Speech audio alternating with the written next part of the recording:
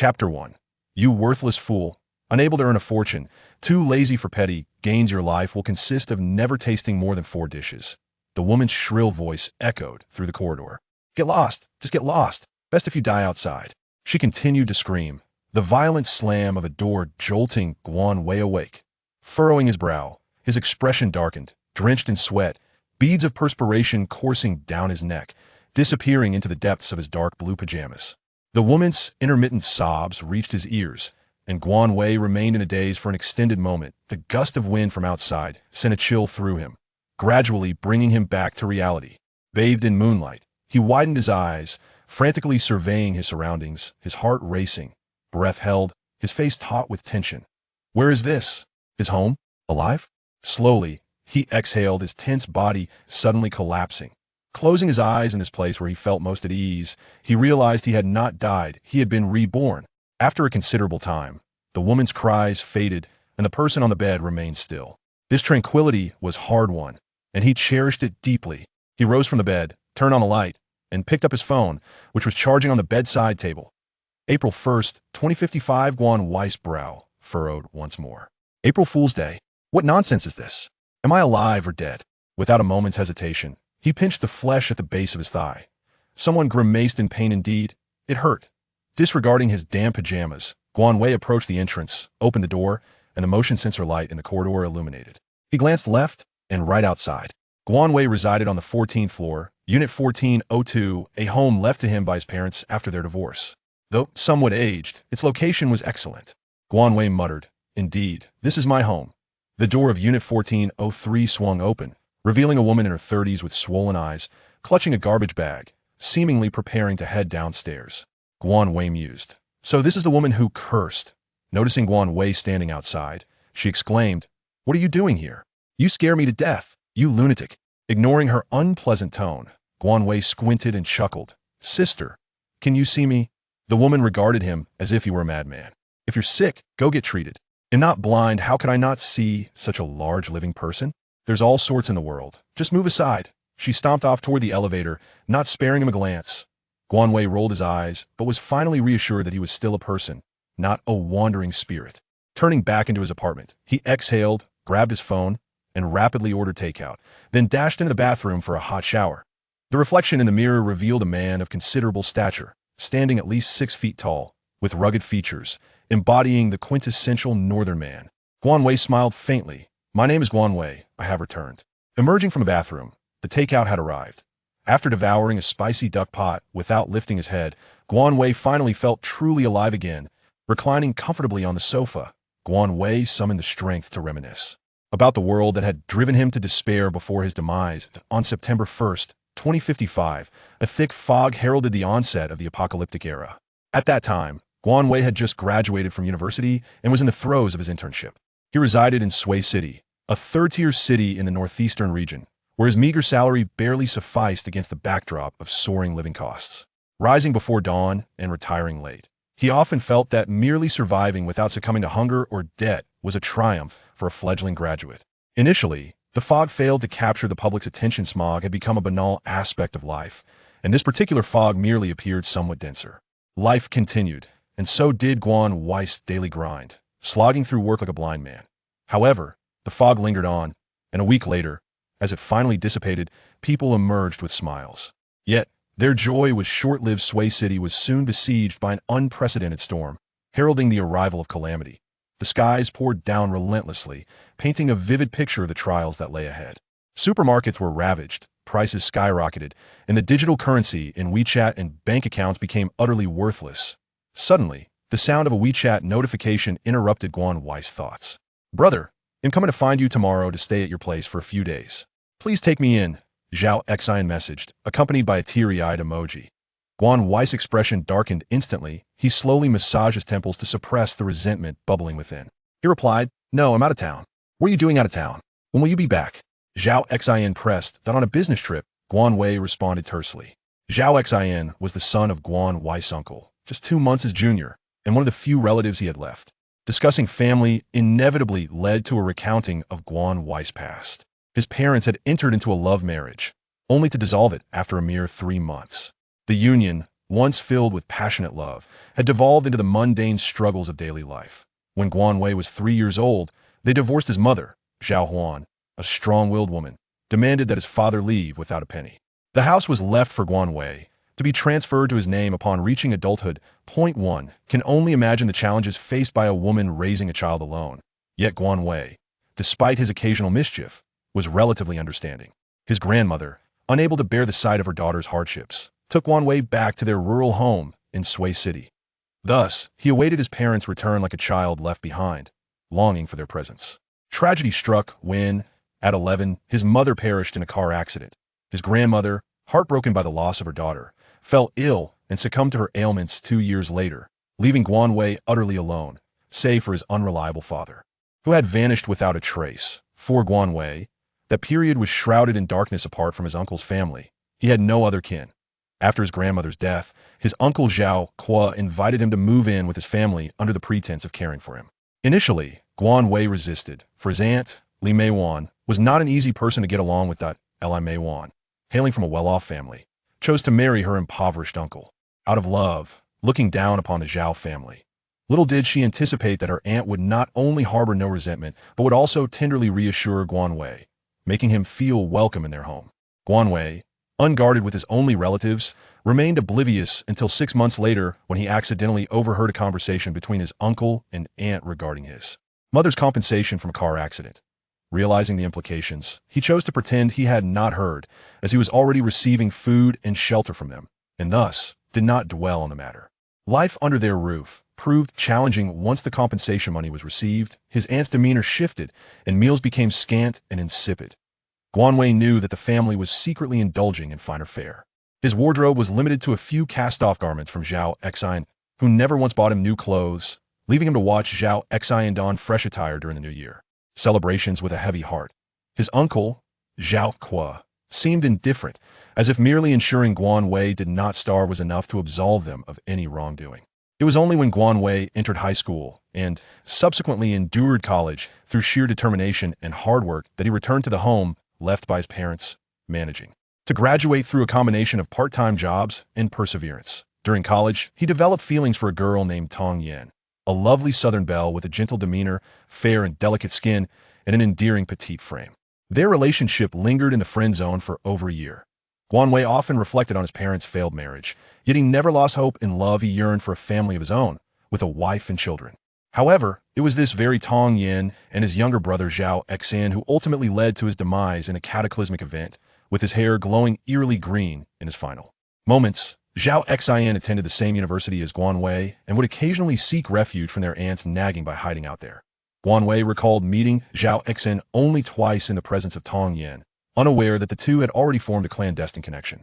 One day, Tong Yan unexpectedly accepted him, and Guan Wei, elated, transformed from friend to a boyfriend, spending a sleepless night lost in daydreams.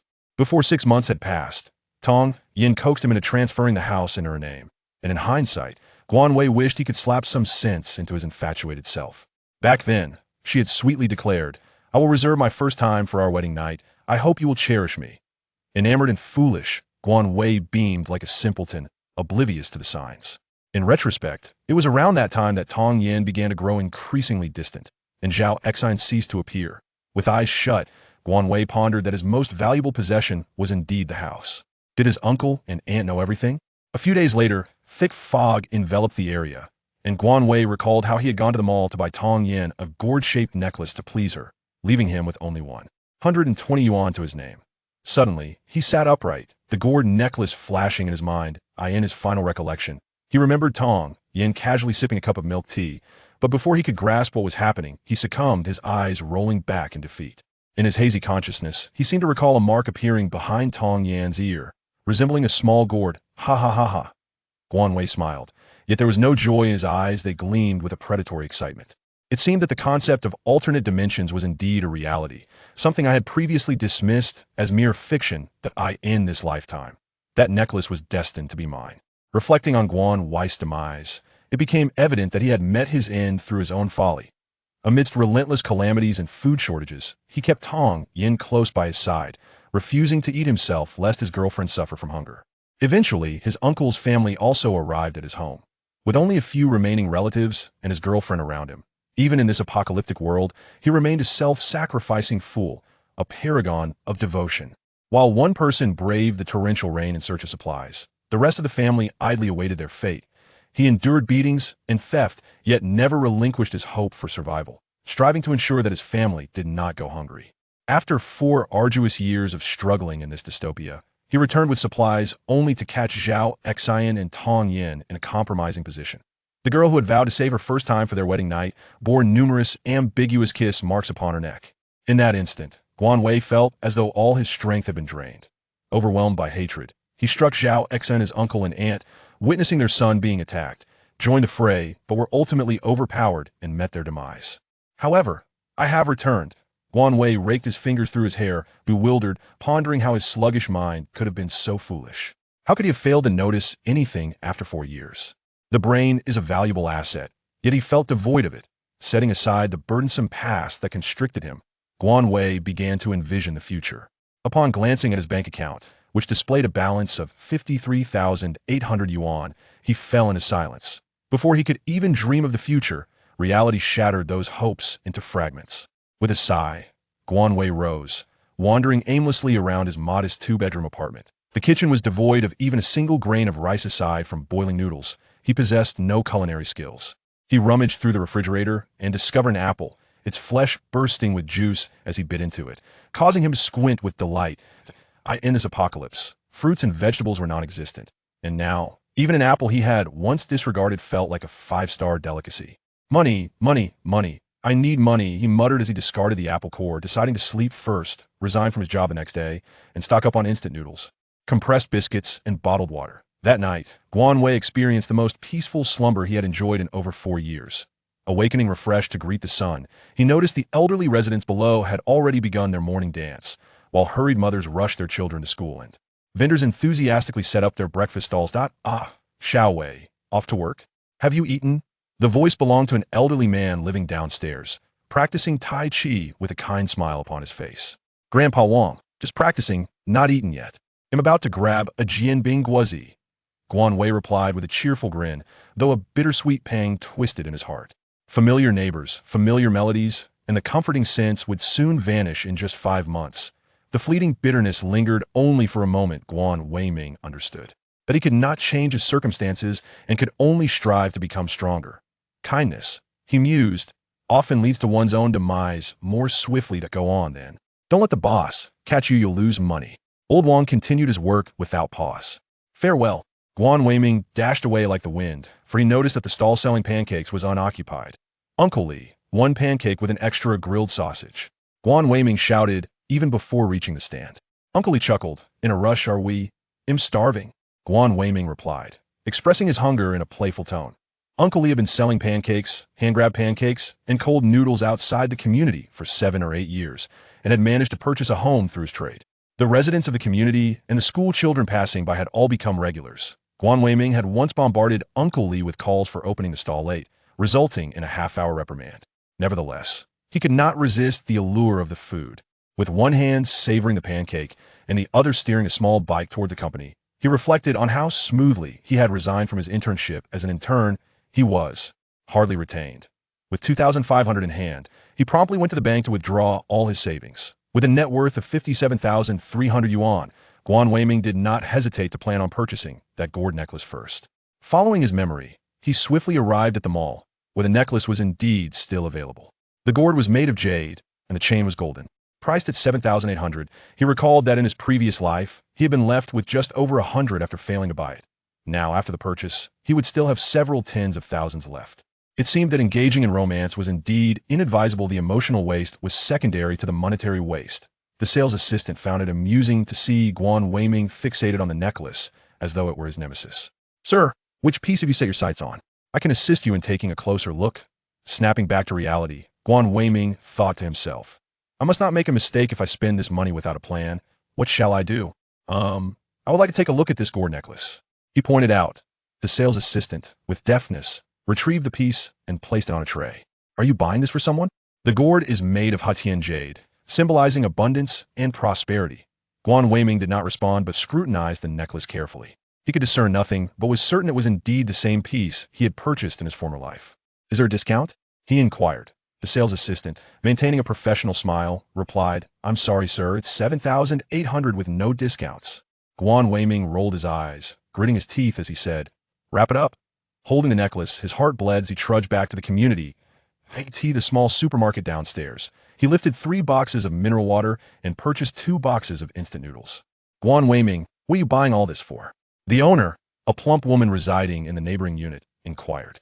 She was chatty, but well-meaning that, "Oh, it's nothing, just stocking up at home. Don't eat too many instant noodles, it's unhealthy." Ms. Chow, with her kind heart, cautioned. Guan Weiming nodded in acknowledgement, completing his purchase. The local neighborhood shop offered affordable prices, cheaper than outside. Yet he had no intention of buying excessively. Discretion was prudent among the chatter of many. A famished person is far more terrifying than a hungry ghost. Upon returning home, Guan Wei did not immediately retrieve the necklace. Instead, she clasped her hands together and placed the necklace within her palm. Continuously performing a gesture akin to prayer, she muttered, "It must be a space, otherwise the 7,800 would be in vain. I beseech you, esteemed deities." With determination, she produced a needle and pierced it into her index finger without a moment's hesitation, blood gushing forth instantly. Each droplet of blood fell upon the gourd, and Guan Wei's gaze remained fixated on it. Moments later, the gourd disintegrated into powder, leaving her momentarily speechless as she blinked in disbelief. What on earth is happening? As she rubbed her fingers, the powder fell onto the coffee table, and suddenly she beheld a radiant white light, followed by an expansive space. Her hands trembled with excitement, for this was the very confidence that Tong Yin had possessed in her previous life. The space resembled a rural dwelling from the 1970s. To the right lay 20 square meters of fertile black soil, while to the left stood a wooden cabin, seemingly around 200 square meters in size. Nothing else was present. The pipe had not yet entered the wooden cabin, beneath which lay a basement. The basement, equal in size to the upper floor, was vast and empty, devoid of any furnishings. Guan Wei had just surveyed the black soil, which might one day be suitable for cultivation. However, the absence of a water source indicated the necessity of excavating a substantial pit to store water. Just as this thought crossed his mind, Guan Wei stumbled upon a large pit beside the black soil. What an astonishing discovery! Guan Wei, brimming with excitement, paced back and forth several times, pondering the thought of venturing outside. In an instant, he found himself back in his room, recalling the milk tea that Tong Yin had unexpectedly produced in a past life. Guan Wei casually picked up a packet of instant noodles, intending to store it in his space. To his astonishment, the entire box of noodles vanished from his grasp, only to materialize within the wooden cabin of his realm. With a smile, he placed a bottle of mineral water into the space as well, and, upon thinking of it, the water reappeared in his hand. After repeating this delightful process several times, Guan Wei felt a pang of hunger. Consequently, he fixated his gaze on his bicycle and set off towards the street of snacks. He recalled a particular eatery renowned for its delectable pan-fried buns, and he devoured 20 of them in a single sitting before finally pausing. Upon reaching the proprietor, Guan requested, "Please prepare 30 pork pan-fried buns and 20 shrimp buns for takeaway." The owner chuckled, advising the young man, "These buns are best enjoyed fresh. Their taste diminishes when they cool." To which Guan replied, "No worries, I'll simply steam them at home to revive their warmth." The owner then remarked, "In that case, you'll need to wait a while, at least half an hour." Guan decided to settle the bill, stating, "I shall return in half an hour to collect my order." After completing the payment, which amounted to 175, he noted the owner had charged him 170. Guan wandered through the bustling street stalls, purchasing some skewered meat and spicy chicken, then unsteadily collected a serving of pan-fried dumplings. After finding a secluded alley, he stowed his purchases away before returning home. Guan Weichin meticulously compiled a list, encompassing everything from food and clothing to various necessities. Ranging from the minutiae of toothpaste and toothbrushes to the grandeur of kayaks and inflatable boats, it was all-encompassing. However, the foremost obstacle was the lack of funds, as the meager amount of money in hand rendered any substantial purchase utterly futile. The thought of selling the house has crossed my mind. The property, though modest at just over 90 square meters, is situated in a desirable location, and I believe it could fetch around 8 to 900,000. However, the question remains, where would I reside after the sale? Guan Weijiao furrowed her brows in distress. A penny can thwart even the mightiest of heroes. The WeChat notification chimed. prompting Tong Yin to inquire about Guan Wei's recent activities. Guan raised an eyebrow, exclaiming, well, a rare visitor indeed. As my fingers glided over the message page, I perused the conversation history between the two individuals. At this juncture, they had only just confirmed their relationship for a month, and to my surprise, one of them took the initiative to reach out to me. The WeChat chat logs vividly illustrated the extent of my previous infatuation. I was, without a doubt, the epitome of devotion among admirers. Guan Wei, having scorned herself 1,000 times, finally replied to the message. On a business trip, Tong Yin inquired, when will you return? I miss you. With a roll of her eyes, Guan Wei tucked her phone away, choosing not to respond further. Upon entering her space, she beheld the items she had purchased and eagerly grabbed a skewer of lamb to savor. To her delight, it was still warm, and she felt as exuberant as a playful puppy. She then retrieved a pan-fried bun, confirming her pleasant surprise. It appeared she could stockpile a plethora of takeout and snacks. The plan to sell her house had been put into motion, and the days ahead promised to be exceedingly busy. That night, Guan Wei enjoyed a restful slumber to rejuvenate herself.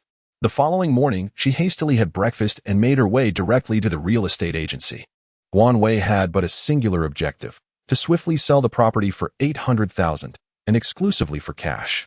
He was greeted by a man in his 30s, who, with a smile, remarked, my dear brother, although your house may not be new, its location is superb, situated in a desirable school district. At this price, it will surely find a buyer in no time. Upon completing the registration, Guan Wei expressed his gratitude for the effort and proceeded directly to a car rental agency, where he rented an old van. He instructed the staff to remove the rear seats to facilitate the loading of goods. Next, he made his way to the wholesale market. With limited funds, Guan Wei planned to initially purchase several vegetable seeds and saplings. That patch of fertile black soil was his most valuable treasure. Possessing provisions would bring him peace of mind. He bought a substantial quantity of water spinach, rapeseed, green peppers, cucumbers, string beans, and Chinese cabbage. Taking advantage of the affordable prices, with 500 yuan, he amassed a considerable haul. Additionally, he procured saplings of apples, oranges, grapes, and peaches. In the fruit section, he acquired a variety of fruits, including apples, pears, watermelons, kiwis, bananas, cantaloupes, strawberries, and grapes, spending a total of 7,000 yuan. Once everything was loaded onto the van, he stealthily tucked the items into his space in a secluded corner before boldly striding to a grain and oil shop. He ordered 100 bags of 50-pound rice, 50 bags of 50-pound flour, and 50 barrels each of soybean oil, corn oil, sunflower oil, and peanut oil. He also purchased some millet and peanuts. The shopkeeper, astonished, gazed at Guan Wei and asked, my dear brother, are you planning to open a store? Guan Wei smiled and said, this is a benefit for my employees. Is that little bag of noodles too small? I'll pack some to take back. It's not far, and I'll return. He surveyed the surroundings before adding, brother, I also need 500 pounds of sweet potato starch. How much will that be? Just a moment, let me calculate. Rest assured, I will sell it to you at a discount. The proprietor was indeed a generous individual. The brothers swiftly grabbed a calculator, tapping away, and ultimately spent 28,000, managing to negotiate 3 bags of rice as a bonus from the owner after much discussion. After collecting the goods, Guan Wei proceeded to the seasoning section, acquiring 50 pounds each of fennel, star anise, Sichuan peppercorns, cinnamon, and ground pepper. He also ordered 30 barrels each of soy sauce, vinegar, and white liquor, along with 500 pounds of both white sugar and rock sugar. Salt, being crucial for survival, was purchased in 2,000 pounds. In this post-apocalyptic world, salt was as valuable as gold, and Guan Wei felt he hadn't acquired enough, deciding to wait until the sale of his house finalized to stock up further. Once everything was stored away, he found himself with just over 2,400 remaining. He hurried to a bookstore to buy several cookbooks, agricultural manuals, and martial arts literature before returning home. During the waiting period for the house sale, he diligently practiced Tai Chi every morning under the guidance of Elder Wang, noticing a warming sensation throughout his body after each session. During the day, he immersed himself in martial arts studies and recipe experimentation, occasionally tending to his crops in the space he had created. His day was busier than any work shift. Throughout those 4 years of the apocalypse, Guan Wei had honed his skills, learning to retaliate after being bullied. However, he now found himself lacking in physical strength, feeling rather feeble and discontented with his condition. Half a month passed swiftly, and while he had grown slightly more robust, he was pleased to discover he could now prepare a few decent home-cooked meals. Heaven knows that the first time he tried his hand at making tomato scrambled eggs, they were almost inedibly salty. One might have thought he had killed the salt cellar. One fine day, after exercising and having breakfast, Guan Wei received a call from the real estate agent. After tidying up the house, he welcomed the agent and a family of 3 half an hour later. Guan Wei had taken great care of the small space he inhabited, and it was well maintained. The family examined the property as the agent eloquently extolled its virtues, while Guan Wei stood by the window, marveling at the agent's impressive eloquence. The man appeared quite satisfied and eventually turned his gaze toward the woman, another testament to a husband who cherished his wife. She was the ultimate decision-maker. "Brother, will you be taking the furniture and appliances with you, or leaving them behind?" The woman inquired. "If you want them, you can keep them. If not, I will take them," Guan Wei replied nonchalantly.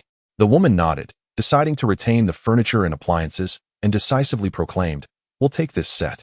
With that, the agent and the man sighed in relief. It seemed they had endured quite the ordeal in their recent house-hunting adventures. The group quickly proceeded to the agency to sign the agreement and complete the transfer, with 800,000 in cash now securely in Guan Wei's pocket. Guan Wei had not informed the woman that he would not be able to finish moving until tomorrow. However, she did not hesitate to assure him that there was no rush. He could simply call her once he had departed, as they too needed to tidy up. On the final night spent in this place, Guan Wei felt an overwhelming sense of reluctance. Yet, he had no time for sentimental reflections. There were belongings to organize and fields to tend to. He gathered his personal items, clothes, bedding, a photo album, and all his kitchenware, carefully placing them into the designated space. He then proceeded to the space to begin arranging the wooden cabin. In one corner of the basement, a substantial collection of fruits and vegetables had already accumulated. Rice, flour, and cooking oil were stored within the wooden cabin, and after organizing his possessions, Guan Wei gazed at the dark soil. Some time ago, he had planted various seeds, and he was uncertain whether the temporal flow of the space differed or if it was simply a matter of the land, but at that moment, the seeds had already sprouted into seedlings. This exhilaration somewhat alleviated the sorrow of departing from home. The large puddle beside the land had been filled, and Guan Wei took a ladle to water the plants gradually. By the time he exited the space, evening had already fallen. After dining, he stood before the floor-to-ceiling window, observing the towering buildings and the bustling traffic, with the warm lights of countless homes casting a spell of confusion upon him. In just over 4 months, this place would transform into an entirely different scene. The warmth and tranquility would be shattered, as a series of calamities would leave the people powerless to resist. Despite Guan Wei's grand aspirations, he could not find peace within himself. Suddenly, his phone rang. A glance revealed it was Zhao Exine. Over the past fortnight, Zhao Exine had attempted to reach him several times, yet Guan Wei had managed to evade her calls, while his uncle had similarly feigned concern for him. Guan has not severed ties with Tong Yin. He replies to her WeChat messages every time she sends one. He muses to himself, now that the house has been sold, I am curious to see what else you two can concoct. As he picks up his phone, the voice of Zhao Exine resonates. Brother, have you returned? Sister-in-law has reached out to me twice. What is your situation? I will return tomorrow. Tomorrow? Then I shall come to find you. All right. Guan, with a sardonic smile, ended the call abruptly. I wonder what expression they will wear upon discovering that the house has been sold. I find myself rather eager to see it. Before Guan Wei could present the list of supplies he had prepared, he added a few more items. On the final night, his slumber was not as restful, as he found himself haunted by a dream depicting the harrowing scene of his demise at the hands of Zhao Exine and his uncle in a previous life. The agonizing pain was vividly etched in his memory: broken ribs, fractured arms, and the suffocating sensation of being mercilessly beaten to death, which jolted Guan Wei awake in the early morning light, drenched in cold sweat. At that time, Guan Wei had been targeted by a gang while gathering supplies. Already nursing injuries, and with resources in short supply, he had selflessly given his food to Tong Yin, leaving him physically and mentally drained. Otherwise, he would not have succumbed so easily. The bitterness and rage contorted Guan Wei's handsome features into a grotesque grimace. Closing his eyes and taking a deep breath, he suppressed the tumultuous emotions within him. After freshening up, he descended to join Old Wang for some physical exercise. An hour later, Guan Wei hesitated before addressing Old Wang. I have sold the house, and I will be moving out today. Old Wang paused, a frown creasing his brow as he asked, what is going on? Can't make it anymore? The old man likely assumed that Guan Wei had sold his house due to financial struggles after resigning from his job. Guan Wei Xiao responded with a hint of discontent, expressing his intention to relocate. Grandfather Wang's demeanor softened considerably as he replied, "Indeed, young man, do not be hasty. Life is long." Guan approached Grandpa Wang and said, "Elder, you should consider staying with your son along with your dear wife. At your age, it's more reassuring to be by your child's side." Grandpa Wang smiled and replied, "Yes, I will go after a while." Guan Wei suggested, "Why not visit in the next couple of months? It would be delightful to see your grandson." Mr. Wang nodded in acknowledgement and responded, Xiao Wei, take care." Having lived in the same building for such a long time, he was somewhat aware of Guan Wei's circumstances. Perhaps out of compassion, the elderly gentleman earnestly offered this heartfelt advice. With a slight nod and a touch of emotion, he said, "Take care of yourself, my dear old man." He departed with remarkable efficiency, casually taking only a suitcase to create the illusion of packing before driving away in a rented van. His first stop was a warehouse equipped with a water hose, followed by a visit to the real estate agent who was assisting him in selling his property.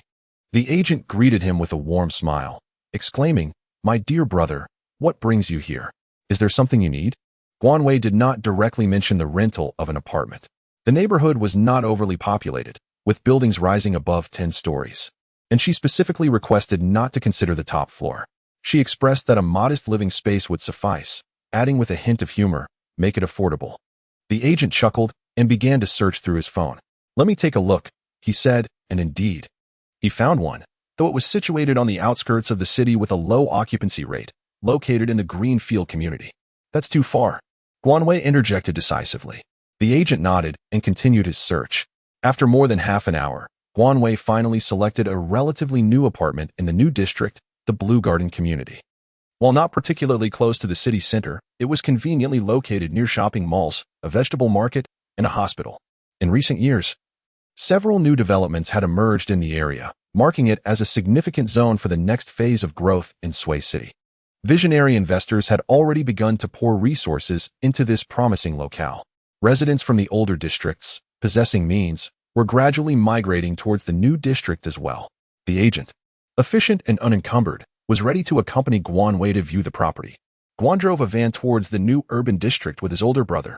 If they found a suitable place, they intended to sign a rental agreement immediately. The community was not large, and they occasionally spotted a few individuals taking leisurely strolls. The apartment that Guan Wei viewed is located on the 13th floor, with 3 units per staircase. Unit 1303 features a simple home decor and a layout that benefits from dual sunlight. Aside from a solitary bed, the space is largely unadorned, offering a panoramic view. My dear friend, do not be deceived by the emptiness of this dwelling. It is impeccably clean and affordably priced. Notably, the building has a limited number of residents, with several units remaining unsold on nearly every floor, thus fulfilling your criteria. Although this structure has been standing for 4 or 5 years, the ownership certificate was only issued a little over a year ago. Initially, it was priced modestly due to the ownership transfer issues, and with new developments emerging, selling it has become even more challenging. The real estate agent, ever eloquent, began to extol its virtues. "How much?" Guan Wei inquired after a brief inspection. 1,000 per month, with a deposit of 1 month and payment for 3, came the reply. "Deal, let us bring the landlord in to sign the agreement," Guan Wei stated decisively. The agent was momentarily taken aback by Guan Wei's straightforwardness. However, the landlord was in the countryside, so the agent offered to make a call. The call was on speakerphone, and the landlord indicated that he could not come, thus authorizing the agent to sign on his behalf. The process was swift. Guan Wei promptly handed over 5,000. In these apocalyptic times, who else would come to collect rent? After bidding farewell to the agent, he received the keys, along with the water, electricity, gas, and elevator cards. Guan Wei directly hired a cleaner to rid the house of dust. Subsequently, he ventured out to purchase a stove, a cooktop, and a range hood, followed by arranging for wireless internet. By the time he completed everything, it was already afternoon when Zhao Xian's call came through. "Brother, have you moved? I heard from the neighbors that you sold the house." Zhao Xian's tone conveyed a hint of urgency. "Oh, I forgot to inform you that I have already moved out. I'm currently renting," Guan Wei replied. "What? Why on earth would you sell the house? The location is so prime. How much did you sell it for? It must be at least 900,000, right?" Zhao Xian inquired eagerly. Guan Wei did not respond directly, saying merely not much. Then how much is it? Today, I just moved and am quite exhausted. I will entertain you another day. With that, Guan Wei swiftly hung up the phone. At this moment, Guan Wei was so famished that his stomach seemed to be gnawing at his back, and his internal organs were already in revolt. He picked up his phone to order takeout, only to be interrupted by a call from his uncle. How tiresome. Guan Wei, have you sold the house? What on earth is wrong with you? That was left to you by your mother. How could you just sell it? Zhao Kuo's voice filled Guan Wei with disdain. Uncle, since the house belongs to me, do I not possess the right to sell it? Guan Wei replied bluntly. Oh, you may have the right, but why did you not consult me first? Furthermore, it was a legacy from your mother. You cannot simply sell it at will. Zhao Kuo's reproach was unmistakable. Consult about what? Do you have any money to lend me? Guan Wei retorted without reservation. What do you need the money for? Besides, you are well aware of our family's situation. Where would I possibly find the funds? Then what is the point? Before Guan could finish his words, he heard the unmistakable sound of a woman's voice emanating from Zhao Kuo's side. He could easily deduce it was his dear aunt. After a brief moment of silence, Zhao Kuo's voice resonated once more. Since we've sold it, there's no turning back. Xiao Wei, here's the situation. Zhao Xian, that child, is not performing well academically. Your aunt and I have been contemplating sending him abroad for 2 years. Our circumstances are rather modest. So I was wondering if you could lend us the money from the house sale for the time being? Rest assured, I will return it to you within 3 years. With interest, Guan Weixin pondered. What was inevitable has finally arrived. With Zhao Xian's character, he is nothing but a burden, akin to a pile of refuse. Unless he undergoes a complete transformation. Xiao Wei, Zhao Kuo, noticing Guan Weixin's silence, urged her to respond. Uncle, I truly have no choice. I also have need for this money. Please discuss alternative solutions with aunt. Guan Weixin replied softly. What do you need the money for? Are you straying from the right path? That money is meant for your brother. After staying in my house for so many years, you cannot simply disregard your brother. Zhao Kuo's audacity rivaled that of a city wall. Guan Weixin rolled her eyes and retorted, Uncle, do not attempt to morally bind me. That tactic is ineffective with me. Indeed, I have resided in your home for some time, but I have contributed financially. My mother's compensation was substantial, was it not? It suffices. Zhao Kuo momentarily faltered, seemingly taken aback that I, at such a young age, was aware of the compensation matter. How can you speak in such a manner? I never expected to raise such an ungrateful wretch. Zhao Kuo shouted. Those who are in the wrong often resort to raising their voices to assert their position. Then let me be the ungrateful wretch in your eyes. I wonder, when you eventually meet my mother below, will you still be so brazen? Without waiting for his reply, Guan Weixin abruptly hung up the phone. The delivery arrived just in time. After a satisfying meal, her spirits lifted considerably. After indulging in a soothing bath, Guan Weixin climbed into bed, intending to enjoy a peaceful slumber. However, some individuals simply refuse to grant you your desires. Answering the phone, Tong Yan's voice, adorned with 3 exclamation marks, rang out. Guan Weixin, why didn't you contact me upon your return from the business trip? What have you been busy with? Guan Weixin mused. Go ahead and feign innocence. I shall observe your charade. Yet she spoke of her move today, indeed too preoccupied to spare a moment. Moving? To where? Pray tell? What? Are you planning to come at this hour? Guan Wei teased. Do not jest with me. Why are you so frivolous? Without further ado, I sold my house and am temporarily renting a place to live. You wouldn't look down on me for being broke, would you? Huh? Sold the house? Why? I plan to invest. Even if I told you, you wouldn't comprehend. Tong Yan paused for a moment and asked, have you invested it all? Guan Wei smiled broadly, exclaiming, indeed, the votes have been cast. Tong Yan's voice rose slightly as she retorted, Guan Wei, how could you be like this? What is the matter? Is there something wrong with investing? Isn't it all for the sake of earning more? With that, Tong Yan's tone turned icy, and she abruptly ended the call. Guan Wei raised an eyebrow at her phone, reflecting on how in her past life she had been drained of her remaining value by them, ultimately meeting a tragic end at their hands. This time, she intended to keep her distance, curious to see how they would survive in the apocalypse. At last, there was peace. The next morning, Guan Wei took a few laps around the neighborhood to familiarize herself with her surroundings. In front of the community stood 4 rows of 9-story buildings, while several taller structures, each 20 stories high, loomed behind them. Guan Wei discovered that the community had a total of 2 entrances, with the northern gate being the closest to him. Furthermore, There was a small supermarket conveniently located near the northern gate, making shopping quite effortless. After finishing his breakfast, he drove the old van straight to the bustling commercial center of the old town, seeking to procure some warm clothing. As it was the transitional period between spring and summer, the down jackets available were all outdated styles. He entered a familiar outdoor gear store and addressed the owner directly, requesting a winter down jacket, snow boots, and a down comforter. The owner, a robust and genial woman, was momentarily taken aback by the young man's inquiry, asking, "Where are you off to?" "I wish to venture to the Arctic." The boss, momentarily taken aback, immediately chuckled and said, "Ah, then I must procure some excellent gear for you. I have polar-grade down jackets. Follow me to the storage room." Guan Wei nodded in agreement and set off. The storeroom was indeed stocked with an abundance of supplies. Ultimately, Guan Wei procured 4 sets of cold-resistant clothing, 5 pairs of snow boots, thermal socks, thermal underwear, a tent, binoculars, a high-capacity solar charger, a waterproof flashlight, a first aid kit, and 2 inflatable boats. The total expenditure for these items exceeded 20,000. Subsequently, he purchased athletic shoes, down jackets, scarves, underwear, wool sweaters, parkas, cotton hats, slippers, down pants, air conditioning blankets, down comforters, swimming goggles, swim caps, and even 3 8-pound comforters and 2 10-pound comforters. He spent an additional 15,000, striving to acquire everything that could possibly be obtained. The owner assisted Guan Wei in loading the goods onto the vehicle, which was packed to the brim, leaving no space unutilized, not even in the front passenger seat. Guan Wei, having discovered an uninhabited alley, swiftly stowed away his belongings into a spatial compartment. He then proceeded to the section for daily necessities, purchasing an abundance of shower gel, facial cleanser, hand cream, towels, and an astonishing 30,000 heat packs. The toilet paper was no less than 3,000 bundles. Essential items such as kerosene lamps, alcohol blocks, alcohol stoves, portable gas burners, insecticides, and disinfectants were indispensable. Heaven knows how many viruses lurked in the water teeming with the corpses of insects, though he had somehow survived it in his previous life.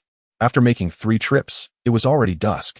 With his task of gathering supplies incomplete, Guan Wei decided to dine. He indulged in a delightful meal of 3 delicacies from the earth, sought ed meat strips, and a bowl of steamed white rice. All the while continuing to shop for medicines online, his hands never ceasing their activity. As his bank account was nearly depleted, he had previously deposited a sum of 100,000. In addition to procuring medications, he aimed to order takeout and purchase various small items he suddenly remembered needing. Upon finishing his meal and settling the bill, Guan Wei addressed the proprietor, "Your dishes are quite delectable, and the portions generous. Moreover, they are reasonably priced. I will be hosting a gathering for friends tomorrow. Might you be able to provide a complimentary dish?" The owner chuckled, "Of course. Which dish would you like?" In the Guanweido Lanyuan community, it is somewhat distant. The owner remarked that it is not far. "Please write down the menu. And do not forget to include the phone number and address." Guan, holding the menu, ordered 50 portions of his favorite dishes, along with 20 portions of various others. The owner furrowed his brow and inquired, "My good fellow, just how many people are you treating?" Guan spoke without a trace of embarrassment, stating that some family members could not make it, but he would send them to the company when the time came. The boss nodded with a smile, saying, "First, provide a deposit of 1,000. The remainder can be settled tomorrow upon arrival." In a moment of serendipity, I casually inquired with the proprietor about the source of the sturdy water buckets utilized in his establishment. With a cheerful demeanor, he responded, "Ah, I've been using this one for 3 years. A relative of mine owns a shop where they provide both water tanks and buckets." Guan Wei smiled and said, "I too wish to make a purchase. Could you provide me with your phone number?" "What is his location?" The boss replied, "Upon exiting here, the first shop to your left is the one you seek. Go ahead, the blue sign is easy to locate." Guan Wei left the restaurant without expressing gratitude. "Boss, I was referred here by the owner of the fast food establishment on that street. Do you have larger versions of the type of water bucket they use?" Guan entered the shop and encountered a man with a darker complexion, small eyes, and a lean physique. The man, with a beaming smile, remarked, "Oh, that's my sister's store. We have those barrels available. How many would you like?"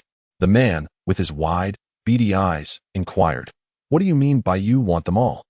After pondering for a moment, Guan Wei unhesitatingly replied, "Yes, I need a large capacity water bucket or a water tank." The man nodded, saying he needed to check the storeroom. "Are you in a hurry, my friend? Alternatively, you could provide me with an address, and I will deliver it to you tomorrow. Guan Wei nodded, producing a deposit of 2,000 and saying, "All right." He left his phone number and provided the warehouse address to the owner. As night fell, Guan Wei hurried home. In the community, there were individuals walking their dogs and elderly people taking leisurely strolls. Although the crowd was sparse, a sense of tranquility permeated the atmosphere. In the elevator, there was another person, towering at nearly 6 feet 3 inches. Standing close by, Guan Wei inexplicably felt a sense of pressure and discreetly moved a bit further away. As Guan Wei extended his hand to press the button for his floor, he was taken aback to discover that this man also resided on the 13th floor. Guan Wei lived in apartment 1303, making this unexpected encounter with his neighbor quite remarkable. Upon reaching the 13th floor, Guan Wei was the first to exit the elevator, swiftly opening the door to his abode. To his astonishment, the man lived right next door in apartment 1302. Guan Wei silently remarked, "How impressive it is to be tall. Yet here I am, nearly 1.8 meters, feeling like a diminutive figure." After a refreshing shower, she immediately indulged in online shopping, placing orders for beverages, mineral water, and medications as if they were of no cost. She even purchased a soy milk maker, an air fryer, and a meat grinder. The Blue Garden community was indeed tranquil. Guan Wei fell into slumber before she could even take a glance at her surroundings. The following afternoon, the fast food arrived, carelessly scattered all over the place. The owner of the fast food restaurant personally delivered the order. Upon settling the bill, the owner inquired, "Are your guests still not here? It's so quiet." Guan Wei hurriedly remarked that he was already on the road, and the meal arrived quite timely. The door next door swung open, and Guan Wei caught sight of the man from the elevator. The man glanced at the scattered food containers, his expression unfazed, and stepped into the elevator as if utterly unperturbed. After bidding farewell to his boss, Guan Wei suddenly realized that his commotion might have attracted undue attention, potentially even from the delivery personnel. In order to maintain the facade of a gracious host and avert any suspicion, Guan Wei had no choice but to descend and purchase numerous food storage containers, transferring the meals into them and storing them away. The restaurant's containers were subsequently stuffed into several large garbage bags and stacked by the entrance. After more than 2 hours, having satisfied his own hunger, Guan Wei made a deliberate trip downstairs to dispose of the trash. The number of residents in the building was modest but not insignificant, with nearly every floor housing 1 or 2 families. Guan Wei had encountered a family of 3 on the ground floor and a fashionable woman residing above. The construction of the building was sturdy, providing commendable sound insulation, and he seldom heard any disturbances. In the following weeks, Guan Wei ventured out early each day to gather supplies, followed by receiving deliveries. He procured another batch of vegetables and fruits, while dried goods such as mushrooms, black fungus, seaweed, dried kelp, and nuts were meticulously packed in vacuum-sealed bags. Guan Wei deliberately dedicated an entire day to visit a rural livestock farm. He procured 500 each of chickens, ducks, and geese, along with 3,000 chicken eggs and 1,000 each of duck and goose eggs, all of which needed to be meticulously processed. Additionally, he requested no less than 300 pounds of pork, lamb, beef, and ribs. The owner, upon witnessing this affluent local patron, couldn't help but reveal a broad grin. After extensive negotiations, Guan Wei spent nearly 40,000. Due to the urgency of the situation, the proprietor promised to ensure delivery by today. Having paid a deposit, Guan Wei provided the warehouse address to the other party. On the way back, Guan Wei stopped by a pharmacy, purchasing a variety of items: anti-inflammatory medication, cold remedies, fever and cough syrups, bandages, tourniquets, iodine, alcohol, tetanus vaccine, and even antibiotics were not overlooked. As Guan Wei neared home, a sudden realization struck at a gas station, having forgotten to prepare gasoline and diesel. Additionally, coal was needed. Given state restrictions on personal fuel purchases, Guan Wei decided to stockpile slowly, much like a hamster. In the evening, the meat arrived, and the workers unloaded it into the warehouse. Upon receiving the payment, Guan Wei promptly turned and returned to the warehouse, swiftly lowering the roller shutter to secure the meat in the basement. With the meat safely stored away, a wave of relief washed over him. In this apocalyptic world, the ability to savor fresh meat was an immeasurable blessing. After spending several days in the warehouse, Guan Wei filled numerous buckets with water, which he had cleverly stored in his space. One could not help but commend the practicality of the water buckets provided by his employer. Their water tower design, complete with a tap, was remarkably space-efficient. Though the basement's provisions were already substantial, Guan Wei felt an insatiable urge to procure more, knowing that the perishables would not spoil and there was still ample room. Thus, he ventured out to acquire a plethora of ingredients: dompa pork, boiled fish, steamed spare ribs, stir-fried meat, oil-braised prawns, spicy hot pot, sweet and sour pork, snow-white red bean paste, assorted pastries, as well as cold noodles, hand-grabbed pancakes, jianbing guozi, spicy chicken skewers, grilled meats, duck delicacies, and an array of cold beverages, all amassed in considerable quantities. He even purchased 1,000 fish, both large and small, prepared in various ways: fried, stewed, and steamed. Over the course of the following month, Guan Wei acquired a wooden stove, along with an oil extractor and barrels, stealthily gathering gasoline and diesel like a thief. Additionally, he procured 500 pieces of 12-centimeter honeycomb coal and 500 pounds of smokeless charcoal, as well as 50 gas canisters. The coal was prohibitively expensive, and Guan Wei gritted his teeth as he parted with his money. However, the sight of the charcoal occupying precious space in the warehouse posed a dilemma for him. As his storage area was insufficient to accommodate it all, Guan Wei entered the space and thoroughly dismantled all removable packaging. He tightly stuffed the charcoal inside. As a final touch, Guan Wei purchased 2 imposing gates adorned with celestial locks, both thick and heavy. He even replaced the windows with shatterproof glass. With the procurement of supplies concluded, Guan Wei was left with merely 1,000 yuan in cash. It was now early August, and the weather remained oppressively hot. Guan Wei sat on the floor, cradling a watermelon juice, enjoying the cool breeze of the air conditioner. His abode still consisted solely of a bed. It was not that Guan Wei lacked the desire to acquire additional furniture, but rather that his finances were insufficient. Over 800,000 had been transformed into the materials of that modest space. Although the money had vanished, it was replaced by a profound sense of security. In the kitchen, 3 large bowls were lined up side by side. One contained dough for fermentation, another held a filling of pork and cabbage for dumplings, and the last was yet another bowl of dough. Guan Wei had no intention of preparing any noodles in the spatial realm. She had downloaded numerous culinary videos onto her tablet and phone and decided to follow along diligently. After an entire day spent experimenting in her kitchen, she encountered a series of mishaps. The dumplings burst open, transforming into a soupy concoction, and the dough for the flour rolls failed to rise, resulting in a tough texture. In her frustration, Guan Wei lamented loudly, mourning the loss of her precious dough and filling.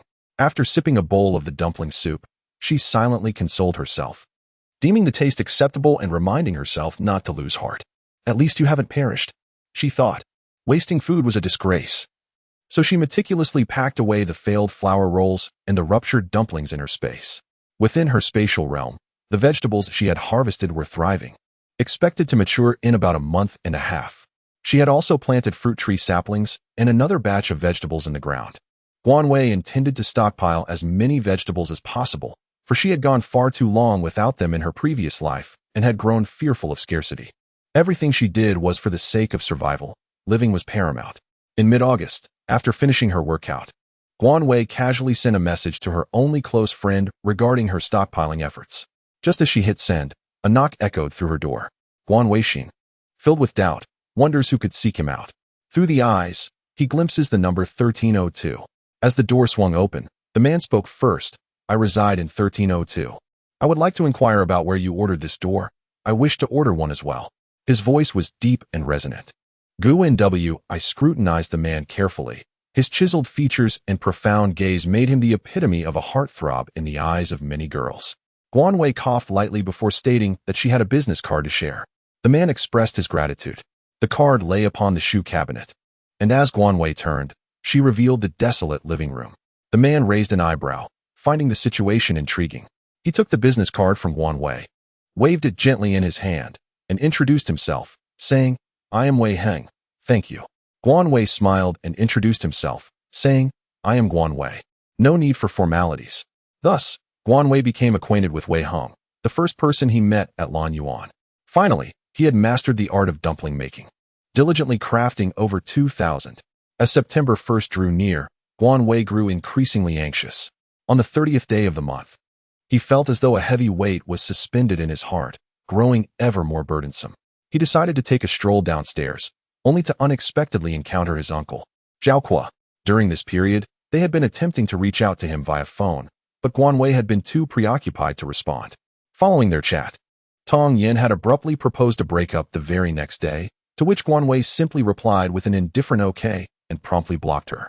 Guan Wei furrowed his brows as he answered the phone. Before he could utter a word, his uncle Zhao Kuo's voice boomed. Are you trying to reach for the heavens? How many calls have you made that you failed to notice? What is it? Guan Wei's tone was chillingly cold. Zhao Kuo, incensed by his demeanor, struggled to contain his wrath and replied, Come over for dinner tonight. I am your uncle. Can you truly afford to sever ties with me completely? Stop your incessant chatter. I have matters to attend to. Zhao Kuo retorted angrily. Why is it so troublesome to ask you to come home for a meal? How long has it been since the two of us last met? Guan Wei narrowed his eyes slightly, acknowledging the situation. A visit would suffice to discern what this family had to convey. In the evening, Guan Wei arrived at Zhao Kuo's residence. Zhao Kuo resided on the third floor in a spacious and bright three-bedroom apartment, exceeding 100 square meters. At that moment, Zhao Kuo and Zhao Xian were seated on the sofa, while Aunt Li Meiwan was bustling about in the kitchen. Upon seeing Guan Wei, Zhao Xian immediately exclaimed, Brother, you've come. Please, take a seat. Guan called out uncle and settled into the single armchair. Zhao Kuo, exuding the demeanor of an elder, responded with a faint acknowledgement. Guan Wei rolled her eyes in exasperation. Before she could finish, Li Meiwan emerged from the kitchen. She glanced at Guan Wei and inquired, Is dinner ready? Just in time. The last dish was completed. Come, let us dine. To be honest, the table was quite lavishly set, featuring stewed chicken with mushrooms, braised ribs, mushu pork, meatball soup, stir-fried garlic sprouts, and a plate of cold dishes. As the four of them gathered around the table, Guan Wei, unreservedly, seized a chicken leg and began to feast. Out of the corner of her eye, she noticed Li Meiwan exchanging glances with Zhao Kuo. Zhao Kuo, however, did not respond. Li Meiwan then smiled and asked Guan Wei, Where are you living now? What is your current occupation? Guan Wei swiftly devoured a chicken leg, then nonchalantly picked up a piece of rib, exclaiming that he resided in the city, not far from this place. I am currently an unemployed drifter. Zhao Xian interjected, How is your investment going, brother? Are you making any profit? 6 pairs of eyes were fixed upon him as Guan Wei chuckled while gnawing on the rib. It's going well, not losing any. Li Meiwan remarked with a smile, Xiao Wei is indeed promising. Zhao Kuo took a sip of his drink and said, Xiao Wei, since you are making money, you ought to look after your younger brother. This boy lacks your ambition. Only by going abroad to gain some experience can he hope for a brighter future. Guan Weixin pondered. See, 3 sentences cannot escape the old craft of appropriating others' possessions. Hearing these words, Guan Weixin felt a surge of revulsion and hastily shoved a piece of rib into his mouth to suppress the nausea. After a moment of silence without a response from Guan Wei, Zhao Kuo furrowed his brow, ready to erupt in anger. When he noticed the bone-chewing individual had set down his chopsticks, elegantly wiped his mouth with a napkin, and stood up, it was then that he heard Guan Weixin exclaim, What does it have to do with me? The atmosphere turned cold as several faces hardened. Li Meiwan, suddenly unleashing a sharp tirade, scolded, You little beast. After all these years of our care, this is how you repay us? Today, I shall show the neighbors what kind of ingrate I have raised. Ingrate? Who are you referring to? Guan Weixin retorted loudly, Isn't it you? Don't think for a moment that I am oblivious to the foul thoughts brewing in your minds. You took my mother's compensation money, and though I have not held it against you, do not dare to overreach. Zhao Kuo also rose, pointing at Guan Weixin. You, what of me? Guan Weixin shot back. You cannot produce 2 types of individuals from the same bed. You and this old hag are cut from the same cloth. You really are an ungrateful wretch. Zhao Xian, in a fit of rage, seized the beer bottle in front of Zhao Kuo and hurled it at Guan Weixin's head. The months of training and martial arts practice came into play as Guan Weixin swiftly dodged, grabbing Zhao Xian's hair and forcing his head down, delivering a sharp knee strike. Zhao Xian instantly collapsed to the ground, blood streaming from his nose, a comical and ludicrous sight. Ah! Zhao Xian shouted, clutching his nose. Zhao Kuo's face contorted in anger. I should have left you to your fate, letting you perish outside. You are less than a beast. Why has Guan Weiling's mockery turned towards my mother as compensation, which has already been exhausted, now fixating on my property? Your audacity could indeed span the Pacific. Zhao Kuo, with such a wretched demeanor, you shall never savor more than 4 dishes in your lifetime. Alas, at this moment, Li Meiwan has rushed to Zhao Xian's side. tears streaming down her face, while she vehemently exclaims, "You little scoundrel, I will not back down." Guan Wei completely disregarded her and turned to leave. Inside the door, Zhao Kuo remained silent, while Guan Wei, without looking back, expressed her hope of seeing them alive again. As she closed the door, several curious neighbors glanced in her direction. Guan Wei nodded slightly and strode forward, still able to hear the sharp scolding of Li Meiwan and the wailing of Zhao Exine. Once the cacophony faded into silence, Guan Wei exhaled, her inner turmoil dissipating entirely. In her previous life, she had been a nagging nuisance, and she accepted her fate for it. She was determined not to repeat that mistake. With a sudden kick, she sent a pebble skittering, fueled by her fierce thoughts. Live fiercely. If death comes, so be it. Raising her head to observe the dimming sky, she felt a sense of despondency wash over her. After walking for about 2 minutes, an unsettling feeling compelled her to stop, standing by the roadside and gazing into the distance. The moonlight was cold and somewhat obscured, rendering the view unclear. The autumn wind howled, and she understood that what was inevitable would eventually arrive. Without further delay, she hurried back to Lan Yuan in her old van. By this time, the residents of the Lan Yuan community had likely finished their dinner, with a few taking their dogs out for a leisurely stroll.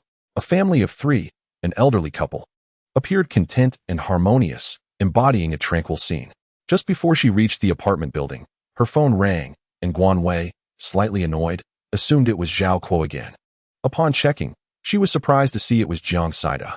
Jiang Saida, nicknamed Zombie, stood at a height of 175 meters, hailing from a mountainous region, and had a brilliant older brother.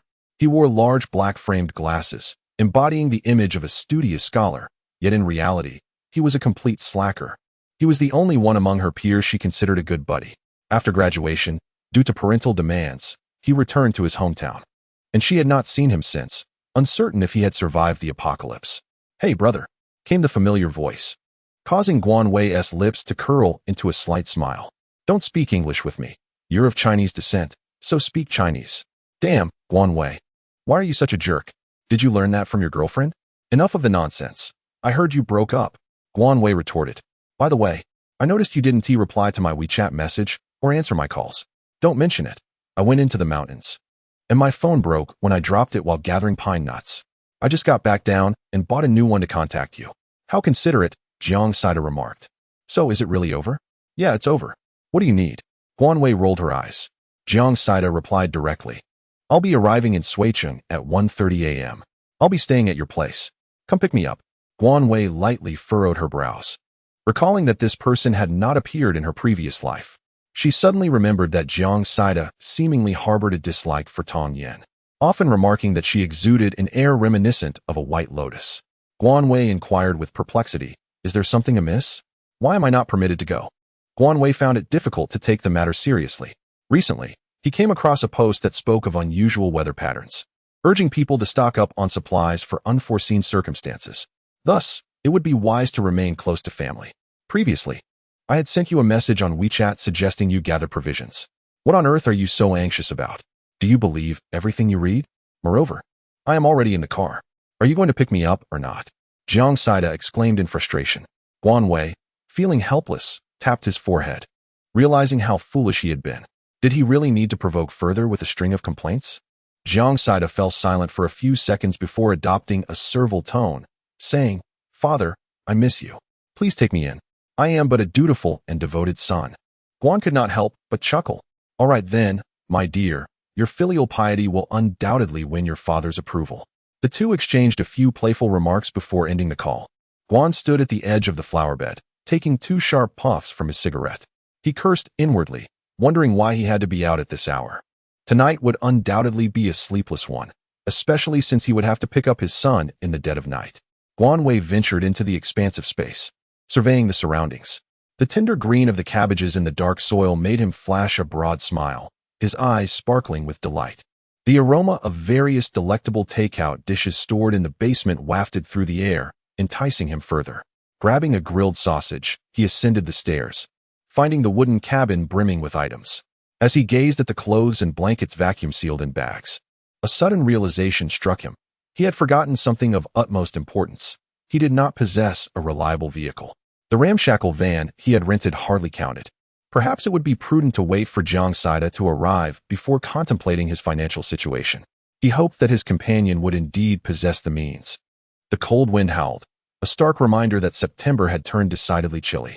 The security guard at the entrance of Blue Garden Community, an elderly gentleman in his 60s, named Zhou, was quite the conversationalist.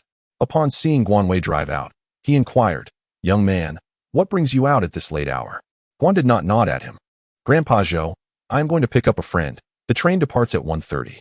"Oh, keep your eyes wide open. The darkness of night is not like the brightness of day."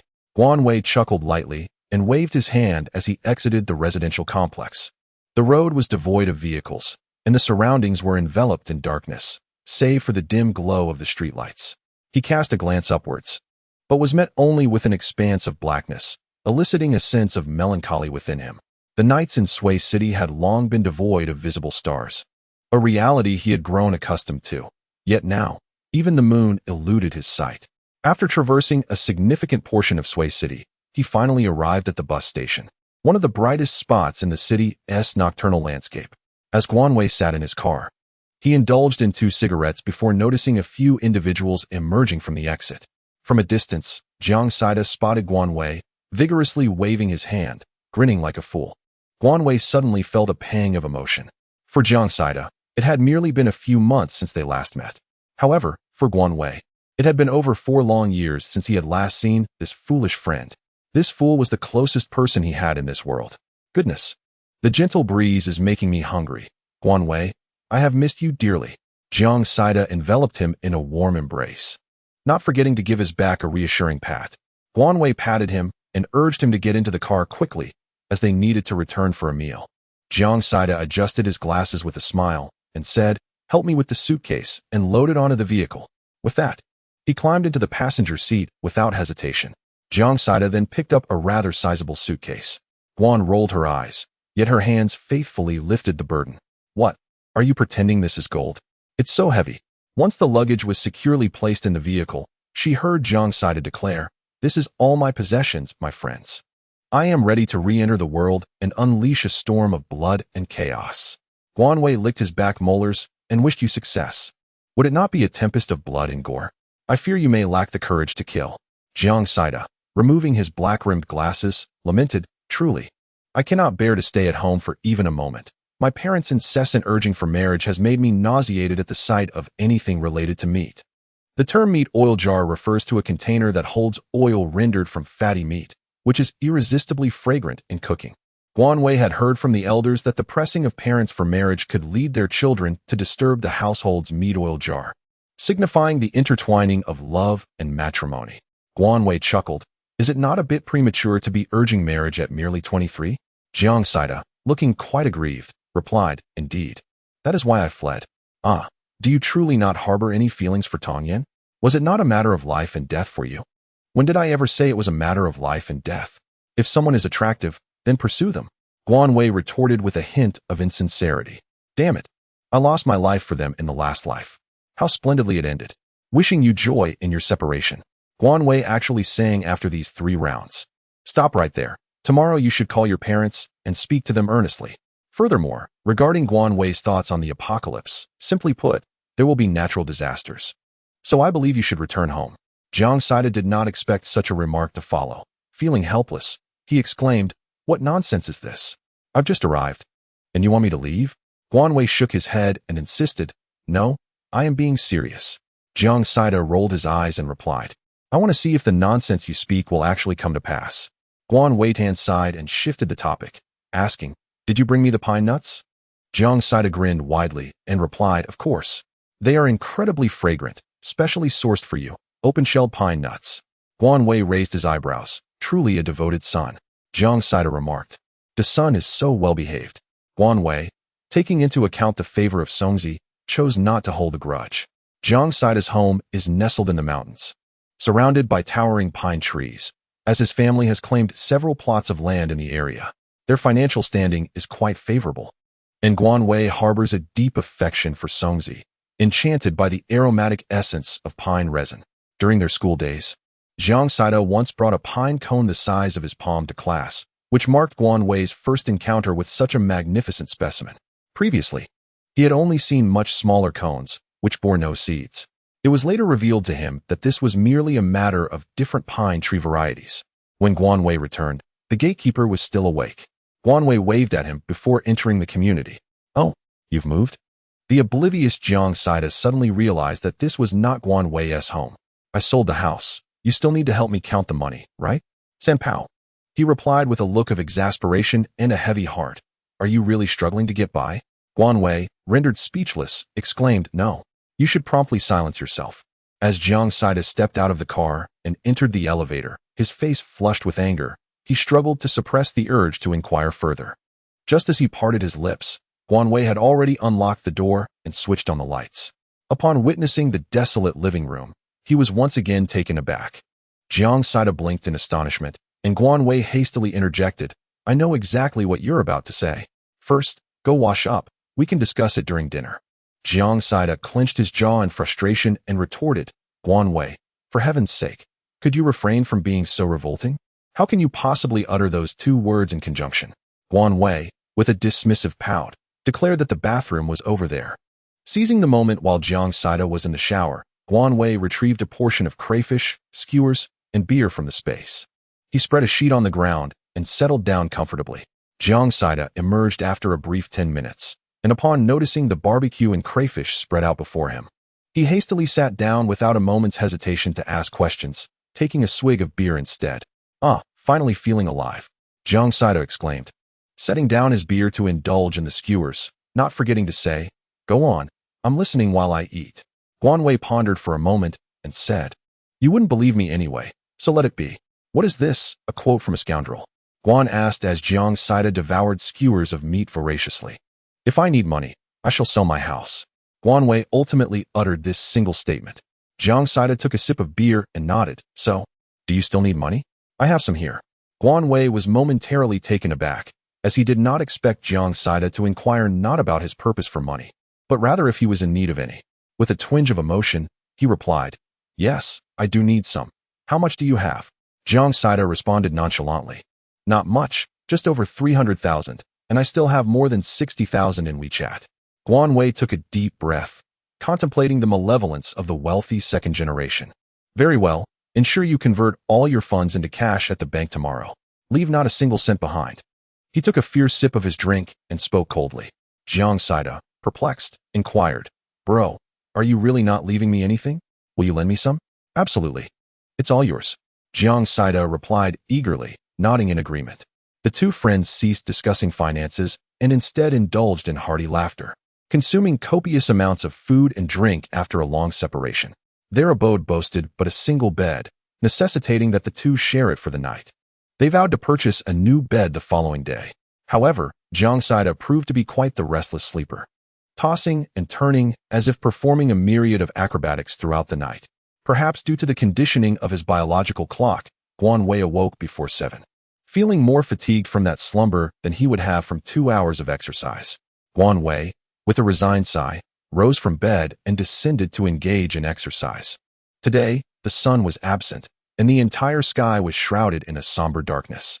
On this final day of September, Guan Wei anticipated the impending arrival of thick fog.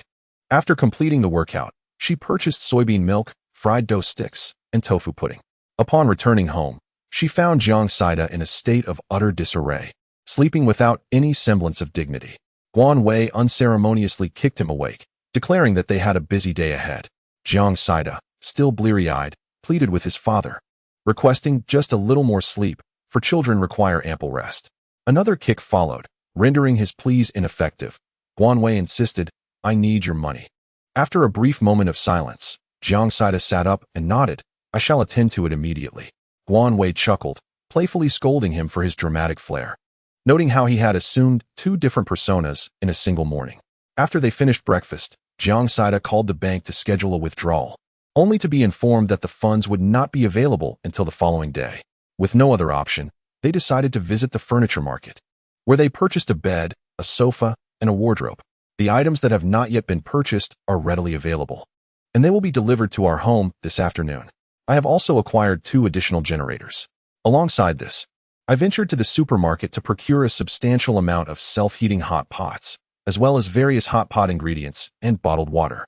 Subsequently, I accompanied Jiang Saida to purchase several thick down jackets, wool sweaters, thermal underwear, and undergarments, in addition to 2 sets of diving equipment. We then sought out ceiling strips, as I planned to insulate the windows this afternoon. Jiang Saida observed me in silence, recognizing that words would be futile, and resignedly followed behind, assisting with the payments and carrying bags. Once we had completed the furniture arrangements and sealed the windows, Jiang Saida collapsed onto the sofa and finally inquired about the situation. There will be dense fog tomorrow, and heavy rain is expected in a few days. I insisted, listen to me. Call your parents immediately and urge them to stock up on food and water. Jiang Saida frowned, glanced at me, and said, fine, I give in. Before picking up the phone to make the call, Guan Wei added with a hint of mischief to withdraw more cash. Jiang Saida, after a flurry of apologies to his father, proceeded to offer consolation to his mother, subsequently broaching the topic of stockpiling supplies, suggesting they stay at his elder brother's residence for a few days. Jiang Saida, employing a touch of petulance, successfully convinced his parents. Once the call ended, the elderly couple promptly made their way to the local convenience store. As night had fallen, they resolved to wait until the morrow to venture into town. Guan Weifang had not yet laid his worries to rest when he saw Jiang Saida preparing to pose another question. He hastily retreated to the bathroom, suggesting they discuss it tomorrow, and ordered some takeout instead. That evening, Guan Weifang finally had the luxury of his own room, which allowed him to organize the vegetable garden in his space with greater ease. He hurried there to harvest the greens and planted a new batch before settling down for a restful sleep. Guan Weifang, wake up. The morning was abruptly interrupted by a series of knocks at the door, startling him awake. With the imprint of the pillow still etched on his face, he opened the door, his expression one of profound disillusionment. Jiang Saida stood there, gripping Guan Weifang, and, with a look of urgency, pointed outside, exclaiming, fog, fog.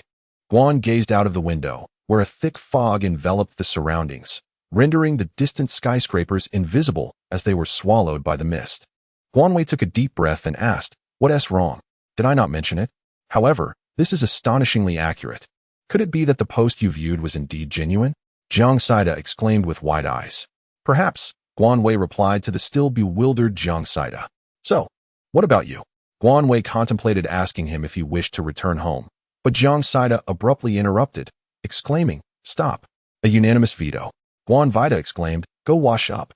After having breakfast, the two descended the stairs and were greeted by the sight of Wei Heng engaged in conversation with a fashionable girl sporting glamorous waves in her hair at the entrance. Both individuals turned their attention towards Guan Wei. Wei Heng nodded in acknowledgement, serving as a greeting. The girl, with an air of delicate fragility, lamented, "Oh, brother, could you please arbitrate for me? It's clearly a matter of the weather." Her voice was so sweetly affected that it sent shivers down Guan Wei's spine, a sound that could easily earn 5 additional accolades. Jiang Saida, peering from behind Guan Wei, chimed in, "Hey, what's the matter, little sister? I'm here to help you settle this." With that, he strode towards the girl and Wei. She rolled her eyes dramatically at his ostentatious display, then followed suit. Upon noticing the two approaching, the girl immediately exclaimed, "It's exceedingly foggy today. I can hardly see the road and accidentally collided with this gentleman's vehicle." However, given the circumstances of the weather, the impact wasn't severe and the compensation was quite substantial. Yet, this gentleman insists on filing a report. Before Guan Wei could utter a word, Jiang Saida remarked, "Hey, buddy, since the compensation has already been settled, let it be.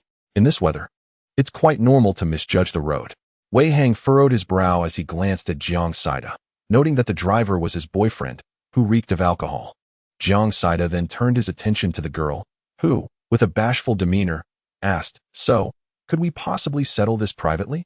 She appeared exceedingly pitiable in that moment.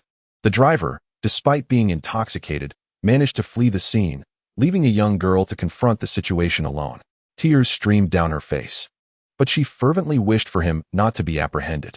What an absurd situation. Jiang Saida, unable to bear the sight of a girl in tears, hurriedly bid farewell, exclaiming, "Oh dear, my friend, perhaps it would be best to leave it at that." Wei Heng, with a resigned sigh, replied, "Let it be." The girl immediately broke into a smile, her cheeks still glistening with tears, as she swiftly retrieved 2 stacks of cash from her bag and pressed them into Wei Heng's hands before dashing away, exclaiming, "Thank you, brothers." Jiang Saida, glancing at the cash in Wei Heng's hands, remarked, "My friend, I am Jiang Saida, and this is my companion." Wei Heng responded, "Greetings, I am Wei Heng. Oh, pleased to meet you. What sort of car do you drive? Did that girl truly compensate you with such a substantial amount?" Jiang Saida inquired. Guan Wei remarked, "Jiang Saida, that meddlesome fellow," to which Wei Heng chuckled, "It's just over there." After walking approximately 10 meters, they spotted Wei Heng's vehicle, a Range Rover, bearing severe scratch marks on the door. The man had fled immediately after the collision, just as Wei Heng had finished closing the door and was about to start the engine. Such a coincidence it was. Wei Heng noted, "I recognize that girl's car." Upon seeing me exit, that man hastily made his escape. "What bad luck," Jiang Saida commented. "Are you heading out?" Wei Heng inquired. "Indeed, we are visiting the bank," Guan Wei replied, glancing at the thick fog surrounding them. The fog was dense, making driving perilous. "I need to get my car repaired. Would you like a lift?" Wei Heng offered politely.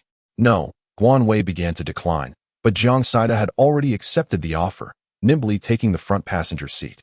Guan Wei smiled helplessly and expressed her gratitude to Wei Heng with a simple thank you. Wei Heng nodded in acknowledgement, responding without formality, "Let's go." Throughout the journey, Jiang Saida marveled at the car, noting not only its exceptional performance, but also the comfort it provided during the ride. Guan Wei remained silent, gazing intently at the unfolding scene outside. The fog appeared to thicken, reducing visibility to a mere 5 meters, where shapes barely discerned. All vehicles crept forward at a snail's pace, their hazard lights flashing, occasionally pierced by the sound of honking horns.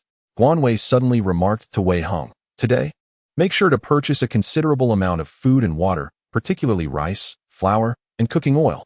Also keep some cash on hand." Wei Heng was momentarily taken aback, intending to inquire further, but noticed that Guan Wei had already lowered his head to gaze at his phone. Guan Wei was perusing a forum, using a secondary account to tentatively share information regarding the apocalyptic events. Within mere seconds, responses began to flood in. "Buddy, what kind of society are we living in? How do you know things that even the government is unaware of?" Another commenter chimed in, "Don't overreact. It's just a bit foggy. Watch out for rumor mongers. They might get caught in a snare." The disbelief was palpable, save for one reply. "It's quite possible.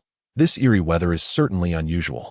Having done all that could be done, he felt powerless against the skepticism.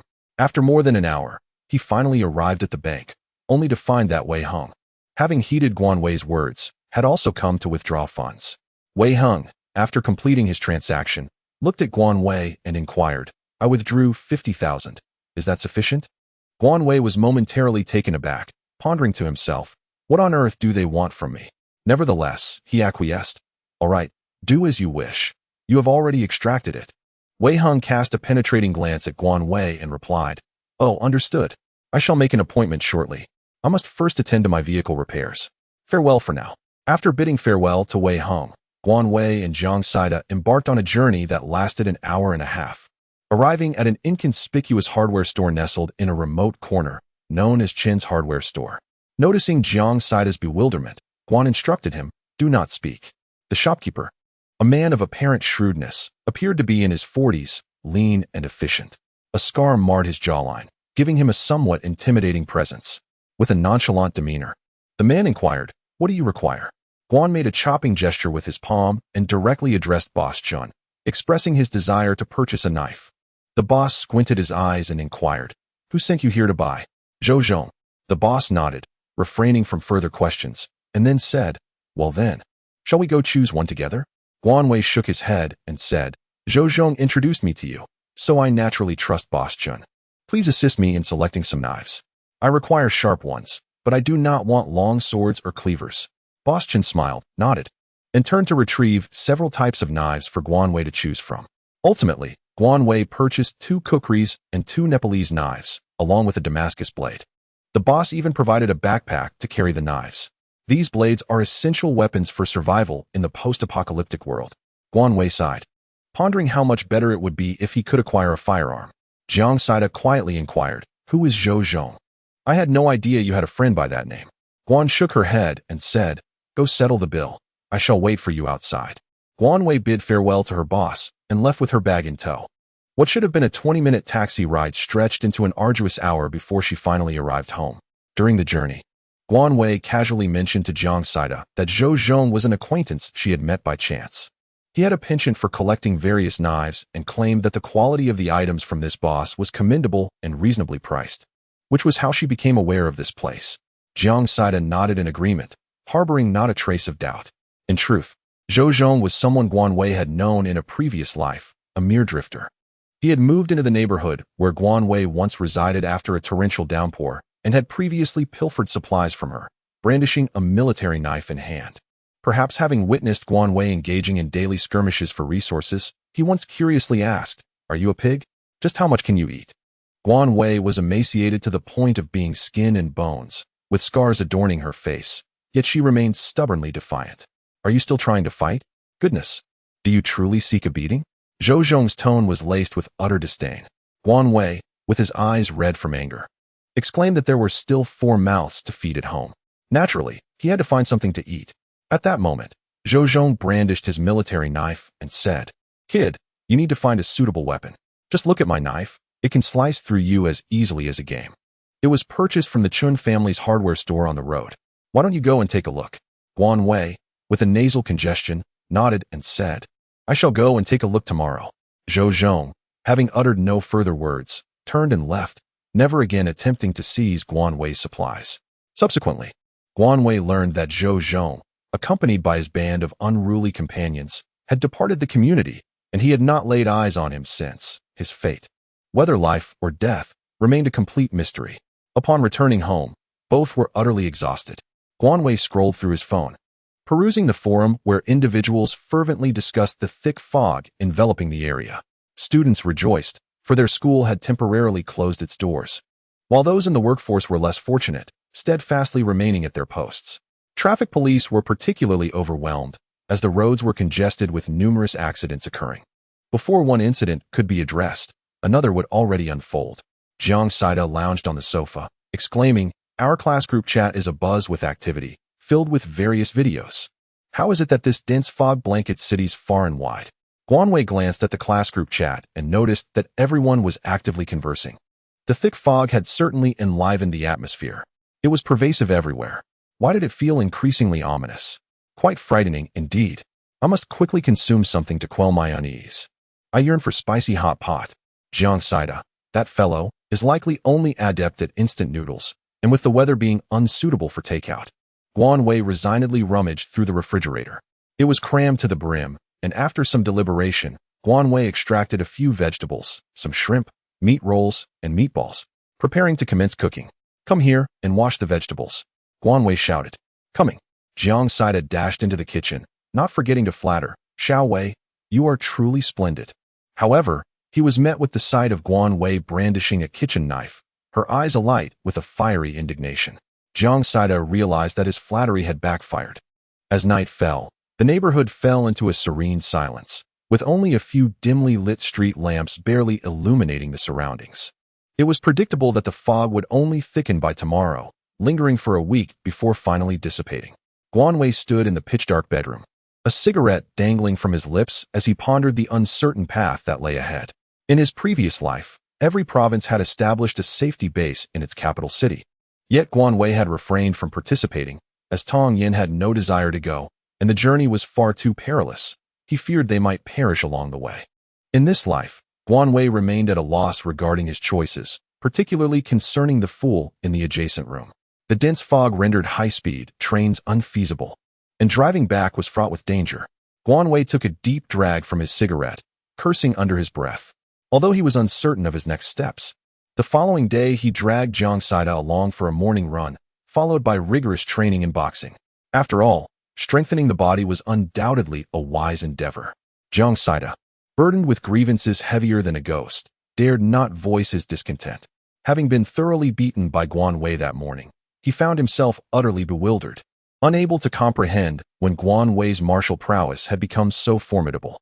Throughout the day, apart from their training, Guan Wei immersed himself in the online world, keeping abreast of the latest news, downloading films, and a myriad of eclectic videos, including tutorials on wilderness survival skills, fruit tree cultivation, and rice planting, among others.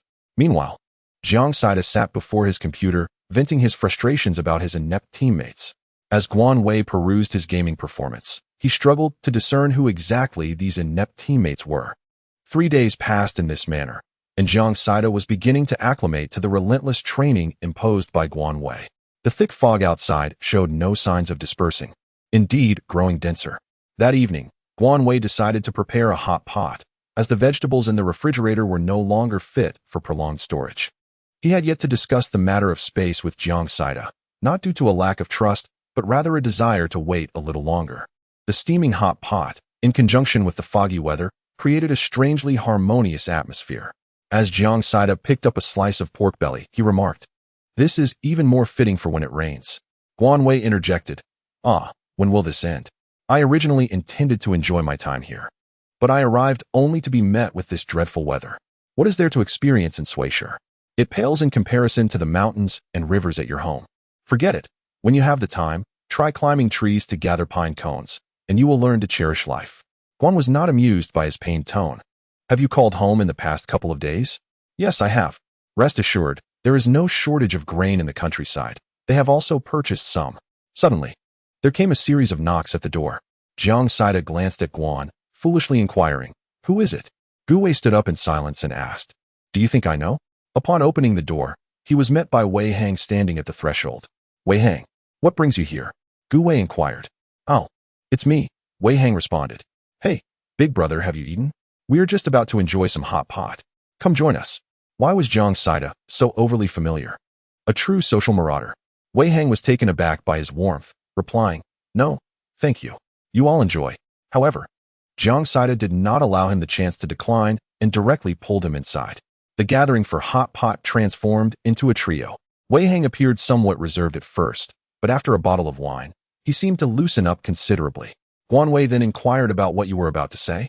Wei Hung glanced at Jiang Saida and then turned to Guan Wei, hesitatingly responding, "I wish to ask you regarding the matter of this dense fog." Guan Wei lit a cigarette, and Jiang Saida remarked, "It is indeed a thick fog. I presume it will dissipate in a few days." Wei Hung gazed at Guan Wei, who continued, "Before this fog descended, I came across a post suggesting that such fog signifies the onset of the apocalypse. Look, it has arrived. Perhaps there is some truth to it?" Wei Hung furrowed his brow and asked, "Where is that post? I wish to see it." The conversation was rather nonsensical, and naturally, there was no way to show him what had been deleted. "I stumbled upon it by chance. It's for the best that it isn't true. Your funds can still be restored, resulting in no real loss." Wei Hang remarked that his concern wasn't about the money. He had encountered similar apocalyptic discussions on the forum today, which prompted him to inquire further. The conjecture of Guan Wei should be the message he sent himself. Jiang Saida gazed at the two of them and inquired, "What is the situation between you two? What era are we living in? How could this be possible? Furthermore, even if it were true, there are still nations to consider." Wei Hung chuckled and refrained from pressing further, responding, "Indeed, there are still nations." After indulging in a hearty meal, Jiang Saida took the initiative to tidy up the dishes, the vegetables and meat slices devoured to the last morsel. Wei Hung did not linger for long and returned to his own residence next door. As the refrigerator was devoid of any food, Guan Wei dragged Jiang Saida to the supermarket. The prices at the supermarket had remained relatively stable, in contrast to the exorbitant costs during the apocalyptic era.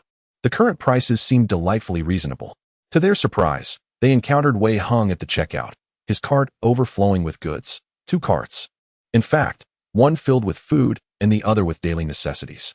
"Wei Hung, are you stocking up?" Jiang Saida asked, staring in astonishment at the 2 carts. Wei Hung, upon seeing them, smiled and replied, "Just preparing for unforeseen circumstances." In her heart, Guan Wei felt that Wei Hung had indeed embraced the notion of an impending apocalypse. Despite lingering doubts, she nonetheless took measures to prepare. Wei Hung drove, and naturally, Guan Wei and her companion hitched a ride. Along the way, Wei Hung made a stop, declaring his intention to visit an antique shop specializing in calligraphy and paintings. Jiang Saida insisted on accompanying him to broaden his horizons, and Guan Wei followed suit to expand her own knowledge. It appeared that Wei Hung was acquainted with the shop's proprietor, leading them directly into a private room. Meanwhile, Guan Wei trailed behind Jiang Saida, her gaze wandering in curiosity. The realm of antiques and artworks, so refined and sophisticated, was utterly foreign to her. This was her inaugural visit to such an establishment. Jiang Saida pointed to a darkened wooden sculpture and exclaimed, "Look, isn't this Monkey King striking? I must have this." Guan Wei gazed at him in silence, utterly perplexed as to where the charm lay. When a figure resembling the legendary Monkey King, standing a meter tall, is placed in one's home, Guan Wei could only surmise that he must have been possessed by a spirit to follow the foolish Jiang Saida in his madness. No sane individual would ever think to bring a black monkey home. Watching the two monkeys, who were eagerly exchanging glances, Guan Wei felt a surge of frustration that led him to retreat into a shell of self-imposed solitude. It was at this moment that Jiang Saida's monkey finally grasped the tension emanating from Guan Wei, and, in a sycophantic manner, nestled beside him and remarked, "Don't be upset.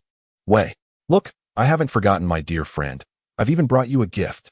With that, Jiang Saida produced a wooden pendant from his pocket. Upon seeing it, Guan Wei's anger reached a boiling point. Another monkey. Noticing the rapid changes in Guan Wei's expression, Jiang Saida hastily added, "This one is made from Wangwali wood, quite expensive. It costs over 8,000. The mention of that price only fueled Guan Wei's ire further, prompting him to bellow, "Jiang Saida, you outrageous fool. Are you so wealthy that you have nothing better to spend your money on? You paid over 30,000 for that 1.5-meter monkey, and this pendant cost 8,000. I cannot decide if you are a tycoon or simply lacking in common sense." It was likely that the shopkeeper was reveling in the absurdity of it all at that very moment. "Don't be angry. This is a talisman for safety, specially purchased for you in secret." Jiang Saida responded with a cheerful grin. Guan closed her eyes and took a deep breath, resigning herself to the thought, "Long live friendship." Guan Wei took the pendant and draped it around her neck, feeling increasingly foolish as she gazed at it. That night, she removed the pendant and tucked it away in her space, finally feeling at ease. The following morning, while Jiang Saida was still asleep, Guan Wei ventured into her space. Upon entering the wooden cabin, she sensed something was amiss. Although nothing appeared to be missing, the room felt inexplicably more spacious. What had previously been a narrow passageway now seemed considerably wider, allowing her to pass through with ease. Curiosity piqued, Guan Wei descended into the basement, only to discover that the area had indeed expanded. In her excitement, she pondered what could have caused this transformation. After examining the space several times, she suddenly realized that the monkey pendant from the previous day was missing. Goodness, could that trinket have the power to enlarge her space? He hastily exited the space, neglecting everything else, to retrieve the 1.5-meter monkey purchased by Jiang Saida. Upon his return, he noticed that the wooden carving within the space had vanished, and the area had visibly expanded by approximately 20 square meters. Even the black soil seemed to have increased by an additional patch. "Ha!" Guan Wei erupted into laughter. "Indeed, with ample space, what is there to fear? Where's my Monkey King? Guan Wei, we have been invaded by a thief. Oh, my monkey, how I lament." Sounds from the outside can be heard within the space, and Guan Wei felt as though a bucket of cold water had been poured over him. How could I forget this fellow? Just as Jiang Saida's shout was about to escape his lips, he beheld Guan Wei materializing in the living room, his mouth opening and closing repeatedly, yet failing to utter a single word. Guan Wei rolled his eyes, declaring that no thief was present, and casually took the item for himself. Subsequently, Guan Wei performed a magic trick, seemingly conjuring a large cabbage from thin air, and then effortlessly executed the illusion of making it vanish. Jiang Saida shivered, utterly astonished as he gazed at Guan Wei. "What on earth is going on, Guan Wei? When did you learn magic? Where is my monkey?"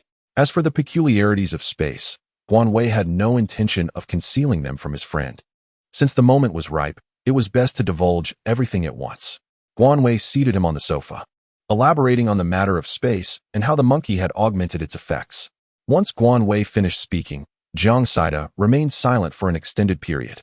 Observing Jiang Saida's silence, Guan Wei mused that he must think of him as an oddity, and upon realization, he would likely be startled into a hasty retreat, leaving him to endure a solitary existence until death in this lifetime. Suddenly, Jiang Saida exclaimed, "Wait, does that mean we can steal without anyone knowing?" "Well then," Guan Wei replied, "this is quite a peculiar train of thought. First of all, theft is still a crime, and secondly, what else do you envision aside from stealing?"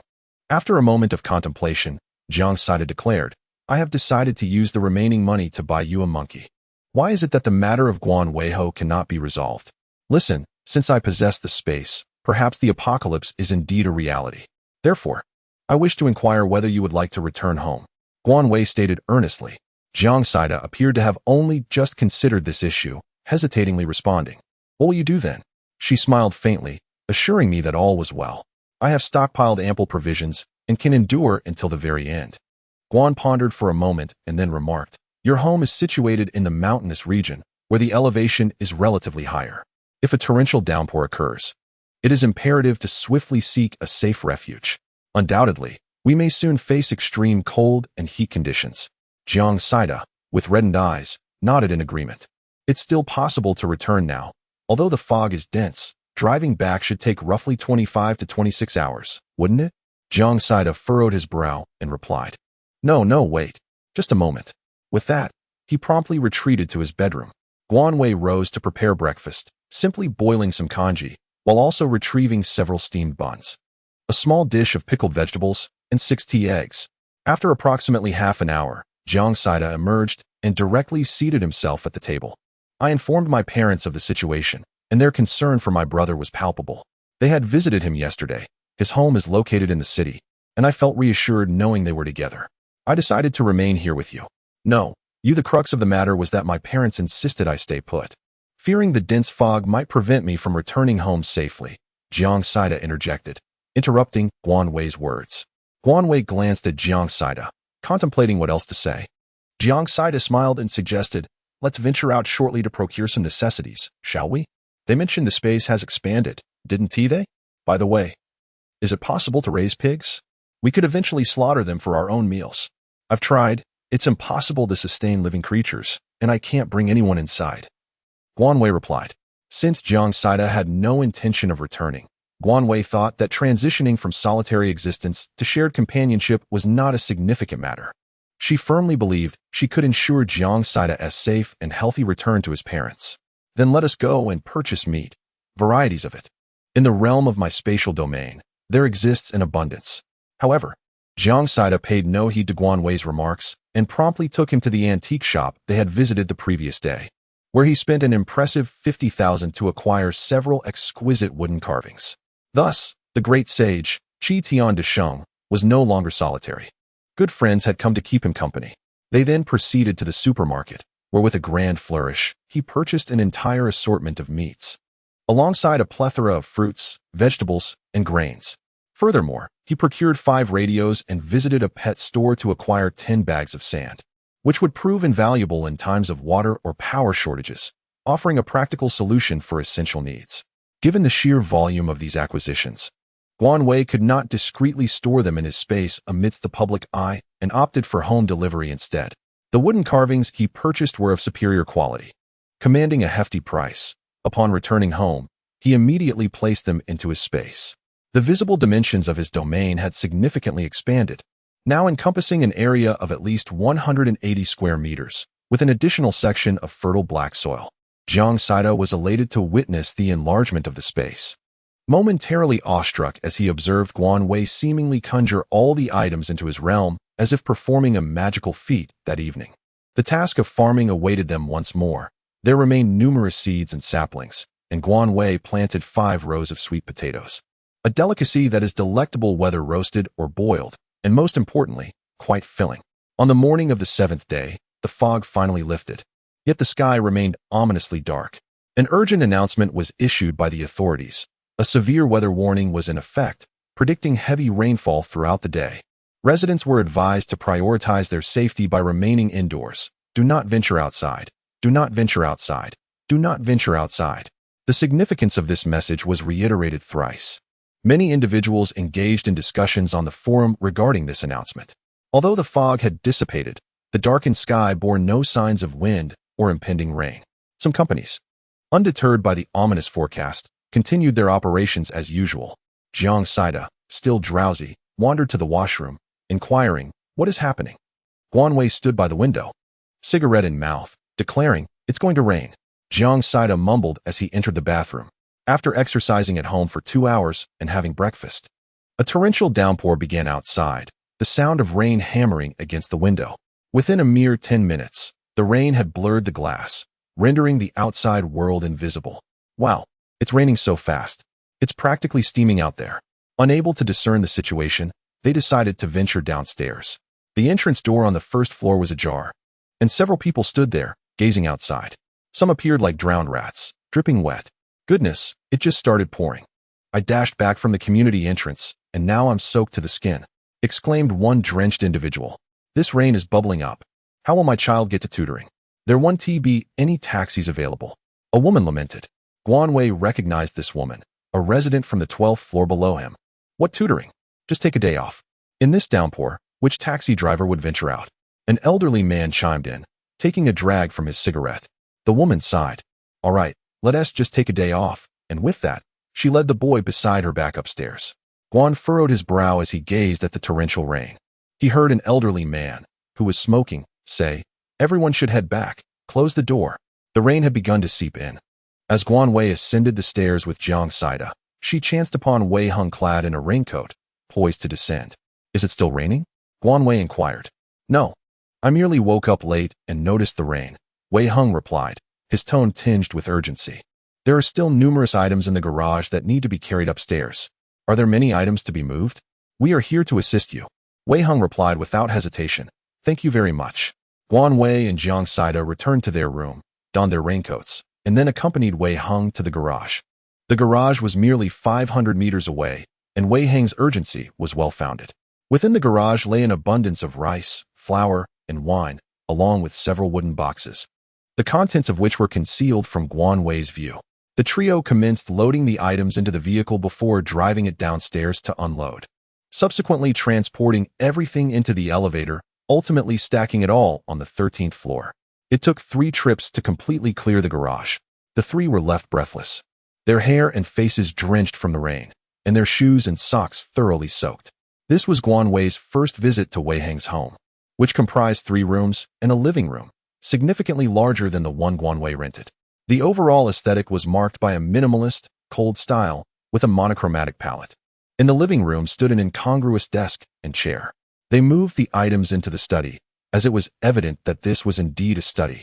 The lone bookshelf in the room suggested it had been specifically cleared by Wei Hung to accommodate these belongings. Guan wiped his face and remarked that the garage was situated in a low-lying area, suggesting it would be prudent to relocate the vehicle promptly. The roads had begun to accumulate water, and it would soon lead to the car being submerged. Wei Hang nodded in acknowledgement, stating that he understood. He expressed gratitude, offering to treat them to dinner that evening, as he had some fine wine to share. Jiang Saida, intrigued, responded positively, indicating that they should tidy up before returning, and encouraged him to clean as well. After taking a refreshing shower and changing into a new outfit, Guan picked up his phone to scroll through videos. The clips featured various complaints, including office workers stranded in subway stations, drenched like drowned rats, arriving late, and facing salary deductions. Meanwhile, schools had promptly announced class cancellations in the morning. The highways were plagued with frequent accidents, leaving travelers stuck in paralyzing traffic. Despite numerous reminders urging citizens to exercise caution, the frustration simmering within the populace remained unrelenting. Yet, the relentless downpour persisted, and life must go on. These adversities seemed merely trifles in the grand scheme of things. No one allowed a sudden torrential rain to alter their life's course. At 4:30 in the evening, 2 individuals knocked on Wei Hang's door, bringing with them a feast of cumin beef, sauerkraut ribs, mushu pork, stir-fried garlic shoots, green pepper with meat, and spinach with peanuts. Guan Wei had not anticipated that Wei Hang's culinary skills were so exceptional, encompassing a delightful harmony of flavor, aroma, and presentation. Wei Hung had thoughtfully provided an assortment of beverages, including white wine, red wine, and beer, allowing guests to indulge in whichever they preferred. The food was utterly delectable, and Guan Wei could not help but praise Wei Hang's remarkable talent, while eagerly savoring the ribs. One cannot rely solely on takeout for sustenance, Wei Hung remarked. In a moment of curiosity, Guan Wei casually inquired, by the way, I keep forgetting to ask, how old are you? Are you living alone in this city? Guan Wei felt that this was ultimately someone else's privacy and deemed it somewhat abrupt. Thus, she stepped on Jiang Saida's foot. This fellow, completely oblivious to the signal, inquired, why did you step on me? Guan Wei smiled gently. It's nothing. I am 25 this year and have opened a boxing gym. My parents are no longer with me. Jiang Saida was momentarily taken aback and awkwardly replied, I'm sorry. It's all right. They were gone before I could even remember. Wei Hung responded nonchalantly. I have been living with my grandparents all this time, but now that they are older, they are living with my second uncle. As the conversation veered off course, Guan casually inquired whether they should address him as Brother Wei or Brother Hung. Let's just call you Wei Hung. It has a pleasant ring to it. Curiosity sparked in Jiang Saida as he asked, what have you stored in the garage? Why haven't you moved in yet? Aren't you concerned about theft? The response came, there's no space at home, and honestly, I didn't anticipate such a torrential downpour. The rain intensified, and the sound of cascading droplets began to weigh on the mind. The three engaged in light-hearted banter until the early hours of dawn. Guan remained blissfully unaware of his moderate tolerance for alcohol, having only consumed 2 glasses of red wine before deciding to abstain further. Jiang Saida, however, was clearly inebriated, his speech slurred and incoherent. Wei Hung, in stark contrast, appeared entirely unaffected, showing no signs of having indulged in any libations. My dear brother, it seems we shall be neighbors from now on. Should you require anything, do not hesitate to speak up. There is no need for formality, Jiang Saida declared, his words somewhat garbled as he succumbed to the table's embrace. Guan Wei sighed, indicating that he would take his leave first. Thank you for your hospitality. Wei Hung squinted his eyes and smiled, saying, why be so formal? Did he not already mention it? We are neighbors, after all, so let us be generous. Indeed, let us be generous, Jiang Saida chimed in, smacking his lips after speaking. Wei Hung chuckled and suggested, shall we add each other on WeChat? Neighbors. Guan Weiya chuckled and said, all right, I will add you first, tomorrow morning. I shall have him add you as well. The two exchanged WeChat contacts and phone numbers before bidding each other farewell. The rain continued to pour, and various videos garnered significant attention. The people on the highway found themselves ensnared in dire straits. The lack of food and water was a minor concern. Yet the chill of a September night could be quite biting, and enduring it for an entire day and night seemed unbearable. In a moment of urgency, all public servants braved the rain to assist one wave of individuals after another. People's Daily took the initiative to release a video urging citizens to remain indoors, heed water safety measures, and refrain from venturing outside. On the first day, many paid little heed, but by the second day, the relentless downpour enveloped every street and alley in Shuiqing. Someone on the forum mentioned braving the torrential rain to stockpile provisions. Consequently, a frenzy ensued as everyone rushed towards the supermarkets. Wei Hung also intended to procure some vegetables and meat, while Jiang Saida, unable to stay idle, insisted on accompanying him. Thus, the three of them set off to the nearby large supermarket. Guan had never witnessed such a scene before, a throng of people, densely packed, with each individual donned in raincoats, showing no disdain for the water clinging to one another. Hats of every conceivable color swirled about in a lively dance. The items were seized with fervor as if they were free, with even biscuits and chips being completely ravaged. Guan Wei felt as though he was being thrust into the supermarket by the crowd, unsure of how many times he had been trampled. Just as his temper flared and he was about to curse at someone, a hand deftly seized his wrist, pulling him forward with a firm grip. In that moment, he felt his back pressed against a warm chest. As Guan Wei's body stiffened, an uncontrollable urge to turn back surged within her. Just then, she heard Wei Hang's voice beside her, warning her not to move recklessly, for there were too many people, and Jiang Saida had been lost in the crowd. Guan Wei, though he considers himself a straightforward man, found himself in an awkward situation, nestled in the embrace of another man, their chests pressed together. After a few moments, Guan Wei suddenly heard a brief, amused chuckle. What was Guan Wei laughing at? Wei Hang merely thought it amusing that his ears had turned a shade of crimson. Without giving Guan Wei a chance to further argue, the two were swiftly pushed into the fresh produce section by the crowd. Just as Guan Wei Gang was preparing to extricate himself, he suddenly felt his body lurch forward, a gentle warmth brushing against his cheek, while an arm encircled his waist. Guan Wei apologized to Wei Hang, explaining that someone had bumped into him from behind. After speaking, he released his arm. Guan Wei casually remarked, "Oh, it's nothing." To her surprise, Wei Hung added, "I didn't expect your waist to be quite slender." The conversation took a sharp turn, revealing an underlying tension. Was he teasing me? Yet, I found myself devoid of any proof. Wei Hung smirked, a hint of amusement dancing on his lips. "Oh dear, I feel utterly overwhelmed. We must hurry to buy groceries." I procured some meat, only to be reprimanded by several elderly women, who scolded me for competing with seniors for food. Suddenly, Jiang Saida emerged from the side, exclaiming loudly. Guan glanced at Wei Hung, his gaze conveying the message, Jiang Saida saved you. He then turned his attention to Jiang Saida's empty hands and inquired, where's the meat? Jiang Saida, panting, replied, it's in my clothes, to prevent it from being snatched away. Guan Wei finally noticed that the gourd's belly was swollen, resembling a pregnant woman in her 10th month. After a moment of silence, Guan Wei made a triumphant gesture.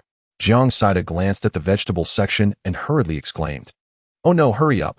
The vegetables are running out. With that, he swiftly grabbed a bag and smiled at the elderly lady selling vegetables, saying, please take your time, madam. Leave some for me. The child hasn't had any greens for several days. Guan Wei and Wei Heng emerged from the store, having settled their accounts. 2 hours later, one person stood outside the supermarket, rigidly clutching a large bag. Jiang Saida held onto the meat tightly, fearing that a moment's inattention might result in its theft. You two better have secured the vegetables and fruits. I nearly risked my life to purchase this. You cannot fathom the astonishing vigor of those elderly folks. From now on, I shall never offer my seat on the bus again. They are in better shape than I am. Guan Wei, filled with admiration, acknowledged that Jiang Saida possessed certain merits. At the very least, he was able to snatch items from the hands of the elderly. We must hasten our departure, Wei Heng urged. Upon reaching the entrance of their home, they unexpectedly encountered the real estate agent along with 2 unfamiliar individuals. Guan Wei felt an unsettling twitch in her eyelid, a foreboding sensation creeping over her. Oh dear, you're back? She remarked, noticing the real estate agent's face still glistening with droplets of rain. What on earth happened? Guan Wei inquired, casting a quick glance at him. Well, my apologies, dear brother, the agent began, but the homeowner has unexpectedly decided to reclaim the property for personal use. I truly find myself at a loss here, he added, with a hint of regret in his voice. This is utterly infuriating. Guan Wei truly felt that she was experiencing misfortune. Have I not provided a house? If one desires it, so be it. Where can I possibly find a house in such torrential rain? She spoke coldly. The male landlord, approximately in his 50s, quickly approached upon hearing Guan Wei's words. My brother, I sincerely apologize. We are truly at a loss. We originally lived in the countryside, and this apartment was purchased for our son. However, he has moved to another city for his career, and it has remained vacant. We thought to rent it out, but with the severity of the rain, many low-lying houses in the countryside have been flooded. We are genuinely in a predicament. Guan Wei narrowed his eyes, reflecting on the numerous items he had purchased for the house, not to mention the fact that he had replaced the security doors and windows. Who could have anticipated such a turn of events? Jiang Saida observed Guan Wei's expression and remarked, we won't be able to find another place in such a short time. We can't expect to move out immediately just because you arrived. The homeowner appeared quite embarrassed and in a difficult position. At that moment, the woman spoke up, stating, this is our house, and we intend to reclaim it. Do you plan to occupy it indefinitely? Guan Wei's expression darkened. The man hurriedly said, be quiet, don't speak. He added, brother, do not stoop to the level of a woman. Now, tell me how you wish to proceed. We can offer you compensation. The woman tugged at the man, but he shrugged her off, his gaze fixed intently on Guan Wei. The pipe had not yet cooled, and with a smirk, he inquired about compensation. Let us set aside the issue of rent for the moment. Upon my arrival, there was merely a bed. I have since purchased furniture, kitchenware, and installed an additional 2 security doors. Furthermore, I replaced the original glass with bulletproof glass, which cost 2,000 per square meter. Do the calculations yourself. The man opened his mouth to speak, but the woman interjected, saying, who asked you to replace it? We never requested any changes. Is it not stated in the contract that changes are prohibited? If you refuse to comply, I shall dismantle the glass and restore everything to its previous state. Rest assured, I have preserved the original materials for you. The intermediary, feeling a sense of guilt towards Guan Wei, suggested, perhaps you should simply return the money. The primary concern is that this individual is acting out of safety considerations, ensuring your comfort during your stay. The woman retorted, do not conspire with him. We are the ones who should accuse him of damaging my property. He ought to compensate for the damages. Jiang Saida exclaimed, what the hell? You at that moment. Wei Heng interjected, do not linger here. Let us discuss this at my place. The group glanced at Wei Heng, and without a word, Guan Wei followed, with the others trailing into Wei Heng's residence. Once seated, Wei Heng stated, in 3 days' time, return here, and we will restore that room to its original condition. However, the rent must be refunded at triple the amount. Do you have any objections? Both homeowners were taken aback, as were Guan Wei and Jiang Saida. Guan Wei quietly urged Wei Heng, asking how to restore things to their original state. I don't know. Wei Heng patted Guan Wei's hand, signaling him to remain calm. After a few minutes of hushed deliberation, they reached a consensus in favor of Wei Heng's suggestion. Following this, the agent drafted a contract and departed with the couple. The relentless downpour had indeed taken a toll on him. Before leaving, the male homeowner continuously expressed his apologies to Guan Wei. Once they had exited, the three returned to the rental unit, where Guan Wei inquired, "What do you plan to do?" I exerted considerable effort to arrange this. His tone was tinged with grievance and reluctance. Jiang Saida had already retreated to the bedroom to pack his belongings. Wei Heng, smiling, gently patted Guan Wei's head, assuring him, "It's all right, I will arrange for it. You two can stay with me. What do you intend to do with the furniture? Will you leave it or take it with you?" Guan contemplated the woman's disdainful expression and promptly declared, "Take it all away. I shall not leave anything for her." "Did you not just mention that?" He continued, "Restore it to its original state." How infuriating, it was already so empty. Wei Heng chuckled, "However, we cannot accommodate all these items at home. Shall we first transport them to the garage?" Guan Wei shook his head and said, "Let me find a solution. First, let's clear away the scattered items." Wei Heng nodded and made 2 phone calls to explain the situation, followed by a discussion regarding the pricing. The labor cost amounted to 30,000. Observing Guan Wei's pained expression over the expenses, he couldn't help but chuckle. "All right, these are all treasures. We might as well take them with us. Hurry and start tidying up." Guan Wei could only nod in resignation, returning to her room to begin packing her belongings. She stored a pile of bedding into her space and filled several boxes with clothes. Subsequently, she ventured into Jiang Saida's room to collect some items and place them into her space. After several trips back and forth, she finally cleared away the miscellaneous items. Having lived there for merely a few months, she found herself questioning when she had acquired so many possessions. Wei Heng's home comprised 3 bedrooms, perfectly accommodating each of them with their own guest room. Jiang Saida generously offered the south-facing bedroom to Guan Wei. Only the master bedroom boasted a private bathroom and toilet, necessitating that the two of them share the other facilities. Yet this arrangement was no different from their previous experience in the rental house. Wei Heng's contacts arrived promptly, and to her astonishment, 10 individuals showed up. Once there, they immediately set to work, while Guan Wei and Jiang Saida were politely asked to leave, as their presence was somewhat obstructive, particularly with Jiang Saida being quite the chatterbox. Guan Wei and Jiang Saida tidied up their belongings and sat together in the living room. Sighing heavily, "Wei, I'm not criticizing you, but your luck seems to have taken a turn for the worse. Get lost. How could I have anticipated such a turn of events?" Guan Wei lamented. "By the way, is the situation regarding your personal matters still a secret? It seems this fellow has given it quite a bit of thought." Guan Wei sighed, "For I still need to relocate that heap of furniture. To be honest, the more individuals who are aware of this space, the greater the peril." However, Wei Heng and Guan Wei do not share such concerns.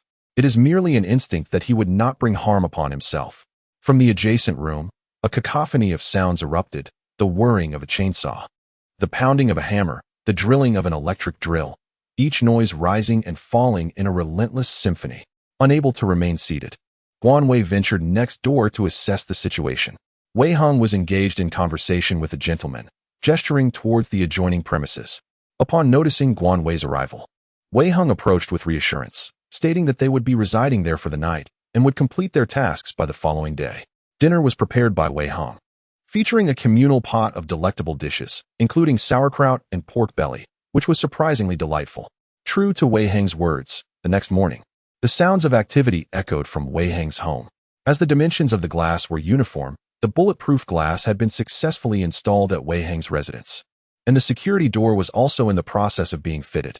The workers tasked with replacing the windows had erected rain protection outside before commencing their labor.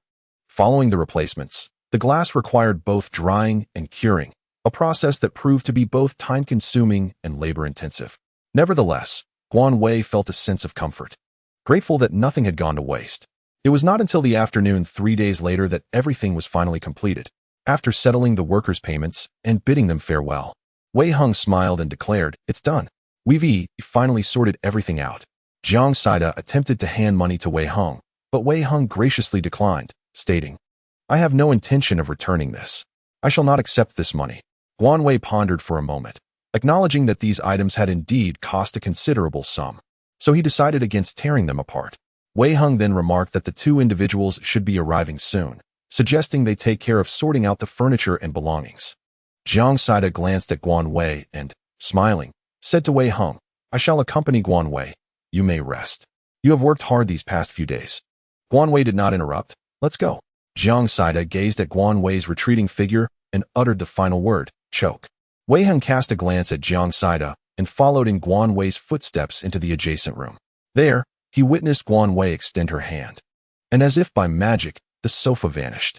Next, the dining table, stools, generator, kitchen pots and pans, gas canister, refrigerator, and even the water bucket disappeared. This included Jiang Saida's bed as well. Wei Heng raised an eyebrow at the unfolding spectacle, suddenly realizing where the monkey had disappeared to. Guan Wei gazed at Wei Heng and declared, "This is my secret. Can I trust you?" Wei Heng, observing Guan Wei's earnest demeanor, replied solemnly, "Of course. I shall never utter a word until my dying breath." Guan Wei's expression transformed into one of buoyancy as he declared, "It matters not if I speak of it. I shall kill you, and then eliminate those to whom you have confided." Wei Heng chuckled softly, leaning in close to Guan Wei's ear, whispering, "I shall not utter a word, and moreover, you are no match for me." Jiang Saida stood at the door and inquired, "Have you two finished your flirtation?" "I am quite famished." Guan Wei swiftly circumvented Wei Heng and strode outside, muttering with fierce disdain, "All you do is eat. Why don't you just gorge yourself to death?" Jiang Saida interjected, "What have I done to deserve this?" Wei Heng, glancing at Guan Wei's ears, stifled a laugh and followed suit. That evening, the trio unanimously decided to indulge in barbecue. Having learned about the spatial phenomenon, Guan Wei promptly produced fresh lettuce, perilla leaves, marinated beef and pork slices, chicken wings, and pickled vegetables. Wei Heng, possessing a barbecue grill at home, retrieved several bottles of beer, and the three commenced a lavish feast. The sensation of lettuce wrapped around sizzling, fatty pork slices was utterly intoxicating. Jiang Saida was so engrossed in his meal that he scarcely lifted his head. After a couple of sips of beer, Wei Heng remarked, "Now that I am aware of your secret, could you possibly elucidate it for me? I would appreciate a clearer understanding." Guan Wei, nodding thoughtfully, recounted the nature and functions of the space, as well as the secrets behind its expansion. Wei Heng, upon hearing this, nodded in agreement, exclaiming that it truly is a treasure. Jiang Saida chimed in, affirming the necessity of safeguarding the secrets of this space. Wei Heng smiled and replied, "Of course. However, do you truly believe that the space now spans 300 square meters? It still feels rather limited. I have antique calligraphy and paintings at home. Why not take them and give it a try? There is no need to make a fuss over the pipe. It suffices for now, and it is far too precious." Wei Heng interjected, urging not to be modest. "I had previously suspected that you were privy to many things. Now that you possess the space, it signifies that unforeseen events might transpire. Assisting you is also for my own benefit. I must cling to this formidable support." Guan Wei smiled. Wei Heng was exceedingly clever. "Since you have spoken so, I shall comply with your wishes." "Thank you." Jiang Saida bid farewell, expressing gratitude as he hurriedly urged, "Eat quickly, or it will become mushy." Why is Guan Wei puzzled by the foolishness of his good friend? The homeowner returned in the evening. Upon witnessing the room restored to its original state, he was momentarily taken aback, seemingly astonished that nothing remained. The woman glanced around a few times, failing to identify any flaws. The man chuckled and remarked, "This is the agreed-upon payment. You have truly been a great help. I am Zhou Zheng, and this is my wife, Wu Xilan. We will be neighbors from now on. We look forward to your kindness." Guan Wei handed the key to the other party without receiving the envelope, tearing up the agreement, rendering it null and void. Since there were no issues, it was best to discard it. As she observed the man's awkward expression while shredding the agreement, the trio turned and departed. It was not that Guan Wei was overly cautious. Rather, the woman in question was utterly insufferable. Only by nullifying the agreement could she feel completely at ease. As for how those two would manage to live in the desolate house, it was no longer their concern. At this moment, having resolved a significant matter, Guan Wei finally settled onto the sofa to scroll through her phone. The torrential rain had persisted for 5 days. The forum was abuzz with activity. The old pickled cabbage is not sour. Is it the end of the world? Why has the Mayan prophecy been delayed for so many years? I am Cupid's arrow. I have a small goal yet to achieve, and I refuse to report to the underworld. I love eating big fatty pork. Hey, the guy upstairs. How about I help you spend it? I also have a small goal. I wish to find a partner. I don't want to pass away without ever having held a girl's hand. I am Cupid's arrow. Big fatty pork. Your situation is even more tragic. I pity you. Shall I share some with you? I love eating big fatty pork. Woe is me. You are bullying me. I shall seek my mother. Woe is me. Serves you right for being single. I've uncovered the reason for your solitude. Mama's boy, it's no wonder you're alone. Jiang Taigong fishing for sharks. On a serious note, I live on the 3rd floor. Will my home be flooded? The whole world speaks Chinese. Hey, the guy upstairs, don't frighten yourself. Broaden your horizons. You could reside in the top floor corridor. Guan Wei chuckled at the absurdity of the crowd, her spirits remarkably buoyant. She switched off her phone and picked up her pajamas, retreating to the bathroom. Upon emerging, Jiang Saida, phone in hand, informed her that Wei Hung had added him to the owners group, where numerous messages flooded in, expressing a desire to purchase food items. To my astonishment, a wealthy individual actually spent 50 yuan on a single cabbage. Bottled water is priced at 30 yuan each, while soft drinks like cola and Sprite are fetching 50. The prices of fresh vegetables at the supermarket have surged to astronomical levels, multiplying by 10 or even 20 times. Even potatoes are being sold at an exorbitant 15 yuan per gene. As for fruits, the prices are utterly ludicrous. Watermelons are sold individually for 150 yuan each. Normally, a watermelon would cost merely 50. Potatoes are typically priced at just 2 or 3 yuan per gene. Rice and flour have reached outrageous prices as well, with a 50-kilogram bag of either costing 500 yuan and even a 20-kilogram bag demanding 300 yuan. Jiang Saida continued, noting that despite such prices, many residents brave the fierce winds and torrential rains to make their purchases. At such times, people are compelled to stockpile food, fearing the prospect of going hungry. Thus, one could witness a diverse array of individuals venturing out to shop. After finishing his shower and donning his pajamas, Wei Hung inquired, "What else do we need?" Guan Wei cast a fleeting glance at him, faintly discerning that Wei Hung possessed an enviable physique, broad shoulders and long legs, with narrow, elongated eyes and sharply defined features. Upon closer inspection, he was indeed quite handsome. Wei Hung, having not heard the response, turned his gaze towards Guan Wei and smiled, asking, "What is the matter? Do you want me to come a little closer?" Jiang Saida observed the interaction between the two, and Guan Wei, regaining her composure, replied, not lacking. Actually, we are in need of gasoline and diesel." Wei Hung furrowed his brow and said, "Let me think of a solution. This is quite a predicament." Guan Wei nodded and said, "It's all right. In the future, if you encounter a fuel truck, feel free to siphon a bit. I have acquired the necessary tools for it." Wei Hang nodded in agreement, then gently ruffled Guan Wei's hair and said, "Come with me to see those antiques and paintings." Following Wei Hang into the study, Guan Wei beheld the wooden boxes that had been moved up from the garage. Wei Hang opened 2 of the boxes and said, "Take a look. These are all gifts from my family, and some I purchased myself. You are welcome to take any of them. Should I leave some for you?" Considering that there are still gifts from family at home, Guan vaguely recalled Wei Hung mentioning that his parents had passed away. Perhaps their belongings remained here as well. Wei Hung smiled and remarked, "No need for that. I have kept what I wished for. These items only take up space." Guan did not notice any change in his expression and remarked, "Then I shall accept it." Wei Hang spoke the truth. After 2 chests of antiquities and paintings were stored away, Guan was suddenly enveloped by a blinding white light. For over a minute, he was engulfed in this radiance before the space re-emerged before his eyes.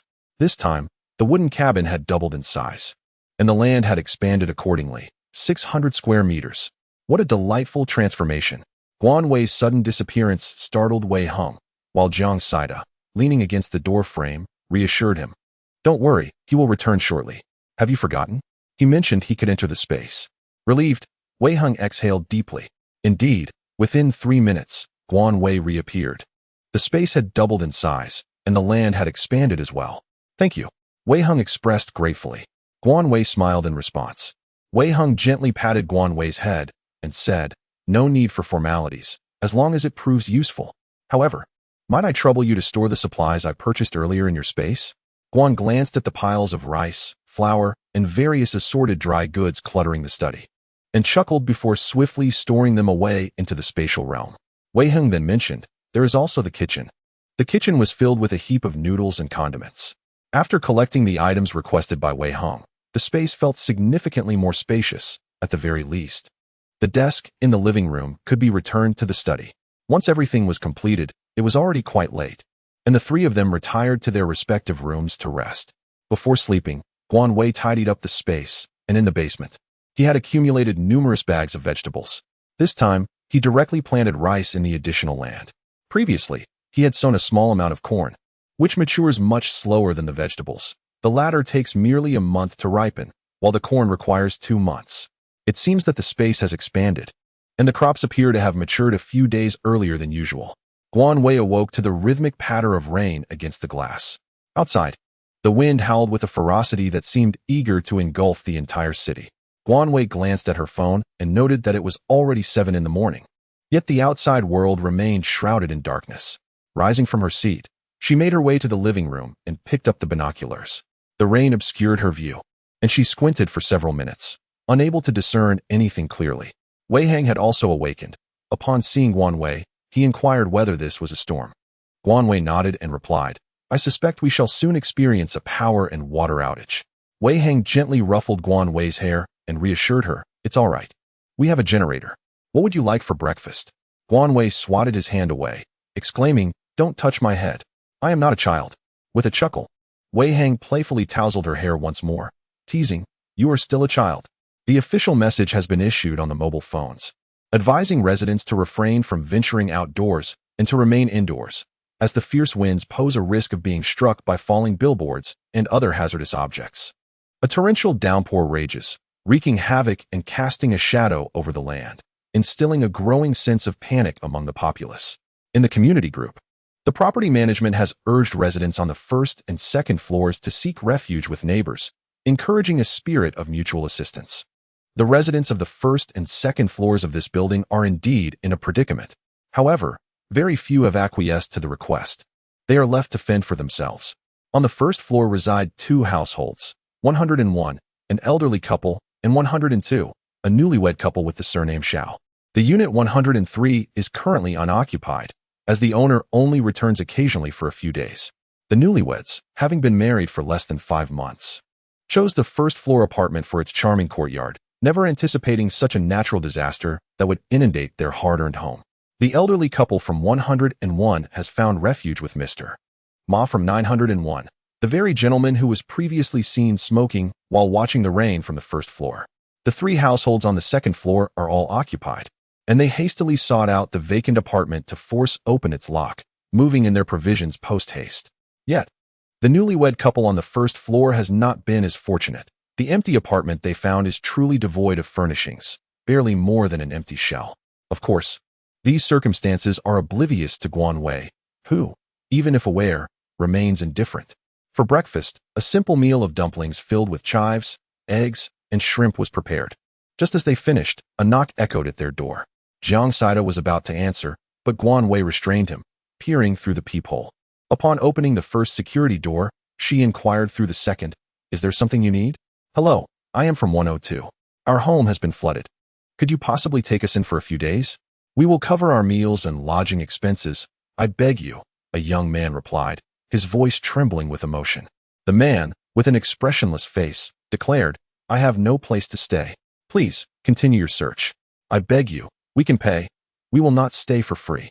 Guan Weiyu, with an unwavering tone, expressed her apologies. "No, it cannot be done." The man appeared to be knocking on every door in the vicinity, yet none agreed with him, leading to a sense of despair. In a moment of exasperation, he shouted, "Will you not encounter difficulties yourselves? Why does no one offer assistance?" How utterly heartless. After venting his frustration, he began to kick the door with such force that the sound reverberated throughout the entire building. Guan Wei narrowed his eyes, and an aura of icy coldness emanated from him in an instant. Casually, he retrieved a knife from the spatial dimension and opened the final security door. Jiang Saida only then registered what was happening and exclaimed in panic, "What the hell?" He hurriedly followed suit. Meanwhile, Wei Hong, who was in the study, heard the commotion and stepped out as well. Upon witnessing Guan Wei opening the door, the 2 outside assumed he had acquiesced. However, before their excitement could fully blossom, Guan Wei had already placed the blade across the man's throat. The woman, paralyzed with fear, collapsed to the ground and let out a piercing scream. Guan Wei turned towards the woman, his voice icy as he commanded, "Silence." The man trembled all over, beads of sweat cascading down his face. "Do you dare to take a life with that knife?" Jiang Saida swallowed hard, his heart racing. It was the first time he had witnessed such a side of Guan Wei. Wei Heng, leaning against the door, displayed no emotion as he observed the scene. Adorned with a pair of gold-rimmed, frameless glasses, embodying the very essence of a cultured rogue. "You dare to smash my door. Why shouldn't I pierce you with a few holes?" Guan Wei unabashedly expressed his malice. "Please, my brother, we are truly at our wits' end. Numerous houses remain vacant, and we have nowhere to stay. Can't we simply offer you money?" The woman, seated on the ground, wept, her face ashen. "Mind your own business." Guan Wei cast a glance at the man, the blade pressing firmly against his skin, causing a trickle of blood to cascade down. "What do you propose?" Guan Wei inquired. Leave at once." The man stammered, trembling in fear. Guan Wei, having not yet sheathed his knife, uttered a warning not to return. With those words, the woman seized the man, and they stumbled away in haste. "Guan Wei, how wild you are. Yet, I find it rather appealing." Jiang Saida remarked with a chuckle. "Get lost. From now on, if someone knocks, keep a lookout and don't just open the door for anyone." Guan Wei scolded, then turned to Wei Heng. "Have you enjoyed the spectacle?" Wei Heng smiled. "The knife is quite impressive." After saying this, he turned to leave.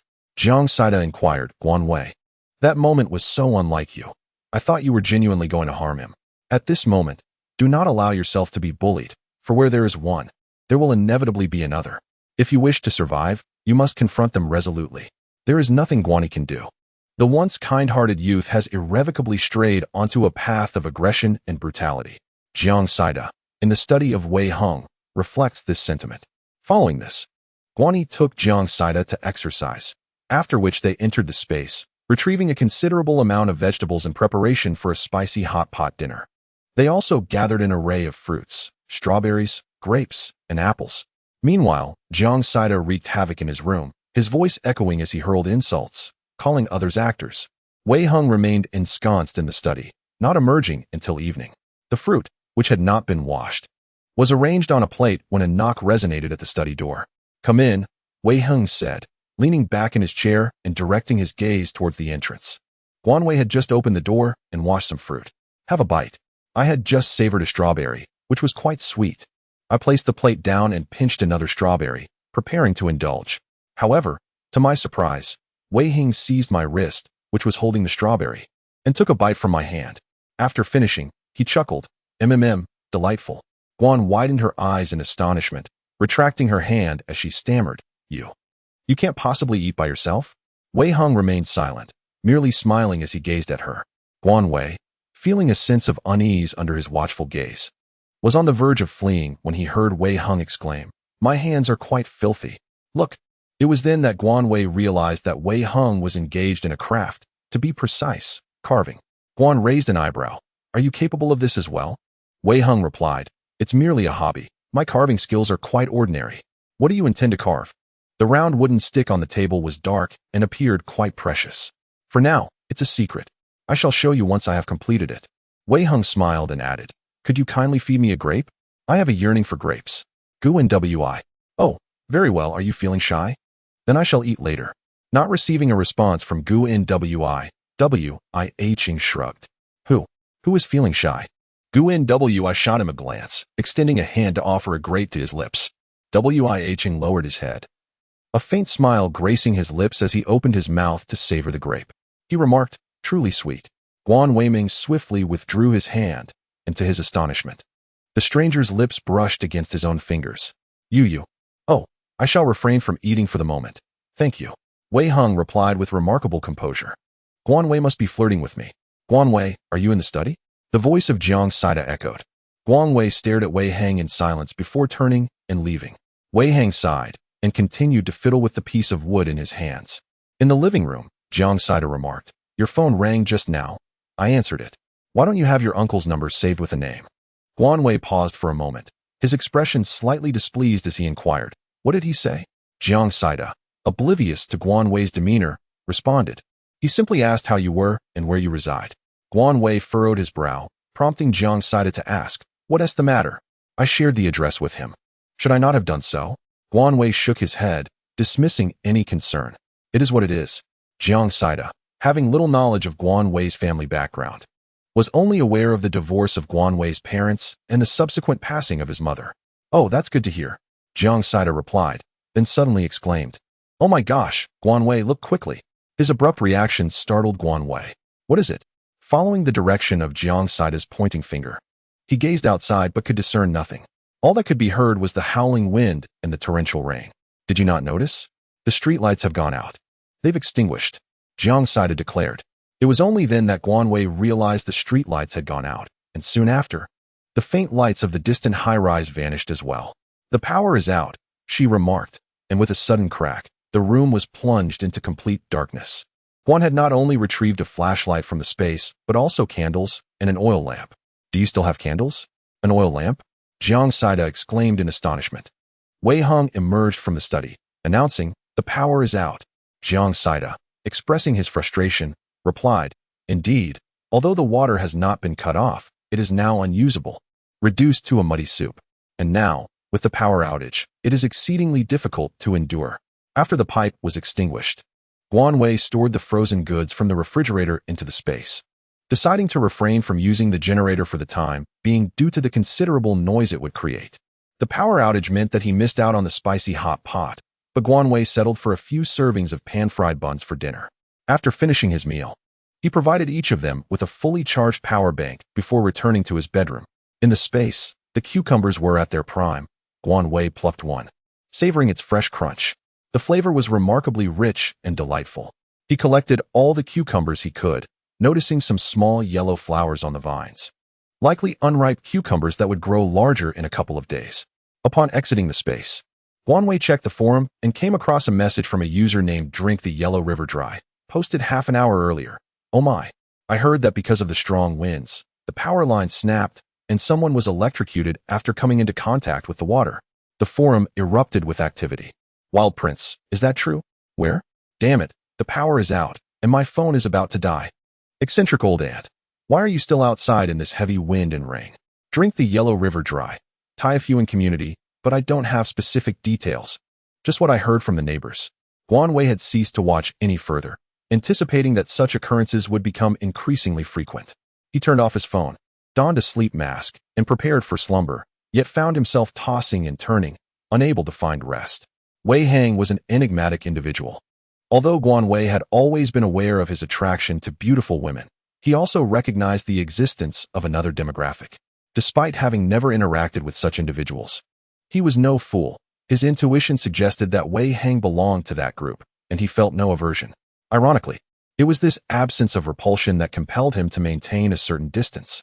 The following morning, Guan Wei gazed out at the vast expanse below, where torrential rain continued to pour, and through his binoculars, he could faintly discern that the water had already inundated the second floor. Residing in the desolate house was bearable. Braving the cold was manageable, but no one could endure the pangs of hunger. Perhaps in a matter of days, someone would venture out. After an exhausting workout, Guan was drenched in sweat, and the water heater was inoperative, leaving only the option of boiling water for a shower. After a tumultuous hour and a half, breakfast consisted of soybean milk and fried dough sticks. Jiang Saida expressed his annoyance, stating it was dreadfully boring. "Let us play a game of drawing the turtle, a type of card game," he suggested. Guan replied, "I don't want to play." However, Jiang insisted, "We could also play Landlord or 50k, 5, 10k.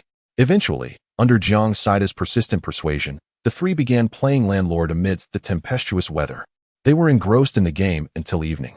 With paper notes plastered all over their faces, Jiang Saida and Guan looked utterly disenchanted, while Wei Heng had only 4 notes.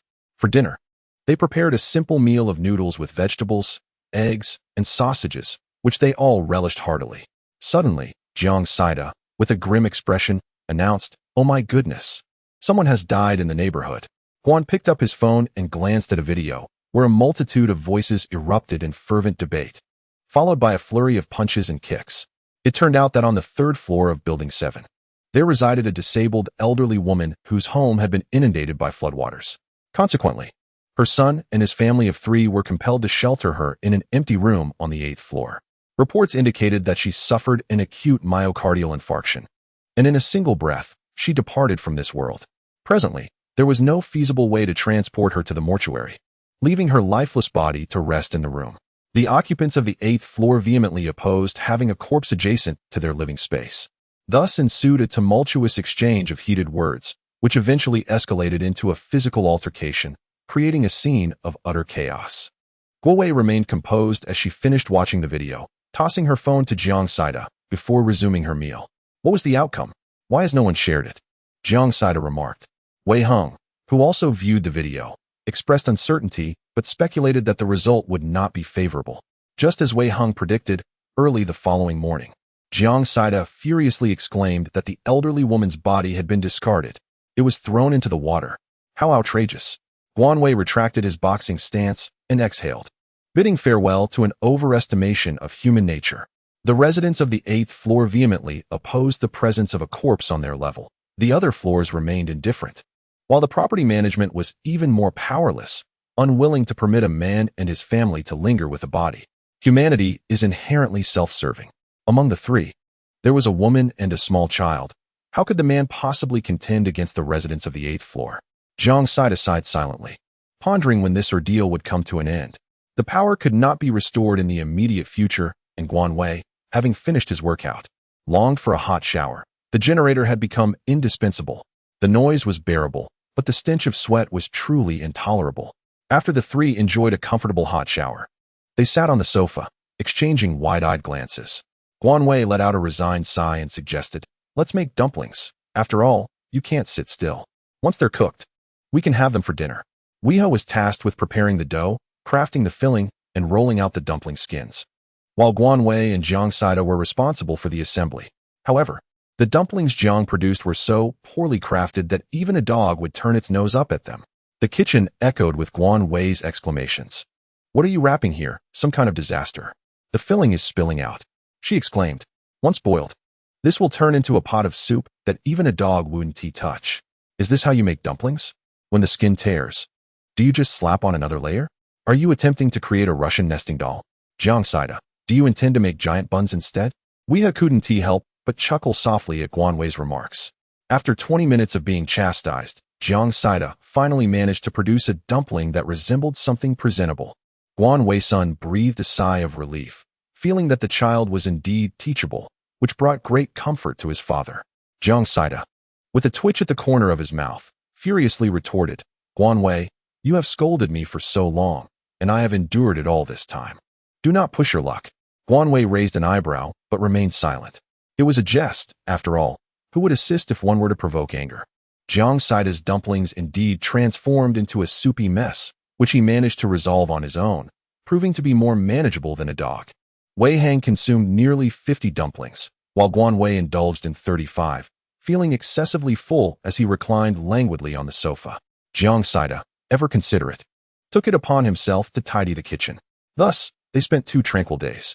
That evening, after Guan Wei leisurely strolled through his space, he lay in bed, contemplating the embrace of slumber. During these 2 days, Guan Wei consciously avoided solitary interactions with Wei Heng, who exhibited no signs of change in his demeanor. Guan Wei felt that perhaps he was being overly sensitive. After all, Wei Heng might simply possess that kind of temperament, one that allowed for a certain intimacy among friends. Suddenly, he heard a sound from outside the door, causing him to sit up abruptly. Gripping his military knife, he cautiously exited the bedroom, carefully unlocking the first security door. Just as he was about to open the second, someone from behind covered his mouth and concealed themselves. Without turning back, Guan Wei already knew it was Wei Heng, as Jiang Saida's height was even shorter than Guan Wei's, making it utterly impossible for him to envelop him in his embrace and cover his mouth. Embrace? Envelop in an embrace? Guan Wei directed her gaze towards Wei Heng, shrouded in darkness where nothing was discernible. Yet, Wei Heng accurately placed his finger upon Guan Wei's lips, softly hushing her. At that moment, the door outside creaked open. Guan Wei held her breath. The room was engulfed in shadows, but she could discern that 3 figures had entered. The furtive intruders, unable to see the interior clearly, stealthily entered, glancing about with cautious eyes. Once all 3 had crossed the threshold, Wei Heng abruptly flicked the light switch, illuminating the room in an instant. The trio, startled, turned to face the light, raising their makeshift weapons, a club and a kitchen knife, in defense. Upon observing Guan Wei, Poised at the entrance with a knife in hand like a vengeful deity, Wei Hung stood, arms crossed, observing the scene. You fellows certainly possess quite the skill in lockpicking, Guan Wei declared coldly. The man who had pried the lock shifted his eyes, seemingly weighing the odds. Boss, let us settle this swiftly, piped up a small, shifty-eyed man, casting a glance towards the kitchen. Boss, he continued, we're a bit famished. Mind if we borrow some food from you? Cut it out. I have no interest in your insufferable face, Guan Wei retorted. With that, she stepped forward and delivered a fierce kick to the boss's abdomen, sending him crashing to the ground. The shifty-eyed one wielding the kitchen knife lunged at her with wild swings, but Wei Hung was quick to respond, executing a precise sweep that incapacitated him in an instant. It was then that Jiang Saida, perhaps alerted by the commotion, opened the door. Guan Wei cast a sidelong glance, commanding, get inside. Jiang Saida, however, could not simply retreat. He leapt forward, pinning the fallen boss to the ground, unleashing a barrage of punches and kicks upon him. What a joke. It's better to be alive and fighting than to be dead.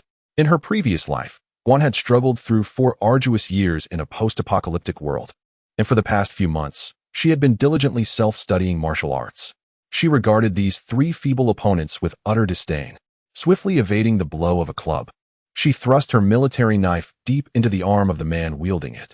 His anguished cries echoed relentlessly in the air. Guan Wei stepped forward and delivered a powerful kick to the man's abdomen, causing him to tumble to the ground. She then approached and placed her foot on his chest, raising her blade with great force, driving the military knife mercilessly into the man's thigh. The thug let out a harrowing scream, prompting Guan Wei to furrow her brow and command him to silence, declaring that she would not hesitate to inflict further wounds if he persisted. The man, his eyes ablaze with fury, gritted his teeth and bore the pain in silence. Guan turned his gaze towards Jiang Saida, then glanced at Wei Hung, discovering that neither of them had sustained any injuries. As he twisted the knife embedded in the man, a mocking smile graced his lips. I wonder whether to call you 3 cannons or mere fools. With 3 men in our household, how dare you set your sights on us? Whose idea was this, The man, resembling a stick, contorted his face in agony, beads of sweat rolling down as his body trembled uncontrollably. Gritting his teeth, he uttered, a young man informed us that you possess ample provisions and meat. Guan Wei squinted and inquired, 102? The man with shifty eyes hurriedly affirmed, yes, that's him. The couple. Jiang Saida perched on the back of the boss and urged, do tell. What did they say?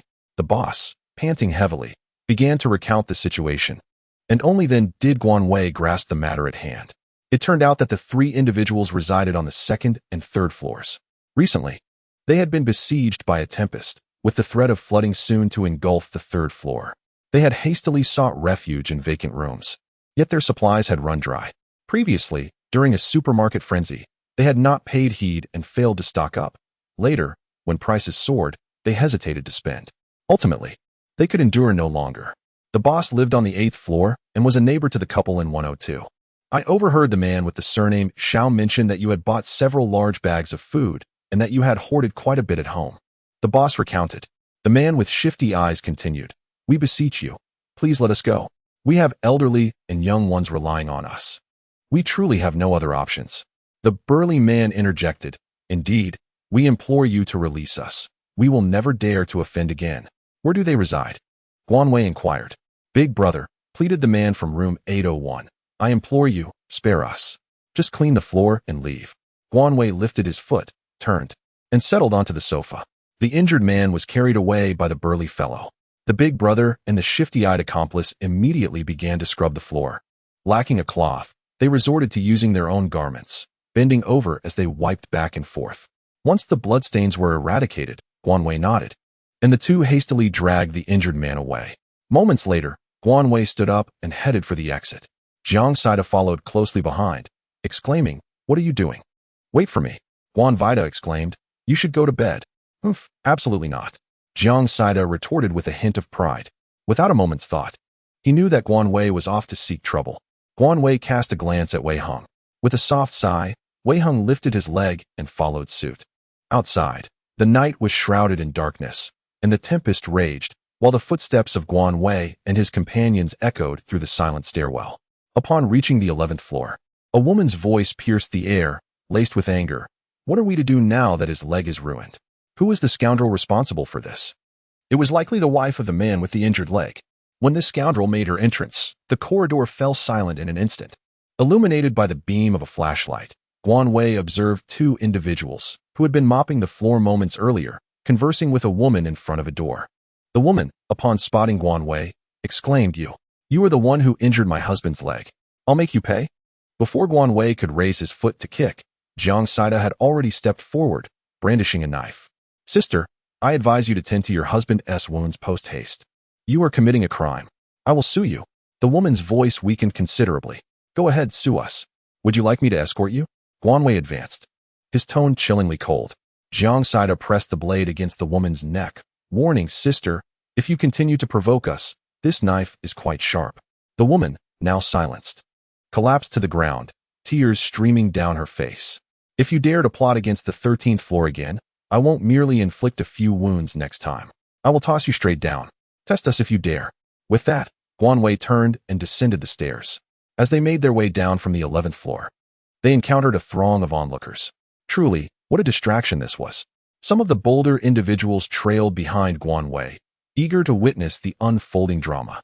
Guan Wei continued to advance, undeterred, as he approached the tightly shut door of room 801. However, the lock had been compromised, allowing him to forcefully kick the door open. Upon entering, he was met with the sight of two individuals huddled together, their faces etched with terror as they gazed upon him. "I beg you, it was not intentional. Please let us go," pleaded the man, who, upon noticing that Guan Wei seemed to be aware of their predicament, hastily dropped to his knees in supplication. Jiang Saida chuckled and remarked, "What has you both so frightened?"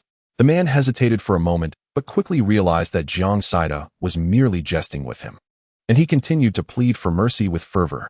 Guan Wei peered through the window and asked, "Will you jump down yourself, or shall I assist you?" The man gazed at Guan Wei with terror.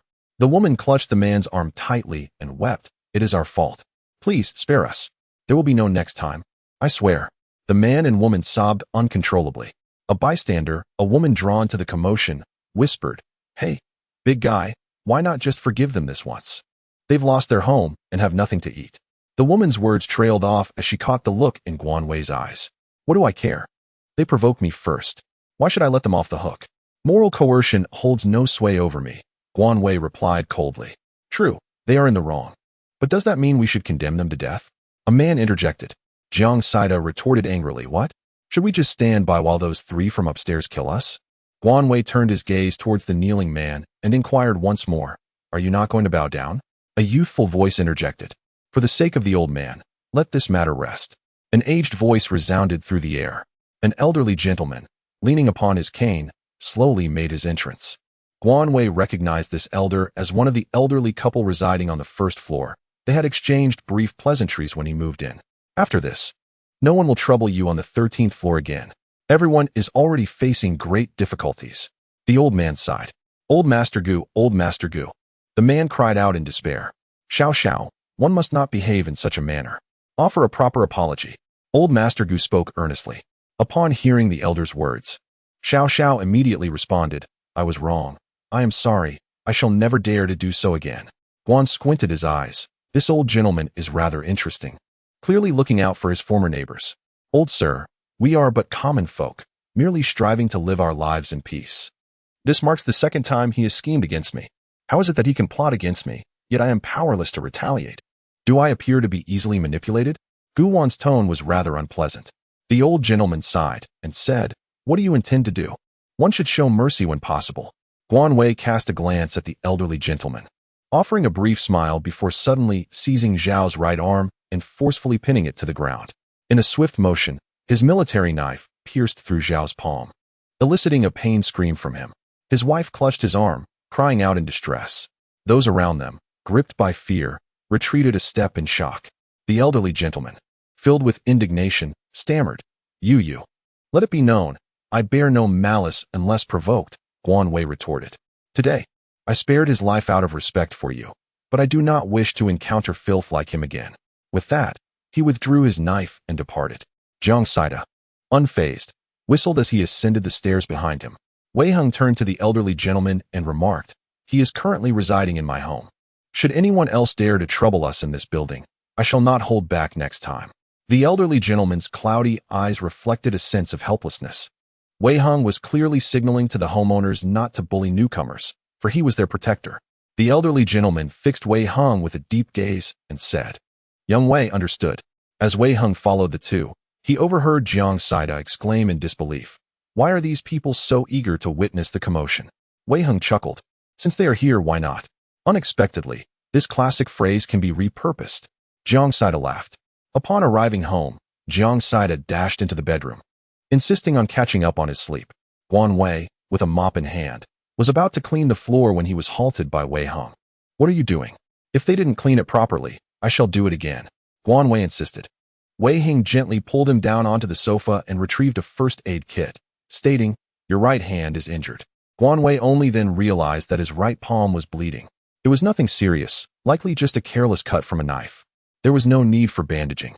Wei Heng frowned and cast a glance at him, causing Guan Wei to freeze in his intention to rise. Wei Heng retrieved an alcohol swab, took hold of his hand, and meticulously disinfected the wound. He then sprinkled some coagulating powder and wrapped it in gauze. It stung a little, but he could endure it. The atmosphere became somewhat tense, and Guan Wei, observing his serious demeanor, jested that it hardly required a bandage, as it would heal shortly. Ha ha. Suddenly, Wei Heng pressed down hard on the wound, prompting Guan Wei to exclaim, "Ouch, that hurts." Wei Heng remarked, "Then remember not to get injured in the future." Guan Wei nodded with a smile, "I understand." "Oh, it's just a minor injury. There's no need to be so anxious. What man hasn't sustained a few wounds? Besides, with this injury of mine, I won't even bear a scar. Rest assured, my brother." Wei Heng gazed at him in silence, until Guan Wei's smile faded and the tips of his ears turned crimson. Before he finally said, "Let's get some sleep." Guan Wei nodded and rose to return to his bedroom. He pressed a hand against his heart, feeling somewhat unnerved by Wei Heng's intense gaze earlier. However, this incident would likely ensure that the entire building was aware of the situation. They could enjoy a few days of peace for now. Wei Heng, back in his room, gazed out at the tempestuous weather, his fingers gently fidgeting as his brow furrowed in deep thought. He lit a cigarette, the curling smoke enveloping him as his tense expression gradually relaxed. Accept what comes with grace, and let go of what is lost with ease. Allow things to unfold naturally. The authorities issued a statement urging all residents to remain indoors due to the heavy rainfall and strong winds. Rescue teams are currently unable to provide assistance, and residents are encouraged to support one another as they navigate through these challenging times. How can we join hands without venting our frustrations? 3 days later, the sky remains drearily gray. Merely this has the power to ignite excitement within people. Guan Wei peered through the telescope, surveying the chaotic scene outside. Billboards, light boxes, posters, and utility poles were strewn haphazardly across the water's surface, accompanied by various forms of debris. Some residents of the community, driven by hunger, could no longer contain themselves and ventured out in search of sustenance. Around noon, Guan Wei observed several individuals making their way outside, clutching wooden planks or wielding swimming rings. "Has anyone ventured out?" Jiang Saida inquired, taking a sip of cola. "Indeed, some have taken to stockpiling food and are not in a hurry to leave, while others have chosen not to cook at all. They must be utterly famished," Guan Wei replied, casually passing the telescope to him. Jiang Saida looked out and remarked, "Isn't it unsafe for them to go out like that? With no electricity and the absence of mobile signal, we have no idea when the rescue teams will arrive. It's not just us suffering. Other cities are in a similar predicament. Sweicheng has transformed into a city of water, and the rescue forces are limited in number. They may also need to recover supplies and the bodies of those who have perished. Who knows how long we must wait? Relying on others is far less dependable than relying on ourselves," Guan Wei stated. "When shall we venture out?" Jiang Saida asked. "Perhaps when night falls," Guan Wei replied. "In strong winds, it is all too easy for trees or billboards to be toppled and end up submerged in the water. Once the winds subside, we shall certainly make our move." Guan turned to Jiang Saida and was taken aback to find him inexplicably exhilarated. "Go ahead and laugh if you wish. Soon enough, your laughter will be stifled." At that moment, Jiang Saida felt that laughter was indeed a distant prospect. By 9 o'clock, the trio was fully equipped, donned with headlamps, and carried their inflatable raft as they ventured outside. Upon reaching the 3rd floor, they were greeted by an expanse of water. Darkness seemed to engulf the entire world, devoid of any glimmer of light. Debris floated in the water, wooden planks, foam boxes, refuse, dislodged advertisements, and horizontal utility poles. The biting cold wind sent shivers through the three of them, while the rain stung their skin. Gritting their teeth, they cautiously navigated around the floating obstacles, utilizing the powerful beam of light to forge ahead. After a strenuous half-hour, they finally emerged from the residential complex. The convenience store below had undoubtedly been ransacked. Guanwei's objective is to target large supermarkets and shopping malls. After exiting the community, the two of them tirelessly cleared debris for nearly an hour. Their arms grew sore and painful, leaving them feeling utterly exhausted. Jiang Saida, panting and breathless, turned to Guanwei and exclaimed, "What is that?" Before Guan could raise her head, she noticed a long object lying ahead in the distance. Guan's gaze was fixed intently ahead as he paddled forward, only to discover that he had encountered a corpse. When he was merely 5 meters away, Jiang Saida could no longer contain himself and let out a gasp before turning away to retch. The garments revealed that the deceased was a man, and it appeared he had been submerged for several days, his body having become bloated and swollen. Guan deftly maneuvered the inflatable boat to steer clear of the corpse. Casting a glance at Jiang Saida, who was still retching, he casually retrieved a bottle of water from his space and handed it to him. "Take a sip. Just look at your sorry state." Jiang Saida gargled, slumped there with a countenance that spoke of utter despair. "You truly are impressive. I can't help but vomit." Jiang Saida heaved once more. Guanwei did not quite understand him. He too had once experienced such nausea, yet over time, he had grown accustomed to it. "Have you finished?" Wei Hung inquired. "Over there is a shopping mall. Let us take a look." Jiang Saida wiped his mouth and replied, "No more vomiting. I cannot waste what I have struggled to consume." Upon seeing Guanwei retrieve his swimming goggles and cap, Jiang Saida's expression shifted dramatically. "Are we really going to swim across?" "Indeed," Guanwei chuckled. "If you prefer, you may wait for us outside." Jiang Saida muttered, "Hold on. I need to prepare myself mentally. There could be corpses in that water, as well as excrement and urine. So much filth. Yet we must gather supplies. Without them, we shall perish." In comparison to death, these concerns seem trivial. "Yes, indeed, we cannot die. Let us do this," Wei Heng urged. "Is the psychological preparation truly necessary?" After descending the inflatable boat, Guanwei discovered that they seemed to be positioned near the second floor of the shopping mall. All entrances had been sealed, and it was only after surveying the surroundings that Guanwei found an accessible point, a window in the second-floor restroom. Securing a fire axe from within the space, he began to strike, and after numerous blows, he shattered both the screen and the glass. At the moment the window gave way, Guanwei beheld an array of items floating within the building. Jiang Saida advanced first, then cursed under his breath, expressing discontent with the mall's cleanliness. Lamenting the neglect of trash disposal, Wei Hung crawled through the opening, and Guanwei rolled his eyes before following suit. The second floor was dedicated to digital products and cosmetics, from which Guanwei selected a portion of items that had remained untouched by the flood. The third floor showcased women's apparel, while the fourth was devoted to men's fashion. Upon reaching the men's section, Jiang Saida began to rummage through various selections. Ignoring his request for a suit, Guanwei opted for an assortment of casual athletic wear and shoes. Some stores had already displayed their winter collections. Naturally, he could not overlook the down jackets. "Isn't that a storeroom?" Jiang Saida pointed to an iron door. "Right? You go open it." Guanwei handed him the axe and turned to gather more items. Jiang Saida proceeded to strike the door, while Guanwei and Wei Hung ascended to the fifth floor. The fifth floor housed an arcade and dining area, as Wei Hung noted. Guanwei nodded, and, having taken away some seasonings, the two proceeded directly downstairs. Jiang Saida had already opened the storeroom door and was rummaging through it with a slight bend at the waist. "What do you have?" Guanwei inquired. "Just some clothing." "Take a look." Guanwei, having not examined the items thoroughly, hastily stored them away in his space. "I must venture to the first floor. There lies a supermarket and an assortment of jewelry. I shall seek out anything that may expand my space." "Please wait for me here," Guanwei declared. "No, I must accompany you. I can assist in your search." Jiang Saida insisted resolutely. Wei Heng remained silent, yet his disapproval of Jiang's solitary descent was unmistakable. Guan did not retrieve the diving equipment and told Jiang Saida to wait upstairs while he and Wei Hung descended. "It's the perfect opportunity for you to try on your suit," he added. Jiang Saida hesitated and replied, "Please be extremely careful." Guanwei nodded as he and Wei Hung donned their diving suits and adjusted their masks, gradually descending into the depths.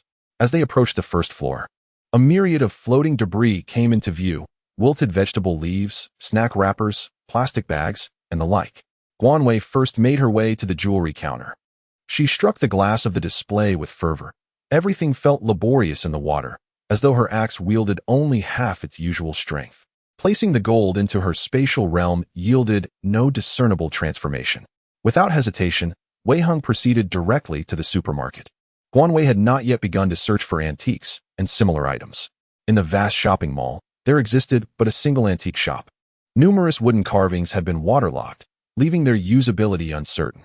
Estimating the spatial arrangement, Guan had completely taken over the establishment, even removing the display counters. Guan watched in astonishment as those exquisite wooden sculptures and select calligraphic works vanished, and in the blink of an eye, the space expanded by nearly 100 square meters. Guan was simultaneously astonished and delighted. She cast a glance at the objects that had not vanished, internally scoffing at their authenticity. Then, she turned and returned the counterfeit items to their original place. With her primary task accomplished, her sense of urgency diminished, and she strolled towards the antique counter. Ahead lay a specialty shop, one that dealt in rare mountain treasures, offering items such as ginseng, deer antlers, and reishi mushrooms. All the items have been neatly gathered into the space. Further ahead lies a tea shop, which certainly cannot be overlooked. Following that, there are various counters showcasing exquisite watch brands. Guan gazed at the valuable items with a quivering mouth, feeling a pang of sorrow at the thought of them being damaged by water. Thus, he decided to seize the moment and collect them, pondering whether they could be reused later. Adjacent to the display case was a milk tea shop. Guan stepped inside and, after some tinkering, managed to gather the ice machine and an assortment of sealed milk tea ingredients. Wei Hung, upon seeing Guan return, sighed in relief. The supermarket was inundated with numerous items that had been soaked, causing Guan considerable distress, particularly when it came to rice and flour, essential staples. With ample space available, he salvaged the waterlogged rice. Although he had no intention of consuming it himself, he knew it could still be sold to others. In the face of extreme cold and heat, when land fails to yield crops, these provisions could at least stave off hunger. He also collected an array of well-packaged frozen goods: fish balls, shrimp balls, chicken wings, chicken feet, large yellow croaker, ribbon fish, meatballs, steaks, and creamy steamed buns. Additionally, he gathered instant noodles, various types of dried noodles, sealed rice noodles, spicy hot pot kits, self-heating pots, vacuum snacks, red wine, white wine, beer, milk, beverages, and mineral water. Various types of vacuum-sealed flours, rice, and glutinous rice flour were also included, along with an assortment of seasonings, hot water bags, hand warmers, electric blankets, and instant heating devices.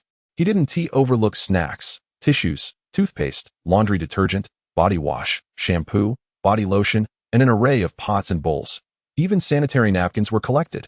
With the supermarket nearly stripped bare, Guan and Wei Hung hurriedly made their way upstream. Meanwhile, Jiang Saida, perched on the windowsill, was on the verge of losing his temper. Upon seeing Guan and Wei Hung arrive, he immediately scolded them, exclaiming, "You two finally made it. It's been an hour. I thought you were done for." Guan listened to his slightly tearful accusation and chuckled. "Don't cry. It's just a little wet. Come over and lend me a hand." Indeed, Guan felt utterly exhausted, as if every ounce of strength had been drained from his body. It was already late at night, and even within the confines of the mall, a chill lingered in the air. The three of them swiftly changed into dry clothes in the men's section, donning their down jackets, which brought a significant sense of comfort. They retrieved steaming cups of coffee from their bags, and gradually, Guan began to revive, his pale lips regaining a hint of color. Jiang Saida, who appeared carefree, had been secretly worried about Guan health. Seeing him look normal now, he finally breathed a sigh of relief. "So is there more space now?" Jiang Saida inquired. "Yes. I'll check one more time shortly, and I'll grab the suit you like." "Really? Then I must go look for some dress shoes," Jiang Saida exclaimed, bouncing toward the men's footwear section. Guan, with eyes closed, was meticulously counting the supplies, contemplating the shortage of medicines, as well as gasoline and diesel. Initially, he had intended to commandeer a vehicle, but now he had to abandon that thought, as everything was utterly submerged. "Guan, which of these two pairs do you find more aesthetically pleasing? Please assist me in making a selection." Guan, gritting his teeth, exclaimed at Jiang Saida. Are you still choosing styles? If you like them, just take them all. Jiang Saida laughed like a fool, nodded, and went to pick up several pairs. Wei Heng remarked, I recall there is a pharmacy not far from this mall. Shall we go and take a look? Guan Wei nodded and said, of course. And once again resumed the search, 2 hours having already elapsed. The trio wasted no more time and set off in search of a pharmacy. Pharmacies typically occupy 1 or 2 floors, likely inundated with water. To the northeast, there was a 2-story pharmacy that would take approximately an hour and a half to reach. They launched directly into the fray with their inflatable kayak. After changing clothes, he still did not request Jiang Saida's assistance, instructing him to remain with the kayak for support. Shattering the pharmacy's glass was considerably easier, and Guan Wei and Wei Heng swam over without difficulty. As the medications were all sealed in foil, Guan Wei, disregarding all caution, began to collect everything indiscriminately. He gathered ointments for external injuries, bandages, cold remedies, anti-inflammatories, cough syrups, alcohol, iodine, masks, and thermometers. Nothing was left behind. Not even an abundance of children's medicine. The second floor housed traditional Chinese medicine, unfortunately wasted, as it had all been soaked through. Lacking knowledge of traditional remedies, he collected everything into his space, hoping that they could be salvaged after drying. This time, Jiang Saida did not appear anxious. Rather, he sat comfortably in the kayak, sipping on a soda. Drinking soda in this cold? Guan Wei remarked as he settled down. Aren't you nervous? I'm not nervous, Jiang Saida replied. I just sang 6 songs.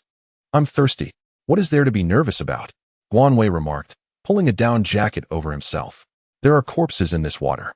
I was reminded of a scene from a movie where a pale hand suddenly emerged from the depths and grasped my ankle, pulling me under. It was terrifying. That's why I sang the national anthem 6 times. Guan Wei and Wei Heng were engaged in a remarkable conversation. Jiang Saida, with his hands nestled in his pockets, remarked, have you noticed? The weather is quite frigid. It's only late September. Guan Wei nodded in agreement. Indeed, it's becoming increasingly cold. Let us head back. Jiang Saida resignedly began to skate, muttering to himself, once we return, I intend to indulge in a thorough slumber. No one shall hinder me. This evening had certainly drained their energy, and although Guan Wei felt rather fatigued, the abundance of supplies they had gathered brought him a sense of satisfaction. By the time they returned to the community, dawn was just beginning to break. The trio, with their backpacks casually filled with provisions, commenced their ascent up the stairs. At that moment, a man called out to them, inquiring, excuse me, young man, may I ask if you are out searching for food? Guan could not recall the man. He lived in apartment 1203 downstairs with his family of 3. Wei Heng looked up, and the man smiled, addressing him, Xiaoheng, is that you? Wei Heng nodded and replied, brother son, we are heading to Hanyuan shopping mall. It is quite a distance. Guan Wei nodded slightly. The man, feeling somewhat awkward, remarked that there was no food left at home, and he was contemplating going out to procure some. Guan Wei remained silent as Wei Heng spoke, brother son, you may scavenge for supplies at the nearby convenience store. There are plenty of items floating on the water. The man expressed his gratitude with a heartfelt thank you.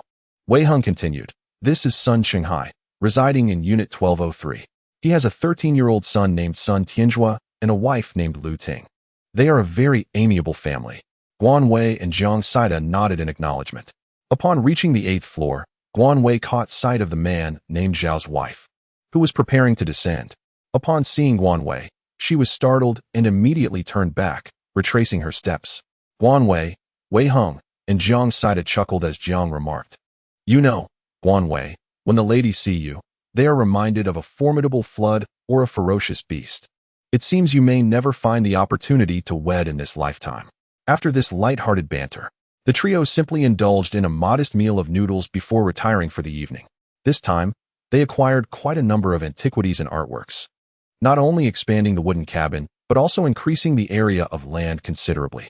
Guan Wei was immensely curious about the prospect of collecting antiques in the future, wondering if this space could expand endlessly. After organizing the materials and harvesting the vegetables from the land, Guan Wei felt a sense of relief as he planted the surplus land before finally succumbing to sleep. The 3 of them slept soundly and deeply, sprawled out, completely oblivious to the events unfolding outside. As soon as the wind ceased, all the soldiers in Suiqing sprang into action, forming multiple rescue teams that dispersed across various regions. The communication devices damaged by the tempest began to be replaced and repaired. They were all striving to restore the people's lives to normalcy. In room 1002 on the 10th floor, a young girl stood in her bedroom, weeping softly, while an elderly woman blocked the door, preventing a man from entering. The man, Gao Tianhai, was her son, and the elderly woman was his mother. Hiding in the cupboard was Gao Tianhai's 15-year-old daughter, Gao Mengmeng. Gao Tianhai had a history of domestic violence against his wife, and when Gao Mengmeng was only 10, her mother could no longer endure it and fled in secret. From that point on, Gao Mengmeng became the target of her father's wrath. He would lash out in anger, whether it was due to his frustrations or even when she simply ate an extra bite of food. Thankfully, her grandmother was there, which spared her from some beatings. However, in the past 2 years, the elderly woman had developed Alzheimer's disease, leading to an increase in Gao Mengmeng's suffering. When lucid, she could protect her granddaughter. Yet in her moments of confusion, she could only smile foolishly while witnessing the violence inflicted on Gao Mengmeng. With tears and resentment on her face, Gao Mengmeng was jolted when the bedroom door was forcefully kicked open. The elderly woman stumbled backward as Gao Mengmeng quickly caught her, only to be met by the menacing visage of her father. "You worthless wretch. I told you to go out and find something to eat. Don't you know there's nothing to eat at home? You unfilial son beast," the elderly woman muttered, hurling curses at him. Gao Tianhai approached and seized Gao Mengmeng, the stench of alcohol overwhelming her senses, making her feel nauseous. He struck her face with a resounding slap. "Go find food. Have I raised you for nothing? Hurry up." The neighbors, accustomed to the commotion, could only shake their heads and sigh in resignation. The elderly woman, unsteady, rose to her feet and clutched Gao Tianhai's arm, berating him. "You beast! Do you wish for your daughter to perish? You drove Yinping away. Do you wish to drive your daughter away too?" Upon hearing his wife's name, Gao Tianhai's face twisted in fury, his eyes glinting with malice. With a violent sweep of his arm, he bellowed, "Don't mention that wench's name." "Ah!" The elderly woman was thrown to the ground, her head striking the bedpost, blood gushing forth in an instant. Gao Mengmeng rushed over, crying out, "Grandma, Grandma!" Gao Tianhai, seemingly frenzied, cursed, "You deserve it. Who told you to bring up that wretched woman?" Gao Mengmeng, terrified, screamed for help as her father, eyes blazing with rage, grasped her collar and hurled her against the wall. A sudden surge of excruciating pain enveloped Gao Mengmeng, causing her to collapse onto the ground, while Gao Tianhai ruthlessly unleashed a torrent of punches and kicks upon her. Tears mingled with blood streamed down her face as she desperately pleaded, "Dad, please stop. I beg you, save Grandma, save her. I'm begging you." Gao Tianhai appeared to be consumed by madness, delivering merciless blows, oblivious to the incessant knocking at the door. With a resounding crash, the door was forcefully flung open. Sun Xinghai, who had been preparing to leave, was the first to rush in, delivering a swift kick that sent Gao Tianhai sprawling to the floor, followed by neighbors who quickly subdued him. Sun Xinghai approached the elderly woman, pressing his hand against her neck, panic evident in his voice as he exclaimed, "She's dead." What a wretched creature Gao Tianhai was, having spent these years either beating his wife or his children, truly a beast. Indeed, he had now caused the death of his own mother. Oh, the misfortune! Little Mengmeng was cursed to have such a scoundrel for a father. The neighbors behind were chattering among themselves, the scene descending into chaos. "Who has medicine? We need to tend to her wounds," someone remarked, glancing at the girl curled up on the floor. Old Mr. Gu sighed heavily, organizing the neighbors to lift both the elderly woman and Gao Mengmeng onto beds, urging those with medicine to hasten back for supplies. Tears streamed down his face as he lamented, "What a calamity!" He then stepped forward and delivered a resounding slap to Gao Tianhai, swift and fierce. Gao Tianhai seemed momentarily stunned, falling into silence, only to erupt into cries of despair as he beheld the unfolding scene. A neighbor returned with medicine, saying, "All I have is Yunnan Baiyao and bandages." A woman quickly took the medication and rushed to tend to the injured girl. Guan Wei did not rise until 3 or 4 in the afternoon, roused from slumber by an urgent need. Ignoring the pervasive ache coursing through his body, he expressionlessly addressed his physiological concerns before retreating to his bed, hoping to reclaim some lost sleep. Just then, a knock echoed at the door, and Guan Wei, with his tousled hair resembling a bird's nest, opened it. Wei Heng chuckled, "I apologize for disturbing your slumber." Guan casually tugged at a handful of hair and remarked that it was nothing, having woken up early. "Come in." The sound of the generator hummed in the background as Wei Heng took a seat on the chair opposite the bed and inquired, "How are you feeling? Is your arm sore?" If I had known earlier that Guan Wei would not nod in agreement, I would have prepared an electric motor-driven rubber boat. The preparations were made in haste, and I did not anticipate this. Wei Heng chuckled, retrieving a bottle of medicinal wine from his pocket. "This is quite effective. Allow me to massage your arm." Guan Weixing thought to herself, "Here he comes again. No need, I can manage on my own." Wei Heng grasped his arm and said, "Please lend me a hand in a moment. My arm is quite sore as well." Guan Wei could no longer decline. The sensation of soreness and swelling radiating through one arm was truly exhilarating. Guan Wei gazed at Wei Heng with tearful eyes, pleading, "It hurts too much. Please be gentler." Yet, Wei Heng persisted, insisting, "It will be fine once I apply the right pressure. Just endure a little longer." After the initial minutes of discomfort, the pain indeed lessened. However, as it was time to attend to his other arm, Guan Wei began to whine again. Wei Heng, striving to prevent him from squirming, reassured him. "It will soon be over, just a little more. Count to 50, and it will be done." "What nonsense about counting 50 numbers? Are you a child?" After massaging his arms, Wei Heng suggested, "Why don't you rest a little longer?" "Wait a moment, you haven't kneaded it yet," Guan said. Wei Heng stood up and replied, "I have already finished kneading." When Guan Wei awoke, she found herself wearing a pair of black-framed glasses, reminiscent of Jiang Saida's style. While engrossed in a game of Snake on her phone, "My arm is about to give out, Guan Wei, it hurts so much," Jiang Saida complained as she rushed towards the bathroom. "The snake is dead." Had Wei Heng not provided Jiang Saida with the medicinal wine? Wei Heng was absorbed in his reading, yet upon sensing Guan Wei's gaze, he looked up in confusion. Guan Wei pointed towards the restroom and then gestured to his arm. In an instant, Wei Heng comprehended the situation, cleared his throat, and remarked, "I noticed he was sleeping so soundly that I refrained from waking him." Guan did not nod. He suggested that they apply the medicinal alcohol later. To everyone's surprise, Jiang Saida declared his refusal, claiming that the pain would subside after a few days. The evening meal consisted of rib and yam soup, stir-fried cabbage, fish-flavored eggplant, and white rice, devoured with satisfaction by the three diners. Meanwhile, in the 10th floor residence of the Gao family, Gao Mengmeng, recently informed of her grandmother's passing, appeared dazed, devoid of tears or sorrow, her eyes vacant like a stagnant pool. The remaining neighbors had dwindled to the elderly Mr. Gu and a woman surnamed Lu. Others had departed, for every household was grappling with its own hardships. Mr. Gu sighed, lamenting the loss of her grandmother, while noting that her father was intoxicated in the bedroom and that arrangements with the funeral home were delayed. Finally, Gao Mengmeng responded, glancing at Mr. Gu, and suggested, "Let us leave Grandma as she is." Mr. Gu sighed again, proposing, "Shall we place her on the rooftop?" Once more, she shook her head, expressing gratitude to Mr. Gu and Lu Auntie, insisting they return home, assuring them she would manage. Mr. Gu, glancing at the dimming light, cautioned her against being alone, suggesting she stay with Lu Auntie, as her uncle's son had gone out to procure food and agreed to the arrangement. Yet, Gao Mengmeng persisted, stating, "I'm fine, I still have some rice and eggs at home. Thank you." Seeing her determination, Mr. Gu relented after a few more admonitions, and the two departed from the Gao residence. "Good evening, residents. We are the Sweltering rescue team. We apologize for the late distribution of supplies, as we needed to clear obstacles first. We will commence distribution shortly. Please bring your identification cards for collection. No proxies allowed. It is essential that you collect your supplies in person." The loudspeaker echoed throughout the community. Moments later, Guan Wei noticed a long line forming at the back staircase, filled with bags of instant noodles and bottles of mineral water, enough provisions for 2 days per person. With resources scarce, 2 rescue workers set up a table in the corridor, one for registration and the other for distribution.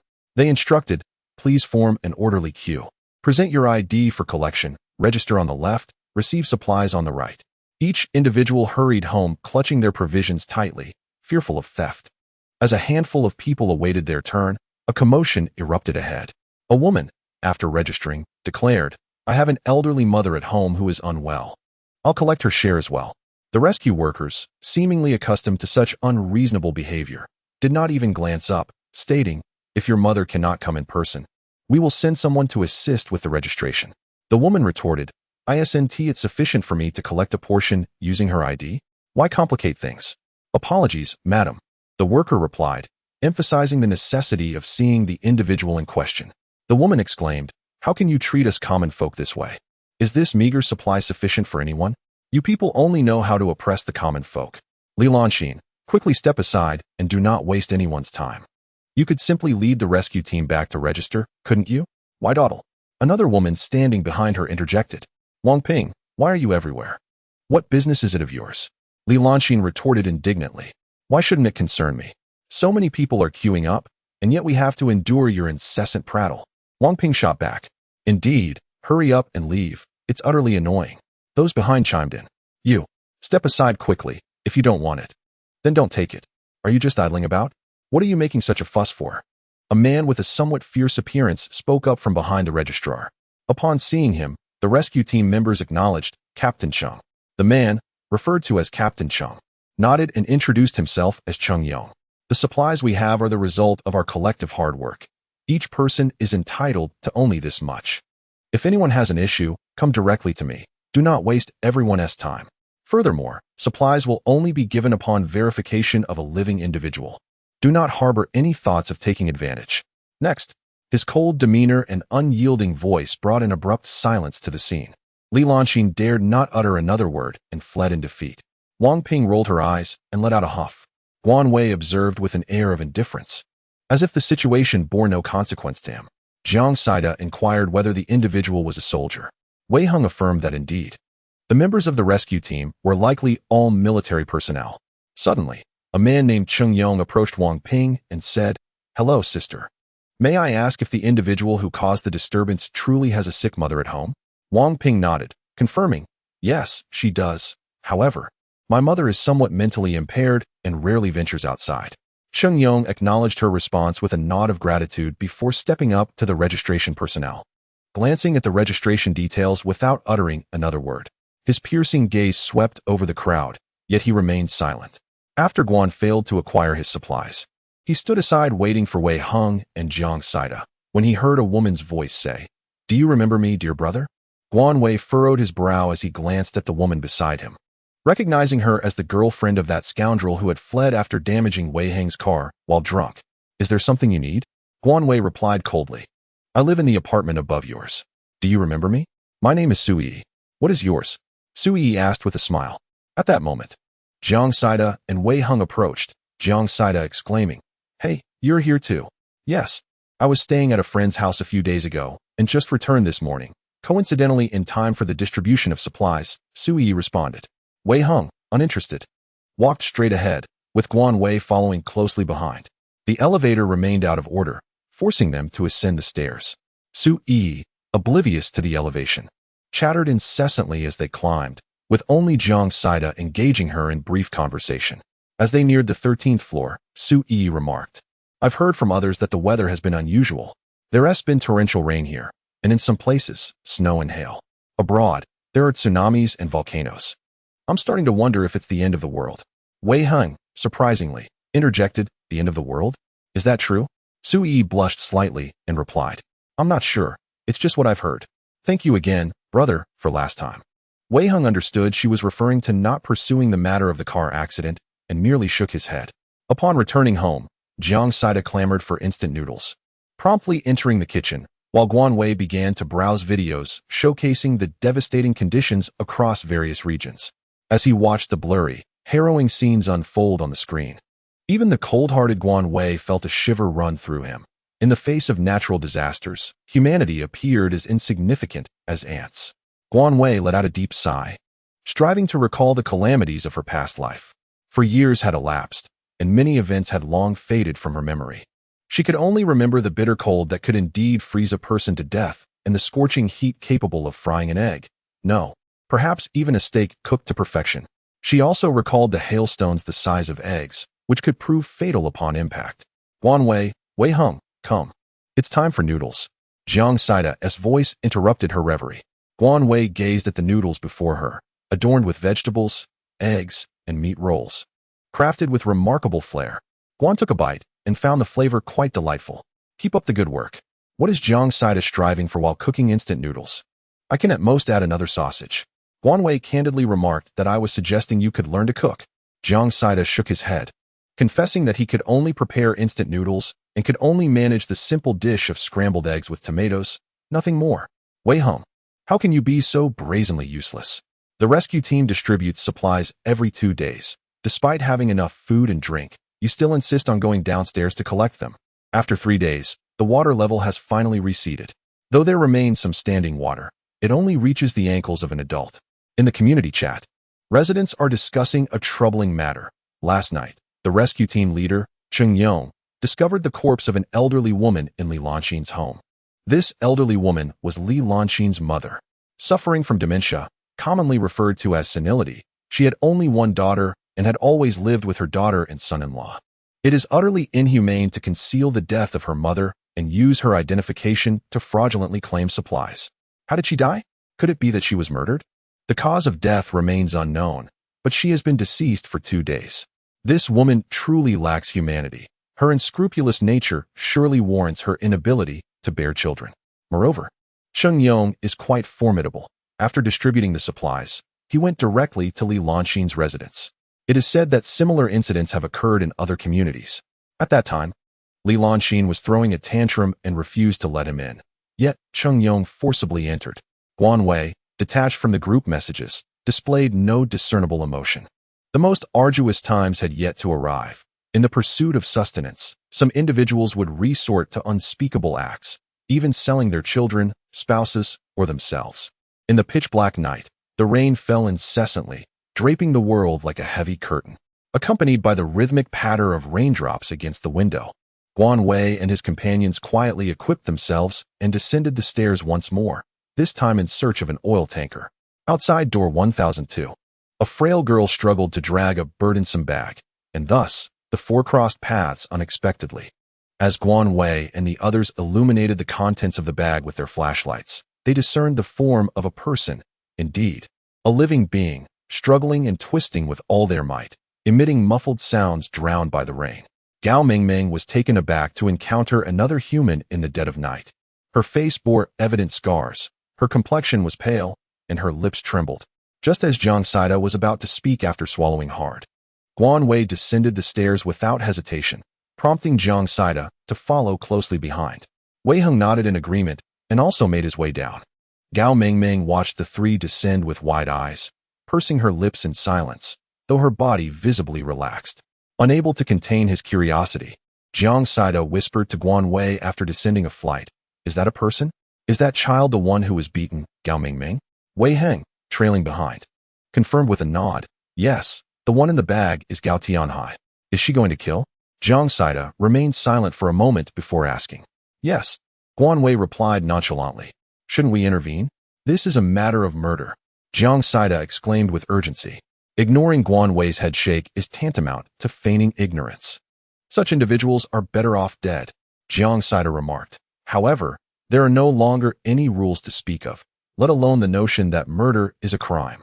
Guan Wei interrupted him before he could pose any questions. The search for a fuel tanker was proving to be a challenging endeavor, requiring considerable time and effort. Indeed, Guan Wei was reluctant to involve himself in the affairs of others. Equipped with their gear, the trio plunged directly into the water. They boarded the inflatable boat only after exiting the residential building. Thanks to their efforts yesterday, tonight's operation was considerably smoother. The others, lacking proper equipment, found it difficult to venture far in search of sustenance. Guan Wei needed to take the initiative. Most importantly, both gasoline and diesel were urgently required. The generator depended on it, and delays were not an option. The gas station lay in the opposite direction of the supermarket. Along the way, Wei Hung and the others remained vigilant, carefully navigating the debris while closely monitoring the location of the gas station. It was undoubtedly submerged, and the quest for an undamaged fuel tanker was nothing short of daunting. There is a gas station not far from the southern gate of Fuxing Community, Wei Hung pointed out. After nearly an hour, they finally reached the vicinity of the southern gate. "Let us get in the water and see if there are any convenience stores nearby," Guan Wei suggested. Jiang Saida shivered and exclaimed, "It's so incredibly cold." "Quit whining and hurry up," Guan Wei urged as he stepped into the water. After Jiang Saida and Wei Heng joined him, they stowed away the inflatable boat and began their aquatic exploration. To their surprise, Guan Wei discovered a large supermarket and a fresh food market at the entrance of the southern gate of the community. Guan Wei lightly tapped the shoulders of the two individuals, gesturing towards the supermarket with an approving hand signal, and they glided together in that direction. The entrance of the supermarket had been compromised, suggesting that it had already been ransacked. Inside, the chaos was palpable. After selecting a few edible items and some vacuum-sealed goods, Guan Wei meandered through the disarray before making his way to the fresh produce market. Upon glancing at the vegetables, which had long since lost their freshness, he quickly turned away. There was nothing left worth the effort. Continuing forward, they came upon a specialized tobacco and alcohol store. Jiang Saida, brimming with excitement, pointed enthusiastically, and his intentions were clear. The roll-up door of the liquor store remained intact, indicating that it had not yet been visited. Armed with an axe, Guan Wei began to break down the door, laboring for over 20 minutes before finally gaining entry, shattering the glass door in the process. Once inside, the sealed bottles of spirits awaited. Guan Wei wasted no time in thoroughly pillaging the establishment, his spirits soaring. The gas station was indeed nearby.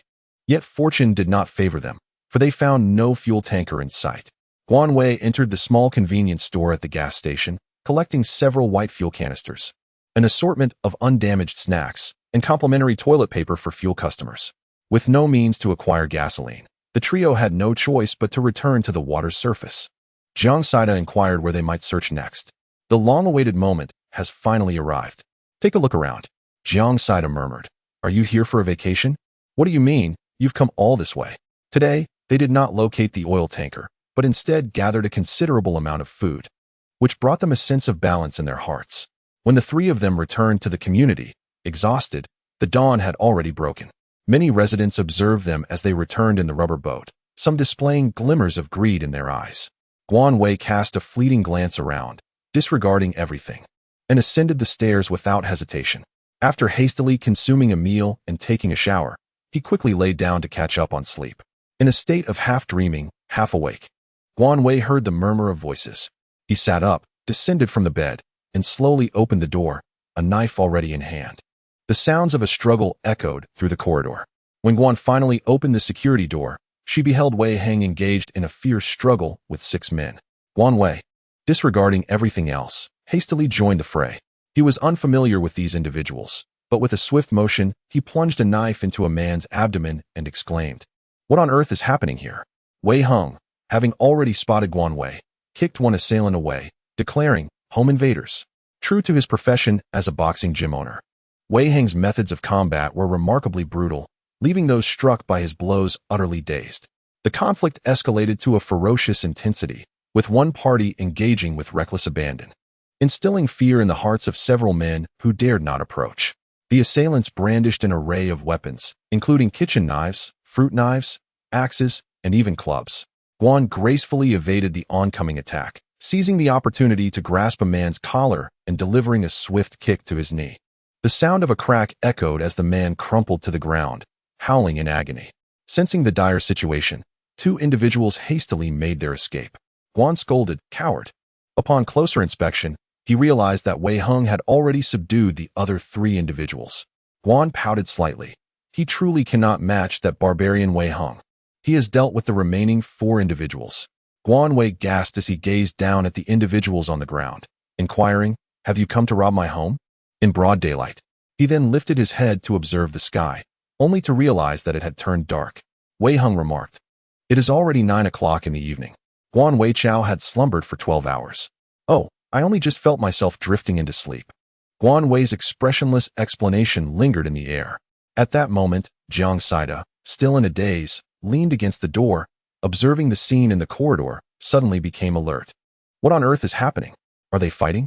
They do not seem to belong to our building," Wei Heng remarked. On the ground lay 4 individuals, writhing in agony. One, having sustained a wound to the abdomen inflicted by Guan Wei, had already succumbed to unconsciousness. Guan Wei coldly commanded, "Silence." Jiang Saida approached, clad in oversized shorts, and inquired, "Which building are you from?" "Building 7. Guan Wei pressed his foot down upon the man's ankle, causing him to grimace in pain. "Speak plainly. We saw the 2 of you return with supplies this morning, and our hunger compelled us to act. We are truly desperate. With the elderly and children to care for at home, I implore you to spare us." The man's face was streaked with tears, whether from pain or genuine fear. It was hard to tell. "You pathetic fools.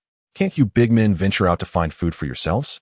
Instead, you resort to thievery, lacking any sense of dignity. Jiang Saida scolded furiously. This marked the second time they had attempted to break in, and Guan Wei was genuinely enraged.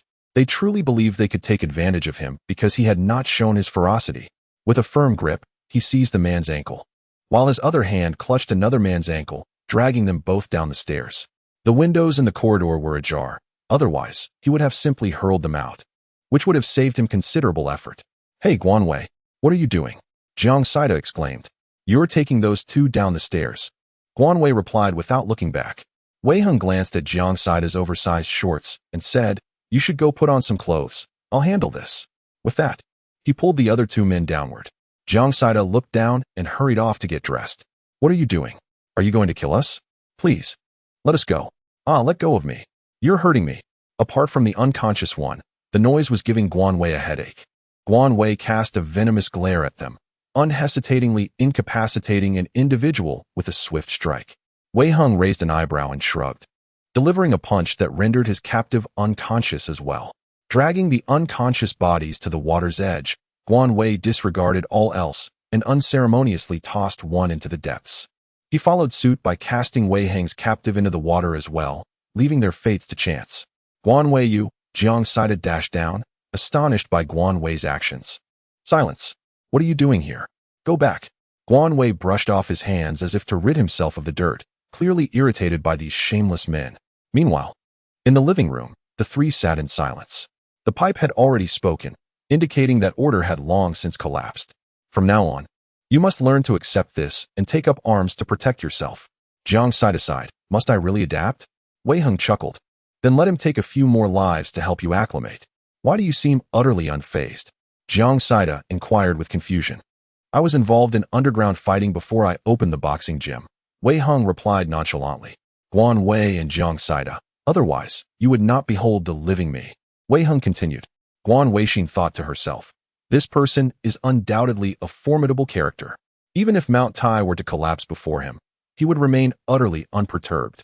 Guan nodded and remarked, "In the struggle for existence, it is survival of the fittest." Suddenly, a series of knocks echoed at the door, prompting the three to exchange glances. Upon opening the door, they were taken aback to find the little girl named Gao Meng from the 10th floor standing before them. The stern expression on Guan Wei's face was somewhat intimidating, causing the girl to timidly take a step back.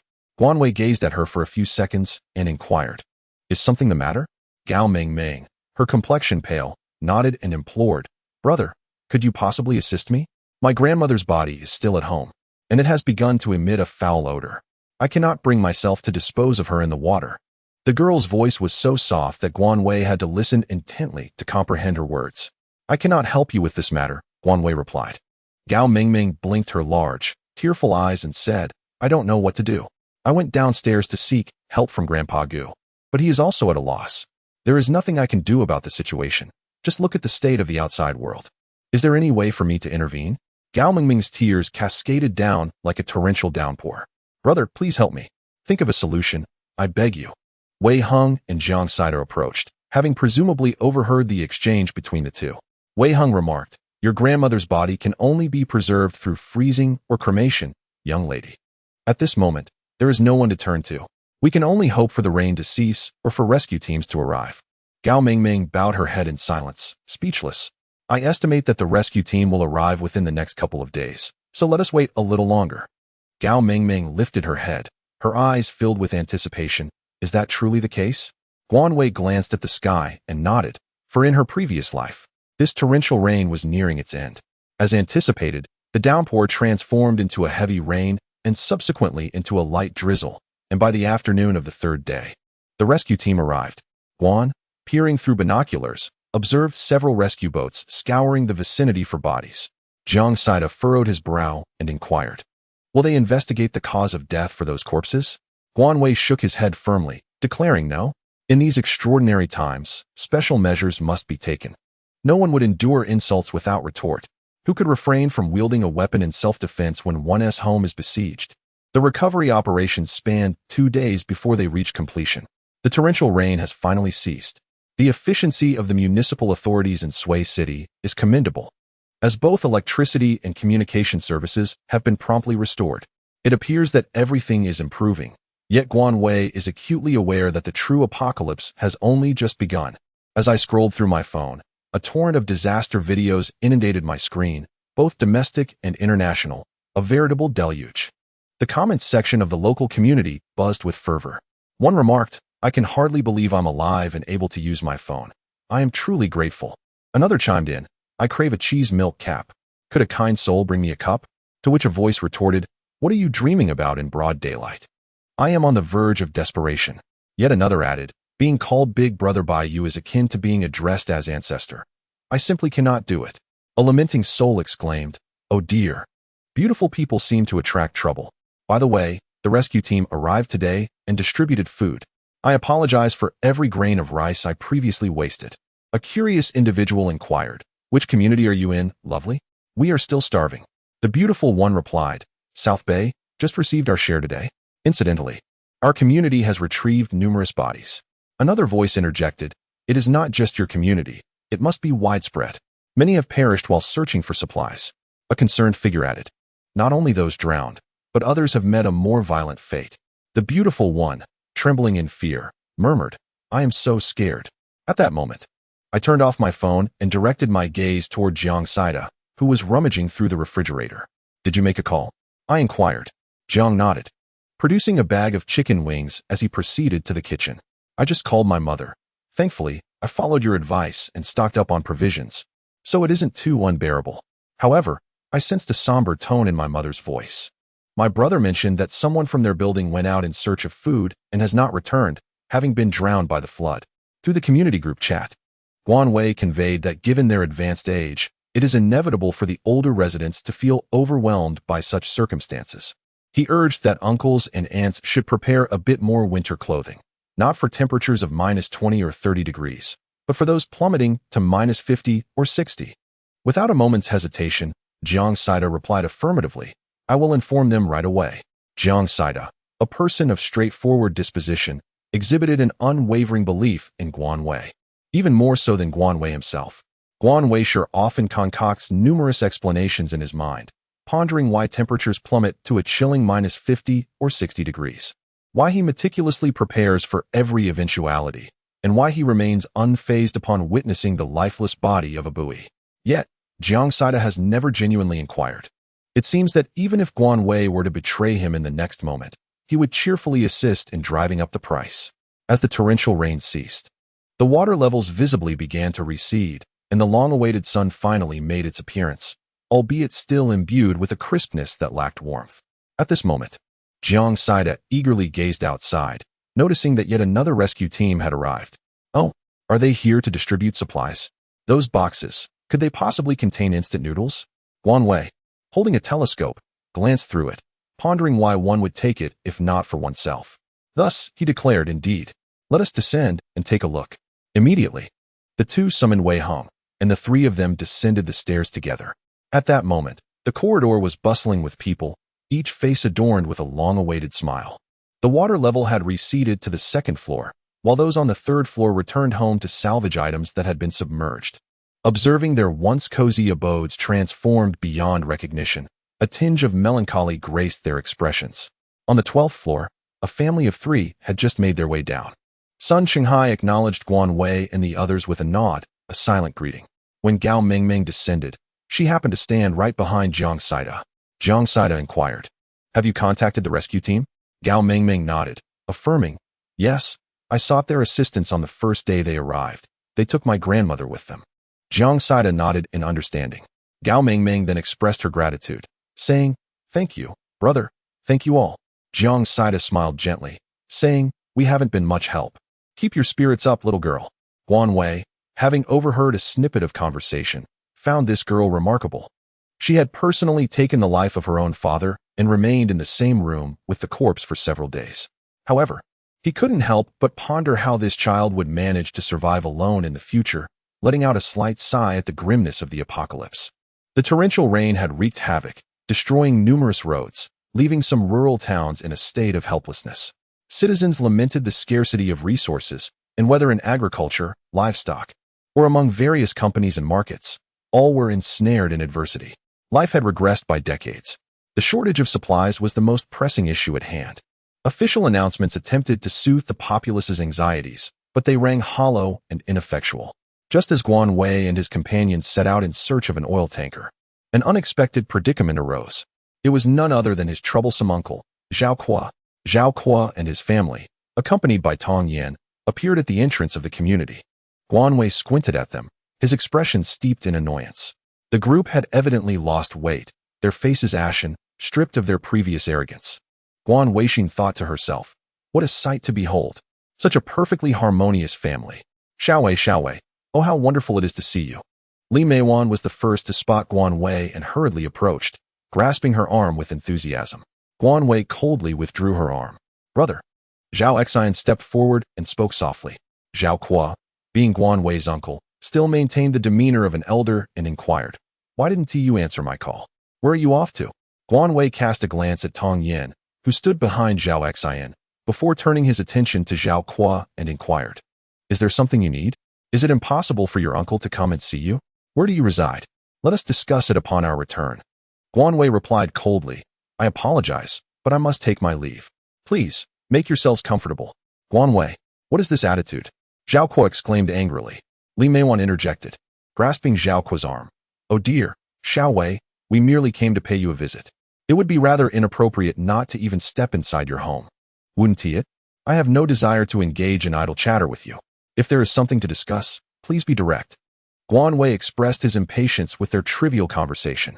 Zhao Kuo glared at Guan Wei, while Li Meiwan glanced at her husband and said, well, Xiao Wei, as you know, our home on the 3rd floor has been severely flooded. We were hoping to inquire if we might stay here for a while. Why are you laughing at me? Are you daydreaming in broad daylight? Zhao Kuo exclaimed angrily, I am your uncle.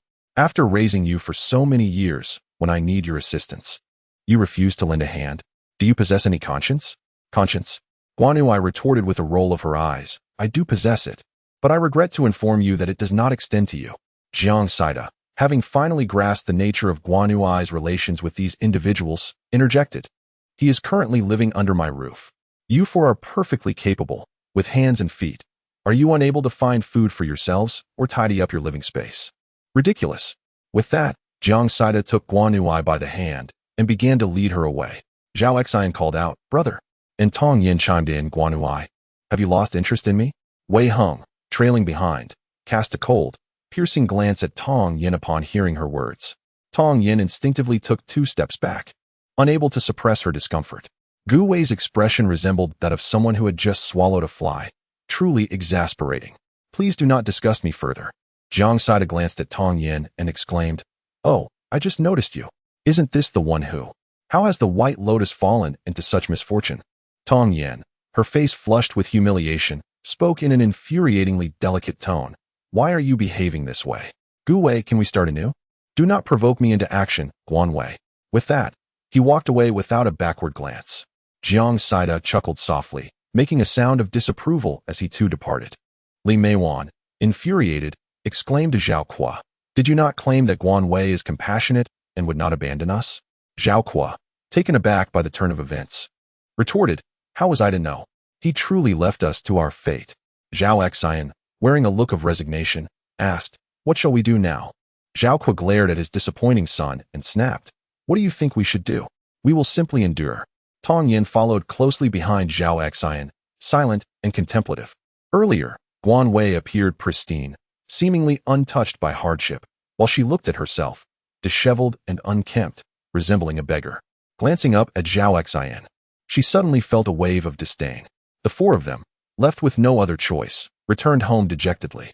Meanwhile, Guan Wei elucidated the situation at home, prompting Jiang Saida to declare, this is unacceptable. We must return to confront them.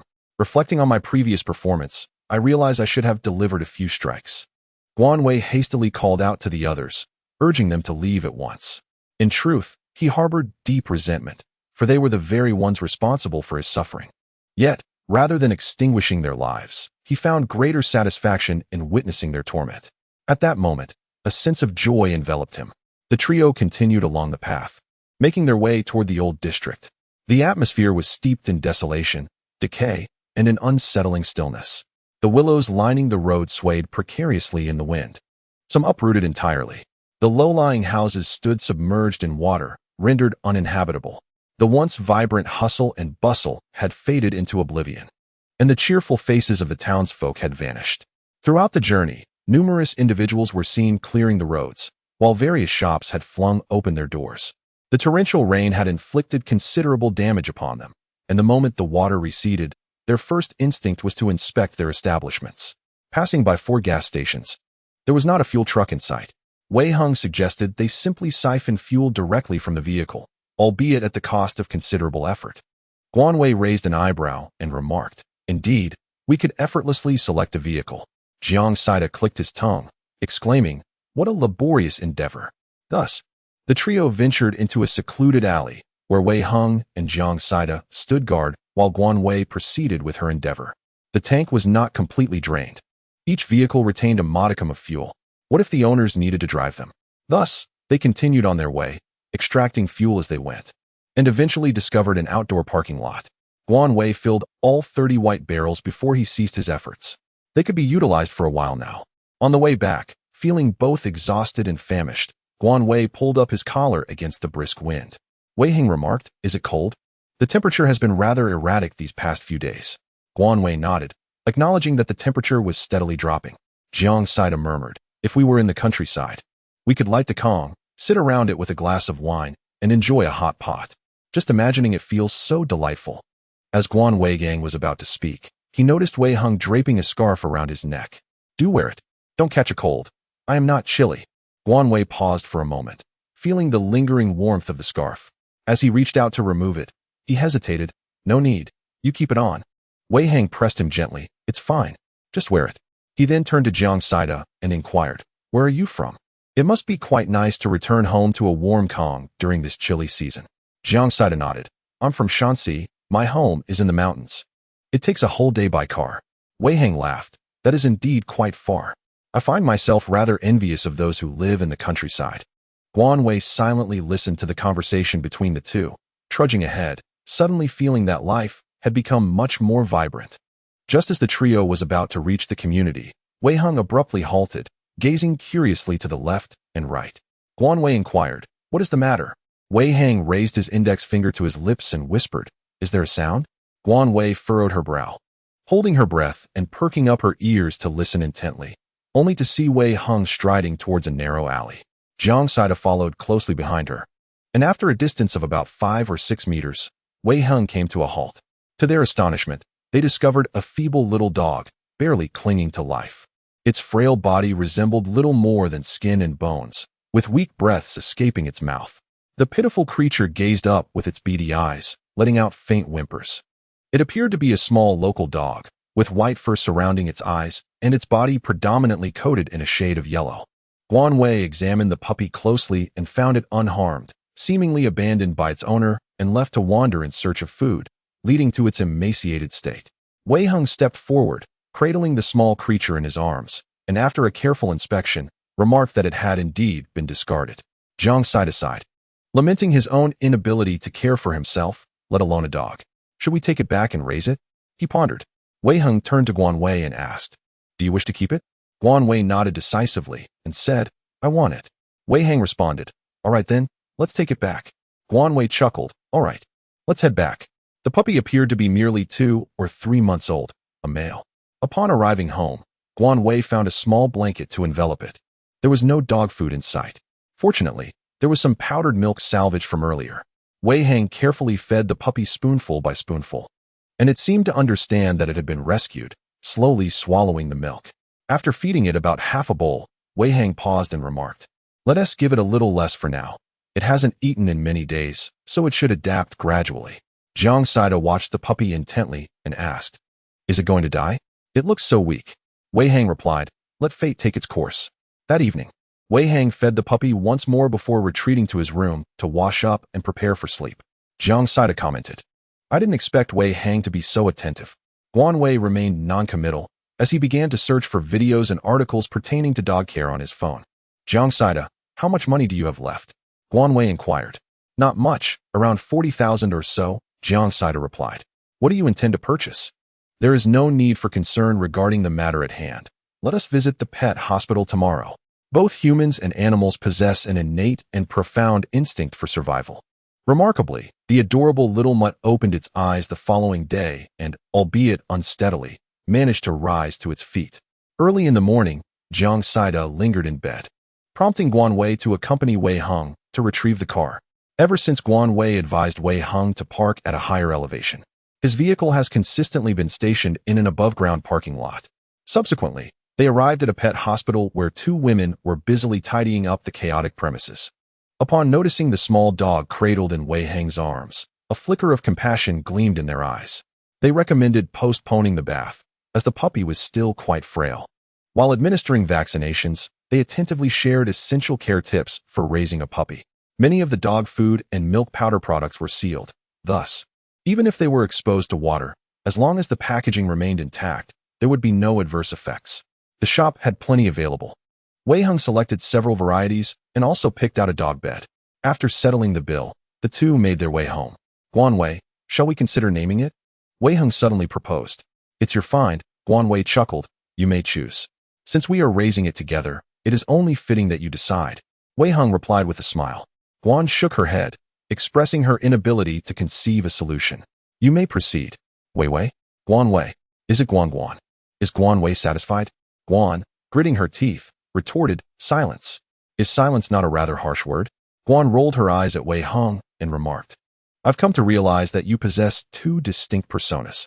Before others, you appear quite composed, yet in my presence, you resemble a fool. Do you perhaps suffer from a split personality? Wei Heng chuckled and replied. So you've noticed that I am different when I am with you? Are you insulting me? Wei Heng squinted his eyes and inquired. Guan shook her head and exclaimed, No. Are you praising me then? If that is the case, let this dog be named after your earlier compliment. Wei Heng remarked with a smirk. Is it referred to as a foolish child or a trinket? Or perhaps, a foolish trinket? Guan Wei waved his hand with a smile and said, No, allow me a moment to ponder. After a few seconds, he declared, Let us call him the Duke. It conveys both gentlemanliness and elegance. Wei Heng, with his rather unattractive appearance, seemed hardly the picture of grace and nobility. Very well. The Duke it shall be. He sighed softly. Today marked the day for distributing supplies, and as the two returned, they were greeted by a lengthy queue. Jiang Saida was engaged in conversation with a girl named Su Yi, who resided upstairs. Guan Wei and Wei Heng have also joined the ranks. One bottle of mineral water has diminished from the supplies, and many individuals wear expressions of discontent. The landlord, Ms. Wu Xiaolan, who had not rented out her property, began to make a scene, lamenting, just 2 days ago, we had 5 bottles, which were already unnecessary. Now we're down to 4. How are we supposed to survive? A group of bystanders remained silent, secretly rallying her on. If they won the argument, everyone would receive an extra bottle. If they lost, they would still have 4. I'm sorry, but we are distributing according to the established regulations. Resources are scarce, please understand, one of the rescue workers explained. I cannot comprehend this. Is it that those in higher positions have allocated all the water to the major cities, while we, in this small 18th-tier city, are left to suffer? Wu Xiaolan persisted obstinately. Zhou Zheng tried to restrain her, not wanting her to escalate the situation, but to no avail. If you have grievances, take them up with the higher authorities. We are simply adhering to the rules, the rescue worker replied dismissively, lowering his head to resume his work. They had grown accustomed to encountering such unreasonable individuals daily. What is your attitude? Am I not stating facts? Wu Xiaolan retorted. Just then, Cheng Yong appeared. The rescue worker whispered a few words to him. If you don't want it, you can refuse. Don't provoke me. Cheng Yong responded sharply. Zhou Zheng hurriedly apologized, saying he would leave immediately. Wu Xiaolan angrily exclaimed, Who is provoking whom? Is this how you treat the common people? Do you not regard us as human beings? With a sudden slap, Zhou Zheng, trembling with rage, shouted, Shut up. Go back. Wu Xiaolan, struck, stood there in disbelief, taken aback. Cheng Yong's expression was also grim. After all the effort spent securing supplies, clearing obstacles, and distributing resources, it was a thankless task. Each person bore their own burdens and frustrations. Upon returning home with their supplies, Jiang Saida, cradling the Duke, remarked, That woman Wu Xiaolan is too aggressive. What advantage does she gain by offending the rescue team? Guan Wei, while fiddling with her phone, exclaimed that she was utterly foolish. There was no alternative. In regard to the title of Duke, Jiang Saida expressed profound admiration. even wishing for the Duke to become increasingly handsome. In the evening, Guan Wei and her companions planned to indulge in spicy hot pot. After dispatching the Duke, Wei Heng joined Guan Wei in washing the vegetables, while Jiang Saida continued to engage in playful banter with his teammates. "Is that girl your ex-girlfriend?" Wei Heng suddenly inquired. Guan Wei paused, his hands still unwashed from preparing vegetables. "A month apart," he reflected. "What do you like about her?" Wei Heng inquired. "I'm not quite sure. Is it her beauty? Her gentleness? Honestly, I'm unclear," Guan Wei replied, reluctant to delve into that dark chapter of his past. After a prolonged silence, Wei Heng finally asked, "Then why did you break up?" This time, Guan Wei fell silent, and after a considerable pause, he responded, "To survive." That night, the authorities issued a warning about the most formidable cold front in history, urging everyone to take necessary precautions against the chilling weather. People had no choice but to heed this warning. The following evening, the temperature plummeted to a frigid -26 degrees. Jiang Saida and Guan Wei were jolted awake by the cold, while Duke softly whimpered in the living room. Wei Heng, clad in a thick pajama set, cradled the Duke in his arms. It was evident that many homes in the neighborhood were illuminated. The shops must have been taking measures to stay warm. The air conditioning has not yet been activated, and I have an Arctic-grade down jacket in my space, which I shall retrieve shortly. Will the community provide heating tomorrow? Wei Heng is uncertain. Let us retire for the night and plug in the electric blanket. Ensure that the air conditioning in the bedroom is turned on. Jiang Saida nodded in agreement, urging to quickly burrow into the blankets to avoid catching a cold. Upon rising in the morning, the temperature had plummeted to a frigid -35 degrees. As Guan Wei hastily exited his training session, he entered the space to pluck a few tomatoes and gather several eggs, as he intended to prepare a delightful bowl of tomato and egg noodles for breakfast. Upon leaving the space, Jiang Saida exclaimed loudly, "Guan Wei, what else do we need to prepare? I just watched a video stating that our area is expected to plummet to -70 degrees. The community group chat is practically in an uproar." Guan pondered for a moment and then glanced at Wei Heng, reassuring him that there was no need to rush. "I have honeycomb coal and charcoal. Some items will be available for zero cost in a few days, so why spend money?" Wei Heng replied.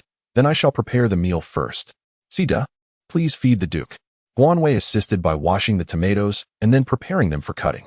Wei Heng, having sliced the scallions, heated the oil in the pan, while Guan Wei whisked together 5 eggs until thoroughly blended. Soon, an enticing aroma wafted from the kitchen.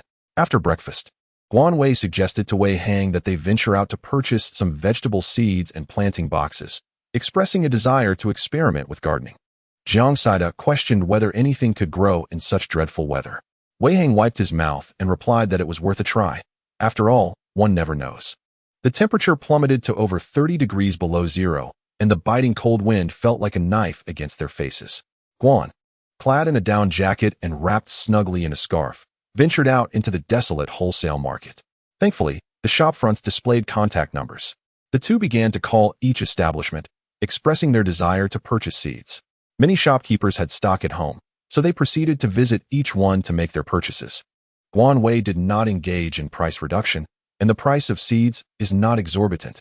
One of the shopkeepers appeared familiar, likely in his 50s. "I have kept a portion for myself, as I may plant them at home when the weather improves. The recent cold has rendered it unsuitable for cultivating vegetables. You young folks should not squander this opportunity." Guan Wei chuckled. "Old man, I too wish to purchase some for future use." The old man was a quintessential farmer, once a master of labor, who imparted numerous planting techniques unknown to Guan Wei. After acquiring seeds from approximately 6 or 7 vendors, Guan Wei ceased her purchases. Wei Heng subsequently reached out to the stores specializing in planting boxes, acquiring 30 single-layer boxes with 5 trays, 20 double-layer boxes, and an additional 20 triple-layer boxes. Guan did not observe him loading items onto the driveway. There was simply too much to fit in the car. Wei Heng, later, once you are in the vehicle, secretly store them away in your space. I thought it wise to purchase more, to avoid any shortage in the future. I am uncertain whether it can truly be cultivated. I trust you, take your time." Wei Heng gently patted Guan Wei's head and said. Guan Wei smiled and said, "All right. However, you and Jiang Saida must join me in planting." Wei Heng nodded in compliance. The vehicle had not traveled far when Guan Wei suddenly noticed a flicker of light in the sky, vanishing in an instant. Was it lightning? Then, a sharp crack resounded on the roof of the car, followed by an increasingly rapid patter. "Hail!" Wei Hung, we must find shelter, Guan Wei exclaimed. This phenomenon of hail had occurred in her previous life as well, but back then, she had remained indoors, and thus had easily forgotten it. In that moment, there was simply no place to take refuge. Sweat beaded on Guan Wei's forehead as he anxiously surveyed the surroundings. Wei Hung promptly halted the vehicle, nimbly maneuvering to the passenger side to assist Guan Wei out. Shielding Guan Wei's head, they hastened towards the nearest shop. Although the establishment was not open for business, they were fortunate to find a roof overhang for shelter. A torrential downpour of hail cascaded like a waterfall. The air was filled with the sound of shattering glass as the main entrance was relentlessly battered. People screamed and scattered in panic, desperately seeking refuge. However, the hailstones, growing from the size of quail eggs to that of chicken eggs, descended with increasing velocity. Some individuals barely managed a few steps before being struck, leaving them bruised, while others suffered severe head injuries, bleeding profusely. A few lost their footing on the slick ground, struggling to regain their balance. The shopkeeper, witnessing the chaos, hurriedly opened the door, urging the injured to take shelter inside. With so few shops available, those that opened had already become overcrowded. The spacious overhang quickly filled as well, leaving Guan Wei wedged between Wei Hung and the entrance, nearly engulfed in his embrace. Feeling the closeness, Guan Wei shifted awkwardly, only to be pulled back by Wei Hung's firm grip. Don't move. It's freezing by the door. Don't crowd. There's no room left. A man suddenly shouted. The crowd surged momentarily, prompting Wei Hung to lift Guan Wei protectively in his arms, their bodies pressed closely together. The body is rigid, rendering one hesitant to move. Guan Wei's chest trembled slightly. Relax a bit. Isn't it exhausting to be so tense? Guan Wei, allow me a moment to hide. My absence is inconsequential. Her heart raced violently as Guan Wei blinked in confusion, quietly taking a small step back. There's no room left. Get lost. The man's voice was filled with rage. Make room for me, damn it. If I go out, I'll be crushed. Can't you see there's no space? Hurry and find somewhere else. Wei Hung braced himself against the door, its icy chills seeping into his bones, while shielding Guan Wei's head with one hand. The crowd behind them jostled and chattered, his expression darkening to an extreme. Suddenly, a pair of sturdy hands appeared before him. Reach out and put them on, Guan Wei instructed. In an instant, Wei Hang's anger dissipated as he extended his hand, while Guan Wei carefully assisted him in donning the gloves. A shrill scream echoed through the air. Unable to discern the situation outside, Guan Wei turned his gaze back and caught sight of a man being escorted away. Guan Wei furrowed his brow. Such is human nature. In moments like these, the weak are invariably bullied. When confronted with life and death, one's true essence is laid bare. He has fled to another location, injured, though it should not be serious, Wei Hung added. Guan Wei nodded, gazing at the shattered hailstones at her feet, her heart tightening with unease. The glass windows of the residential buildings across the street had been shattered into countless fragments. The hailstones were as large as eggs, and it would indeed be a wonder if they did not injure someone upon impact. The storefronts opposite had also suffered, with the glass cracking and ultimately crashing down in a cacophony onto the ground. Are you all right? Wei Hung inquired, scrutinizing Guan Wei's expression with concern. There is no need for concern if Guan Wei shakes his head. Our car window is shattered. What shall we do? Wei Hung chuckled, reassured that as long as the person is unharmed, there is no need to worry about the glass. Guan furrowed her brow and remarked, I am pondering the fact that it will be quite chilly when we return. Wei Hang noted that the hail had persisted for half an hour before finally subsiding. The crowd gradually dispersed, leaving the ground littered with ice balls the size of eggs, shattered ice fragments, and shards of glass. Wei Hang suggested, let us walk back. For driving is simply not feasible. The path untraveled is but a 30-minute walk back. No sooner had I spoken than snowflakes began to drift from the sky, large and fluffy, landing upon my face with a refreshing chill. Guan Wei quietly retrieved a hat, scarf, and gloves from the depths of space, wrapping themselves tightly before commencing their journey back. After a mere 5 minutes, Guan Wei felt frost clinging to their eyelashes. The earth transformed into a blanket of white, as the snowflakes fell thicker and more furiously. If a thermometer were present, it would surely read -40 degrees. Wei Hang urged Guan Wei to run. As the chill intensified, the streets lay deserted, and the two sprinted against the biting wind.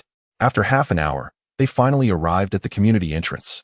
Once inside the hallway, Guan Wei's brows and lashes dripped with water, their face numb and their entire body stiff. Wei Hang removed his gloves to rub his face, pulling Guan Wei along as they ascended the stairs. Upon reaching the 13th floor, Jiang Saida, witnessing the two return with the chill of the outdoors clinging to them, exclaimed in anger, "Do you both realize how many calls I made?" No one answered.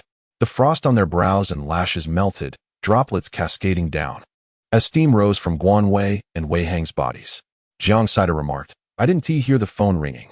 Guan Wei took off his gloves and hat, checking his phone only to find it had powered off. Wei Hang chuckled. "Mine too, frozen." He added, "Those huge hailstones terrified me.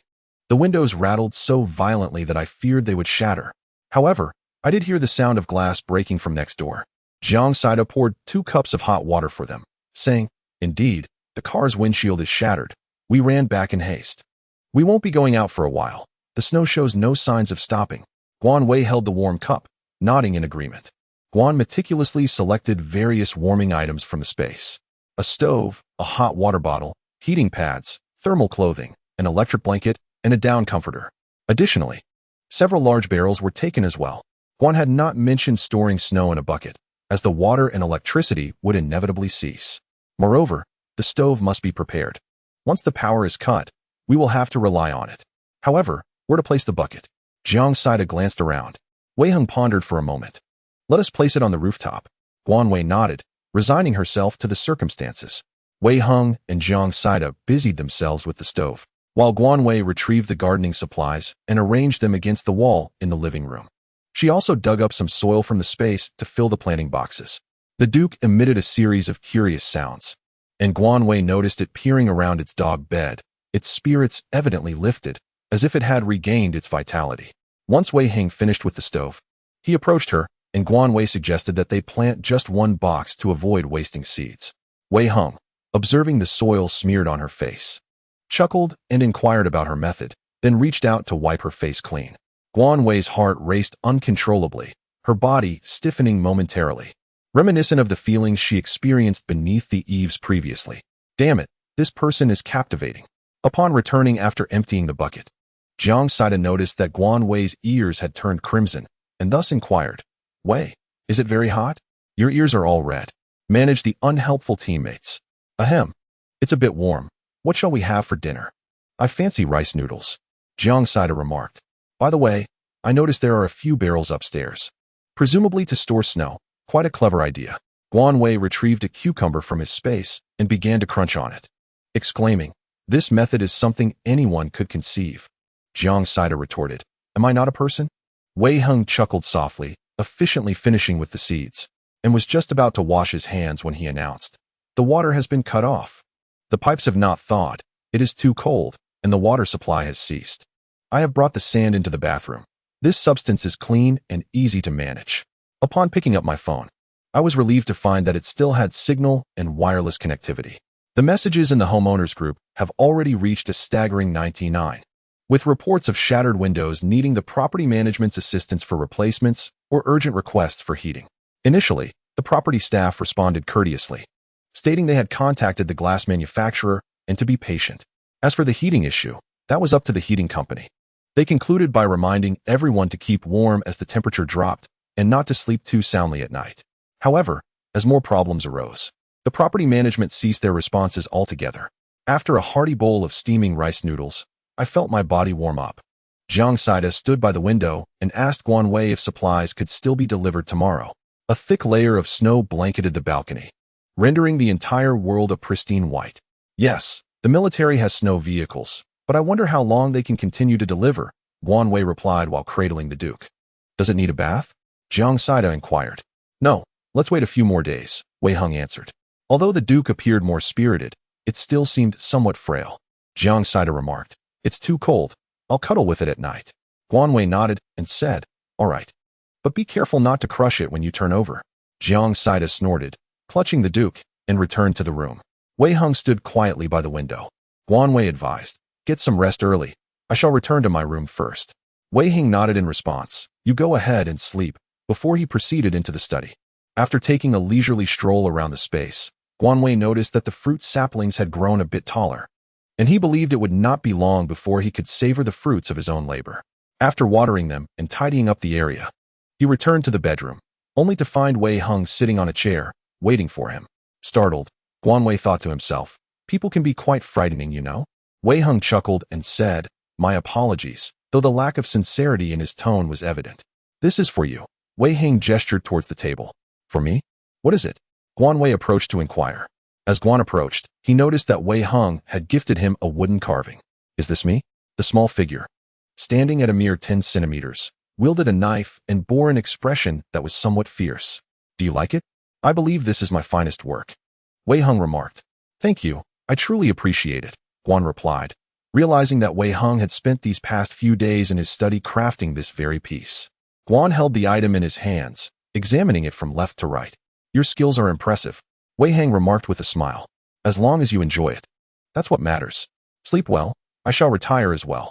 Guan nodded slightly and murmured good night, placing the small wooden carving by the side of his pillow before drifting into a contented slumber. The blizzard raged throughout the night, blanketing the entire city in a thick layer of snow, as temperatures plummeted to a historic low of -46 degrees. As Guan had yet to rise, she observed Wei Hung moving the bucket for collecting snow into the room. Upon noticing Guan's emergence, he suggested she enter the bedroom first, leaving the door ajar as the chill in the air was quite biting. Guan Wei turned around to put on her clothes and moved the items alongside Wei Hung, placing 2 buckets in the bathroom for flushing the toilet. The remaining items were stored away in her space. Jiang Saida squinted, reluctant to open his eyes, and handed the duke to Guan Wei, exclaiming how cold it was. This fellow is too noisy, he declared, and I shall continue my slumber. Do not wait for me for meals. With that, he swiftly returned to his bedroom. Guan exchanged a fierce gaze with the duke in her arms. The duke let out a couple of soft whimpers, seemingly indicating his hunger. The pipe was not placed on the ground. It turned around to prepare milk powder and also provided a bowl of dog food. Once everything was ready, the little creature excitedly dashed over and began to eat heartily. Its appetite appeared quite robust. For breakfast, Wei Hung had prepared millet porridge, steamed dumplings, and several dishes of pickled vegetables. Residents are kindly requested to come downstairs to collect supplies. Given the cold weather, please do not delay. The loudspeaker downstairs is ringing out. With a sigh, I find myself too lethargic to move. The cold is unbearable, Wei Hung remarked. Then you need not go. I shall venture down to take a look. Let's not part ways. Let us be together. Guan Wei, clad in a down jacket and donning a hat, was poised to step outside when Wei Hung pulled him back, insisting he wear a scarf and gloves before granting him permission to leave. Meanwhile, their neighbors, Zhou Zheng and his wife Wu Xiulan, were also just departing. Upon seeing Guan Wei, Zhou Zheng nodded and greeted him with a smile, to which Guan Wei responded with a slight nod in return. The stairwell was crowded with people, and Guan Wei and Wei Hung stood in line at the corner of the second floor. It appeared that the supplies this time were more abundant than before. Guan Wei caught hold of Sun Chenghai, who had just collected his provisions, and inquired, Brother Sun, do the supplies seem to be significantly more this time? Sun Chenghai nodded, affirming, indeed, they even distributed rice, and each person received 8 bottles of water. Guan Weidao expressed his gratitude, saying, thank you. He feared that supplies would soon dwindle, or that the shelters in various regions had already been established. After collecting the provisions, Guan Wei had not yet departed when a sudden, thunderous noise echoed through the air. The rescue team members furrowed their brows and inquired, what is happening?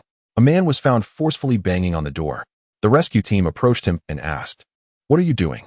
The man paused and replied, the old gentleman has not responded. I fear something may have gone awry. The rescue team knocked on the door, but there was only silence within. Guan Wei and Wei Hung exchanged a glance and followed suit. Someone wielded an axe with all their strength to break down the door. Before long, the entrance to the ancient elder's residence was forced open and a crowd surged in. Suddenly, a sharp scream pierced the air. Guan Wei did not hear the cries of despair, yet the words "they are all dead" resonated through the air. In an instant, silence enveloped the gathering. The rescue team member, clutching a walkie-talkie, reported to the captain, there are fatalities here. Captain Chung Yong of the rescue team arrived swiftly, surveyed the grim scene, and instructed, carry them out. He then turned to the residents, advising, those with elderly family members must ensure they keep warm. The temperature has plummeted, and many older individuals have passed away in their slumber. Please, take care. The elderly gentleman and his wife departed this world together on that frigid night. The rescue team carried the bodies of the 2 elders outside. Guan Wei and Wei Hung ascended to the upper floor. Upon returning home, they overheard Jiang Saida in a fit of mania, conversing with the Duke. Duke, you have grown up. You must not relieve yourself indiscriminately. Do you not feel a sense of shame? If you continue this way, no little female dogs will take an interest in you. You shall remain a bachelor for life. Remember to use the bathroom in the future. The Duke gazed blankly at Jiang Saida, wagging his tail. Does Guan Vida truly comprehend? Since he has descended to collect supplies, today as provisions are rather abundant. Why such generosity? Jiang Saida opened the bag to discover 8 bottles of mineral water, 5 pounds of rice, 5 loaves of bread, and 5 packets of instant noodles. It is possible that the next time they come, it may be 10 days or even half a month later. There is also the chance that they may never return. Guan Wei remarked. Jiang Saida responded, What do you mean, never return? Will we simply starve to death? Guan Wei stood before the window, gazing at the pristine white snow. As flurries of snowflakes continued to fall gracefully. In a past life, he had endured the harshness of the icy landscape, struggling to gather resources, his hands frostbitten and cracked. Sometimes even bleeding from the unintentional tears. He reassured himself that the government would implement measures to alleviate the situation. Wei Heng, gathering the supplies, remarked on the biting cold, stating that the air conditioner was ineffective and suggesting they ignite the stove for warmth. Guan Wei nodded and gathered some charcoal, coal, and timber from the space, piling them on the ground. After Jiang Saida donned his attire, he descended to collect the supplies. Wei Heng suggested, Let us huddle together in the living room tonight. I will shortly move unnecessary items to the bedroom. Only the sofa remained in the living room, where a thick mattress was laid upon the floor. The electric heater hummed softly, and the fire in the stove blazed brightly, quickly warming the room. Duke comfortably nestled in his dog bed, his eyes half closed in contentment. Guan Wei and Wei Heng gathered around the stove, roasting peanuts, while Guan Wei added several sweet potatoes and potatoes to the fire. She also brought a kettle, preparing to boil some water for tea. When Jiang Saida returned, he was enveloped in a chill, rubbing his hands together as he hurriedly took a seat. The group was engaged in somber discussions about the recent deaths. Both of the elderly Gu couple had passed away. Yes, they succumbed to the cold, Wei Heng remarked. Peeling 2 peanuts. It's not just the Gus. It seems other neighborhoods are facing similar tragedies, Jiang Saida added. There is little we can do. Mere heating is insufficient now. The temperatures are simply too frigid, Wei Heng responded, then extended the peanuts in his hand towards Guan Wei. Guan Wei, Jiang Saida chuckled at Wei Heng, saying, You are truly remarkable in your thoughtfulness. My Guan Wei has never been pampered to such an extent. Guan shot a glance at Jiang Saida and quickly said, You go ahead and eat. I shall manage with the peanuts. Her hand remained outstretched, conveying an unmistakable determination to stay put until her request was acknowledged. Guan Wei could only extend his hand to express his gratitude. Wei Heng glanced at Jiang Saida and inquired, Is he from your family? Jiang Saida suddenly felt unable to nod in agreement, for Wei Heng's gaze was somewhat intimidating. Thus, he honestly shook his head and replied, No, not at all. Guan Wei felt a slight discomfort in her heart. 3 individuals gathered around the stove, indulging in food and drink, reveling in the warmth of the moment. The stove crackled and popped, while a layer of condensation formed on the window. The cozy atmosphere inside sharply contrasted with the frigid air outside. As afternoon approached, the wind picked up and snowflakes danced in the cold breeze, adding to the chilly ambience. In the evening, Guan Wei craved beef brisket with tomatoes and longed for a tangy soup. Wei Heng rolled up his sleeves and set to work, while Guan Wei retrieved several tomatoes and prepared a few hawthorn berries, rumored to tenderize the meat when stewed together. The clay pot simmered slowly, releasing fragrant steam, and the aroma filled the air. Duke, the dog, emerged from his nest, trailing behind Guan Wei, wandering about. Jiang Saida was on his phone, inquiring about his family back home. His parents had returned to their rural roots. Despite the heavy snowfall, they had ample firewood and coal, ensuring warmth was not a concern. The little house was alive with a homely atmosphere. In stark contrast, the neighboring abode depicted a different story. Hail had shattered the glass, temporarily secured with plastic and covered with a tattered quilt. In the kitchen, Wu Xiulan shivered as she boiled noodles, having been unable to procure a proper stove, relying instead on an induction cooker. Zhou Zheng, holding an iron basin with a few pieces of wood, was attempting to start a fire. The temperature inside was plummeting to below 20 degrees Celsius, making it unbearable even in a down jacket for an extended period. Go fetch a cabbage from the balcony, Wu Xiulan instructed. Zhou Zheng, irritated, stood up and trudged toward the balcony, which was already coated in frost. Glancing inadvertently at the neighboring window, he noticed the condensation there, and upon retrieving the cabbage, remarked to the kitchen, "It seems quite warm next door. They even have condensation on their window." Wu Xiaolan, incensed, retorted, "Is the property management just idling? Why haven't they fixed the glass yet? You should go and inquire tomorrow." Zhou Zheng frowned. "In this freezing weather? You go find them. I'm starving. Hurry and prepare the meal."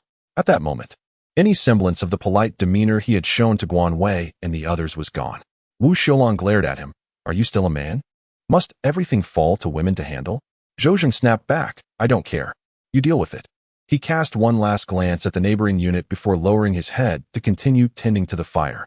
After Guan finished 2 bowls of beef soup, a warm sensation enveloped his entire being, prompting the Duke to indulge in a small bowl as well. Once satiated, the weariness of the evening loomed, transforming sleep into a dilemma. One would take the couch, while the other would repose on the mattress laid upon the floor. Initially, Wei Heng intended to occupy the couch, but Jiang Saida disagreed, asserting that although the couch was sufficiently spacious, Wei Heng's height would render it uncomfortable for him to rest. Guan Vida declared, "I shall sleep on the sofa." Wei Heng replied, "That is not permissible." Jiang Saida chimed in, "Indeed, it is not feasible." The two spoke in unison.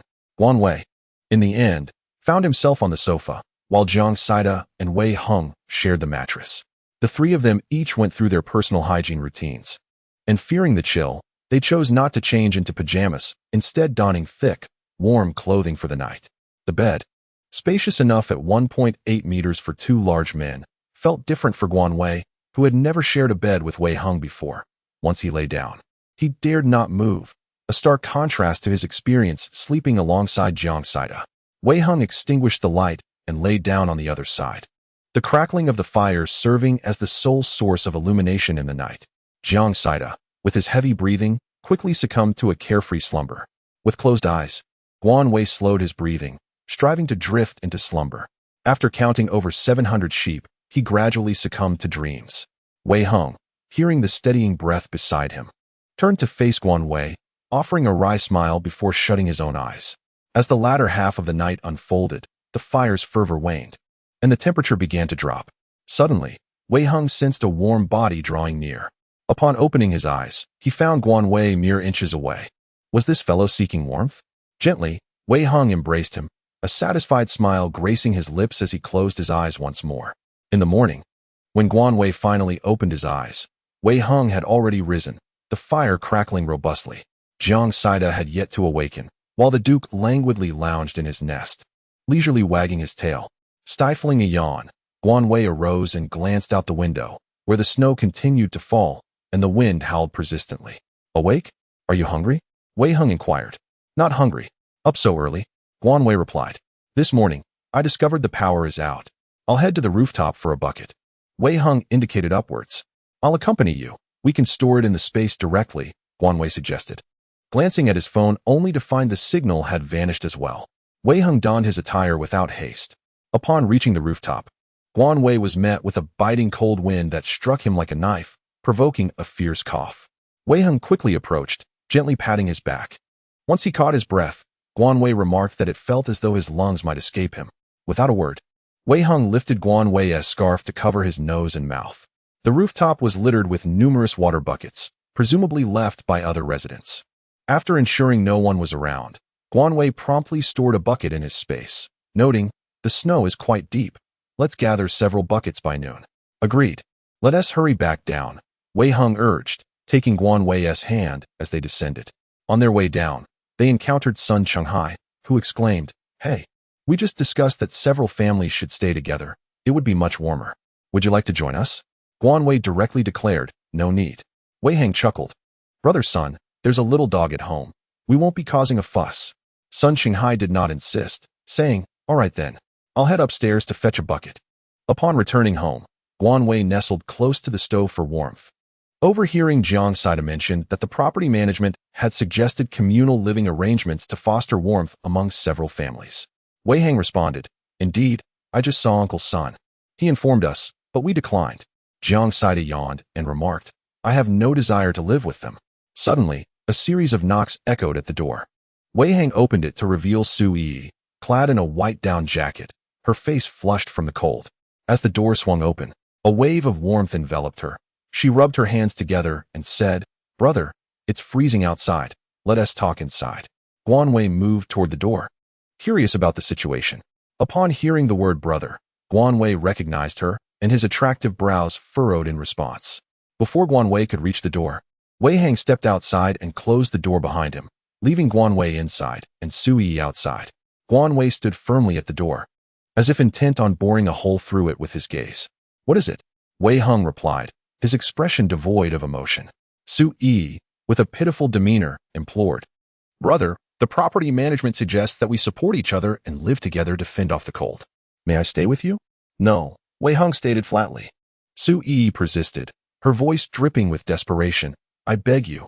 Your home is warm, while mine is freezing. It's unsafe for me, a girl, to live alone. I am not familiar with the others, only with you. Please."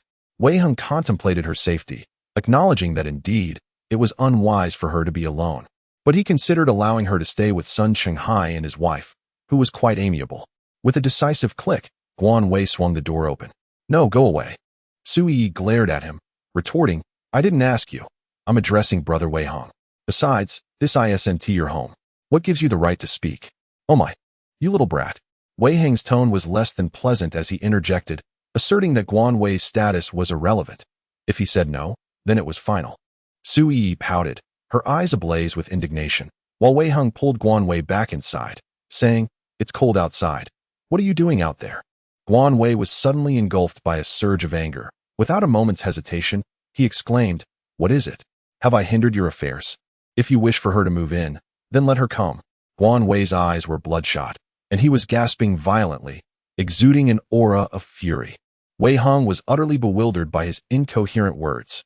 Initially, he had stepped outside with Sui out of concern for him, only to find that he had emerged on his own. "What is the source of your rage? Did I not just express my disagreement?" Wei Hung declared. Guan, with a cold expression, questioned, "What were you hesitating about just now?" Wei Hang furrowed his brow and replied, "Not at all. I never contemplated letting her move in.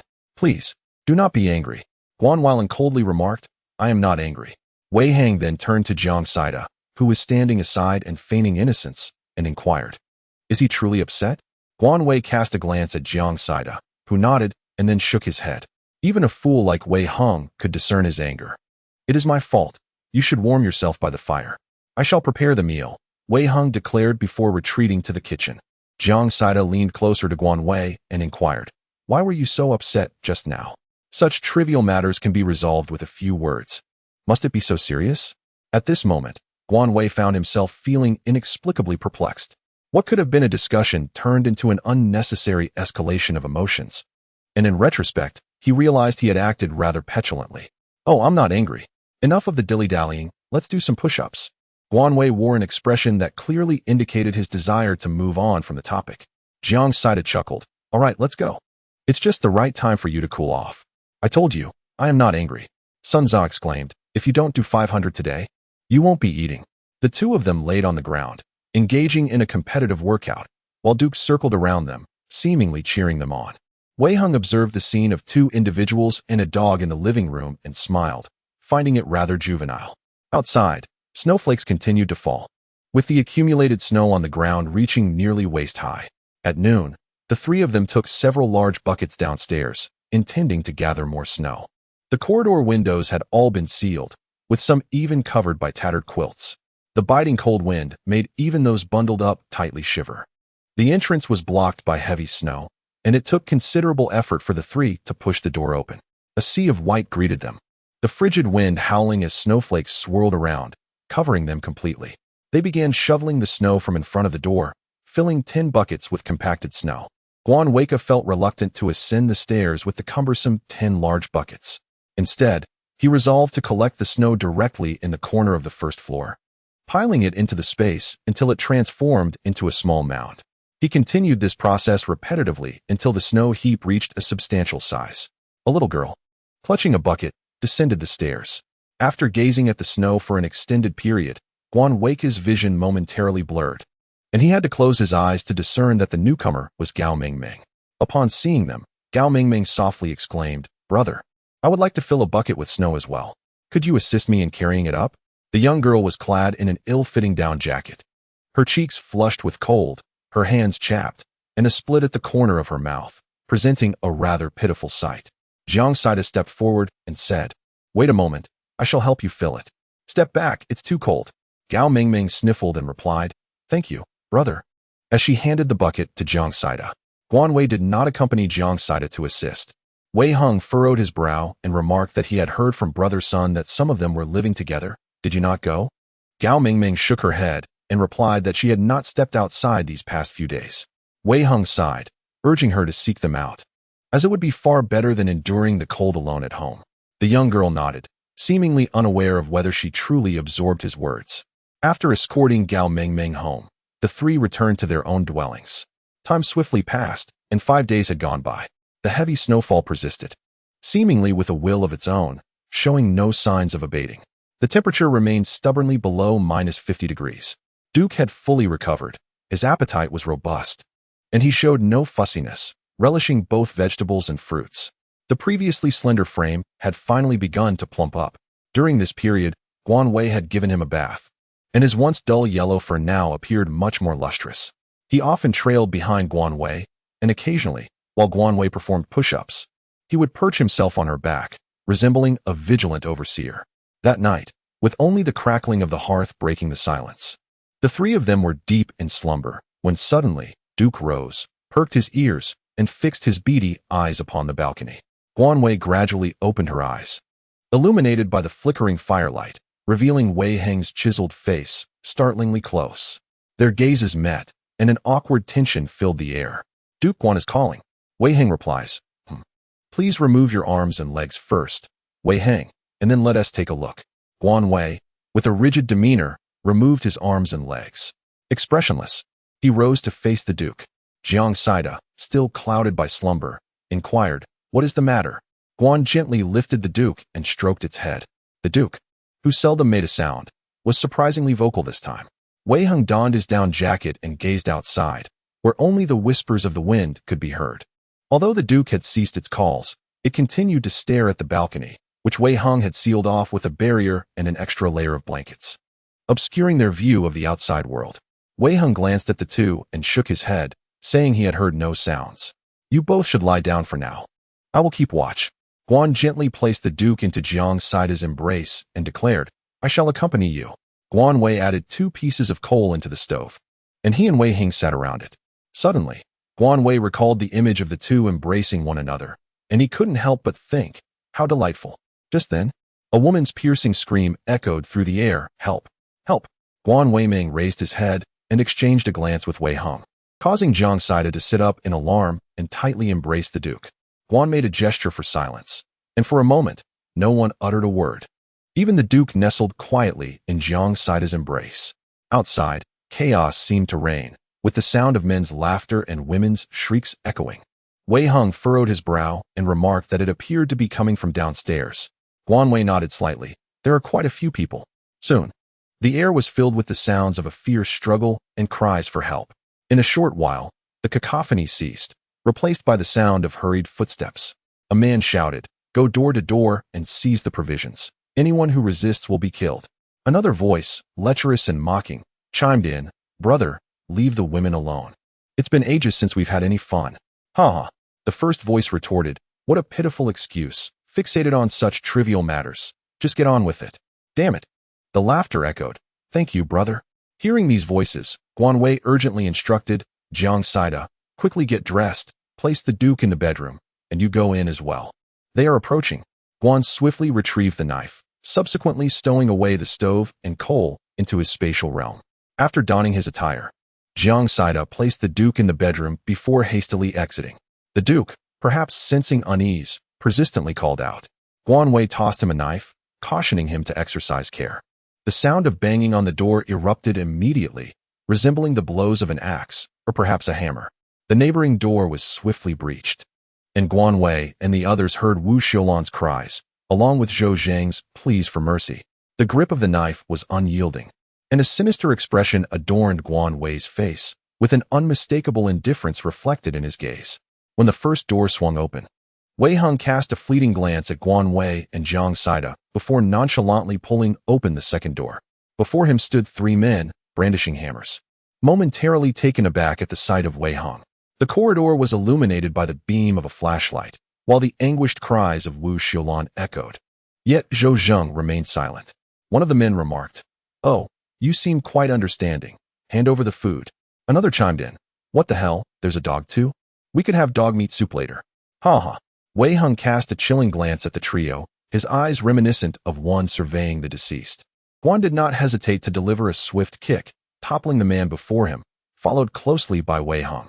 The trio found themselves barricaded in the corridor before room 1302, ready to take down anyone who approached, one by one, or even in pairs.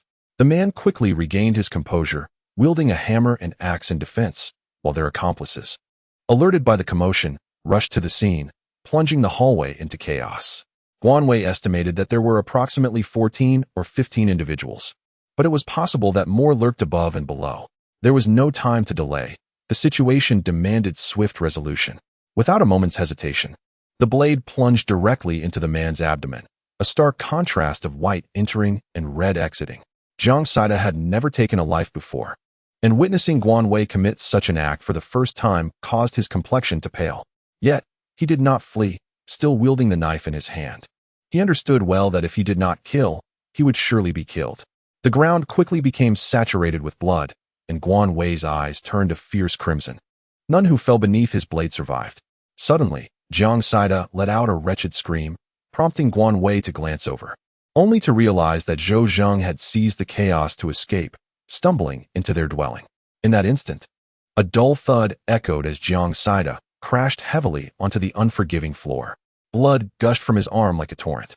At that moment, not far from Jiang Saida, a brutish figure with a grotesque visage and a gleaming axe approached with heavy, deliberate steps. The glinting edge of the axe seemed poised to mercilessly descend upon the defenseless Jiang Saida at any moment. In an instant, the fury within Guan Wei erupted like a volcano, surging towards her mind. Without a moment's hesitation, she propelled herself forward, racing towards Jiang Saida with the swiftness of the wind. Just as the axe was lifted high, poised to descend with tremendous force, Guan Wei, akin to a fierce leopard, lunged forward with all her might, colliding violently with the man. The tremendous impact caused both of them to lose their balance.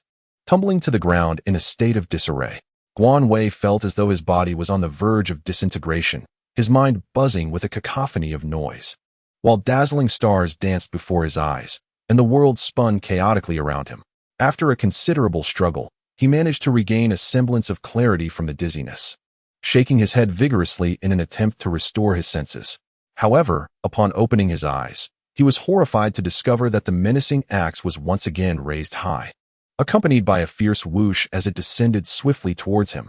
At that moment, Guan Wei suddenly heard a familiar voice, trembling with fear, calling his name, Guan Wei. It was Wei Hung. Instinctively, Guan Wei rolled swiftly to the side.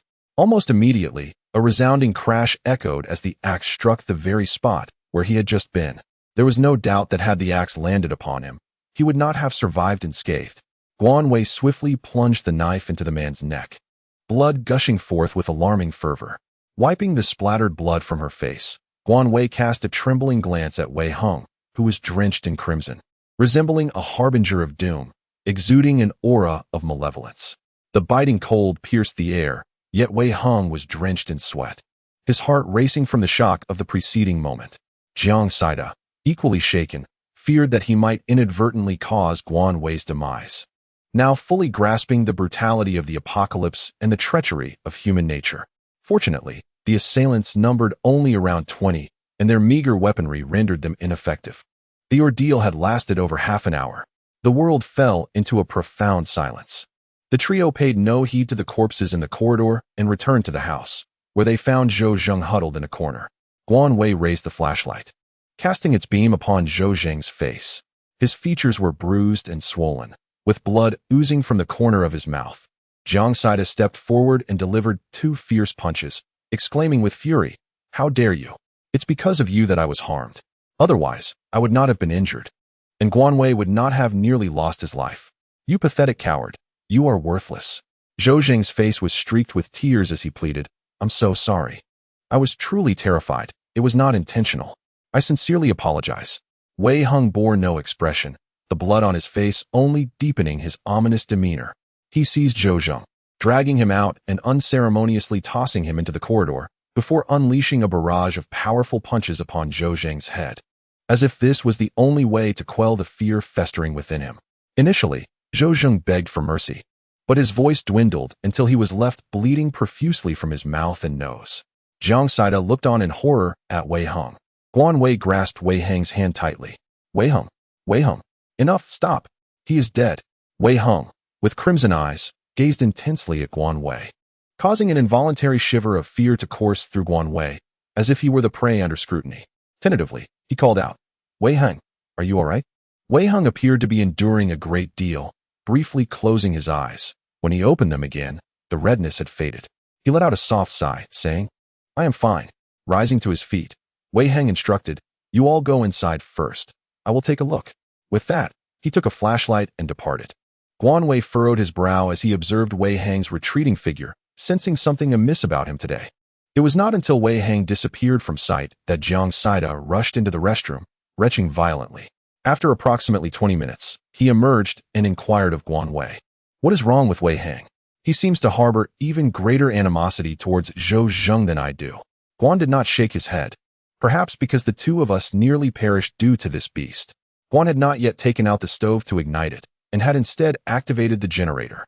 Are you going to spit out your guts every time you kill someone? Jiang Saida muttered. Isn't that rather maladaptive? It is no wonder that Wei Hung was furious. At that moment, you were almost struck down by an axe. I saw him call out to you, and as I looked up, I noticed his intent to rescue you, only to have his back struck by a blade. Guan Wei's hand froze, recalling the terrified scream, causing her heart to race once more.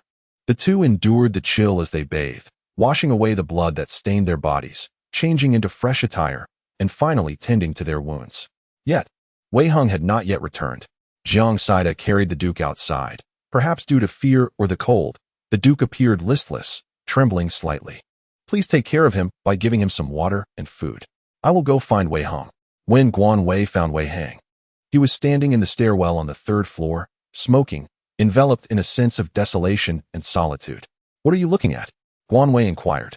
Without turning his head, Wei Hang gestured towards the front, indicating a collection of over 10 pairs of ski equipment that remained there, presumably brought by that group of people. Guan cast a glance and noted the presence of snowboards, ski boots, and ski poles, all quite comprehensive. Guan Wei chuckled softly as she descended to stow away the snowboards into the space. They were, after all, the twin boards. Were these individuals from the ski resort? The flickering flames illuminated Wei Hang's face, casting shadows that danced across his features. He gazed at Guan Wei and recounted the grim toll. 6 lives lost on the 5th floor, 7 on the 8th, 9 on the 11th. And even more had perished next door.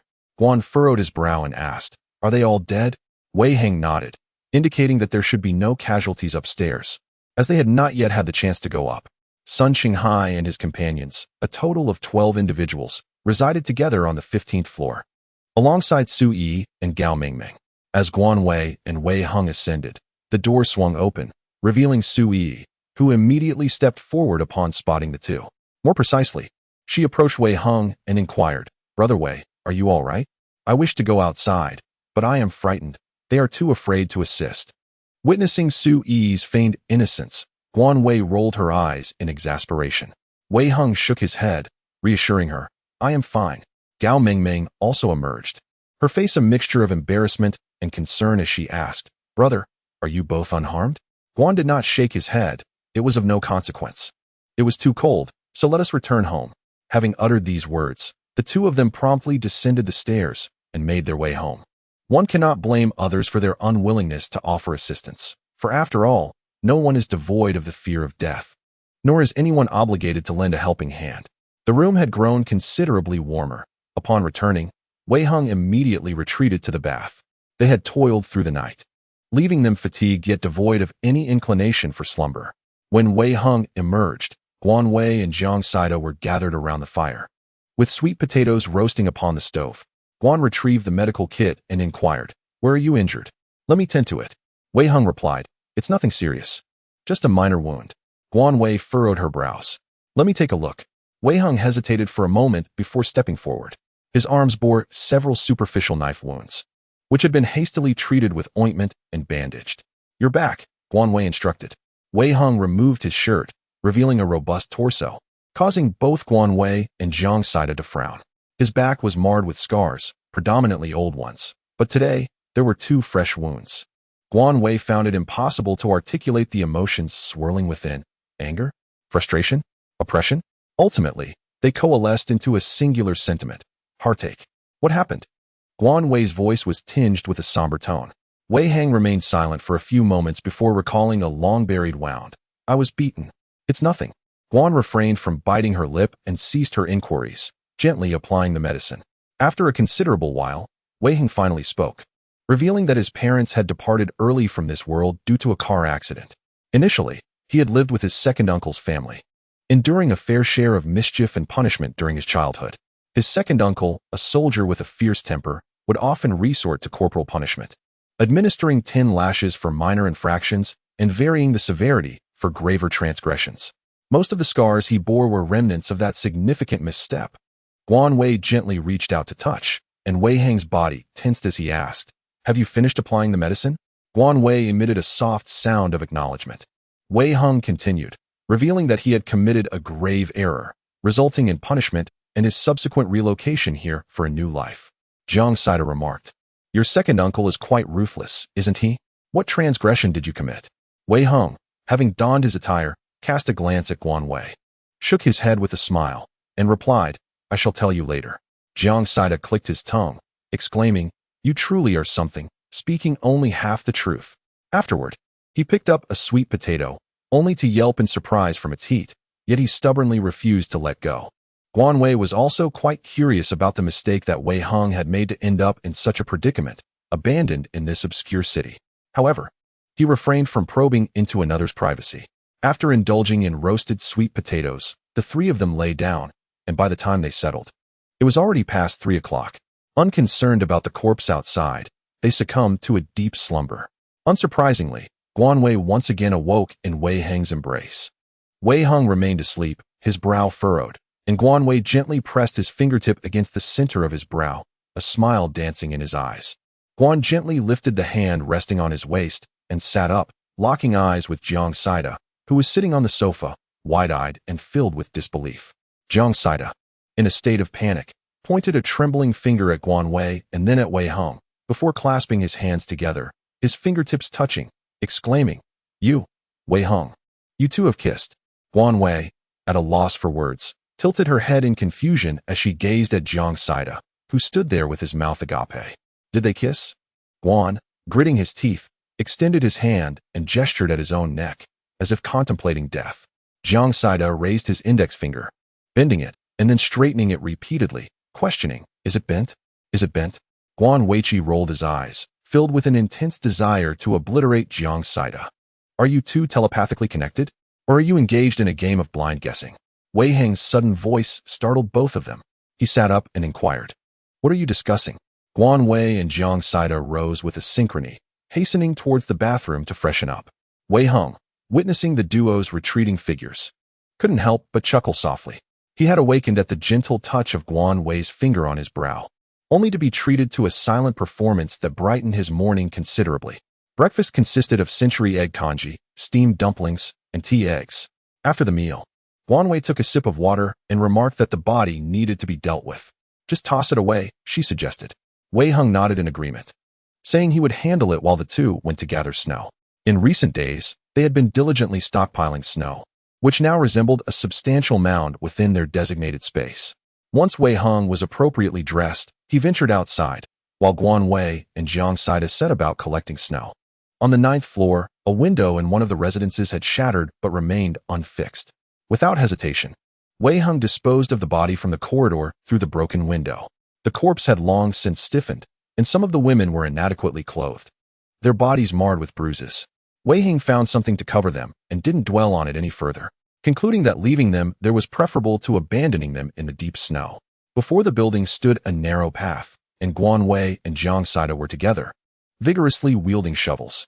On either side lay thick layers of accumulated snow, and upon closer inspection, a layer of ice could be discerned beneath. Guan glanced up at the snow-laden sky with a sigh. The accumulation had surpassed the height of a two-story building. If the snowfall continued at this rate, the third floor would be at risk. Upon returning home, Wei Heng had already arrived. He poured 2 cups of tea for them and announced, "I must step out for a while." What is Guan Vida going to do? In this weather, searching for items requires digging. Wei Heng mentioned that yesterday's events may recur.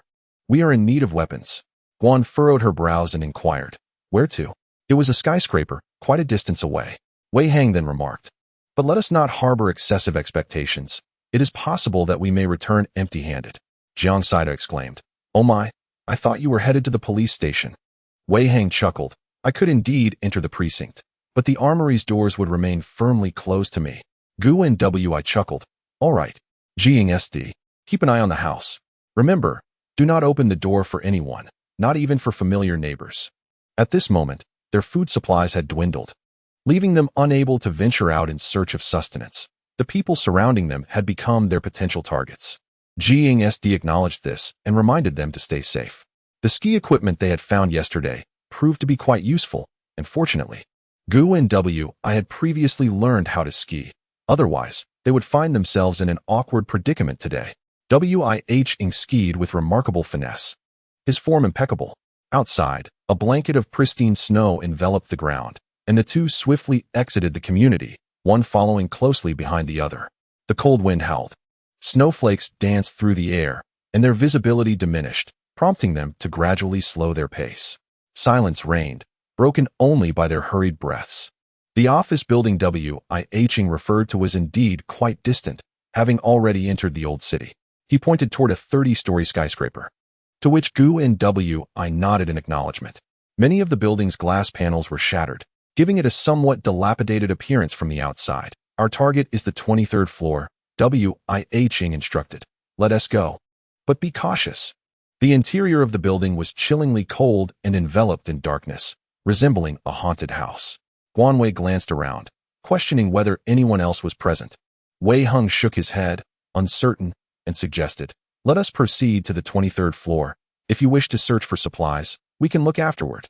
Upon arriving at the 23rd floor, Guan Wei was taken aback by the opulence of the decor, which bordered on the ostentatious. The walls were adorned with a gray-blue wallpaper, while golden crystal chandeliers hung from above, and the carpet was an audacious blend of red and yellow, complemented by dark green doors. Without a doubt, this was the most garish interior Guan Wei had ever encountered. "Wei Heng, what purpose does this place serve?" "The style is rather difficult to describe," Guan Wei remarked, a hint of disdain in his expression. Wei Heng chuckled, grasping his wrist, and urged, "Come, let us endure a moment longer. After all, some individuals may have been devoid of aesthetic sensibility from birth." With that, Wei Heng guided Guan Wei through the office, reception area, pantry, and conference room, leading them directly to the innermost chamber. Guan Wei initially anticipated that a forceful break-in would be necessary. However, to his astonishment, Wei Heng effortlessly turned the doorknob and opened the door. The door was inexplicably unlocked. Before him lay a set of ebony furniture, intricately adorned with rubies. The carved patterns and textures remarkably vivid and exquisite. Behind the ebony chairs and table stood an entire wall of bookshelves, leaving Guan Wei utterly speechless. For many of the books remained unopened. To the left, a wine cabinet was brimming with an assortment of red and foreign wines. Further inside was a cozy lounge. Whatever one desired could be taken. Wei Heng was currently examining the shelves with keen interest. "Whose place is this? Have you been here before?" Guan Wei inquired. "It belongs to a client, who is currently abroad. Why not take advantage of it?" Wei Heng remarked with a frown, his hand exploring the shelves for an extended period. Guan Wei, of course, would not be courteous. His hands had long been itching to act. He promptly removed the set of tables and chairs, and then made his way directly to the tea room, where he had a particular fondness for the coffee machine. The microwave, refrigerator, and water purifier were swiftly taken as well, along with some coffee he seized without hesitation. "Guan Wei," came Wei Heng's voice. Guan Wei gathered his belongings and hurried back to find Wei Heng. Upon entering, he was greeted by the sight of an entire wall of bookshelves that opened like a door, and Wei Heng beckoned him, saying, "Come here." Guan raised an eyebrow, realizing there was a hidden chamber. Within a glass cabinet lay over a dozen firearms, and astonishingly, another cabinet housed a stun baton and a crossbow. Guan, astonished, exclaimed, Is this person a notorious ruffian? Wei Hong, amused by his choice of words, replied, not quite. He is merely a wealthy individual. Among the firearms were not only handguns, but also submachine guns and a shotgun. Without hesitation, Wei Hong shattered the glass, saying, you should gather these up first. The ammunition should be in that safe. Let me see how to open it. Guan Wei nodded and stowed away these life-saving items into his space. By chance, he suddenly discovered a small concealed groove on the side of the glass cabinet, remarkably discreet. Guan unexpectedly pulled on the groove and discovered a long drawer hidden beneath the glass cabinet. Guan Wei fixed his gaze intently on the resplendent gold bars and ammunition before him. Gold, bullets. Wei Hong raised an eyebrow in silent incredulity, utterly astonished that this individual had not secured the gold and bullets within a safe. Take them away, and do not forget to bring the safe as well, commanded Wei Hong. Once they had finished collecting their possessions, Guan Wei conducted another thorough search and, without a hint of hesitation, seized every book from the shelves. He also gathered the snacks and stationery left on the desk. What about the laptop? It seems to be quite valuable, Wei Hong inquired, surveying the surroundings. The computer can be taken away without objection, but as for the chandelier, that is another matter. However, might the computer be susceptible to damage from freezing? Wei Hong will decide what to do with it later. Let us ascend the stairs to explore the upper floors. The 24th and 25th levels are occupied by an advertising agency, where aside from a few scattered magazines and notebooks, there is little of value. Not even a roll of toilet paper. Ascending further, we encounter a video game design company. Guan Wei has collected several figurines, which will undoubtedly bring immense joy to Jiang Saida. The 27th floor is dedicated to the sale of lingerie and sleepwear, already having been rummaged through by others, leaving a chaotic mess. Adhering to the principle of seizing what can be obtained, Guan Wei gathered all the pristine items from the shelves. Wei Hong chuckled, questioning what she intended to do with the ladies' lingerie and undergarments she had collected. There appears to be quite a variety of styles available, including lace, pure cotton, seamless, and modal. You observe with great attention. Who would refuse a free gift? Wei Hong jested, suggesting it could be worn by a girlfriend or even an ex-girlfriend. Guan Wei coldly commanded, silence. Downstairs, there are vendors selling cosmetics, bedding, and live streaming. Although there was little in terms of food to be gained, several unclaimed items, including 4-piece bedding sets, comforters, large blankets, and cosmetics, were seized without hesitation by Guan Wei. Having emerged, she decided to explore other floors as well. Adjusting her hat and glasses, Guan Wei prepared to venture forth. Wei Hong frowned and inquired, isn't it too cold for you? Are you all right? Guan Wei smiled and asserted, I am no delicate flower, but rather a robust man. Wei Hong, with a hint of resignation, replied, very well, let us take a look. The building behind had long been explored by others, filled with various studios and such. However, as the two ascended to the 8th floor, Wei Hong abruptly halted. Puzzled, Guan Wei inquired, what is it? Wei Hong pointed out, there are bloodstains on the wall. The interior was shrouded in darkness, obscuring their vision. As Guan Wei scrutinized the wall, he finally discerned the dark, mottled bloodstains splattered across it. Guan Wei and Wei Hong cautiously stepped inside together. The bloodstains became increasingly abundant, with the floor strewn with congealed blood. Upon reaching the final office, Wei Hong halted once more, his face reflecting a mixture of shock and revulsion. Guan Wei cast a fleeting glance inside, only to behold 7 or 8 lifeless bodies in the corner of the office, their chests and abdomens brutally slashed open, revealing hollow cavities devoid of organs. Wei Hong's expression darkened as he swiftly covered Guan Wei's eyes, whispering, do not look, they are all dead. Guan blinked and said, it's nothing, as she forcefully pried Wei Hong's hand away. The bodies, both male and female, lay before them, with the women universally stripped bare, their lower bodies stained with blood. Their faces bore expressions of terror and despair, evoking a vivid imagination of the helplessness they must have felt during their ordeal. Guan Wei retrieved several pieces of undergarments from the space, donning each one upon their forms. Who would have imagined that the freshly acquired garments would soon serve a purpose? The corpses had long since stiffened, rendering the act of dressing them in outerwear a formidable challenge. With no other recourse, Guan Wei resorted to fitting a number of oversized men's clothing onto the lifeless figures. Suddenly, the visage of a young girl materialized before Guan Wei's eyes. Appearing to be merely 13 or 14 years of age, her complexion a ghastly shade of cyan, with evident marks of injury encircling her neck. The girl's entire appearance was tattered, resembling a worn-out doll. Overwhelmed by sorrow, Guan Wei abruptly shut his eyes, unable to bear the sight any longer. Wei Hang, sensing his distress, gently embraced him and softly urged, "You should wait for me outside." Guan Wei shook his head, exclaiming, "Together." His voice was hoarse. Just 2 months prior, the world basked in peace, mutual assistance, and camaraderie. Now, however, it seems as if humanity has descended into a veritable hell, with devastation visible in every direction. Indeed, humans can be the most terrifying of demons, resorting to any means necessary, exhibiting cruelty and bloodlust, and committing unspeakable atrocities driven by selfish desires. It is appalling that they can engage in the repugnant act of cannibalism. Guan Wei concealed a flicker of turmoil within her heart and hastened her movements. Once the last individual was adequately attired, she declared, "Let us proceed." In the midst of a heavy snowfall, cremation was not feasible, nor could one simply abandon the deceased in the snow. Perhaps the space could accommodate the body. However, Guan Wei was reluctant, for the space was filled with their provisions. They refrained from further searching the building, knowing well it had already been thoroughly plundered. On the return journey, Wei Hung remained silent, lost in thought, while Guan Wei reflected on the fortunate absence of Jiang Saida. Had that fool been present, one could only speculate on the expression he would have worn. Surely it would have been enough to make him retch. Upon returning to the community, they observed several men sawing wood. With all the inhabitants of the lower floors deceased, the furniture had been repurposed as fuel. Sun Qinghai noticed the hint of awkwardness on Wei Hang's and Guan Wei's faces, but she dismissed him and ascended the stairs without a word. Outside, temperatures plummeted to a chilling 70 degrees below zero, and even within Wei Hang's abode, it hovered around 20 degrees below. One could only imagine the conditions in other households.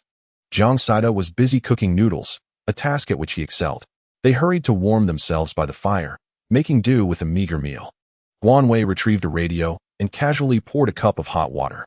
As an intense cold wave swept through, we have now entered a frigid period. Survivors are urged to remain calm and to prioritize warmth. The nation has not forgotten you, and supplies are soon to be distributed. After taking a sip of hot water, Guan Wei offered a cup to Wei Hang, saying, "Have a drink."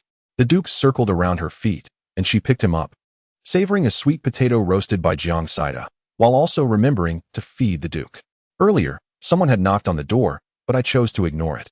Seeing no one answered, they departed. Jiang Saida then presented a bowl of noodles. Guan Wei nodded as they sawed wood for warmth.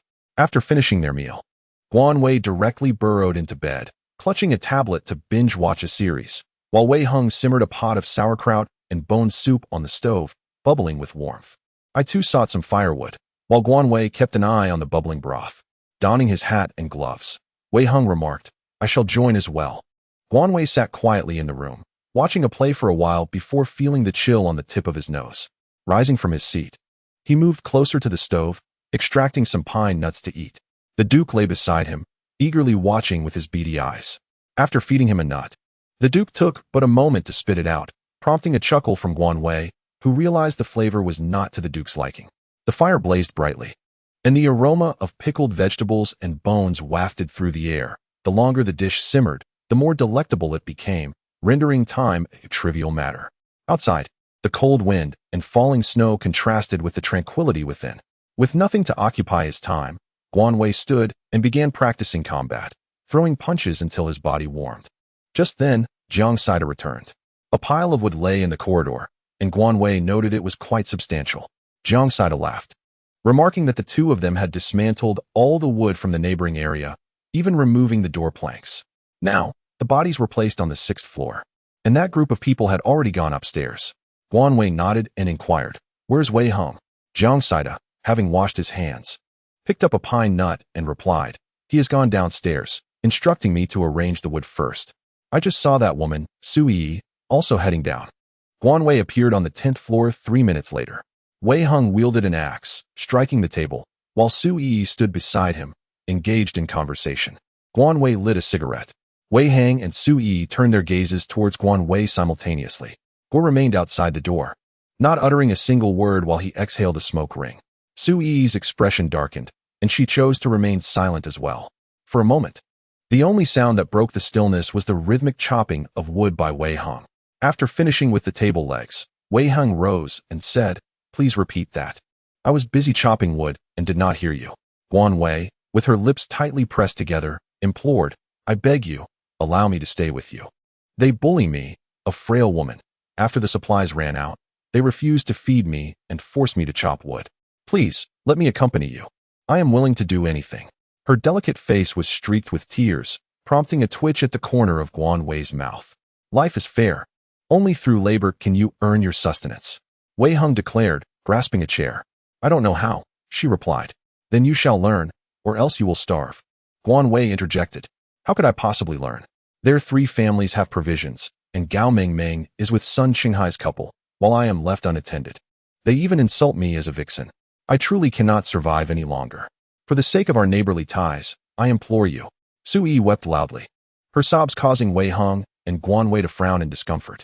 "We cannot assist you. You must rely on yourself." Wei Heng rejected. "I can help you cook. I am willing to learn. I can even assist in warming your beds." Her voice grew increasingly feeble.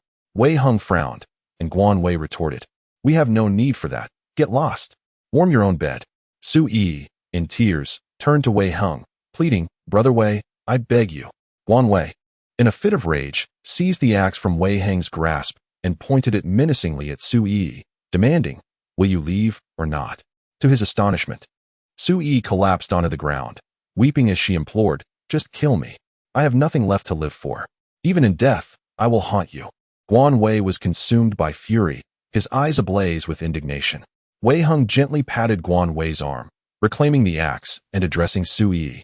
"I will not intervene on your behalf. You must find your own way. And heed my warning, do not provoke him. He is capable of truly ending your life." With tear-filled eyes, Su Yi gazed up at Wei Heng and, in a sudden surge of desperation, clung to his leg, exclaiming, "Brother, you are a good person. Please save me, I beg you." In her fervor, she pressed her face against his leg, seeking solace. Wei Heng gritted his teeth, finding himself powerless to extricate her grip. Guan Wei, having reached the limits of her patience, seized Wei Heng by the arm and delivered a precise kick to Su Yi's shoulder, sending her crashing to the ground. She was about to charge forward to continue the assault, vehemently proclaiming, "Who says one cannot strike a woman? You foolish imbecile, your visage is more repugnant than a sewer. What are you even doing here? Watch as I bring you to your demise today." However, Wei Heng, swift and astute, quickly grasped Guan Wei's waist, bending low to hoist her onto his shoulder, and swiftly exited the premises. Guan struggled and exclaimed in exasperation, "Let go of me. Wei Heng, release your grip. Do you not see that I shall not hesitate to strike her? This incessant buzzing around me, akin to a persistent fly, is utterly infuriating. How dare she be so bothersome?" Fearing that his struggles might lead to an accident, Wei Heng urged him to calm down, worried that he might fall at any moment. Guan Wei struggled, exclaiming, "Let me go, you bastard." With a sharp slap, silence enveloped Guan Wei. Guan Wei, with incredulity, widened her eyes, having been struck by Wei Heng, and on her backside no less. When Jiang Saida witnessed Guan Wei being carried back by Wei Heng, her mouth gaped wide enough to accommodate an egg. Wei Heng instructed, "Descend to room 1003 and bring up the timber, along with the axe." Jiang Saida nodded in agreement. "Certainly, but is Guan Wei all right?" Guan Wei felt as though the sky had fallen, his spirits dampened and carried along. Fortunately, his friends were aware of his distress, showcasing the profound bond of brotherhood. Wei Heng reassured him, insisting that it was of no consequence, and urged him to go. Jiang Saida hesitated, asking whether he would confront him. With a piercing glare from Wei Heng, Jiang Saida quickly silenced himself, hastily donned his clothes, and descended the stairs. Guan Wei was not too well, feeling a mix of emotions, yet not overwhelmingly so.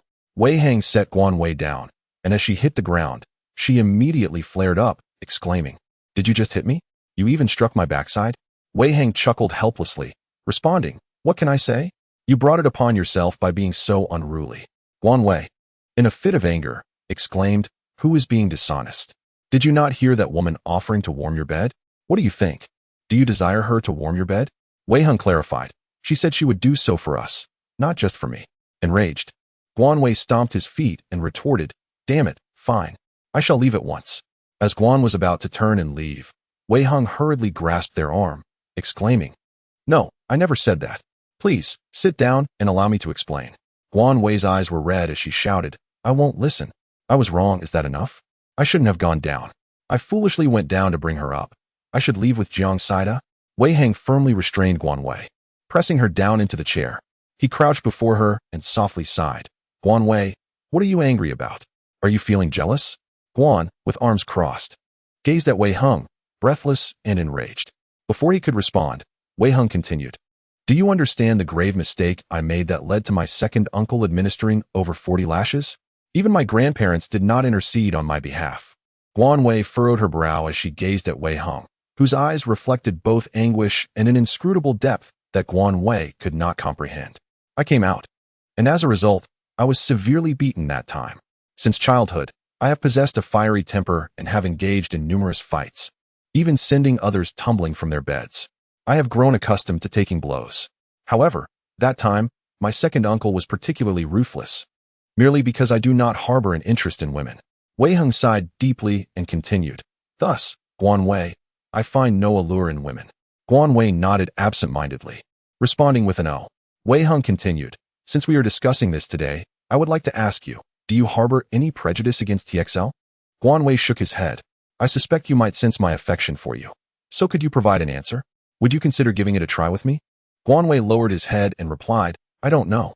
I have only ever pursued girls. I truly have no idea. Wei Hang nodded, saying, well, just regard me as a friend. Don't feel uneasy. I certainly won't allow Sui to stay here, so rest assured. Don't be upset. After saying this, Wei Hang stood up and said, I'll go check on Jiang Saida.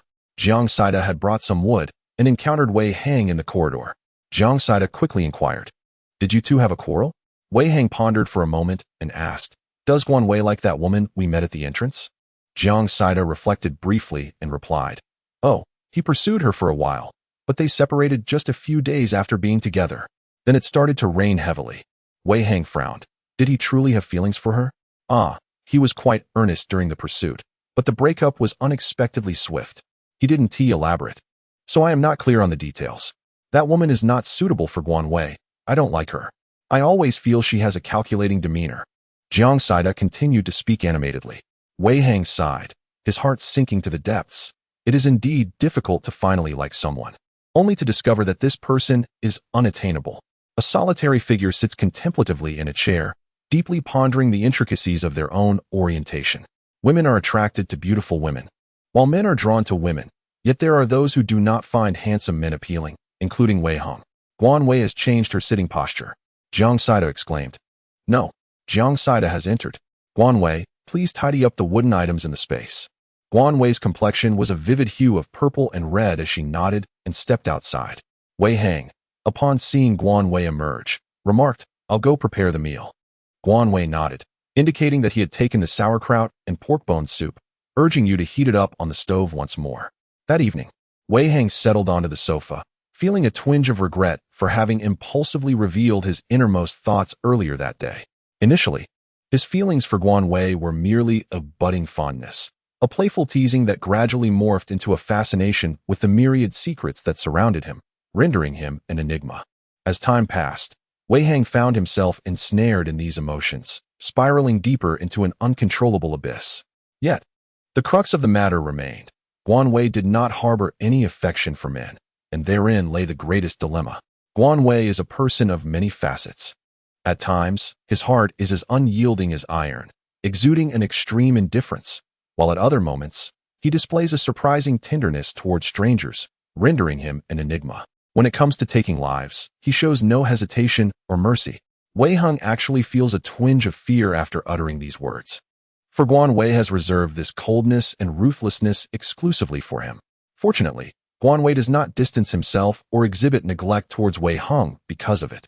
Moreover, Guan Wei remains silent regarding the matter of sleeping apart from Wei Hung, who simply wishes for him to feel more at ease, nothing more. The snow accumulates day by day, while the outdoor temperature continues to linger at an astonishing -60 degrees. Guan Wei and the others refrained from venturing outside, dedicating their days to familiarizing themselves with firearms and martial arts. Most of the time, Wei Hung engaged in sparring with the two companions, while Jiang Saida bore the brunt of the beatings. The seeds previously sown had sprouted tender green leaves, thriving remarkably well, perhaps due to the quality of the soil. Thus, The trio retrieved the remaining planting boxes and sowed the seeds, even those whose plants were indiscernible. Although the soil in their space had been excavated, nature would surely replenish it abundantly. A couple of days prior, the Duke had faced a severe reprimand from Wei Hung for damaging the newly sprouted vegetable seedlings. Covered in mud, the Duke had wreaked havoc on nearly half a box of plants before Guan Wei discovered the mess. Consequently, the Duke endured 2 missed meals before realizing the trouble it had caused, prompting the caretaker's ire. That morning, Guan Wei was jolted awake by the cold. Glancing resentfully at the still sleeping Jiang Saida. During previous nights spent with Wei Hong, he had never felt the chill, yet the recent nights had been persistently frigid. Like Guan Wei, Jiang Saida's hands and feet were icy, unable to retain warmth throughout the night, prompting Guan Wei to avoid close contact with him. After adding 2 pieces of coal to the fire and checking on the growing greens, Guan Wei turned to prepare milk powder for the Duke and poured a bowl of dog food. The Duke had been eating heartily these past few days, not only consuming dog food but also trailing after Guan Wei in pursuit of meat, resulting in a noticeably plumper canine. Guan Wei gently advised the Duke, "Perhaps you should moderate your intake, lest you find yourself stewed into a canine broth. You gluttonous hound." The Duke, keeping his head bowed, paid no heed to Guan Wei's remark. Suddenly, a wailing echoed from upstairs, prompting the Duke to bark ferociously in response. Wei Heng sat up and inquired, "What is happening above?" Guan did not shake his head, showing no intention of going out to take a look. He lifted the Duke, saying, "There are only 30 residents in our building. It seems someone has passed away again." Jiang Saida also awakened, hastily putting on his clothes. The weather was quite chilly, and consuming something warm would certainly bring much comfort. Guan prepared a pot of fragrant fish stew, accompanied by an array of side dishes to be enjoyed with rice, creating an intoxicating aroma. Guan had yet to finish his meal when he tuned the radio, the crackling sounds intermittently breaking the silence. "Shelters have been established across the nation. Let us inform one another." The radio crackled again, announcing to Suiqing and Anqing, "Head towards the Pan City and Ting Mountain Shelter. Stay safe and warm." Pan City. "Wei Heng, is that near your home?" Jiang Saida inquired. "Indeed, and Ting Mountain lies to the west, and its elevation is quite significant," Wei Heng replied. Suddenly, a series of knocks interrupted their conversation. Jiang Saida set down his chopsticks and opened the door. A man stood outside, drawn in by the enticing aroma of food. He gulped and said, "Hello, I am a resident from the 17th floor above. May I ask if you have any medicine? My son has a fever and feels extremely hot." As she approached the door, she cast a glance at the man, whose unkempt beard and pallid complexion bore witness to his disheveled state, while his eyes were bloodshot and weary. The man, his voice trembling with emotion, pleaded, "My son is 7 years old. Is there any medicine? I beg you, please save my son." Guan furrowed her brows and remarked that she only possessed medication for adults suffering from fever, with none available for children. "Can it be used?" The man immediately nodded in affirmation, expressing his gratitude. Avoiding the gaze from outside the door, Guan turned and retrieved a box of ibuprofen and a packet of cold medicine from the space. The man, receiving the medication, expressed his profound gratitude and swiftly departed. Approximately 2 hours later, a knock resounded at the door once more. Jiang Saida opened the door to find the same man accompanied by a woman. The woman's hair was disheveled, her eyes were swollen, and her face bore the marks of exhaustion. The man spoke, "Thank you for providing us with the medicine. My name is Go Yongqiang, and this is my wife, Duan Xiaomei. We have little left to offer, but please accept this rice as a token of our appreciation." Jiang Saida shook his head, insisting, "No need, take it back for your child." The woman replied, "The fever has subsided a bit. We are immensely grateful. You must accept this, please do not refuse." As Jiang Saida hesitated, Guan extended his hand to accept the offering, saying, "We will accept it. There is no need for formality. Please return and take care of your child." Go Yongqiang and Duan Xiaomei expressed their gratitude once more before departing. Guan opened the bag he was holding, revealing it to be rice, and casually placed it in the kitchen. Guan had not noticed Wei Heng sitting by the stove, shelling a small bowl of pine nuts. He then turned to Jiang Saida and said, "Jiang Saida, do not feel compelled to offer them free assistance simply because they seem to be enduring a difficult time. A bleeding heart is not advisable." Jiang Saida nodded. "I understand your point. It is merely that I feel a twinge of compassion. At the brink of the apocalypse, the first act is to slay the Holy Mother. Remember this." Guan took a seat beside Wei Hong, glancing at the small bowl, while Wei Hung remained undistracted, his hands continuing their task without pause. Guan Wei pouted, rummaging through the space to retrieve several vividly colored garments, tossing them to Jiang Saida. Why not study these and craft an outfit for the Duke? Jiang Saida, with an expression of utter disbelief, replied, Do I appear to be someone who can sew? Guan Wei sighed as he picked up the Duke, turning him over and scrutinizing him from various angles before resolutely declaring, I shall give it a try. Wei Hung straightened up and said, Allow me to take the Duke. After uttering these words, he retrieved his clothing and sat down on the sofa. A couple of seconds later, he added, By the way, which of you will go fetch some thread and needles? Guan Wei, Jiang Saida. Guan hastily seized a small bowl of pine nuts and stuffed them into his mouth, instructing Jiang Saida to go and, in passing, inform them about the matter of the shelter. Whether he chose to go or not was entirely up to him. Jiang Saida nodded, donned his clothing, and promptly departed. The order had long since disintegrated, amidst the swirling snow. The nation was utterly incapable of dispatching vehicles to retrieve the survivors. To reach the refuge, one could only embark on foot. However, this journey was fraught with peril, including the threats of freezing to death or falling victim to robbery. Everything remained unpredictable. Guan furrowed her brow as she munched on pine nuts, casting glances at Wei Hung repeatedly until the last nut was consumed. Suddenly, Wei Hung spoke, If you have something to say, just say it. Guan Wei, I wish to inquire, do you desire to visit the sanctuary? Wei Hung raised his eyes to meet Guan Wei's gaze and replied languidly, Either way is fine. Can we go? What does it mean? Wei Hung chuckled, implying that if you wish to go, we shall go. If you do not wish to, then we shall refrain from going. Guan Wei stood up and said, Let us take out the lamb chops and radishes. We shall stew the lamb chops for dinner tonight. Guan Wei nodded silently, casually retrieving lamb chops and radishes. The matters of the shelter could wait until Jiang Saida returned for further deliberation. After a brief interval of 10 minutes, Jiang Saida reappeared, clutching a sewing kit. I found this on the 11th floor of an apartment, he remarked, noting the assortment of colors within. As he spoke, an aura of chill enveloped him as he settled beside the stove. Wei Hung took the needle and thread, commencing the task of tailoring garments. Have you notified them? Guan Wei inquired. Yes, though I am both elated and troubled, uncertain of how to proceed. Let us discuss it. Jiang Saida replied, cracking open a handful of pine nuts. Indeed, their meals were abysmal, consisting solely of a few potatoes and frozen cabbage. The room lacked warmth, and some were left to consume coarse grains. Jiang Saida sighed heavily.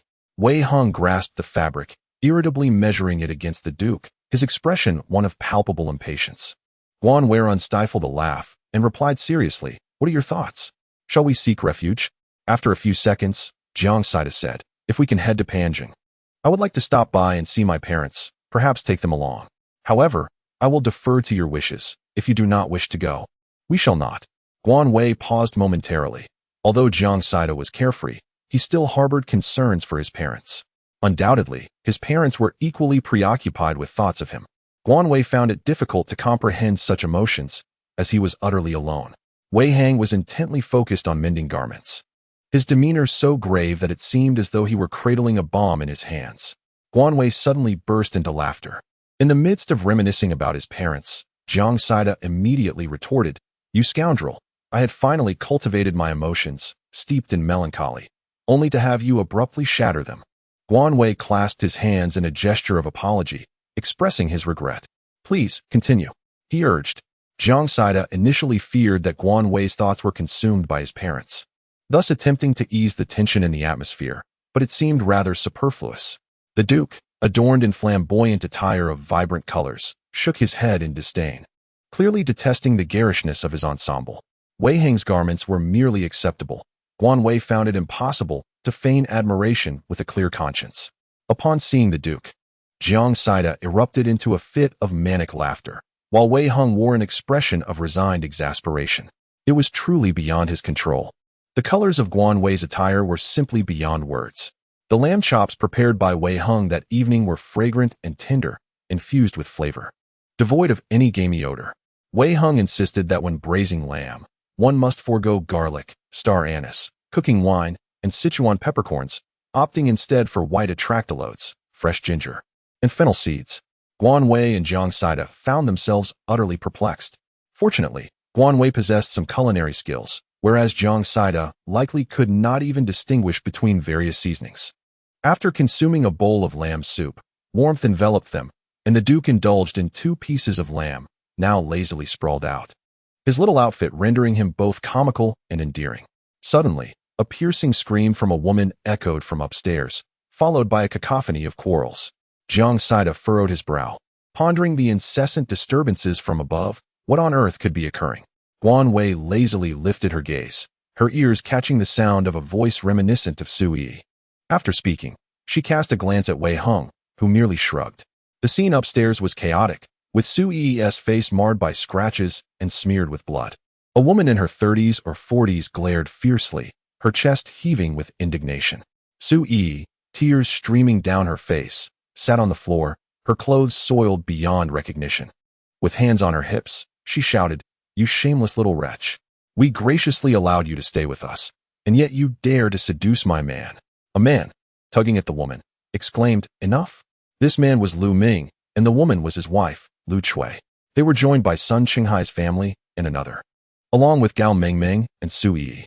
Upon hearing her husband speak, Lu Chui immediately retorted, "How dare you tell me to be quiet? You can't even control your own desires." Several onlookers, including minors, were observing the ruckus. Naturally, Lu Ming was embarrassed by the accusations and slapped Lu Chui across the face. Sun Qinghai quickly intervened, exclaiming, "Lu, what are you doing?" Lu Ting also reached out to Lu Chui, asking if she was all right. Wiping her tears, Lu Chui threatened, "How dare you hit me? Lu Ming, you'll pay for this."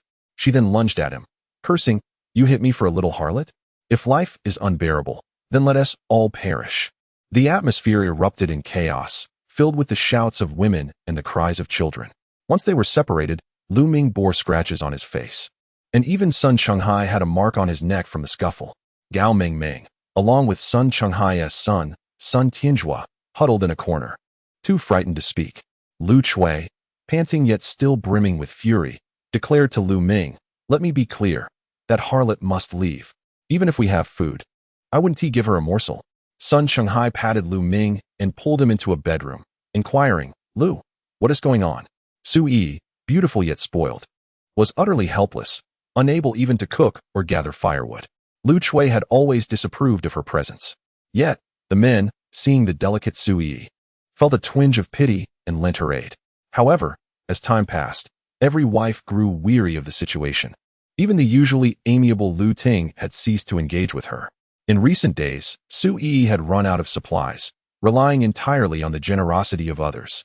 Today, when Lu Ming went downstairs to saw wood, Su Yi followed suit, and the two exchanged pleasantries. Perhaps it was Su Yi's gentle demeanor that tempted Lu Ming, as he ultimately embraced her. Coincidentally, it was at that moment that Lu Chui caught sight of them. With a heavy sigh, Lu Ming recounted the unfolding events. Sun Qinghai frowned. "I initially allowed her to stay out of pity for her as a lone woman. Who could have anticipated such a debacle? Given your wife's current attitude, what do you propose to do?" Lu Ming replied, "What can be done? It's all my fault. If we drive her away, it leads to a dead end."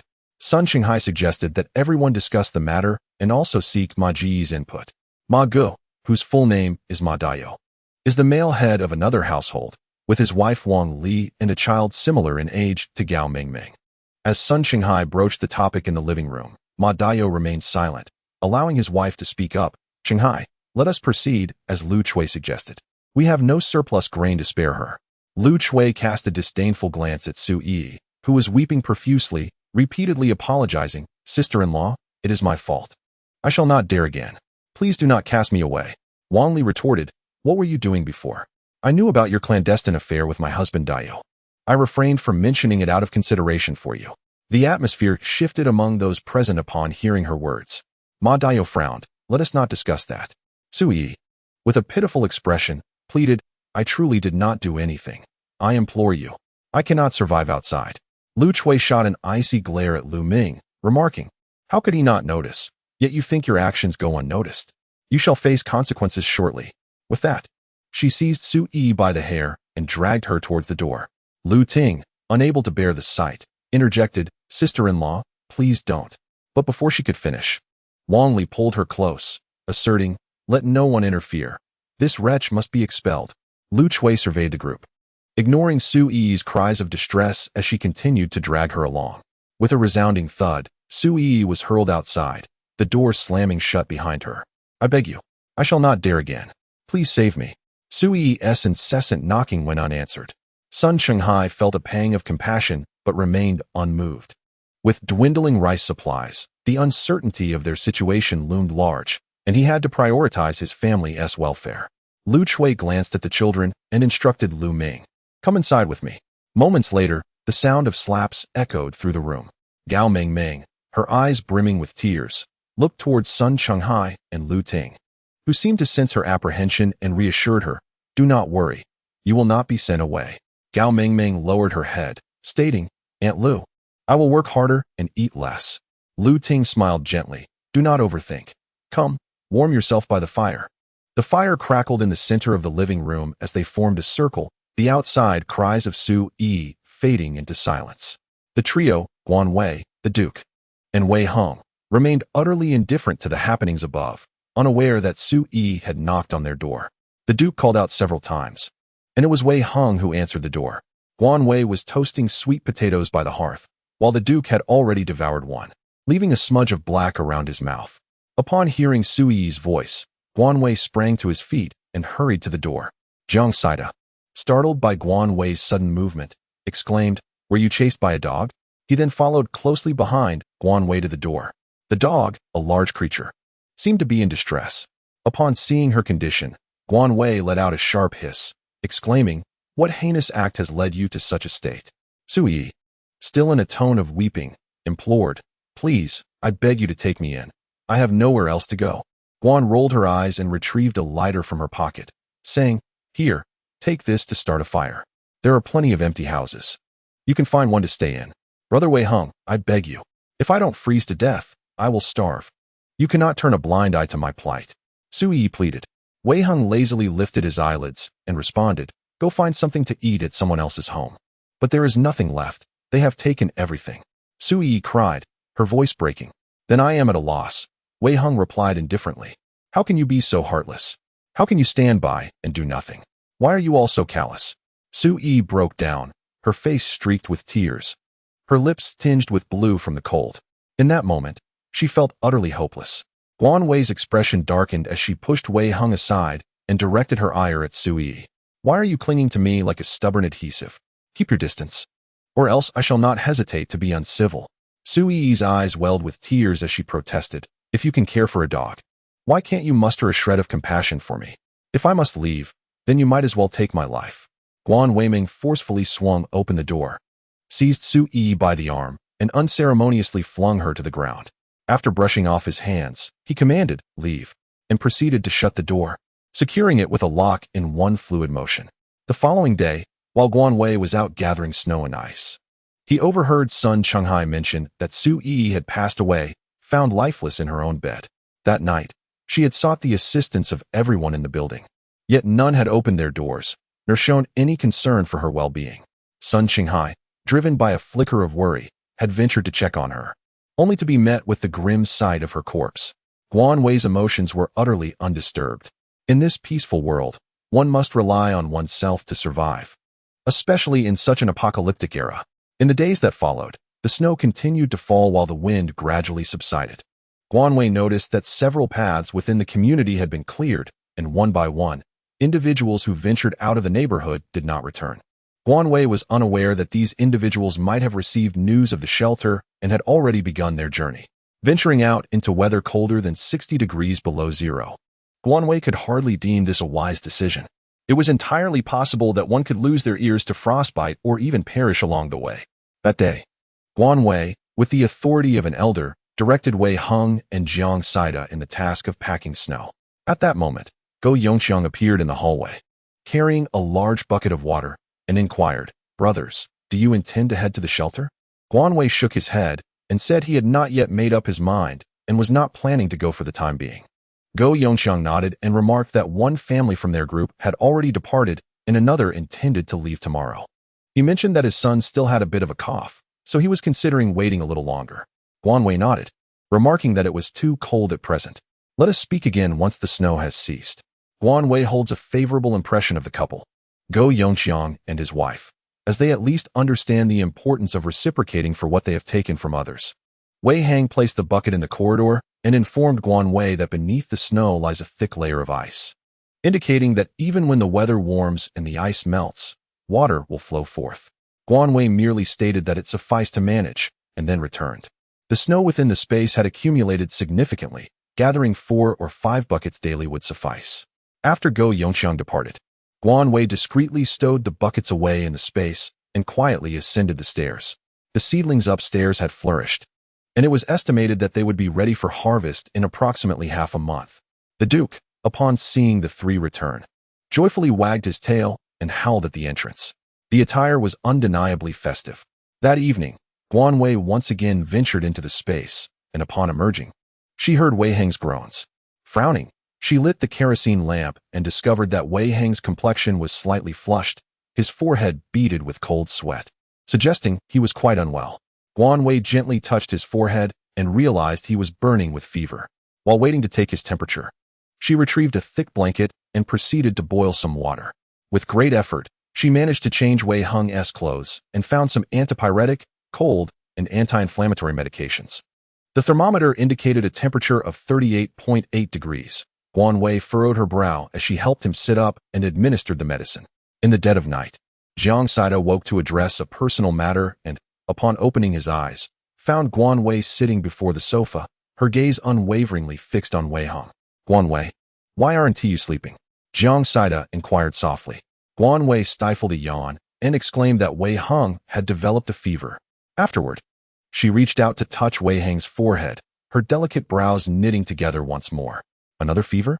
Jiang Saida inquired as he approached Guan Wei's side. Yes, I will administer the antipyretic again. If you need to relieve yourself, do so promptly. Do not linger here, Guan Wei said, brushing aside Jiang Saida to grasp the water jug and pour. Jiang Saida nodded. Then I will take your place. You should rest for a while. No need, Guan Wei replied, her tone firm. You are a heavy sleeper. Even if you were burning with fever, you might remain oblivious. Jiang Saida conceded. All right. Just call for me if you feel tired. The thermometer read 39 degrees. After another dose of medicine, Guan Wei found herself unable to sleep. It was now November 15th, and the heavy snow was expected to continue for about another week. With the temperature rising, the oppressive heat was soon to arrive. The earth cracked under the strain, yielding not even a single grain of rice. During the peak of summer, temperatures soared above 60 degrees Celsius, rendering it impossible for anyone to venture outdoors. Water and electricity were cut off, and the most arduous days still lay ahead, as life seemed to regress to a pre-liberation state. If any place were to return to normalcy the quickest, it would undoubtedly be the refuge. After all surviving individuals would congregate there, comprising a diverse array of professions. They would adapt to the apocalypse with remarkable swiftness and discover the most suitable methods for survival in these dire times. Guan Wei gazed at Wei Hang for an extended period, observing the typically vibrant individual now lying quietly. In this moment, she felt a profound sense of relief for having stockpiled medicine.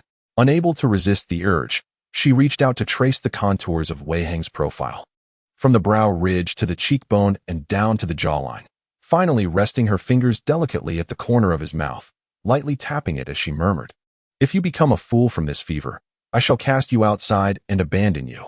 Do hasten to recover."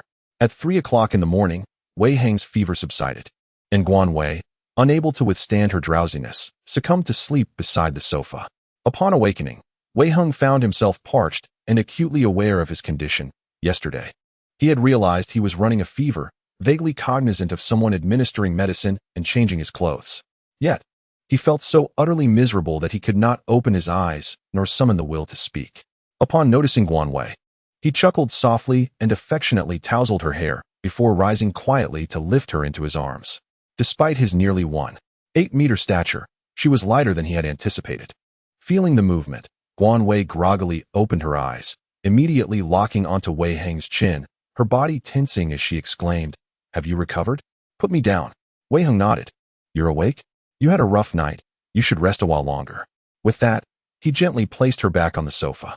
Guan had already been startled by his embrace and immediately replied, "No need. I will prepare some porridge for you, so you can sleep a little longer. Stay, rest for a while." Wei Hang halted his attempt to rise, chuckling, Your ears are flushed. Are you feeling shy? Guan Wei buried her head directly into the quilt. Her voice muffled as she exclaimed, I want to drink some millet porridge. Wei Hang let out a soft chuckle and said, Don't hold back, as he turned and made his way to the kitchen. Once Guan finally heard Wei Hang's departing footsteps, he peeked out, rubbing his ears. Silently, he scoffed to himself. What are you famous for? Utterly unremarkable. Guan Wei increasingly sensed his growing acceptance of Wei Hang, yet this journey left him in a state of confusion. His ambivalence, neither rejecting nor fully embracing, made him feel rather like a cad. Lost in his thoughts, Guan Wei drifted off to sleep once more. When he finally opened his eyes again, it was already noon, and both Wei Hang and Jiang Saida were absent from the home, likely out gathering snow. Guan Wei furrowed her brow. Upon descending the stairs, she encountered the two individuals laboring diligently, shoveling with great fervor. Wei Hang, you've just recovered from a fever. What are you doing out here? Return at once. Guan Wei admonished. Oh, he is perfectly fine. Young and vigorous. Once the fever subsides, he is good as new. Just let it be, Jiang Saida retorted. However, Wei Hang promptly set down his shovel and quietly remarked to Jiang Saida, from my experience, that expression indicates he is about to erupt. I shall return upstairs. Do continue. Much appreciated. Jiang Saida cast a skeptical glance at Guan Wei, and indeed, after Wei Hang retreated, her demeanor had noticeably softened. Jiang Saida pondered, what in the world is happening here?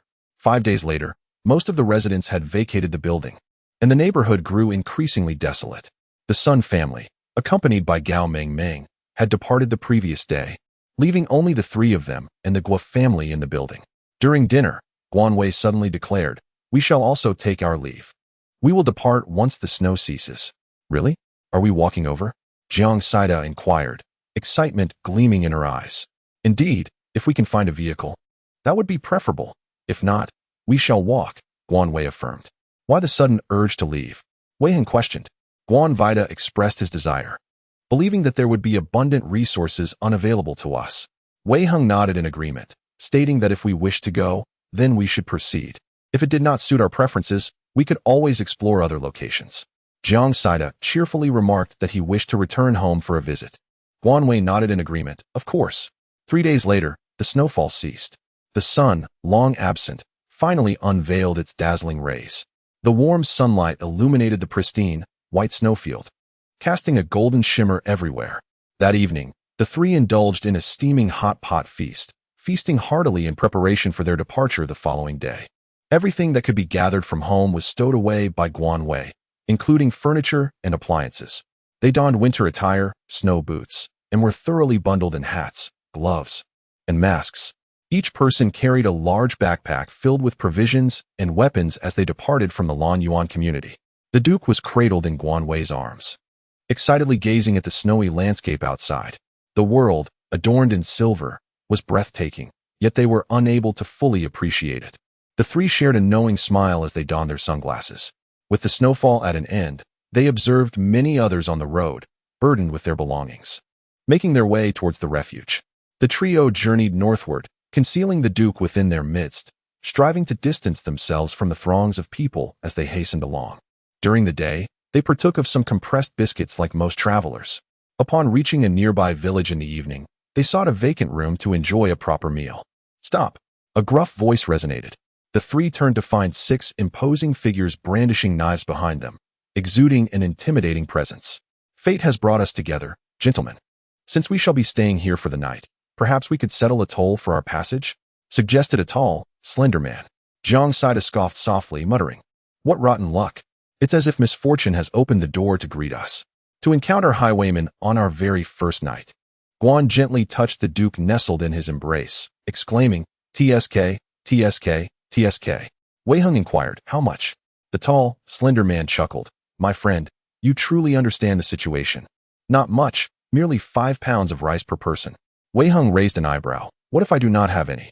A gaunt, dark-skinned man replied. Whether you possess it or not, we shall soon discover. With that, the 6 individuals began to move forward, yet they remained rooted in place, their eyes filled with dread. Guan, wielding a firearm, commanded, nobody move. He then turned to Wei Hang and instructed, bind them all. With that, he retrieved a bundle of rope from his backpack. The tall, gaunt man immediately interjected, brother, we were wrong. We failed to recognize the formidable. I implore you, spare us. As Wei Hang approached the 6 individuals, just 2 steps away, the thin, dark man suddenly lunged forward, brandishing a knife and viciously thrusting it toward Wei Hang. As the pupil contracted sharply, the trigger was pulled, and the gunshot reverberated. The emaciated man collapsed onto the ground, curling up in agony as blood streamed from his thigh. The Duke, startled by the sound of the gunfire, erupted into frantic screams. The others, witnessing the Duke's eyes gleaming with a menacing light, stood frozen in place, paralyzed by fear. They had merely sought a morsel of food and had no desire to forfeit their lives. Wei Hung cast a cold glance at the man sprawled on the ground, suddenly lifting his foot to press down on the man's chest, and with a swift motion, plunged the knife into his neck. Blood gushed forth as Wei Hung withdrew the blade, disdainfully wiping the blood from his hands onto the man's clothing. Guan stepped forward and inquired, "How many of you are there?" The individuals bound together exchanged glances, and the tall, slender man spoke up, "There are 18 of us in total. Where is your lair?" Wei Hung asked coldly. The tall man replied in a subdued tone, "It is located at a coal yard to the south of the town." Guan Wei and Wei Hung exchanged a knowing smile. Guan Vida said, "You two go ahead. I shall follow shortly." Wei Hung cast a glance at Guan Wei before taking Jiang Saito away with him. The 5 individuals were swiftly dealt with by Guan Wei, who understood that one must eradicate the root of the problem, lest it spring back to life with the gentle caress of spring.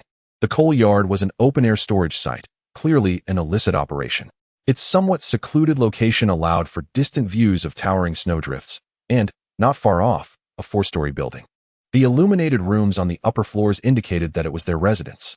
Guan quietly instructed the Duke not to make a sound, then added, "Let us first deal with the situation." Wei Hung took the lead, stepping cautiously forward. The snowy day afforded clear visibility, unhindered by obstacles. The 3 of them stealthily approached the 4th floor, where the voices within grew increasingly distinct. "Boss, the girl I brought back today is a real stunner. Locked up in the back. You go ahead." A man's lewd voice rang out clearly. "Ha ha ha, you really know how to please, firecracker," responded the man referred to as the boss. "But where are Black and the others? Surely they aren't hiding away in some cozy nook, are they?" "Ha ha," the lascivious man replied. "Go send someone out to check." "Where's Erlu?" the boss inquired. The lascivious man answered, "I sent him out to stand guard. That lazy fool is likely loitering around, squatting in the latrine." "Very well, go find someone," the boss commanded. Jiang Saito whispered, "Are there more people being held captive?" Guan Wei gestured towards a few jars behind him and whispered, "Hush, let us hide for a moment." The evening air remained frigid, and within mere minutes, the trio felt the chill seep into their bones. Soon after, a lewd man emerged from the house, accompanied by 3 others. Moments later, piercing screams and pleas for mercy echoed from within the room. Wei Hang urged, "We must go." Inside, several individuals were gathered around a fire, basking in its warmth while laughing and conversing. The sudden entrance of Guan Wei and his companions disrupted the lively atmosphere of the room. Before anyone could react, Wei Hung and Guan Wei swiftly dispatched the 2 nearest individuals, with Jiang Saito following closely behind, resulting in chaos within the space. Among these individuals, 2 clearly possessed some martial prowess. Guan Wei, caught off guard, was struck in the chest by a man with a distinctive mustache, nearly losing his breath entirely. Before he could regain his footing, the mustached man delivered another fierce kick. Suddenly, a gunshot rang out. Guan Wei's eyes were filled with pain, nearly bursting as he witnessed the man with the prominent mustache collapse to the ground, a gaping bullet hole appearing on his forehead, blood gushing forth. Wei Hung, gripping his firearm with crimson eyes, swiftly assisted Guan Wei, asking, "Are you all right?" Guan, unable to endure the pain, shook his head. Jiang Saito cursed vehemently, "Damn it! You too, come to my rescue." It was only then that Guan Wei realized Jiang Saito was pinned to the ground, a knife poised perilously close to his eye. Without a moment's hesitation, Wei Hung fired again, eliminating the remaining threats in the room. The trio soon discovered a lounge at the back of the chamber. Upon opening the door, they were met with the sight of a naked woman, her chest drenched in blood, lifeless. Jiang Saito cast a fleeting glance before turning away, unable to bear the sight any longer. The ringleader had fled. Wei Hung furrowed his brow and draped a blanket over the woman's body. "Go search," Guan Wei instructed as she stepped outside. The small building appeared to be a dormitory, comprising 6 rooms, yet no one was found. Instead, they they stumbled upon a considerable stash of supplies, primarily rice and flour, along with an abundance of biscuits and noodles, bottled water, and some frozen, hard cabbage and radishes. Like a swarm of locusts, Guan Wei unceremoniously collected everything into her storage space. Suddenly, Jiang Saida pointed towards the window and exclaimed, "Guan Wei, look over there." Guan had not yet reached Jiang Saida's side when through the window he glimpsed a path carved into the snow, leading towards a distant mound. Wei Heng squinted and proclaimed, "Let us investigate." Climbing through the window, the three of them, armed, ventured along the narrow trail. After approximately 3 minutes, they stumbled upon a barn. Cautiously pushing open the large door, they were met with a substantial pile of coal and a chaotic assortment of bodies, both men and women. "What on earth? Are these people all dead?" Jiang Saida exclaimed in shock. Guan carefully lit a kerosene lamp and observed closely. Each of these individuals bore injuries, their faces and hands marred with dark grime. Regrettably, none of them were alive.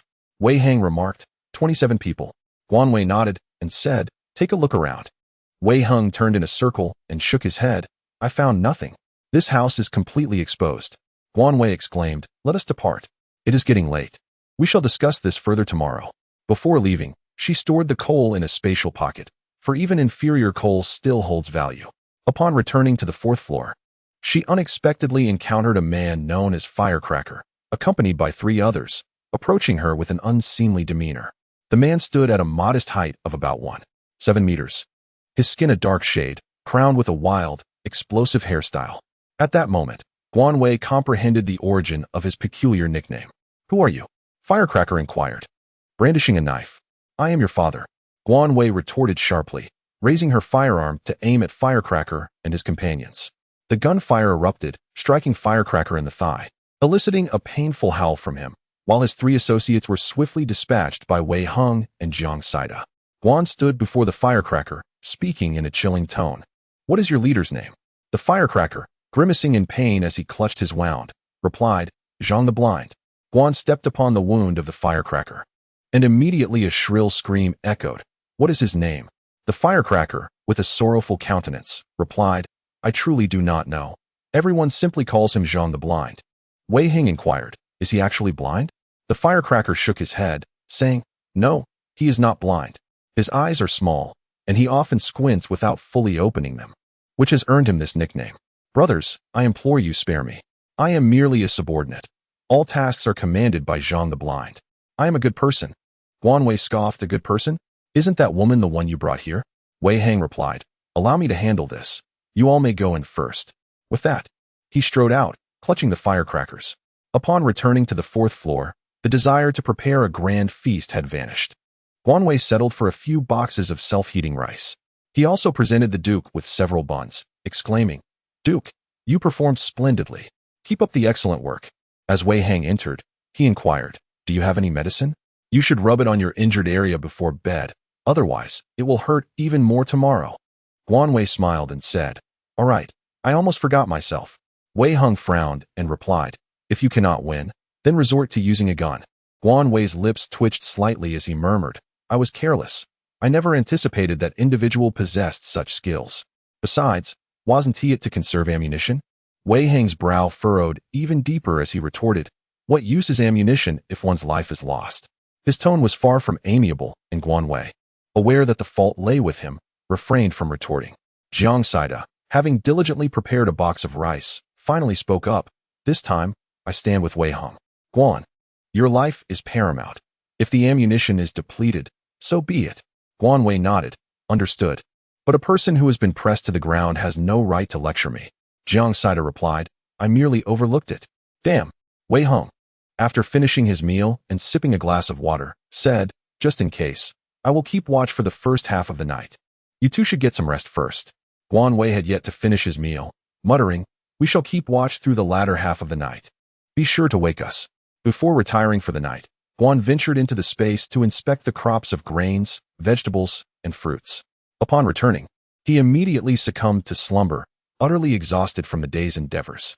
The night was remarkably tranquil, devoid of any peril. The following day, the sun shone with extraordinary brilliance, and the temperature plummeted to a chilling -40 degrees. Guan Wei gazed out the window, remarking on the rapid rise in temperature. "Wei Heng, having finished a bun, nodded in agreement, suggesting they set off early. Yesterday, they encountered numerous individuals along the way, their faces pale and lips cracked, clearly having endured prolonged hunger, while the trio appeared as anomalies. Thus, the three companions and their dog navigated along the rural paths, adhering to the map to evade the larger crowd. By midday, the temperatures surged again, causing the accumulated snow to gradually melt away, revealing the ice layer beneath, which slowed their pace considerably. However, on the third day, Guan deviated from the established itinerary, opting instead to head directly to the city, known as Shuangyuan City, which was far more prosperous and expansive than Sui City. At the heart of Shuangyuan City stood a building shaped like a coin, reputed to be the sturdiest structure, affectionately referred to by the locals as the Great Coin. The destination of Guan is finally reached. As noon approaches, the three individuals arrive at their goal. The building, characterized by its circular exterior and square interior, is truly distinctive. It boasts 26 floors above ground and 2 subterranean levels. Guan and 2 others entered from the second floor, which appeared to be a shopping center. The interior was in disarray, with shards of glass scattered across the floor alongside various debris and refuse. The second floor seemed to be designated for shopping, featuring a CAF as well. After a brief search, Guan found only a few summer garments available for selection. Ascending to the third floor revealed numerous office spaces and meeting rooms. Guan led the 2 individuals directly to the top floor, where they discovered an office spanning over 100 square meters. Upon entering, to the right, there was a sofa accompanied by a coffee table, while to the left stood a desk by a large floor-to-ceiling window, illuminating the space with natural light. Behind the desk, a bookshelf graced the wall, and beyond it lay a lounge area complete with a restroom and a shower. Additionally, there was a separate pantry, equipped with several sets of teaware and a branded coffee machine. It was evident that this was the office of a high-ranking executive. After enduring the journey in silence, Jiang Saida finally inquired, "Wei, what is our purpose in coming here?" Guan Weidao remarked, "Children should not inquire so much. As the temperature rises and the snow melts, the refuge will be reconstructed once more." Initially, Guan intended to spend some time in Shuangyuan City. Wei Heng glanced at Guan Weidao and said, "Bring out the stove." Guan did not hesitate to take his leave, stating, "I shall venture out to gather some information." With that, he exited alongside the Duke. Jiang Saida murmured, "How mysterious." Wei Heng ignited the stove and remarked, "If he chooses not to divulge, there is no need to inquire. When he is ready to share, he will do so of his own accord." Jiang Saida chuckled, "Are you not curious?" Wei Heng remained silent. Indeed, he was curious. No one yearned to understand Guan more than he did. Yet, he comprehended the wisdom of moderation. Meanwhile, Guan and the Duke boldly traversed various rooms, many of which bore the marks of previous fires. Everything flammable had been consumed, indicating that numerous souls had once sought warmth within these walls. Guan only took a selection of seemingly exquisite decorations, ornaments, and furniture that had not been consigned to the flames for firewood, including a water dispenser and a coffee machine, leaving no item untouched. In addition, some rooms bore traces of blood, and on the 17th floor, he stumbled upon 2 lifeless bodies. Guan led the Duke downwards, wrinkling her lips as she remarked, "Duke, this place is exceedingly impoverished, devoid of any semblance of value. Let us ascend." At that moment, Guan heard a commotion from below. Upon closer inspection, she discerned the murmur of voices, indistinct, yet likely belonging to passing survivors intending to seek refuge here for the night. Unperturbed, Guan silently guided the Duke back up the stairs. Upon reaching the 21st floor, they encountered Wei Heng, who emerged hastily from a room, preparing to descend. The moment Wei spotted Guan the frosty demeanor that had graced his countenance melted away, yet he spoke in a tone that remained unadorned. "You have returned?" Guan gaze fixated on Wei Heng's face, which transformed with an almost magical quality, stirring an uncontrollable desire within him. It was this moment that left Guan at a loss. As Wei Heng expressed his affection but showed no impatience for a response, he was an extraordinarily patient and meticulous hunter, attentively waiting for his prey to willingly ensnare itself in his carefully laid trap. Guan smiled with narrowed eyes and asked, "What? Are you afraid something might happen to me?" Wei Heng did not respond directly but remarked, "You have been out for nearly an hour. Are you worried?" Wei Heng glanced at him sideways, frowning. "Guan, oh, I apologize. I was unaware that you were so concerned."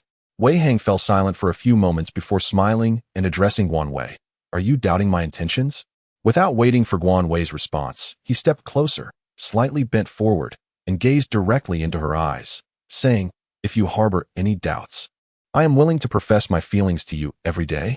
Guan Wei believed that Guan Wei would evade him as she had done previously, leaving in haste.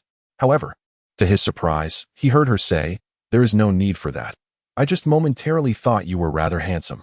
Wei Hing stood rigidly, gazing at Guan Wei, momentarily at a loss for how to respond. Ever since his confession, he had been cautious not to overstep boundaries and had endeavored to maintain distance. Should Guan Wei exhibit any disdain, he would undoubtedly retract his feelings and revert to the position of a mere friend. Yet, Guan Wei did not distance herself from him despite his heartfelt revelation, and he felt a flicker of both relief and anticipation. As long as Guan Wei accepts him, he shall never let go, no matter the countless difficulties and obstacles he may face. Guan Wei smiled and said, let's go back and have dinner. It was only then that Wei Hang realized and called out Guan Wei's name once more. Guan Wei gazed into the brilliance of Wei Hang's eyes and said, I shall provide you with the answer upon our arrival at the shelter. Wei Hang smiled and nodded, all right. That evening, Guan Wei brought back several packed meals from the restaurant, and the three of them feasted heartily.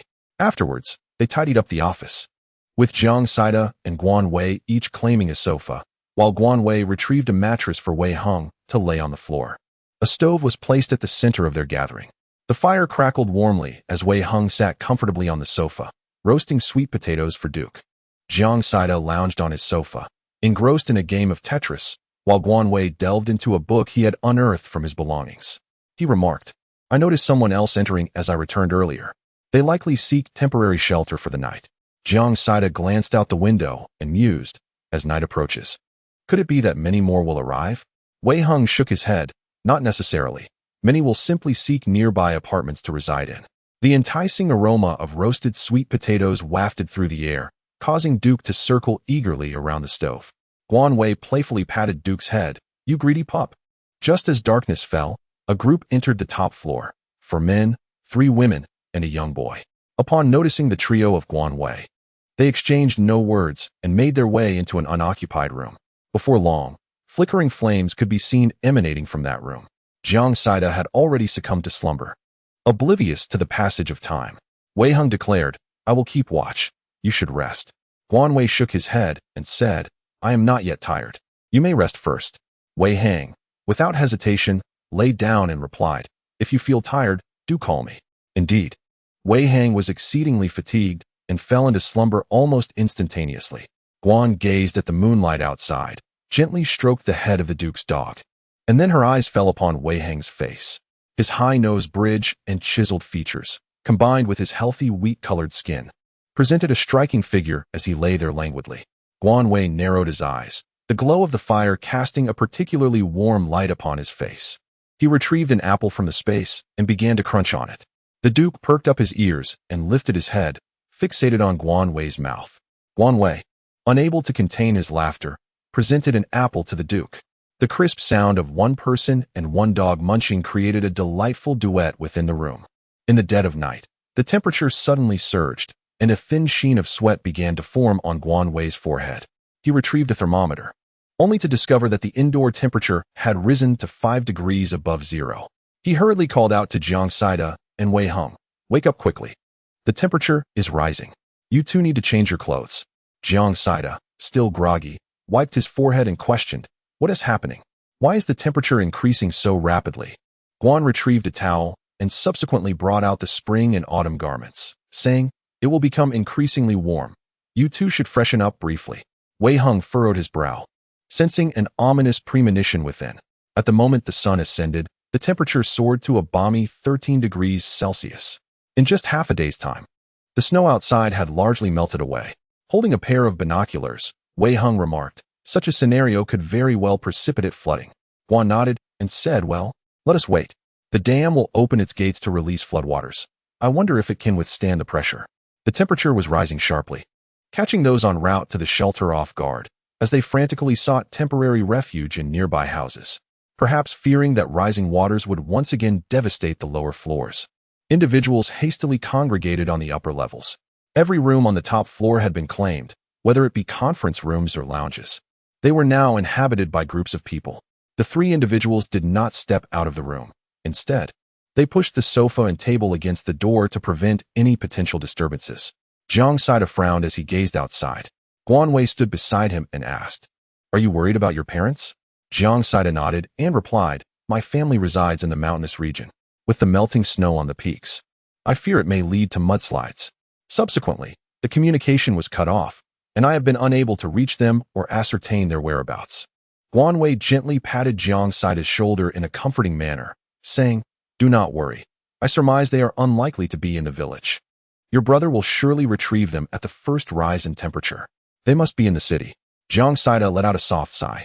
That evening, the three of them had a simple meal of noodles while listening to the chatter of people outside discussing the weather.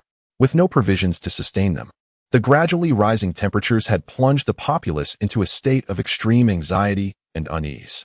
As night fell, Guan Wei was lying down, counting sheep, when he suddenly heard a thunderous sound from outside. Wei Heng stood by the window with a serious expression, and Jiang Saida awakened, inquiring, "What is happening outside?" Guan glanced at the thermometer, which read 20 degrees. Wei Heng exclaimed, "The water is rising. We should expect the sound of collapsing structures or the cracking of ice layers." The water was interspersed with numerous ice shards, fragments of ice, and silt, demonstrating an astonishing level of destructive power. Guan had not yet retrieved the radio. After tuning it for several minutes, he finally discerned fragmented sounds emerging. Citizens are urged to remain vigilant against impending disasters. We shall endeavor to locate survivors. The nation is currently in peril, and I implore everyone to assist one another in overcoming these trials. Seek refuge in higher floors and refrain from venturing outside. Wei Heng furrowed his brow, sensing that the authorities were already overwhelmed, and that even the shelters might not be spared from calamity. Guan Wei sighed. The first wave of individuals to depart will undoubtedly comprise officials, eminent figures from various industries, along with their relatives and those with connections. Furthermore, affluent individuals will also be among them. They possess the means to address the challenges of finding refuge. Jiang Saida took a drag from his cigarette and remarked, "What are we, the defenseless common folk, to do?"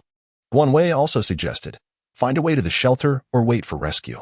Wei Heng nodded. The extreme cold from a while ago has now given way to rising temperatures. Rescuing people will also require time. Guan Wei gazed into the night, a profound tranquility enveloping her. It was a moment to savor, for come tomorrow, the sun would not descend, and the threat of flooding was minimal. The foremost concern lay in the sweltering heat and the phenomenon of the midnight sun. By 6 in the morning, Guan Wei awoke, finding Wei Heng still in slumber. While Jiang Saida had kept watch through the night, she urged him to catch up on his rest. She retrieved the generator and the air conditioning fan, along with some cucumbers, fruit, and noodles, preparing to make a refreshing cold noodle dish shortly. Outside, the ice layer continued to shift incessantly. They were situated on the 20th floor. Unless a particularly large chunk of ice were to break away, no sound would be heard. Guan peered through the binoculars. His vision sharpened to discern countless ice fragments adrift outside, interspersed with debris. Occasionally, he caught sight of corpses emerging from the depths, not only human remains, but also the lifeless body of a dog. "What are you observing?" Wei Heng's voice resonated from behind him. Guan Wei had not been paying close attention, and was startled by a sudden sound, dropping the binoculars and swiftly turning her head. A warm, gentle sensation brushed against her lips, causing her to widen her eyes in surprise, remaining frozen in a rigid posture as she gazed at Wei Heng. At that moment, Wei Heng was equally taken aback. He stood behind Guan Wei, his head resting on her shoulder, utterly unprepared for such a delightful turn of events. A playful smile crept across Wei Heng's face as he raised an eyebrow. Guan Wei took a step back. "What are you doing here all of a sudden?" Wei Heng feigned innocence. "I apologize." Guan Wei, lacking sincerity, chuckled and said, "Do you want me to return? Is it my first kiss?" "Guan Wei Chu, your grandmother's leg. Get lost, go cook." Guan Wei rolled his eyes and vanished on the spot. Wei Heng glanced at the Duke, who was following him closely. When Guan Wei reappeared, Wei Heng had already prepared the noodles. Jiang Saida was still asleep, leaving the two of them to share an awkward meal. Wei Heng glanced at Guan Wei and broke the silence, saying, "I will fix the generator shortly. Do you have any disinfectant or similar items in your space?" Guan Wei nodded and said, "Yes, I will take it out shortly." Wei Heng nodded and poured him a glass of water, saying, "Guan Wei, I did not mean to upset you. Please do not be angry. Guan observed Wei Hang's expression of apology, which appeared to be quite sincere. He nodded and said, I am not angry. It was merely a fleeting touch of our lips. Hardly something to be concerned about, not even worthy of being called a kiss. Wei Hang replied, Thank you for being so magnanimous. You truly are generous. Guan Wei. After having breakfast, Jiang Saito awoke, feeling overheated. Guan Wei smiled and said, First, go wash up and then have something to eat. Jiang Saito furrowed his brow and replied, Why on earth is it so hot? I hardly have any appetite. Guan pointed towards the generator and said, Once we install the generator, everything will be fine. Jiang Saito, holding a bowl of noodles, stood by the window observing the two men at work. Suddenly, he furrowed his brow and inquired, Why is there such a foul odor? Close the window immediately to avoid the intrusion of the dust and humidity. Seal it tightly in a moment. Jiang Saito exclaimed with wide eyes, It's so hot. Yet you want to close the window. Guan Wei cast a glance at the noodles in his hand and, with an impassive expression, remarked, What you are sensing is the scent of decay. It could belong to either a human or an animal. Jiang Saito tightly shut his mouth, clearly on the verge of retching. Quick-witted, Guan Wei swiftly covered his mouth, insisting, You mustn't vomit here. Go to the restroom.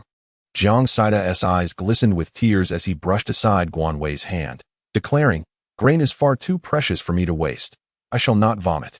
With that, he promptly picked up another chopstick full of noodles. Guan gave him a thumbs up, exclaiming, Well done, your awareness is commendable. After Wei Hang finished installing the generator and turned on the air conditioning fan, the three of them immediately felt a refreshing breeze enveloping them. Guan Wei meticulously doused the entire house with disinfectant, finally feeling a sense of relief. Suddenly, a series of knocks echoed from outside.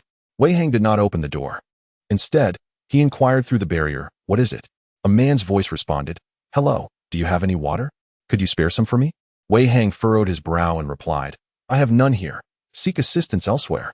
He thought to himself, how absurd it would be to part with such a precious resource. The man fell silent, and shortly thereafter, the sound of footsteps indicated his departure. Guan Wei stood beside Wei Hang and remarked, This voice sounds oddly familiar. Wei Hang shook his head and replied, I have no recollection of it. Goodness, Guan Wei, could it be your brother's voice? Jiang Saito exclaimed in astonishment. A visage of Zhao Xin abruptly materialized in Guan Wei's mind, his expression radiating disdain. What does it matter? Whether he lives or dies is of no concern to me. Guan Wei unceremoniously settled onto the sofa, utterly indifferent. After dinner, he remarked, The temperature has now risen to a balmy 20 degrees Celsius, and it will only become warmer from tomorrow onward. Over the next few days, I shall enter the space to organize supplies, along with the grains and vegetables. Should you require anything, just call out. I will hear you. Jiang Saito chimed in. I wish to join as well. Guan Wei, disinterested in his presence, promptly vanished. The space was already quite expansive, measuring at least 1,000 square feet. The last time he had collected firearms with Wei Hang. The table and chairs he had stored were nowhere to be found. Guan Wei surmised that in order to enlarge the space, one would require expensive wood, as well as antique calligraphy and paintings. This was precisely why he had kept the small wooden sculpture Wei Hang gifted him tucked away in his backpack, fearing it might vanish in the blink of an eye. There was no sun in this realm, and Guan Wei was intrigued by how the plants managed to mature. However, curiosity was fleeting. Sustenance was of utmost importance. The rice and corn glistened with a golden hue, the strawberries blushed a vibrant red, and the greens were lush and inviting. The jujube and apple trees he had previously planted had yet to bear fruit, but the apricots, peaches, and grapes were ripe and ready. Fortunately, harvesting these crops required neither machinery nor his personal labor, or he would surely be exhausted beyond measure. Guan Wei stored the rice and corn in large bags, collecting the husks for future feed for the chickens and ducks. He planted another batch of corn and wheat, and then proceeded to gather the fruits and vegetables into the basement. In the basement, various types of greens were meticulously organized by Guan Wei. While the rice and flour were neatly stacked in a corner, Guan stepped out of the space, holding 2 watermelons and a bag of strawberries. Guan Wei only then realized he had been occupied for 3 hours. Jiang Saito was engrossed in playing Snake on his phone, while Wei Hang was running laps around the room with the Duke. Spotting a watermelon and strawberries, the Duke swiftly darted to Guan Wei's side, gazing eagerly. Jiang Saito then inquired, Guan Wei, it's already past 8 o'clock and the sun is still shining. What is going on? Guan Weishao playfully patted the Duke and exclaimed, "You glutton."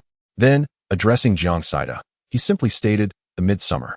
Wei Heng, frowning, approached to pick up the watermelon, preparing to slice it open. Despite his concern, Jiang Saida's eyes sparkled with excitement as he declared, "I'll go wash them." The tantalizing aroma of the watermelon wafted through the air, while the Duke, without lifting his gaze, devoured the fruit, not even sparing the rind. After consuming 2 watermelons and a bag of strawberries, the 3 of them felt utterly stuffed. The Duke lazily sprawled on the ground, panting and releasing heat. Wei Heng inquired, "Shall we remain here for the time being?" Guan Wei nodded and said, "Let's observe the situation first. After all, the heat is unbearable. Moreover, we cannot go outside. The water is teeming with unknowns, potentially harboring all sorts of bacteria and viruses." Jiang Saida sighed, "Damn it. Let's muster the strength to survive. Let's take action." Guan Wei chuckled in response. As the temperature soared, the 2 corpses on the 17th floor emanated a nauseating stench. Those residing closest, on the 23rd floor, found it intolerable and disposed of the bodies directly into the river. Yet, the foul odor continued to permeate the building, with residents above the 23rd floor filling their homes and the windows thrown wide open due to the oppressive heat. The stench became even more pervasive. In this office, the 3 individuals remained confined, not stepping beyond the threshold. Every minuscule gap beneath the door was meticulously sealed by Guan Wei with strips of cloth, ensuring not a single whiff of air could penetrate. The windows were likewise sealed tightly with tape. The cacophony from outside persisted unabated, the wails of children, the occasional squabbles of adults, and the curses of women occasionally reached the ears of the trio. The temperature soared to nearly 25 degrees, and the hunger and thirst gnawed at them, pushing the individuals further towards the brink of despair. While sustenance could be foregone, the absence of water was utterly unbearable.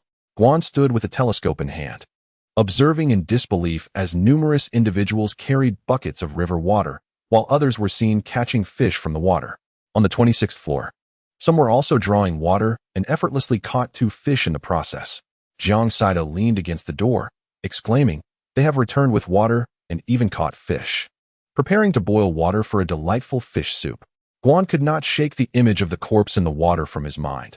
A churning sensation overwhelmed his stomach, and his countenance was beyond description. There was no other choice. People were driven to the brink of despair, yearning desperately for survival. Guan, once again armed with disinfectant, commenced to spray around the room, particularly focusing on the doorways and windows. Soon, the air was saturated with the pungent scent of the disinfectant.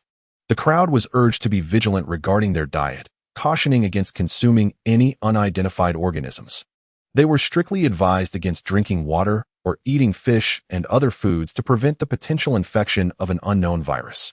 The announcements continued to be intermittent, yet the general message was comprehensible. 3 days later, the temperature soared to 30 degrees, and the water levels outside began to recede. Guan speculated that it was likely the dam's flood discharge. In the previous life, it had also taken 3 to 5 days for the flood to recede. Subsequently, the military dispatched vehicles to transport survivors back to the shelters. Due to the severe weather conditions, including torrential rain and blizzards, the number of vehicles sent by the military was alarmingly scarce. Each city was engaged in the search and rescue of survivors, as well as the cremation of the deceased, with soldiers nationwide remaining in a state of high alert. The shelters were likely undergoing reconstruction, at the very least. The hospital and agricultural sectors could not afford to cease operations, as these were of utmost importance. Suddenly, the Duke called out, his entire being on high alert as he gazed into the distance. The 3 individuals quickly approached and discovered several cockroaches scuttling across the ground, some even taking flight. Guan hastily took out the insecticide and sprayed it vigorously, carefully placing the dead cockroach into a bag and sealing it tightly. The drainage system had long been clogged, and Wei Heng pointed towards the exhaust fan, saying, "There?" Guan Weidao exclaimed, "Block everything." The 3 of them busied themselves, each breaking into a sweat. At that moment, screams echoed from outside. "A mouse! Oh, a mouse!" And cockroaches. Suddenly, the sound of footsteps intensified, accompanied by the clattering of something being struck. Guan lay against the door, overhearing a woman inquire, "Is this rat edible? Could it carry a virus?" A man responded, "What is there to fear? Dying from illness is far better than starving. Grasshopper legs are meat, and this is a rat." Another man interjected, "That should not be consumed. Let's endure a little longer."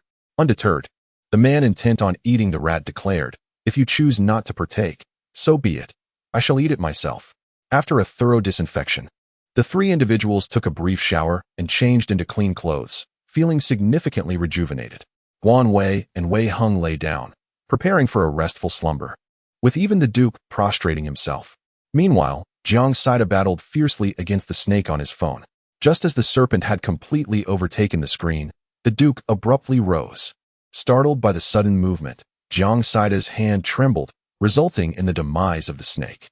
He muttered softly, "What the heck?" and glanced towards the Duke, who remained fixated on the door, scratching the ground with his hind legs, yet remained silent. Lowering the volume of his phone, Jiang Saida astutely sensed the presence of someone outside. Casting a fleeting glance at the two slumbering individuals, he stealthily approached the door, only to be startled by a resounding crash. Someone was pounding at the door. This was followed by a second and a third strike. Wei Hung and Guan Wei arrived at the door. Wei Hung inquired, "What is going on?" A raspy voice responded, "You have a dog in there. Bring it out so we can feast." In this day and age, keeping a dog is a waste of resources. Wei Hung coldly retorted, "Get lost." After a brief pause, the banging resumed, loud enough for Guan Wei to rub his ears in discomfort. Though the door appeared sturdy, it was not impervious to such assaults. "Brothers, don't back down. Keep pounding. Let us have a dog meat stew together," shouted the man. Guan Wei deftly retrieved a mask, and after the three had donned them, he brandished a knife and opened the door. Outside stood a dozen individuals, both men and women alike. Guan swept the area and raised his knife, exclaiming, "Who dares to strike again? He possesses a generator. I wondered how it was possible to hear any sounds." A man remarked. Guan furrowed her brows and directed a fierce gaze at the man, exclaiming, "If you wish to die, then come." The Duke barked aggressively, his demeanor exceedingly menacing. Those around observed the Duke, seemingly resembling a colossal, animated hamburger, their eyes gleaming with intrigue. Suddenly, a voice echoed from a distance, calling out, "Brother." Guan was confronted with the repugnant visage of Zhao Xian. Zhao Xian hurriedly approached, exclaiming, "Brother, what brings you here?" As he cast a glance into the room, Guan Wei extended his knife, signaling him to halt, warning him not to advance any further. "I am not your brother, and your affairs are of no concern to me. Depart." Guan Wei's voice was icy. Zhao Xian appeared emaciated, his eyes vacant, cheeks sunken, lips cracked, and his hair was a disheveled mess, matted together. His clothes were wrinkled, and he emanated an unpleasant odor. "Brother, please do not speak like that. My parents are in that room, along with Tong Yin and her parents and sister. Would it not be better for us to seek refuge together? We could look after one another." Zhao Xian pleaded urgently. Guan was utterly repulsed. "TSK, I don't know you, so just get lost." A man stepped forward and pulled Zhao Xian aside. "Brother, cease your resistance. Just look at you. There are only 3 of you. You cannot win this fight, so it would be wiser to surrender the dog to us. Also, relinquish the room and the generator. We assure you we mean you no harm."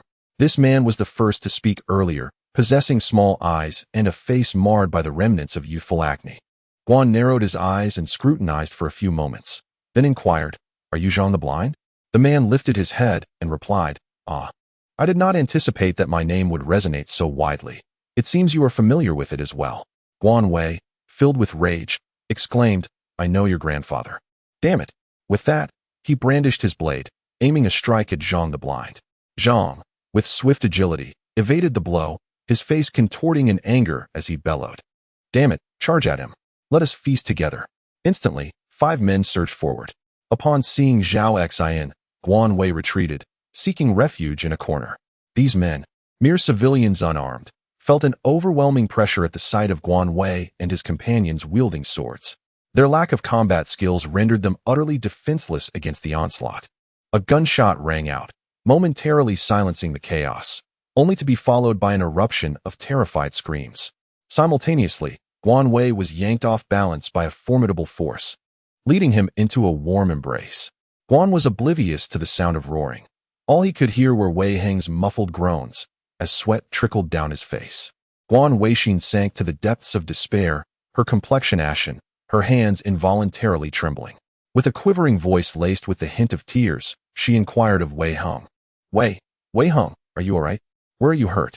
Wei Heng shook his head, reassuring her, "Do not fear, it is nothing. I shall not perish."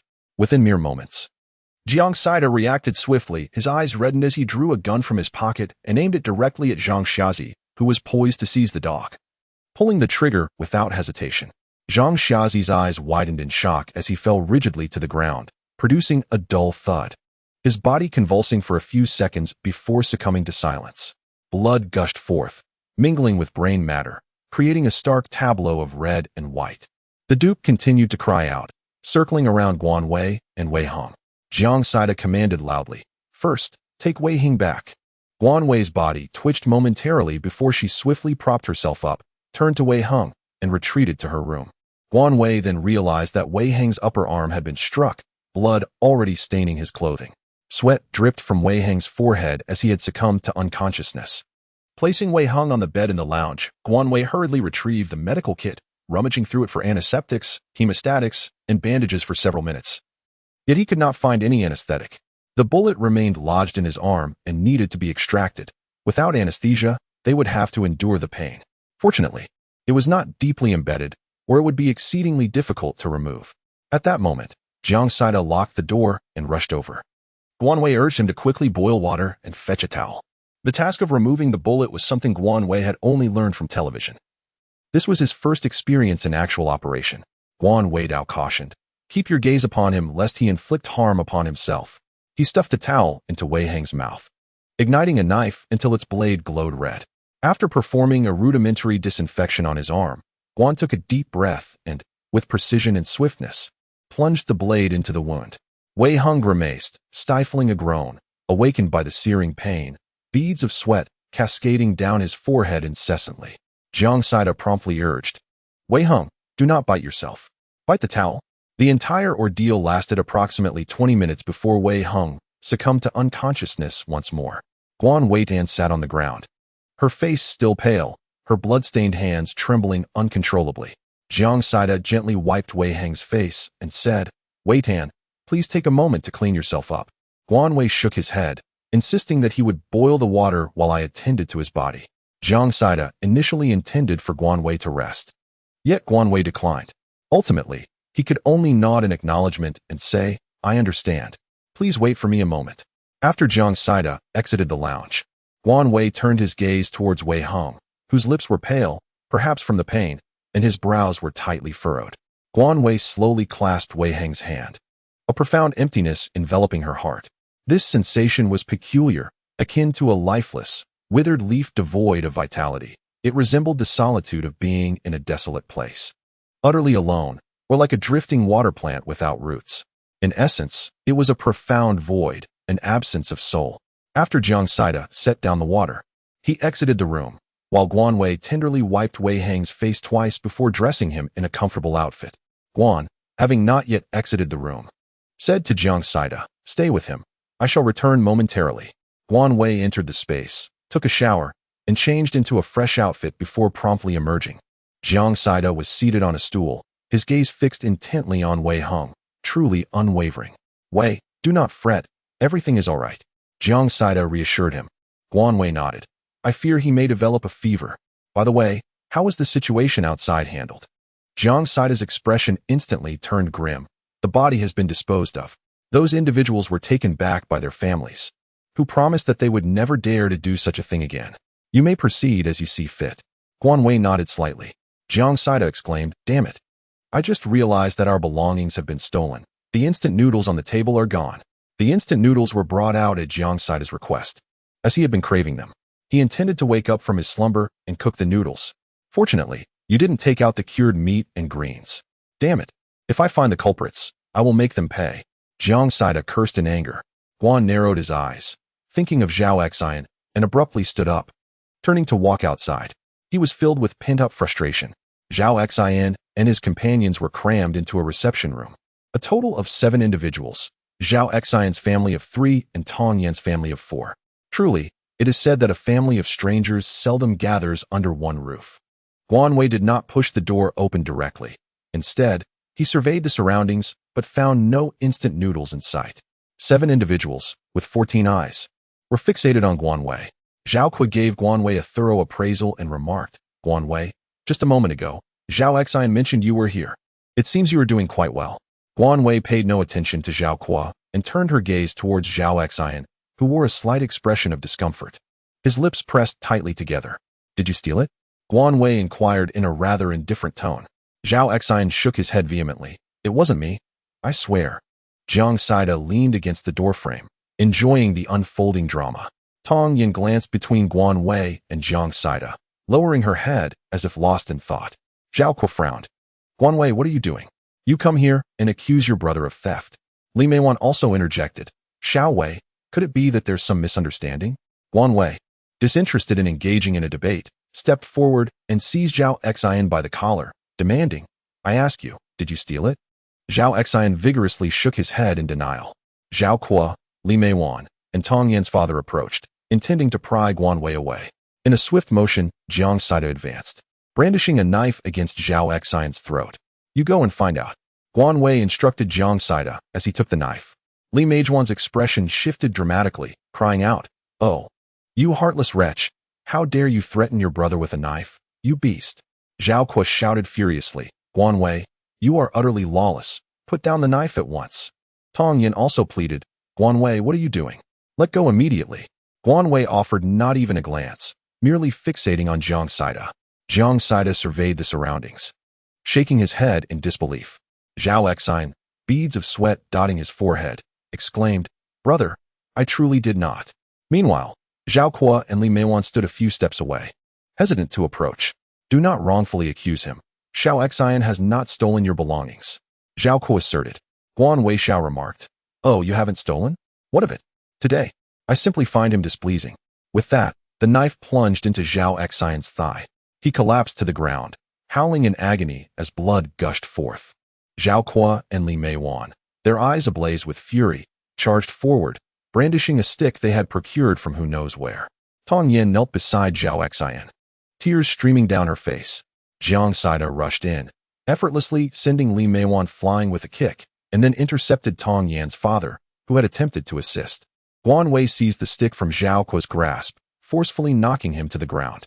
With a fierce grip around Zhao Kuo's neck, he declared with menace, "Do not presume that I am unaware of your insidious schemes. Setting aside my mother's pension for the moment, you audaciously wish to claim my home? And you allow your beloved daughter-in-law to deceive me while straddling two boats?" Tong Yin gazed at Guan Wei in astonishment, unable to fathom that he had already uncovered their nefarious deeds. Guan Wei cast a glance at her and continued, "I have already shown you enough mercy. Do not appear before me again and disgust me." Zhao Kuo had never witnessed such ferocity in Guan Wei. In that moment, his eyes widened in shock, leaving him speechless with fear. Guan Wei, without finishing his words, lifted his foot and forcefully stomped down on Zhao Kuo's arm. A muffled crack resonated through the air as Zhao Kuo's arm broke. The anguished cries of the two echoed like a haunting duet, relentless and piercing. Li Meiwan screamed in outrage, but a cold glance from Guan Wei silenced her, leaving her to close her tear-streaked face in silence. As Guan turned and exited the door, Jiang Saida followed closely behind, exclaiming with a few clicks of his tongue, "If you dare provoke him again, you shall forfeit your lives." The doors of the other rooms remained firmly shut, and none ventured out to join the commotion. Guan Wei returned to her temporary abode, her demeanor cold. After bathing, changing her clothes, and disinfecting, she finally went to see Wei Hong. He was still asleep, and when she reached out to touch his forehead, she found it somewhat feverish. After administering antipyretics and anti-inflammatory medication, Guan Wei was drenched in sweat. Throughout the night, she vigilantly monitored Wei Heng's temperature, taking readings several times. After 3 attempts, his fever finally subsided. In the midst of the night, Wei Heng stirred, calling out Guan Wei's name in a haze. At that moment, she truly comprehended the heart-wrenching anguish. The following morning, she changed his bandages and ensured he took his medication. Once his temperature returned to normal, she finally felt at ease and succumbed to sleep. However, this respite was utterly shattered by the intrusion of cockroaches and mice. Guan Wei was awakened by the piercing screams from outside and within the confines of her room. She could hear the scuttling of mice in every corner. Jiang Saida gazed out the window, where an unsettling multitude of cockroaches covered the walls.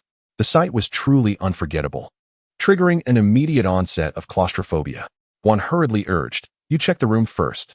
I will search for the insecticide." The floor drain and ventilation ducts have been thoroughly sealed by Wei Hong, so there is no need for concern.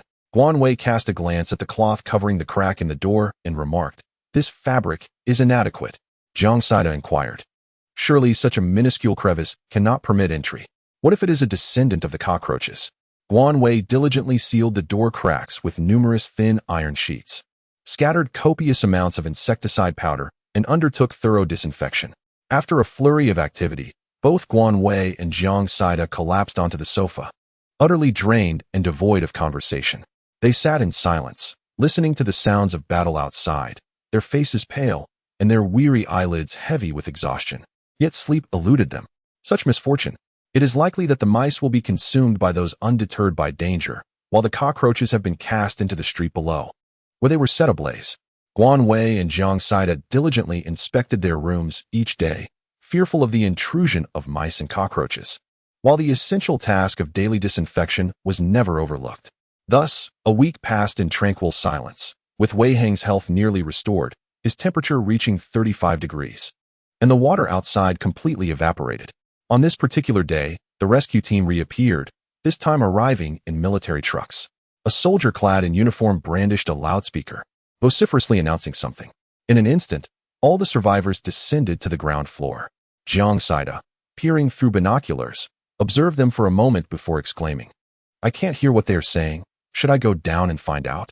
Guan Wei nodded and said, "All right." He then tossed a set of sun protection clothing and the thickest masks to Jiang Saida, advising him to wear them just in case. Wei Heng glanced outside and remarked, "Let's assess the situation before proceeding. We will make our decision afterward." Jiang Saida acknowledged and donned the equipment before descending the stairs. As he descended, he found himself amidst a throng of people. A contingent of soldiers was engaged in the grim task of dealing with various bodies strewn across the ground.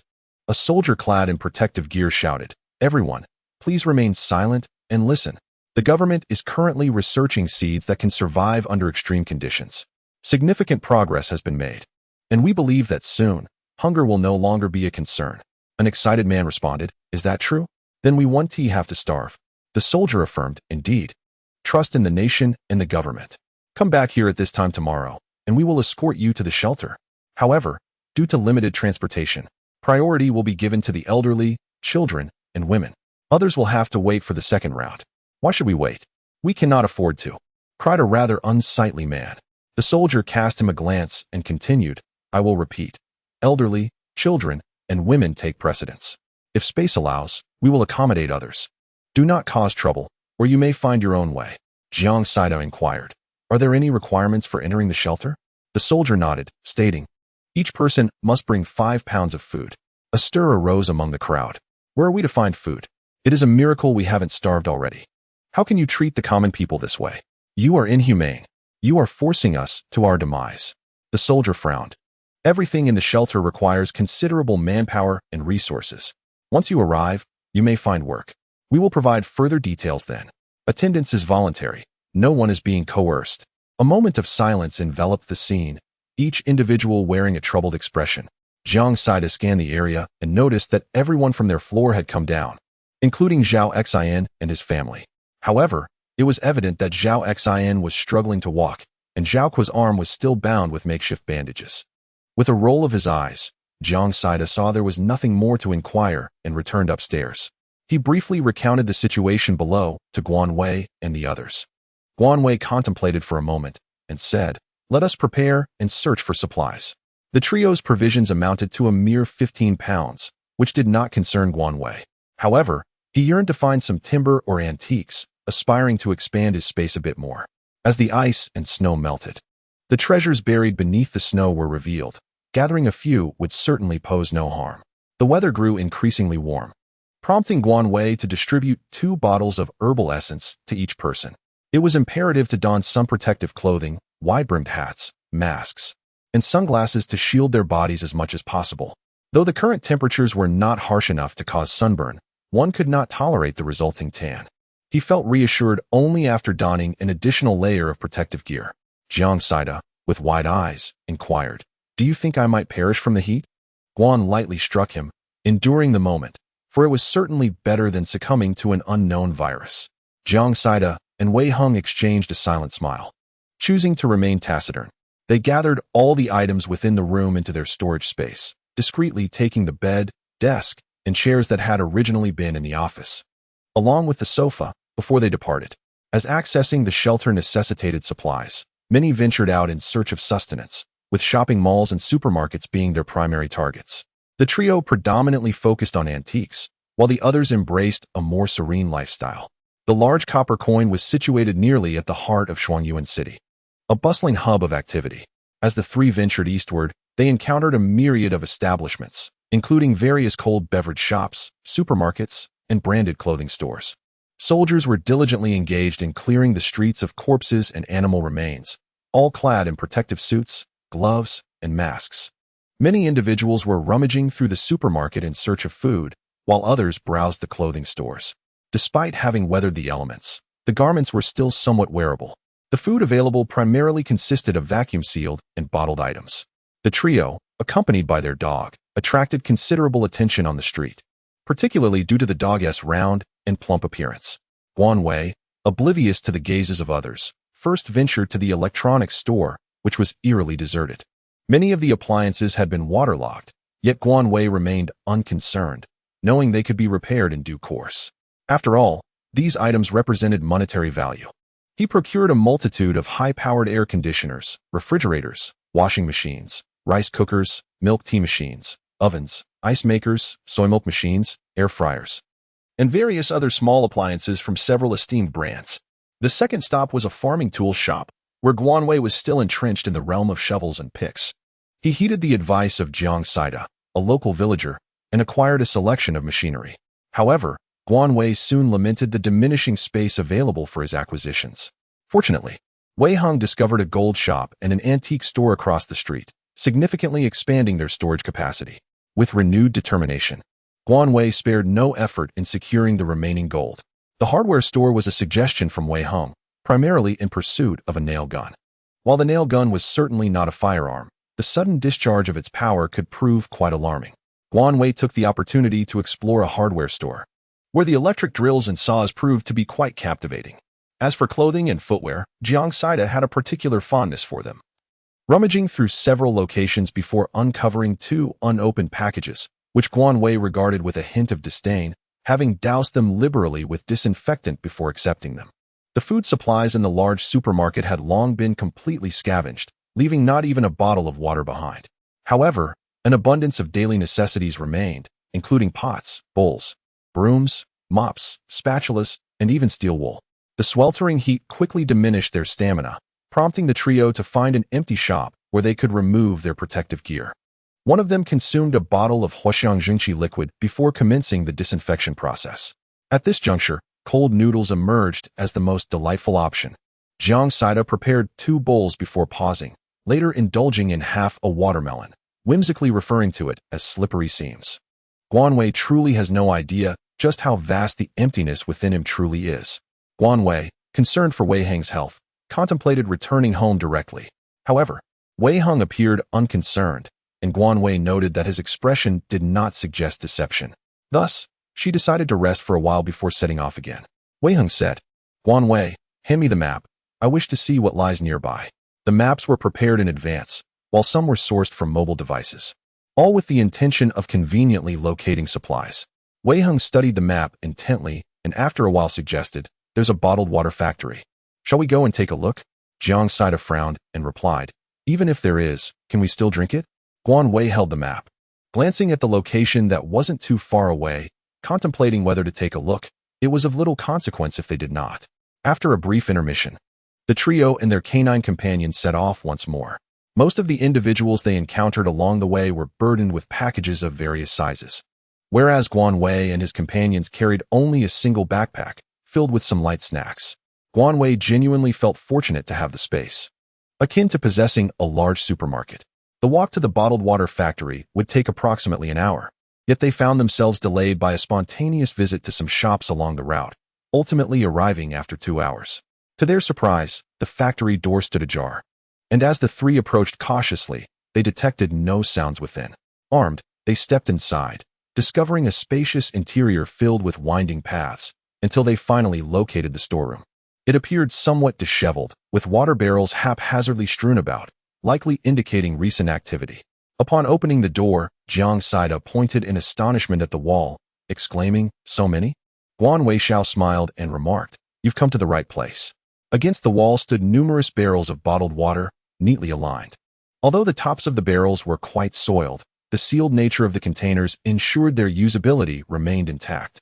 On the opposite wall, there was a line of tap water, though many of the containers had been unsealed, presumably taken by others.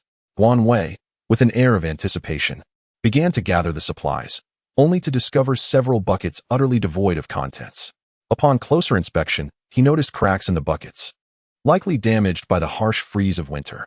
An hour later, having completed the collection of water, he emerged to find Wei Hung pointing at the disinfection machine, remarking, "This one can be taken away." Guan Wei nodded, efficiently collecting the items. Subsequently, the trio discovered numerous water buckets, and by the time they had finished gathering everything, it was already 7 o'clock in the evening. They did not linger at the water plant, but instead chose a different path to seek a suitable place to settle down and address their dinner needs. The Duke ambled alongside Guan Wei, his tail swaying, while his visage was adorned with a specially designed muzzle by Wei Hung, ensuring he would not consume any unsanitary refuse from the ground. Although the carcasses of deceased rats had vanished from the ground, the air still bore an unpleasant odor, as the soldiers continued their relentless toil of clearing away the refuse. Undeterred by the passage of an entire day, Guan had not discovered anything nor collected supplies. It seemed that the primary objective this time was merely to escort the survivors back to the shelter. Jiang Saida pointed to a figure in the distance, engaged in conversation with other soldiers, and remarked, "He is the one who was speaking downstairs this morning." Guan Wei nodded and said, "Jiang Saida, could you inquire when the second batch is likely to depart?" Just as Jiang Saida was about to leave, Wei Hung interjected, "Allow me to go instead." Guan had not noticed Wei Hung offering a cigarette to the man. The two then began to converse, during which the man playfully patted Wei Hung on the shoulder. Jiang Saida inquired, "Are they quite familiar with each other?" Guan Weiye shook his head in confusion, expressing his uncertainty, perhaps attributing it to social anxiety. Upon Wei Hang's return, he remarked that he would be back in approximately 5 days, but he aimed to be among the first to depart. He mentioned that those who left early would have the opportunity to secure desirable accommodations, whereas those who delayed might miss out. Jiang Saida inquired if there were indeed good houses available. Wei Hung nodded, stating that when he departed from that place, development had already commenced, not far from Anying Mountain. A residential area of villas was emerging, alongside the construction of numerous high-rise buildings, with reports suggesting that a school would also be established in the vicinity. "Has Guan Wei not returned all these years?" Wei Hung replied, "Not exactly. However, my uncle's residence is quite distant from there, and I am not very familiar with it." According to the soldier, the sanctuary is divided into several zones: Zone A, B, C, and D. Zone A comprises the villa district, primarily inhabited by leaders and affluent individuals. Zone B accommodates residents living in apartment buildings, while Zone C centers around schools, featuring small bungalows. Zone D consists of slum areas, where those lacking resources reside. Furthermore, currency is not in circulation within the sanctuary. Transactions are conducted using points, which one accumulates through labor or resource collection. Upon hearing this, Jiang Saida pouted, "If we go, will we still be able to stay in decent housing? I do not wish to live in the slums." Wei Hung chuckled, "There are not many wealthy individuals. Guan Wei is a substantial landowner, so do not worry." Guan Weishao remarked, "I will do my utmost to ensure you are well-fed, well-hydrated, and well-rested. Stay calm, my dear child." Jiang Saida responded, TSK. I sense that the shelter may be quite chaotic. I have a premonition that life there will undoubtedly be anything but tranquil." Wei Hung interjected, "Be confident. Eliminate the notion of feeling." Guan gently patted Jiang Saida's back and encouraged him, "My dear boy, it is better to strive on than to succumb to despair. If necessary, we shall seek refuge in a remote and desolate place." Wei Hung then addressed Jiang Saida, saying, "I have inquired about your family's situation. It appears that representatives from various regions have been dispatched, and your home is closer to the shelter than Shuangyuan City. Your family should have already arrived." Jiang Saida nodded in agreement. "All right, let us hasten our journey. The moment I arrive, I must seek them out." Guan Wei gently patted Jiang Saida and assured, "Rest assured, it will certainly be there." The Duke appeared weary. After approximately half an hour of walking, it abruptly dashed into an outdoor equipment store and lay down immobile. With its wide-eyed circles, it cast a pitiful glance at the three. remaining stubbornly unyielding despite Guan Wei's persistent tugging. Guan Wei, with a sense of helplessness, suggested, "Let us rest here for the night. We shall return early tomorrow to see if we can be among the first to reach the shelter." The outdoor supply store was modest in size, cluttered with unnecessary clothing, shoes, and an array of mountaineering and camping gear strewn haphazardly across the floor. Jiang Saida immediately guzzled down an entire bottle of water, and then requested that Guan Wei retrieve the generator and the air conditioning fan. Once the fan was activated, he finally felt a sense of vitality returning. He then cleared a space to lay down the mattress. Meanwhile, Wei Hung secured the doors and windows to prevent any potential theft. Truth be told, there was little of value to steal. The greatest fear was that someone might abscond with the Duke, turning him into a stew. Guan Wei strolled about with an air of nonchalance, meticulously selecting items that could be stored in the space, even managing to acquire 2 bicycles. Once they had finished tidying up, the trio sprayed disinfectant, subsequently indulging in a refreshing bath before settling down for a meal. Dinner comprised a spicy hot pot, while the Duke feasted on dumplings that Guan Wei had prepared earlier. After the meal, the Duke lay sprawled on the floor, snoring contentedly, while Guan Wei retreated to the space to organize their supplies. He couldn't help but marvel at how comfortable the temperature was in the space, a genuine delight. Dried vegetables were neatly stored away, and fruits were bagged and placed in the basement. As Guan Wei surveyed the abundance of provisions, he felt an invigorating surge of energy, as if he could undertake 800 more rounds. Jiang Saida had already succumbed to slumber, and Wei Hung, upon seeing Guan Wei, urged, "Have you emerged? You should rest for a bit." Guan Wei nodded in agreement. "Let us sleep." With that, he reclined. The 2 mattresses, pushed together, offered ample room. Jiang Saida occupied the left side, Guan Wei nestled in the center, and Wei Hung took the right. As they shared the same bed once more, Guan Wei felt a sudden wave of shyness. Yet, Wei Hung remained entirely at ease, making Guan Wei acutely aware of his own self-consciousness. Guan Wei, eyes closed, exhaled softly. Believing she would not succumb to slumber, yet unexpectedly, she soon drifted into the realm of dreams. Wei Hung lay on his side, facing Guan Wei, a distinct smile gracing his features. Gradually, the mirth that had been concealed deep within Wei Hang's gaze melted away like snow beneath the gentle warmth of the spring sun, replaced by an exquisitely tender and profound look. He quietly beheld Guan Wei, so near that it seemed as though the entire world had been reduced to just the 2 of them.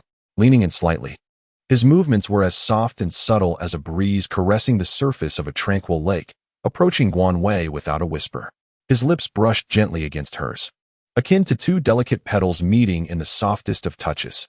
In that fleeting moment, Wei Hung distinctly felt his heart, which had always been as calm as still water, tremble suddenly. This sensation was reminiscent of a small pebble cast into serene spring waters, creating ripples that were both delicate and enchanting. It also echoed like an ancient, solemn bell being struck forcefully, resonating with deep, lingering tones that reverberated within the soul. He thought, "This person must be held tightly, for she is his, and his alone."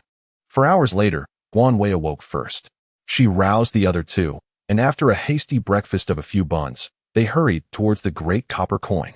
Time was ample, and along the way, they gathered a myriad of odds and ends. Upon their arrival, they beheld over a dozen military trucks parked by the roadside. A throng of people had gathered from all directions, forming a queue, with women, children, and the elderly already boarding the vehicles. Numerous soldiers stood guard, ensuring order amidst the chaos.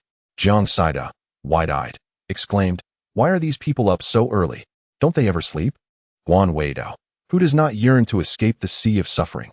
Jiang Saida, alas, suffering is ubiquitous. The 3 stood in line, observing the survivors' faces adorned with faint smiles, their eyes no longer dull and lifeless. It seemed that the sanctuary represented their final glimmer of hope for survival. Many cast avaricious glances at the Duke, yet quickly tempered their greed upon sighting the soldiers. Guan Wei, along with 3 others and a dog, fortuitously boarded the final vehicle, creating quite a chaotic scene as they jostled for space.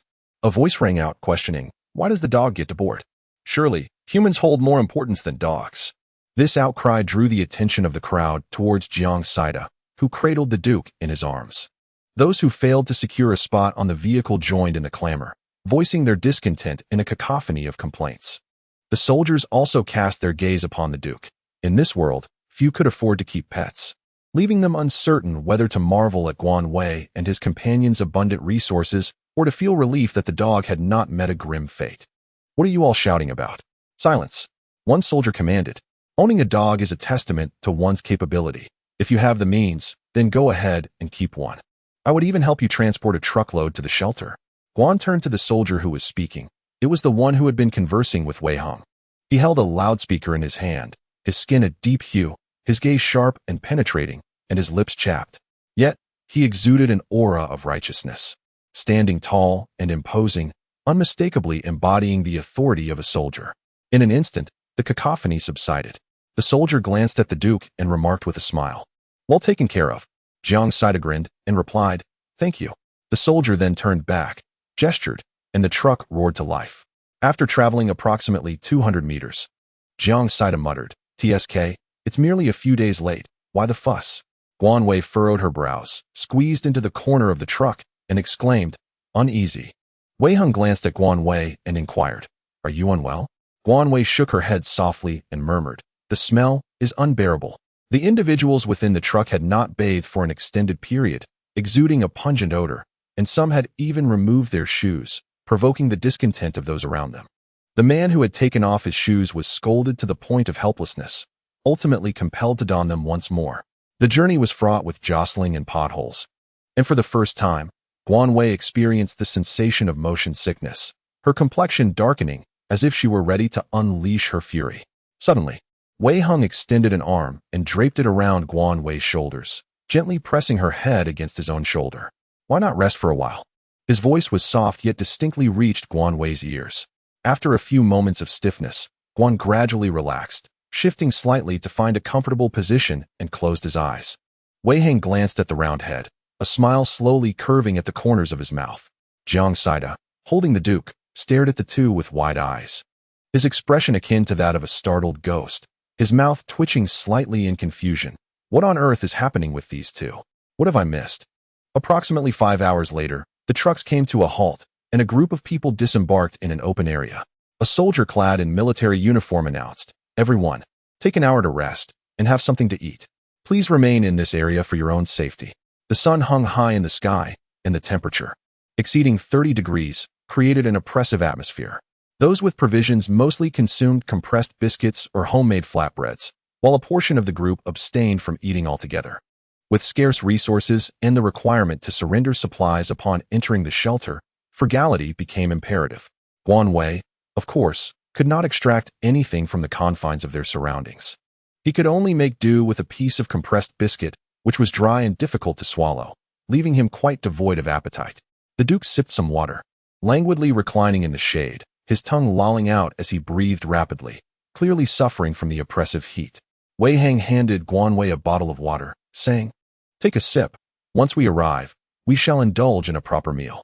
When Guan took a sip of water, he looked up to find numerous gazes directed at him and his companions. These onlookers swallowed hard, their eyes shimmering with longing and envy. Guan Wei raised an eyebrow, instantly comprehending the situation. They lacked water. Jiang Saida was entirely oblivious to the gazes of those around him, quickly finishing off a bottle of water. "Young man, do you have any water left? I can trade you something," inquired a stooped elderly woman, perhaps in her 60s. Upon hearing someone speak up, others began to gather around as well. Jiang Saida looked bewilderedly at the crowd before shifting his gaze towards Guan Wei. The elderly woman, her eyes clouded and her frame emaciated, with cracked lips and a gaze filled with desperation, implored, "Young man, I truly have no spare water. Could you perhaps inquire with others?" Embarrassed, Jiang Saida scratched his head and replied, "I'm sorry, but our supplies are merely sufficient to last until we reach the shelter." The old lady persisted, "Oh, if you have any water at all, please share just a sip with me. My grandson is suffering from thirst." "Indeed, young man. You appear to be in good condition and evidently lack for nothing. Surely you can spare a little water for this elderly woman." Others chimed in, their voices dripping with judgment. "It's astonishing how you can offer water to dogs yet refuse it to a person in need. How selfish." They continued, echoing their disdain, as if they were high above, casting down scornful glances filled with contempt and envy. Guan Wei coldly raised his eyes to the crowd and gave the Duke a gentle pat on the rear. "Duke." The Duke immediately stood up, seemingly aware of his master's intent, and began to bark ferociously at the onlookers, creating a cacophony of sound. The elderly lady, startled, paled and instinctively took several steps back. If you refuse to give, then so be it. Must you resort to using a dog to intimidate me?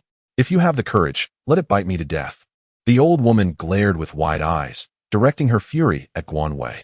Guan Wei coldly chuckled as he reached out to pat the Duke, who ceased his cries and submissively lay at Guan Wei's feet. Do you not comprehend my words? No water shall be provided. Is this an endless affair? Guan Wei stated frostily. A man, drenched in sweat, rushed over, exclaiming, "Mother, are you all right?" The elderly lady trembled, pointing at Guan Wei and his companions. I merely requested some water, and this person set his dog upon me. The man glared at Guan Wei and his companions. You big brutes are bullying an elderly woman? He had somewhat long hair, a muscular build, donned a tank top and shorts, and bore a fierce appearance, exuding an air that suggested he was not to be trifled with. Guan Wei furrowed his brow and stepped forward, clearly incensed.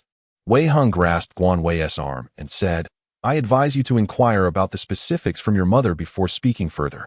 The man's expression darkened instantly. No matter the circumstances, one must not bully an elderly lady. What are you all doing? Are you so idle? At that moment, the soldier reappeared. The crowd instinctively retreated, and the soldier addressed the man. What's the matter? Do you intend to fight? The man replied, they unleashed their dogs to attack. Wei Hung succinctly recounted the events. The soldier turned to the elderly lady. Please refrain from moral coercion. Even a sip of water is precious nowadays. If they refuse to provide it, can you really justify taking it by force? He then addressed the surrounding crowd. Everyone, calm down. Those who stir trouble should make their way to the shelter. Finally, he turned back to Guan Wei and his companions. In the future, do not use dogs to intimidate others. Jiang Saida smiled and saluted. Yes, sir. The man chuckled. I'm Li Kai, formerly with the Inting Mountain Police Station in Pan City. Please board the vehicle. We will depart shortly. With that, he turned and walked away. Guan furrowed his brow as he gazed at Li Kai, while Wei Hung gave him a gentle pat. Come on, let us get in the car. Guan Wei interjected. This person, but Wei Hung interrupted. We will have the opportunity to interact later. Let us proceed. After a brief pause, they set off once more, journeying towards the refuge. After more than 10 arduous hours of travel, they finally arrived at the borders of Anting Mountain.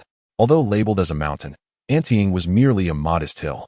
At this moment, the trees had long withered, leaving the entire landscape devoid of vitality. As they circled around the small hill, approaching the refuge, a distant line of towering skyscrapers became visible, with a serpentine queue of people stretching far ahead. The truck came to a halt, and the passengers disembarked, each burdened with their own provisions. The Duke leapt from the vehicle and dashed away, while Guan Wei observed him marking a withered tree stump as a point of reference before wandering aimlessly. Jiang Saida, with a furrowed brow, cast a worried glance at the lengthy line and lamented, How long must we wait in this queue? Guan Wei furrowed her brow. The sweltering heat caused sweat to trickle down her cheeks, raising concerns about the possibility of heat stroke. Guan Wei instinctively glanced back to check on Wei Hang's condition, only to discover that he had vanished.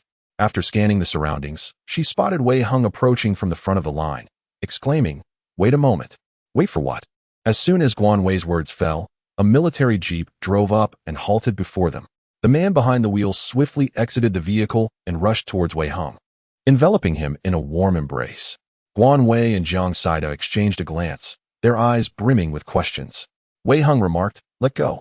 Let us maintain a semblance of decorum. The men glanced around, noticing that many were curiously observing him. He promptly released his grip and smiled at Guan Wei and Jiang Saida, saying, Greetings, I am Wei Zhang, the younger brother of Wei Hung. At that moment, Guan Wei was momentarily stunned, suddenly recalling that Wei Hang had once mentioned that his second uncle was a soldier. Guan Wei and Jiang Saida promptly exchanged greetings and introduced themselves. At that moment, the Duke returned, nuzzling against Guan Wei's pant leg. Wei Zhang, with a cheerful smile, exclaimed, Oh, is this dog yours? It's quite handsome. What's its name? He reached out to pat the dog's head, but the Duke swiftly dodged, growling at Wei Zhang as if to bite him. Wei Hang smacked Wei Zhang's hand and urged, Stop dawdling. Let's head inside. It's sweltering out here. Only then did Wei Zhang seem to recall the matter at hand, exclaiming, I almost forgot. Hurry, let's get in the car. Once inside, a refreshing breeze enveloped them, the air conditioning still running. Jiang Saida took a deep breath and said, At last, I feel revived. Guan Wei felt considerably more at ease. Yet she wore a face of disdain as she remarked, "We're on the verge of spoiling." Wei Jing chuckled. "Are you actually complaining about me? Brother, why don't you inquire about the situation at home?" Wei Hung, taking his seat in the passenger's side, replied, "Your demeanor suggests that all is well at home." Wei Jing scoffed, "It's not entirely perfect. Let us discuss the specifics when you return home." Wei Hung cast him a glance, but remained silent, fully aware that their grandparents and uncles would certainly be fine. Otherwise, this fellow would have been wailing upon seeing him. As the vehicle advanced, Guan Wei finally noticed a row of barriers in front of the shelter, where soldiers were recording and processing identification information. Wei Jing parked the car at the entrance, and a soldier approached promptly, saluting and stating, "Captain Wei." Wei Jing's smile faded, replaced by a serious expression as he declared, "These three are my family. Please proceed with the necessary formalities." The soldier nodded, replying, "Certainly. Please hand me your identification for registration. Additionally, prepare 5 pounds of supplies per person." He glanced at the Duke in the vehicle and added, "For large pets, only half is required." Wei Hung inquired, "Are there any specific requirements for the supplies?" The soldier responded, "There are no particular stipulations. Food is sufficient, as long as the weight is adequate." The trio of Guan Wei submitted their identification cards along with the supplies. What they received in return were items that had been soaked in water. They dared not take anything cultivated from the space. A series of 3 beeps echoed as the information was swiftly entered into the system. Following the weighing of the supplies, the soldiers meticulously recorded the details before granting permission for passage.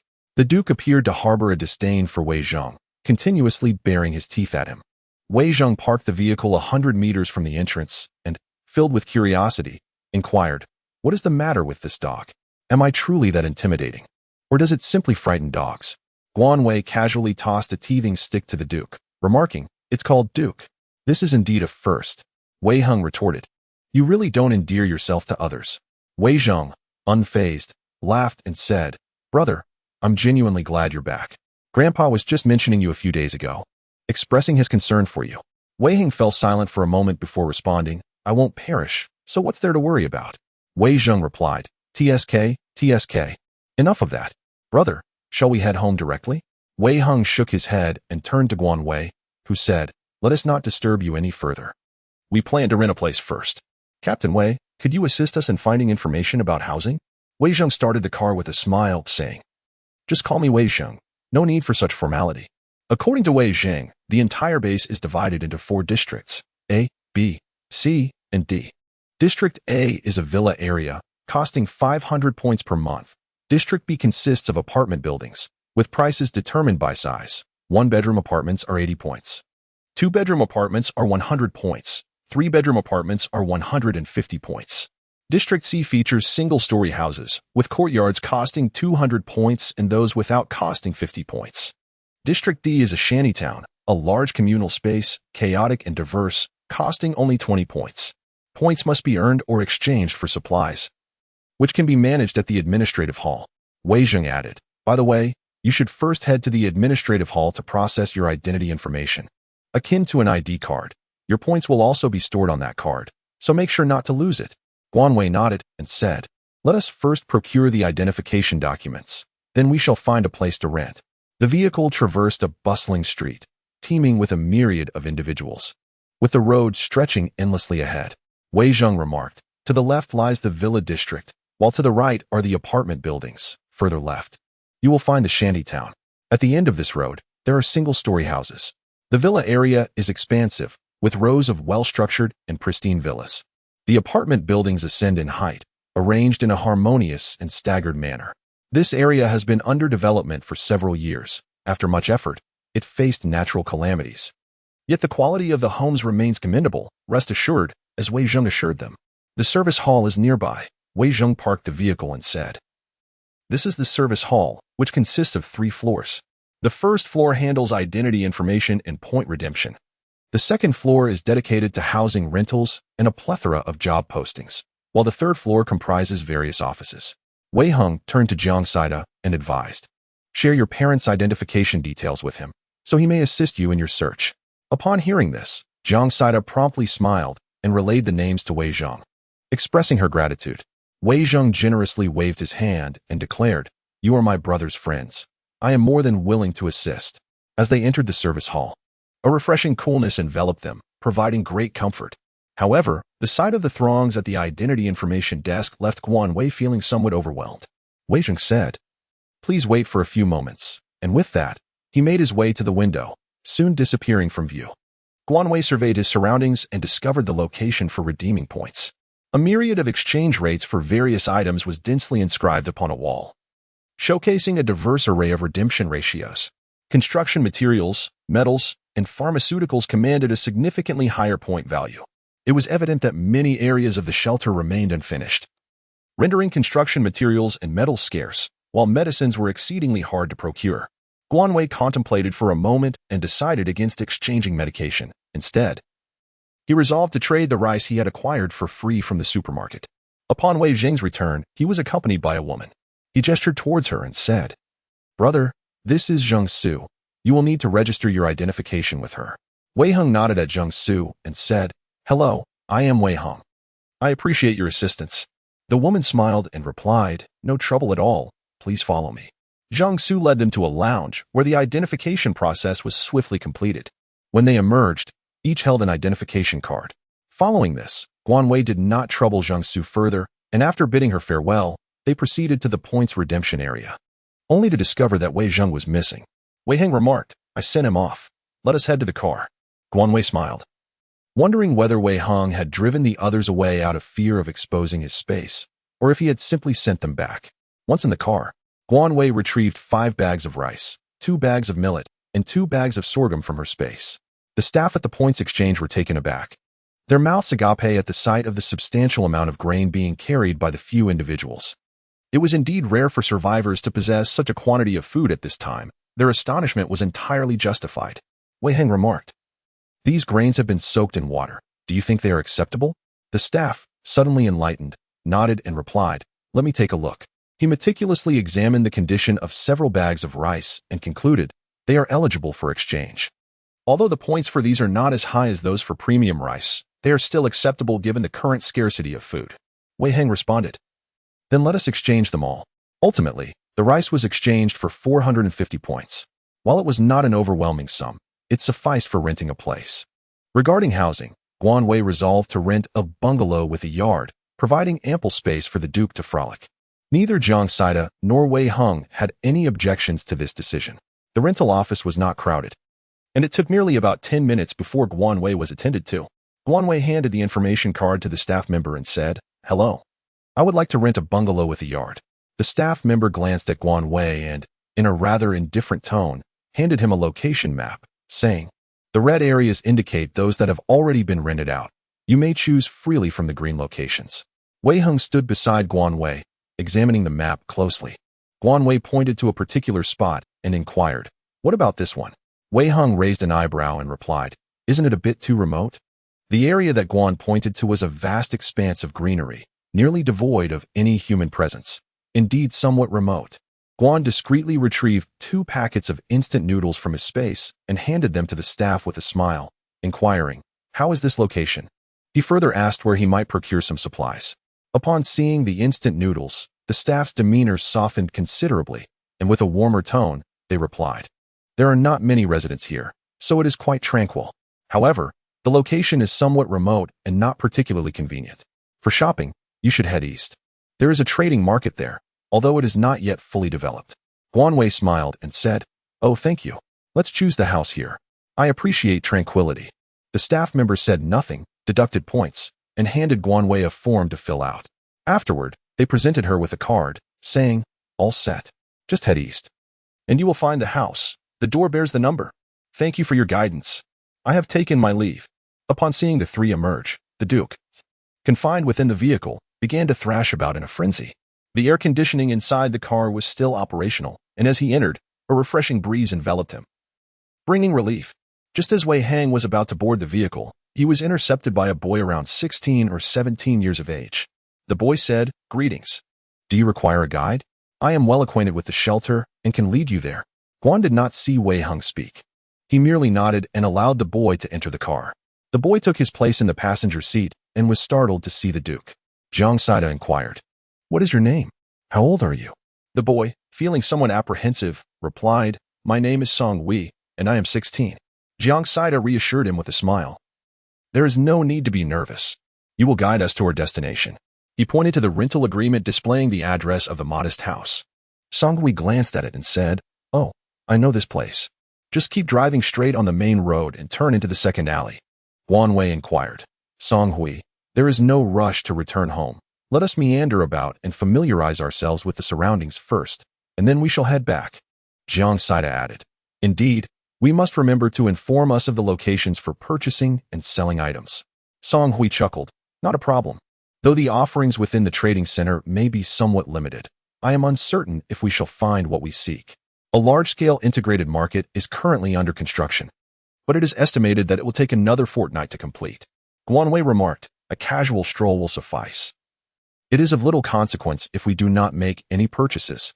"Where exactly is this integrated market being established?" "It is situated to the right of the service hall. Not particularly close. A 10-minute drive is required," Song Hui replied. Jiang Saida nodded. "The development of the shelter is indeed progressing rapidly."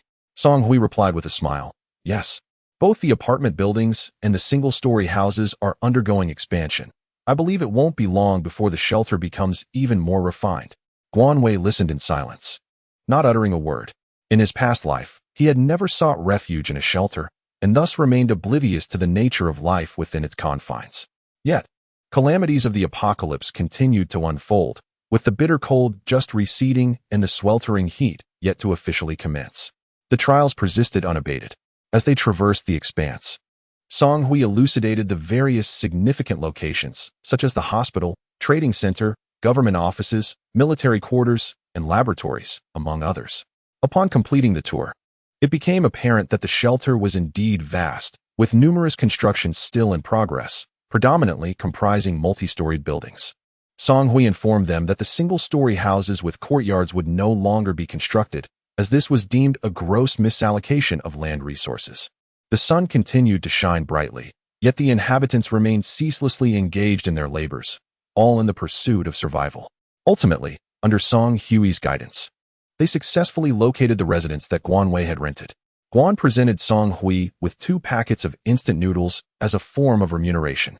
Song Hui, filled with joy, bid farewell to everyone, expressing that they could reach out to him whenever needed, and even left behind his address.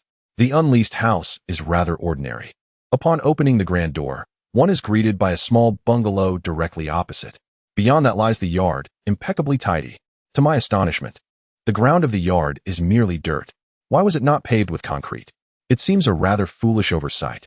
In a moment of silent exasperation, one couldn't help but feel a twinge of sympathy for the 200 points lost. Suddenly, the Duke darted out, marking his territory throughout the courtyard. Wei Hing opened the door, ushering the 3 of them and the Duke inside. The dwelling was a modest rural bungalow.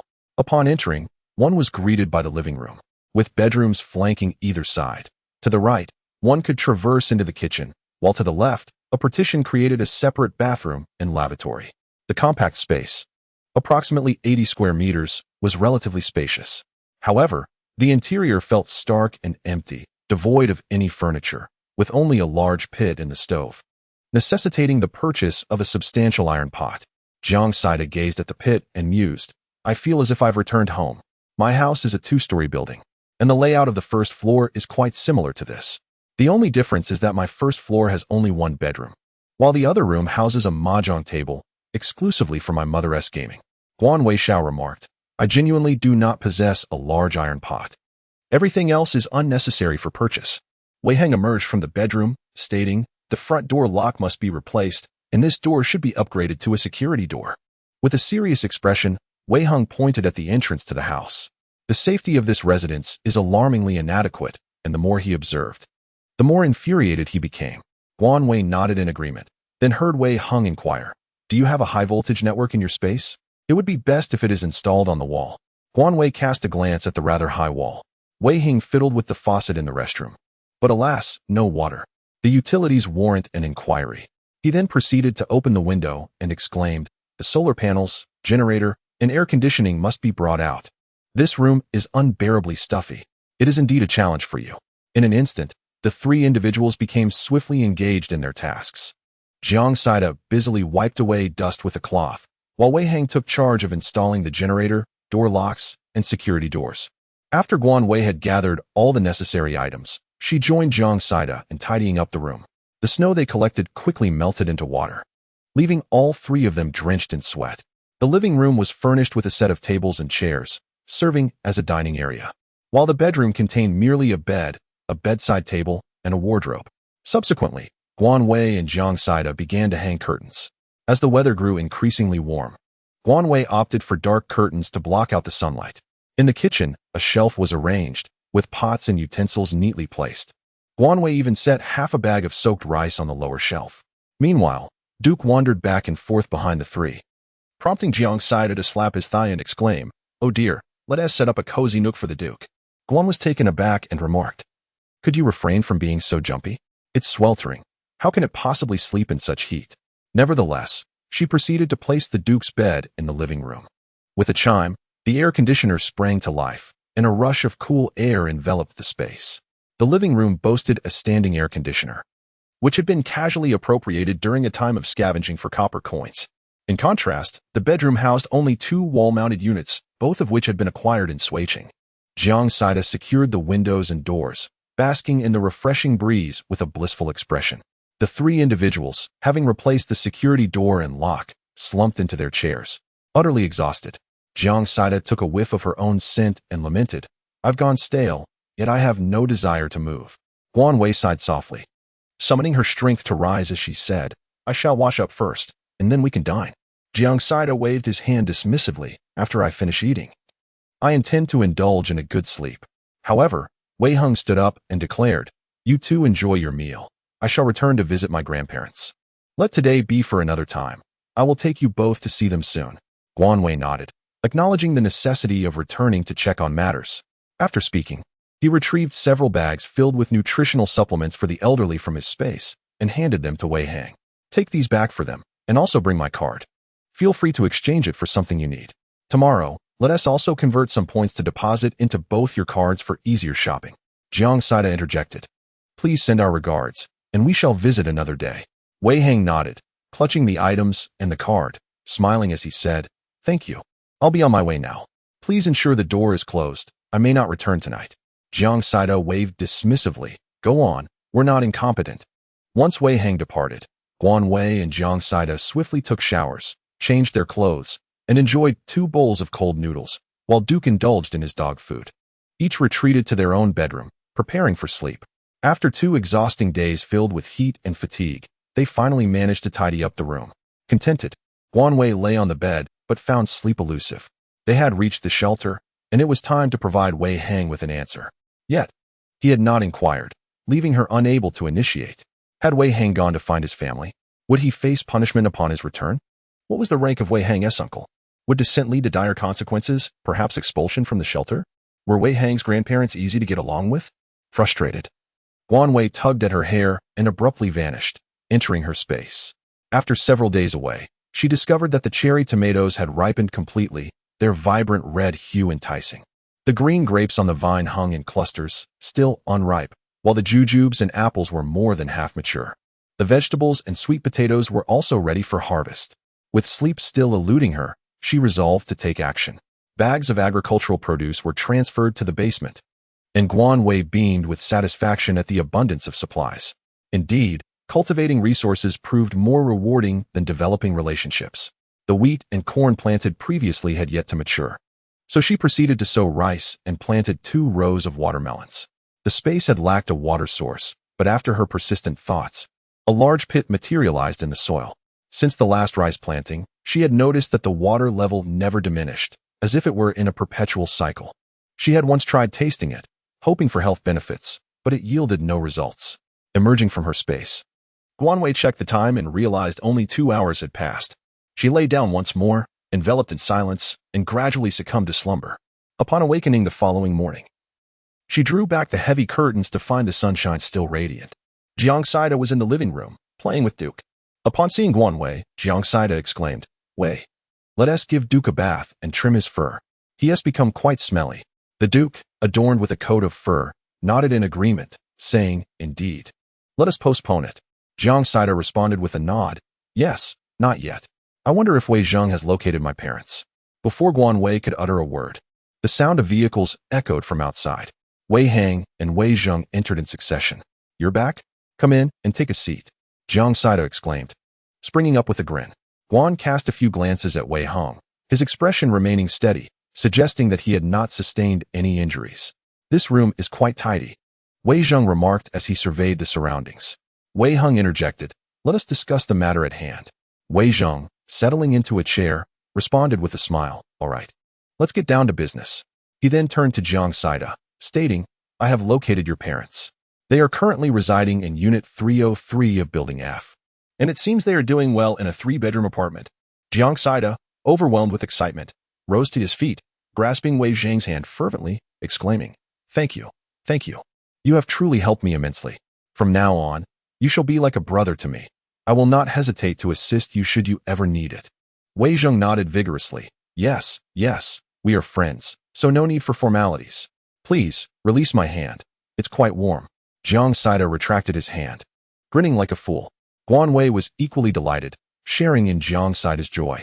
Thus, she promptly suggested, let us hasten to your home and take a look. Guan had prepared some provisions and snacks to carry in their backpack, soothing the Duke by instructing it to remain quiet and wait at home for the 4 of them before they set out. It was only then that they noticed 2 vehicles parked outside. Wei Hong remarked, I have requested 1 vehicle. This will facilitate our departure. Guan Wei nodded slightly and whispered, Are you all right going back? What did your second uncle say? Wei Hang smiled and leaned closer to Guan Wei's ear, saying, Don't worry, I wasn't beaten. Guan Wei Hong, with her ears tinged with red, boarded the vehicle. Wei Zheng, occupied with pressing matters, chose not to accompany her. Guan Wei urged him to visit for dinner when he had the time. Wei Zheng happily agreed and departed.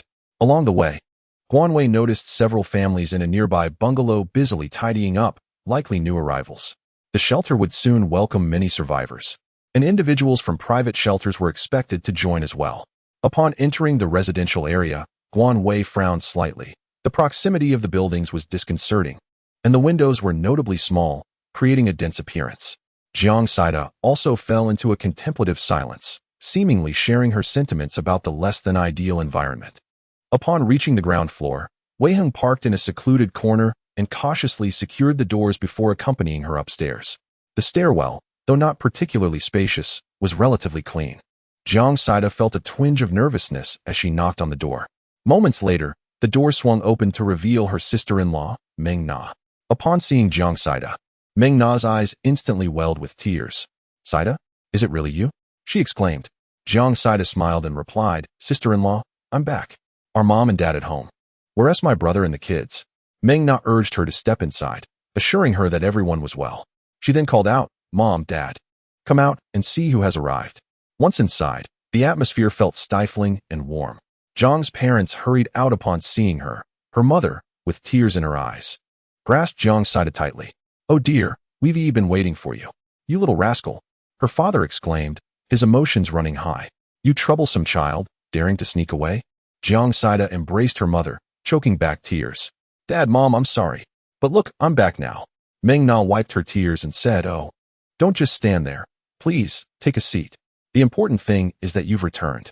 Guan Wei and Wei Heng sat on the sofa, observing as Zhang's father and mother berated Jiang Saida for nearly 20 minutes. Meng Na, feeling awkward, poured a glass of water for the two and said, I apologize. My parents are a bit too passionate. Please, have some water.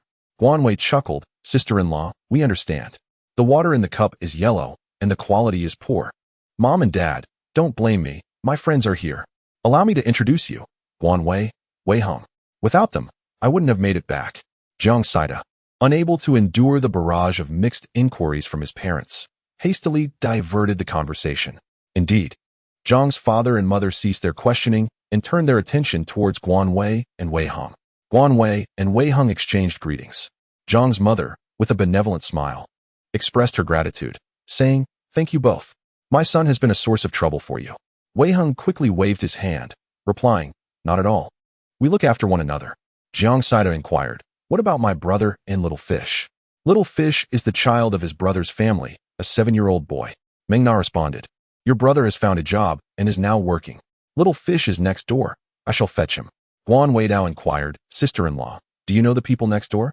Meng Na replied, "Indeed, his brother is a friend of the family residing next door. We arrived together." Guan Wei nodded slightly, contemplating that even among friends, one must exercise caution. However, he found himself unable to voice this thought and instead relied on Jiang Saida to articulate it. Meng Na proceeded to the neighboring room. While Jiang's father remarked, "You may as well dine at home later. Although there isn't much in the way of delicacies, please don't stand on ceremony." Guan Wei shook her head and said, "Uncle, we shall not partake in the meal. I have matters to attend to. Please allow Jiang Saida to keep you company." With that, she retrieved a small bag of rice, a handful of dried vegetables, 5 bottles of mineral water, and some snacks from her bag. Placing them on the coffee table, Jiang's mother hurriedly stood and attempted to push the items back into Guan Wei's hands, exclaiming, "What is this? Quickly take it back. This food and water are precious." Jiang's father, eyes wide with disbelief, added, "Indeed, take it away. This is unacceptable." At that moment, Meng Na returned with Xiao Yuer, interrupting the tense exchange. Upon seeing Jiang Saida, Xiao Yuer rushed over, exclaiming, "Uncle, I have missed you dearly." Jiang Saida lifted Xiao Yuer into his arms, replying, "I have missed you as well. My little Yuer is growing ever more handsome." Xiao Yuer curiously surveyed Guan Wei and Wei Heng, his gaze soon drawn to the snacks on the coffee table, swallowing hard at the sight.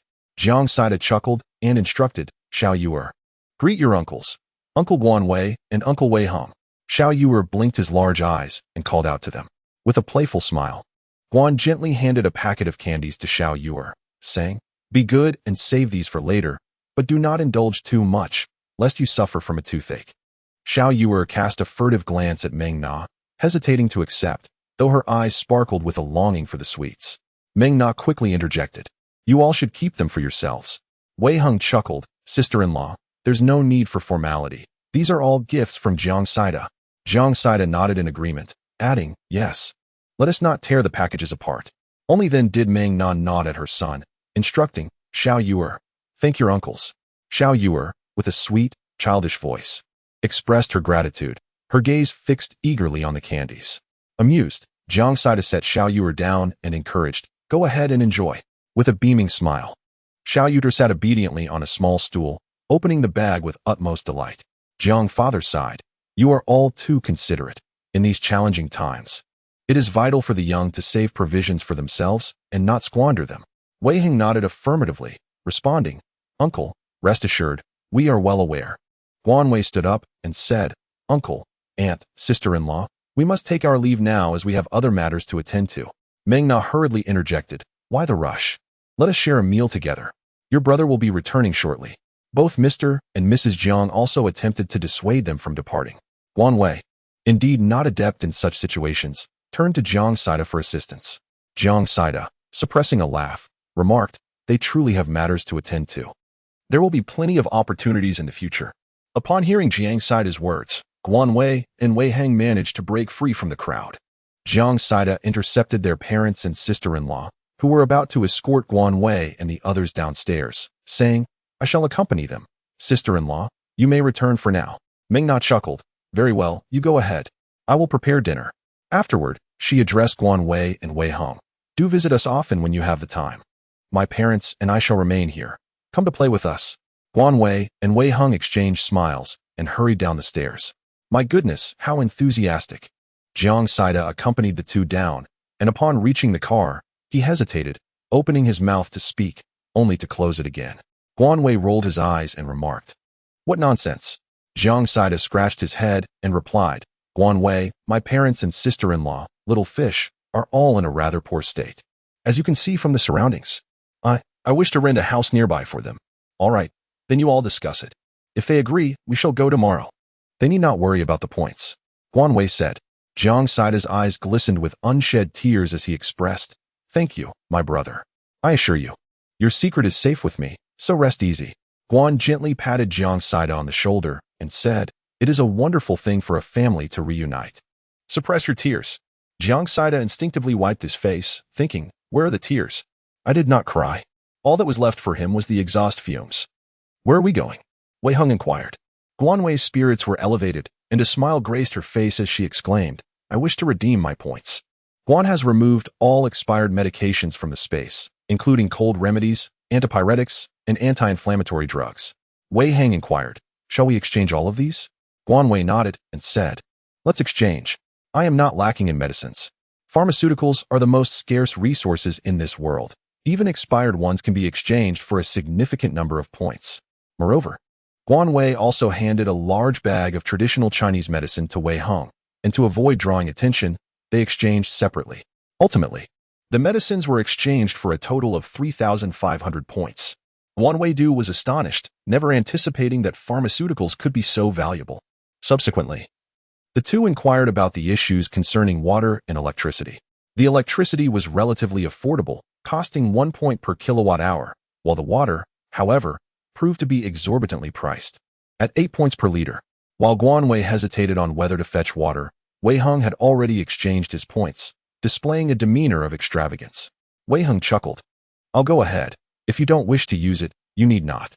With a slight curl of her lips, Guan silently acknowledged the situation. The two glanced at the available positions and noted that the salaries for technical roles, as well as those in hospitals and security teams, were relatively higher, while the remaining options were rather modest. Wei Heng inquired, "Do you wish to seek employment?" Guan shook his head and said, "No, I'm merely observing." Guan Wei harbored no intention of seeking employment. He could effortlessly venture outdoors to gather supplies and exchange them for points. When temperatures soared to over 40 or even 50 degrees, no task could persist. Only with water and provisions in hand could one hope to survive. Once the issues regarding water and electricity were resolved, Guan Wei and Wei Heng returned home to enjoy some chilled noodles. And they also prepared a few strips of jerky and dog food for the Duke. After a brief respite of an hour, the duo, accompanied by the Duke, made their way directly to the trading center. The trading center was quite spacious, with neatly arranged stalls lined up in rows. The crowd was considerable, and an array of goods was available at the various stalls. The appearance of the Duke immediately captured the attention of others, a veritable moving hot pot. Wei Heng held tightly to the Duke, ensuring it remained within his line of sight. Guan Wei's took it upon himself to seek out the necessary items. Whether they were bags, jewelry, fabrics, clothing, cookware, or hardware, yet curiously absent were vendors of food and drink. Guan Wei paused in front of a stall, which showcased a variety of exquisite handicrafts, each meticulously carved to lifelike perfection. The vendor, a slender woman, upon noticing Guan Wei, immediately exclaimed, "Good sir, what may I assist you with? Feel free to browse at your leisure." Guan Wei inquired, "Elder sister, did you carve this?" The woman shook her head and replied, "No, it was crafted by my husband. Our family used to sell these items, and we have quite a stock at home. Given the current scarcity of food and drink, we thought we might exchange some for sustenance." Wei Heng pointed to a reddish-brown dragon and asked, "What type of wood is this carved from?" The woman glanced at it and said, "You possess a discerning eye, brother. This is carved from red sandalwood." Guan Wei glanced at the item and inquired, "How much is this?" 50 points or 10 jin of grain. That's rather expensive." Wei Heng replied. The woman chuckled, "It's truly not dear. Not only is this wood of the finest quality, but the craftsmanship is also exceptional. My husband has put in considerable effort." Wei Heng shook his head, while Guan Wei said, "Dear lady, could you lower the price a bit? This item is neither consumable nor drinkable. I simply have a fondness for it." The woman pondered for a moment and hesitantly replied, "Well, brother, how about this? If you choose another and buy two, I can offer you a deal of 15 jin of grain or 80 points. See, isn't the lady being generous?" Guan Wei smiled teasingly. "Sister, you truly excel at business." Wei Heng selected another variety of cabbage, surmising that these two must be from the same piece of wood. The sister eagerly accepted the points, and the two departed with the Duke. The entire trading center was rather lacking in appealing items. After a thorough exploration, they found nothing worth purchasing. Just as they were about to leave, a sudden cry pierced the air. "Let go of my sister. I beg you, I implore you." A male voice rang out. Everyone turned their attention toward the source of the commotion. Not far away, at a stall, a boy knelt on the ground, his voice hoarse from desperate cries. Before him stood 4 menacing figures, while a girl was being restrained by 2 of them, her face marred with bruises, tears streaking down her cheeks. "Tianjua, don't worry about me. Just live well." The girl sobbed, her voice heavy with anguish. Guan Wei and Wei Heng exchanged a glance, both furrowing their brows. The girl was Gao Mengmeng, and the boy was Sun Qinghai's son, Sun Tianjua. Sister, no. I cannot allow them to take you away. Sun Tianjua implored fervently. Release my sister, and I shall repay you. What can you possibly offer, you little brat? The leading man sneered. Why not simply hand over your sister to us? If we are pleased, who knows, we might even grant her some points to spend.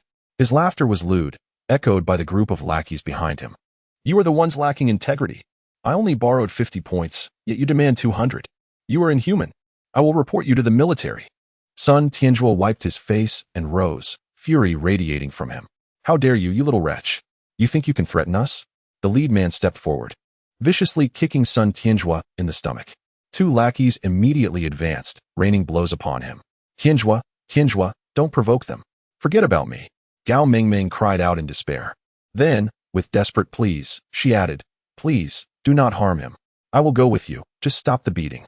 Despite her frantic struggles and her voice growing hoarse, she was held firmly, powerless to resist. The leading man waved his hand, and the lackeys ceased their assault. Report us? Have you lost your mind? Go ahead, try. I can easily make your sister's life miserable. He threatened, his voice dripping with malice. Onlookers kept their distance, none daring to intervene. Such misfortune. These poor children, lamented an elderly gentleman in his 50s. Indeed, borrowing money from the Qinghua society is akin to courting death. Another woman chimed in. Guanwei inquired, Sister, what is going on? I just arrived yesterday and am not well informed. What is the Qingguohe? The woman glanced at Guanwei, noting his gentle demeanor, before responding. The Qingguohe resembles a group involved in informal lending. If they cannot repay their debts, they resort to abducting women. However, I have heard that they dare to commit all sorts of heinous acts. It is truly a sin. Wei Hing asked, why is that? Is there no one to oversee them? The woman cast a dismissive glance at Wei Hong, muttering, it is futile, they merely send out two scapegoats. And that is the end of it. No, no, you cannot take my sister away. Zhao Tianjua clung tightly to the leading man's trousers, desperately trying to prevent them from abducting Gao Mingming. Tianjua, Tianjua, don't worry about me. Just go. Gao Mingming cried. The leading man, veins bulging, raised his foot to kick Zhao Tianjua in the head. At that moment, Duke lunged forward and bit the man's leg. The man lost his balance and fell to the ground, his other foot poised to kick at Duke. Guanwei called out, Duke. In an instant, the Duke dashed to Guanwei's side. Gao Mingming and Zhao Tianju stared blankly at Guanwei and Wei Hong as they approached. Moments later, tears streamed down their faces, their eyes filled with a mix of pleading and hope. The two children remained silent, seemingly fearful of causing trouble for Guanwei and Wei Hong. Who the hell are you? How dare you set your dog on me? A man snarled as he rose to his feet. Oh, my apologies. My dog has a penchant for its own kind, Guanwei retorted coldly. Wei Hong interjected with a smirk. Oh, he called you a dog. But I must say, you fall far short of even that. The leading man, his eyes ablaze with fury, turned to his henchmen and barked, what are you staring at? Deal with them. Without hesitation, several henchmen charged towards Guanwei and Wei Hong. In less than 10 minutes, the ground was littered with the defeated forms of several burly men, each sporting bruised faces. Wei Hong even offered a complimentary disarmament service, accompanied by a chorus of wails. Guanwei addressed Gao Mingming and the other person, inquiring about their situation. As he spoke, he stepped firmly on the face of the leading man, showing no mercy whatsoever. Gao Mingming supported Zhao Tianjua and explained, Brother, they forced me into this. When I first arrived, I had no points and was desperately seeking employment. I happened to encounter this person who deceived me. Claiming to pity me and Tianjua, he lent me 50 points and even allowed me to sell goods here for free. I was truly at my wit's end. Tianjua hasn't eaten for 2 days. With a quiver in her voice, Gao Mingming continued, but they are swindlers. They reneged on our agreement and demanded 200 points before the 10 days were up. If we cannot pay them, they will capture me. Wei Hang retrieved 2 bottles of water and some bandages from his backpack, handing the supplies to Gao Mingming. You two should go inside first, he instructed. The water and medicine in the backpack were provided by Guanwei, and Jiang Saida also had some in his bag, prepared in case the 3 of them separated and faced emergencies. Gao Mingming accepted the medicine and gauze, but declined the water, saying, Thank you, brother. Afterward, she led Zhao Tianjua into the small shed behind the stall. Guan had not seen the 2 individuals enter, and with a forceful step, he coldly demanded, Speak. How shall we resolve this? The leader's face was pressed against the ground, sand and stones embedded deeply into his flesh, blood flowing profusely. Listen to you, he stammered, his tongue thick, as his hands struck the earth with desperation. Guan Wei nodded. Indeed. Let us all enter the shed. It is rather embarrassing to be scrutinized by onlookers. Gao Mingming had already administered medicine to Zhao Tianjua, and upon seeing a throng of individuals enter, she was startled into standing up. The small shed immediately became overcrowded. Several burly men were bound together with ropes and discarded on the ground, while Wei Hung leaned against the doorframe. The siblings huddled in the corner, too afraid to utter a sound. Guan Wei sat calmly on the lone chair, declaring, 50 points, consumed in less than half a month. I shall grant you 70 points. The leading man, drenched in sweat, gazed at Guan Wei in disbelief, astonished that he was genuinely prepared to offer money. Gao Mingming and Sun Tianju looked on anxiously, their expressions betraying a desire to speak, yet hesitating. Only Wei Hung suddenly erupted in laughter. He certainly did not believe that Guan Wei would be so accommodating. Guan cast a sidelong glance at Wei Hung, who immediately sprang to his feet, stifling a laugh. Guan Wei expressed her indignation, stating, Look at what you have done to the child. How excessive you all are. The group on the ground fell into silence, contemplating their injuries. Healing is necessary, yet it requires points, and the medicine is exceedingly expensive. Once again, the group remained silent. Therefore, I have decided that we shall settle this matter. I will take the person with me, and the goods from your stall shall serve as interest. The group recalled the few tattered garments on the stall and fell silent once more. I believe this arrangement is quite fair. Do you have any objections? Very well, then. It seems you have all answered yourselves. Guan Wei, not yet finished speaking, gestured to Wei Hung, who understood the cue and stepped forward to untie the bindings, methodically reattaching each arm. His movements were bold and unrefined, lacking any semblance of compassion, which made Guan Wei frown in disapproval. Gao Mingming and Sun Tianju averted their gazes, too intimidated to look. Remarkably, these individuals suppressed their cries, enduring the pain with gritted teeth, as beads of sweat cascaded down their faces. Guan Wei suddenly inquired, The Blue Flame Society? How many members? Are there any other organizations in the shelter? After a brief silence, Guan Wei crossed his legs, causing the chair to creak. The leading man promptly responded, approximately 70 to 80 individuals. Besides the Blue Flame Society, there is also the Dragon Tiger Society, which likely comprises around 100 members. Other than these two, the rest are mere small fry. Who is your leader? Where do they reside? Wang Hu and Wang Wei, the two brothers. They live in the Villa District, number 35. Oh, so it's just the two of them at home? No, they also have their respective wives and children. And well, a few mistresses. Life seems rather comfortable. Guan Wei retorted. Wei Hung interjected. Do you have a promissory note? The leading man gulped nervously and was about to speak when Gao Mingming exclaimed, Yes. Yes. Hand it over. Wei Hung commanded coldly. The leading man, intimidated by Wei Hang's icy demeanor and his notorious ruthlessness, felt an overwhelming sense of dread. Trembling, he retrieved the note from his pocket and handed it over. Wei Hung warned, Do not trouble those two children again. Now be gone. The group hurriedly dispersed. Guan Wei turned to Gao Mingming and asked, Why are there only the two of you? Tears streamed down Gao Mingming's face as she revealed that they had encountered robbers on their way back to the shelter. In a heroic act of sacrifice, Sun Qinghai and his wife had fallen victim to the blade, ensuring the children's escape. The siblings trudged along the path for what felt like an eternity before finally encountering a rescue team's vehicle. Upon hearing Gao Mingming's words, Guan Wei could not help but feel a pang of sorrow for the two young adolescents. Reflecting on the harsh reality that had unfolded, the rules had changed. Where the weak were preyed upon by the strong, and only the fittest survived. Guan Wei sighed and inquired, Where do you both reside? Sun Tianju replied, In the shanty town. This marked the first visit for both Guan Wei and Wei Hung to the dilapidated area. The wooden structures were expansive, stretching as far as the eye could see, arranged in close-knit rows. Each dwelling contained 2 rows of large, heated platforms, with merely a narrow passage in between. Each room could accommodate no fewer than 50 individuals. The stench within the houses was indescribable, a nauseating blend of sweat and foul odors that was overwhelming. As Wei Hung reached the entrance, he halted Guan Wei. Addressing Gao Mingming, You two should gather your belongings. While the two were busy preparing, Wei Hung added, I apologize for taking them without discussing it with you first. Guan shook his head and said, I understand your concern that Qinghua might launch a surprise attack. They are not safe. Wei Hung nodded in agreement, Indeed.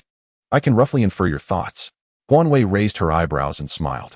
After Gao Mingming and Sun Tianjua emerged, Wei Heng drove Guan Wei and the two siblings back to the office hall.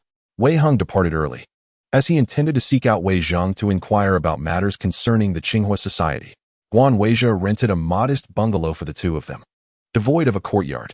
This quaint dwelling was situated merely 5 streets away from Guan Wei's home, a distance not too far, spanning over 50 square meters.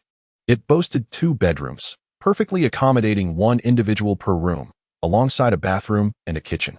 As Gao Mingming and Sun Tianju regarded their new abode, a wave of emotion washed over them, causing their noses to tingle and their lips to press tightly together in anxious discomfort.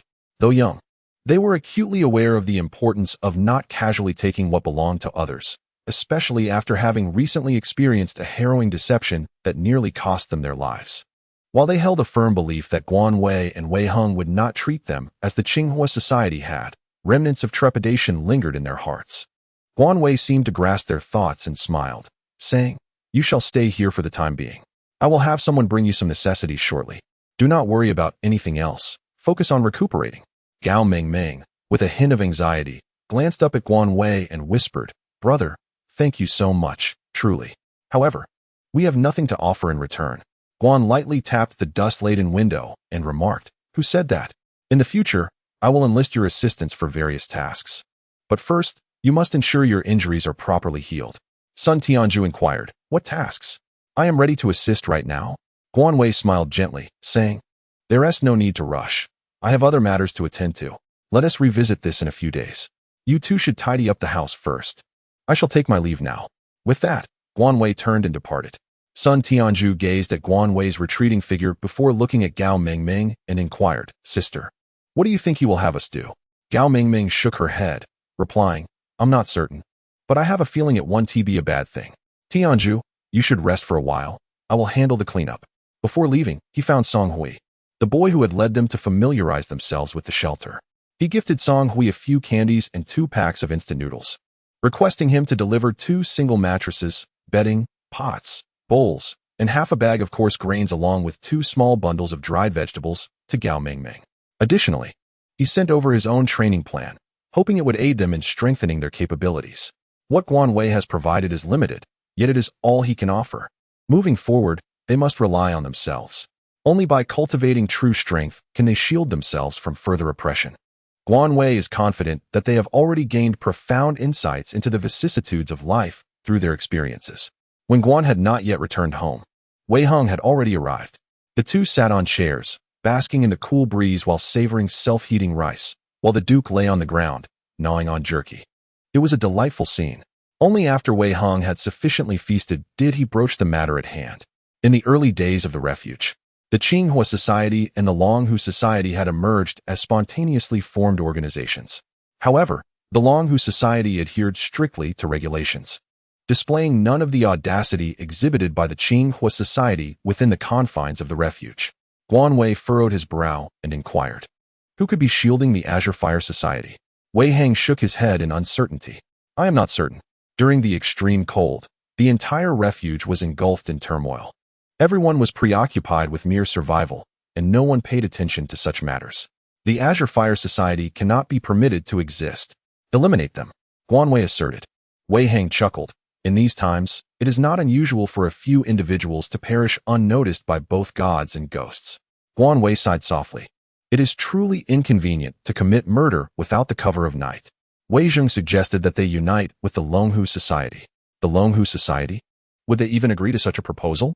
Wei Heng replied uncertainly, "I will find a way to reach their leader tomorrow to gauge their response." At this point, both fell into silence, weary from the day's exertions, with a multitude of tasks awaiting them on the morrow. The matters concerning the Tsinghua Society could afford to wait, and so they each retreated to their chambers to rest. Upon returning to his room, Guan Wei recalled the 2 wooden carvings he had purchased at the market.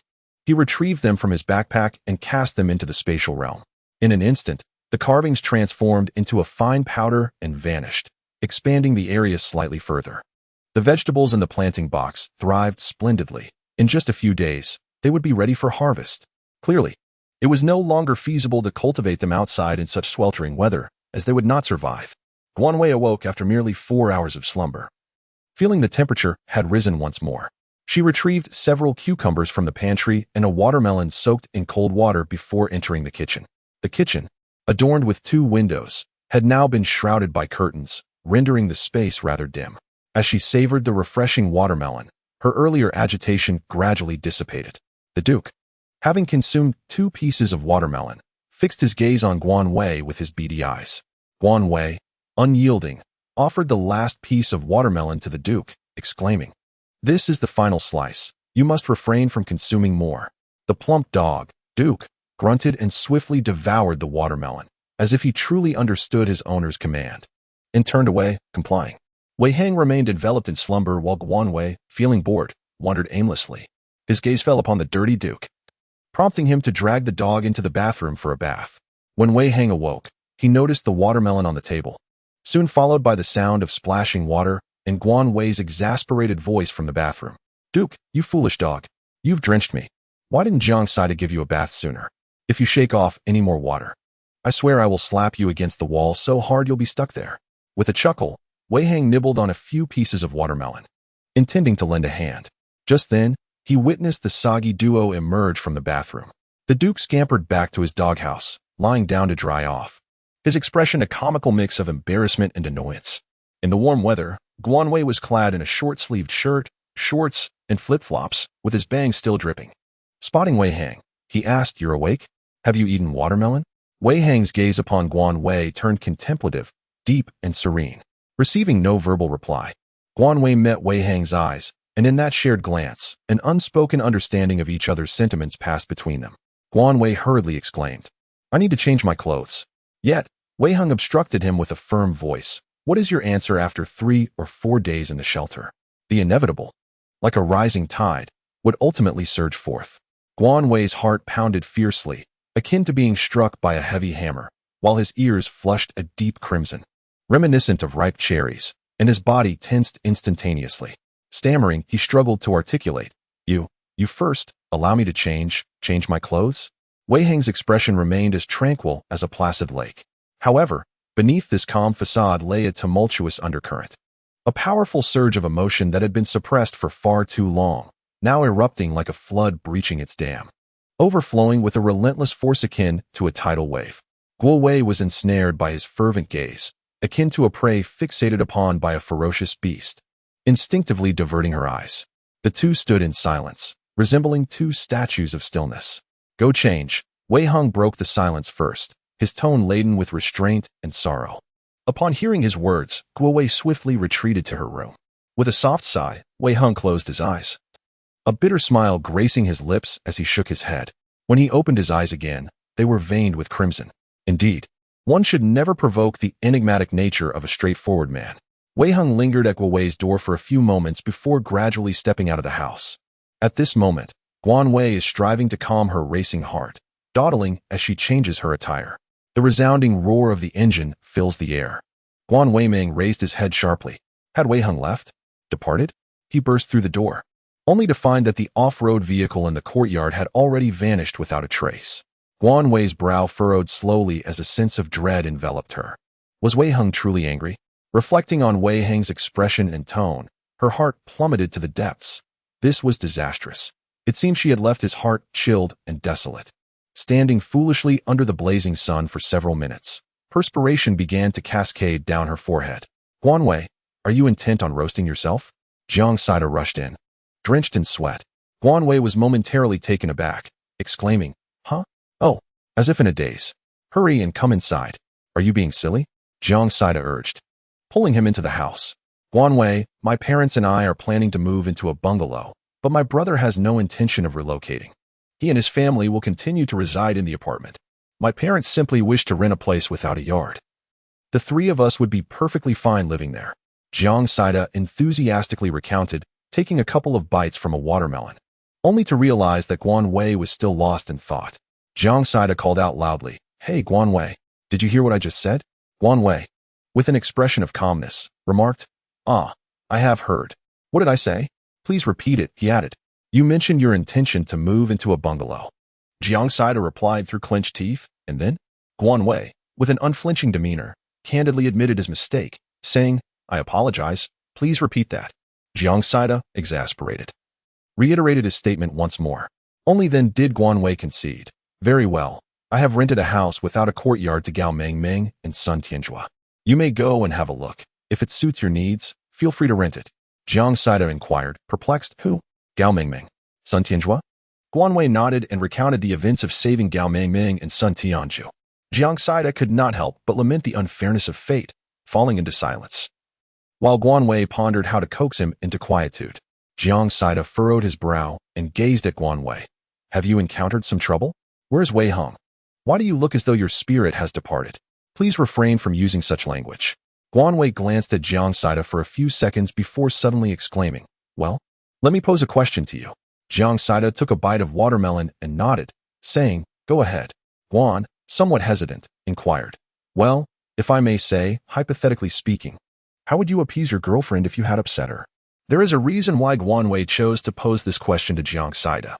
Had he inquired of others, the inevitable response would have been, "Do you have a girlfriend?" However, Jiang Saida possesses a mind so uncomplicated that he would never entertain such doubts. Indeed, he casually remarked, "I don't have a girlfriend." Guan Wei, gritting his teeth, clarified, "I meant hypothetically." After a brief moment of contemplation, Jiang Saida replied, "Well, that's simple enough. I would just embrace her and bestow upon her a passionate French kiss, leaving her in a daze. Why does a person who is not well possess a mouth?" Guan Wei took Jiang Saida to view Gao Mengmeng's residence, and Jiang Saida expressed his satisfaction. Guan Wei transferred 1,000 points to him and accompanied him in renting the house. Upon returning to the new abode, they wiped down the surfaces with water, while Guan Wei retrieved suitable furniture from his space and arranged it meticulously. As they repeated the process of renting a house, their clothes became thoroughly soaked. After 3 hours of labor, they finally concluded their endeavors. After bidding farewell to Jiang Saida, Guan Wei hurried home. Upon seeing the car in the yard, he realized Wei Heng had returned, and a gentle smile graced his lips. "You're back?" Wei Heng greeted Guan Wei in a casual tone. Guan Wei nodded and stepped into the room, instantly revived by the cool air. He turned to Wei Heng and inquired, "Where have you been?" Wei Heng cast a fleeting glance at him before returning his attention to the book, replying, "I went to seek out the members of the Longhu Society." "What was the outcome?" Guan Wei pressed. Wei Heng nodded. "I shall return tomorrow. Their leader was not present." Guan Wei refrained from further questioning, as he keenly sensed an unfamiliar sensation. Wei Heng's tone and gaze had grown distant, even exhibiting a chilling indifference. Guan Wei furrowed her brow, fixated on Wei Heng without a flicker of movement. Sensing her gaze, Wei Heng lifted his eyelids and inquired, "Is something the matter?" Guan Wei remained silent, casting a glance towards the Duke. Wei Heng continued to immerse himself in his book, increasingly convinced that Wei Heng was indeed upset. He harbored a profound intuition that if he did not utter a word or take some action, Wei Heng would drift further away from him. Jiang Saida's words echoed persistently in his mind. With a determined bite of his teeth and a resolute stamp of his foot, adhering to the philosophy of living life to the fullest, he abruptly approached Wei Heng. Raising his hands, he suddenly leaned down and kissed Wei Heng fervently.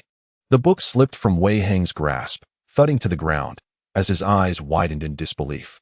Wei Heng could perceive the slight tremor of Guan Wei's eyelids, the distinct elegance of his eyelashes, the soft and warm sensation of his lips, and the gentle heat radiating from them.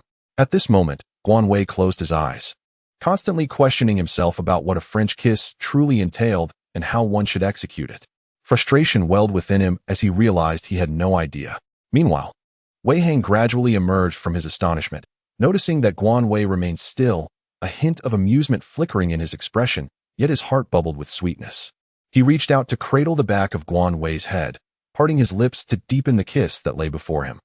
Guan Wei was acutely aware of the nature of Wei Heng's kiss, which was nothing short of extraordinary.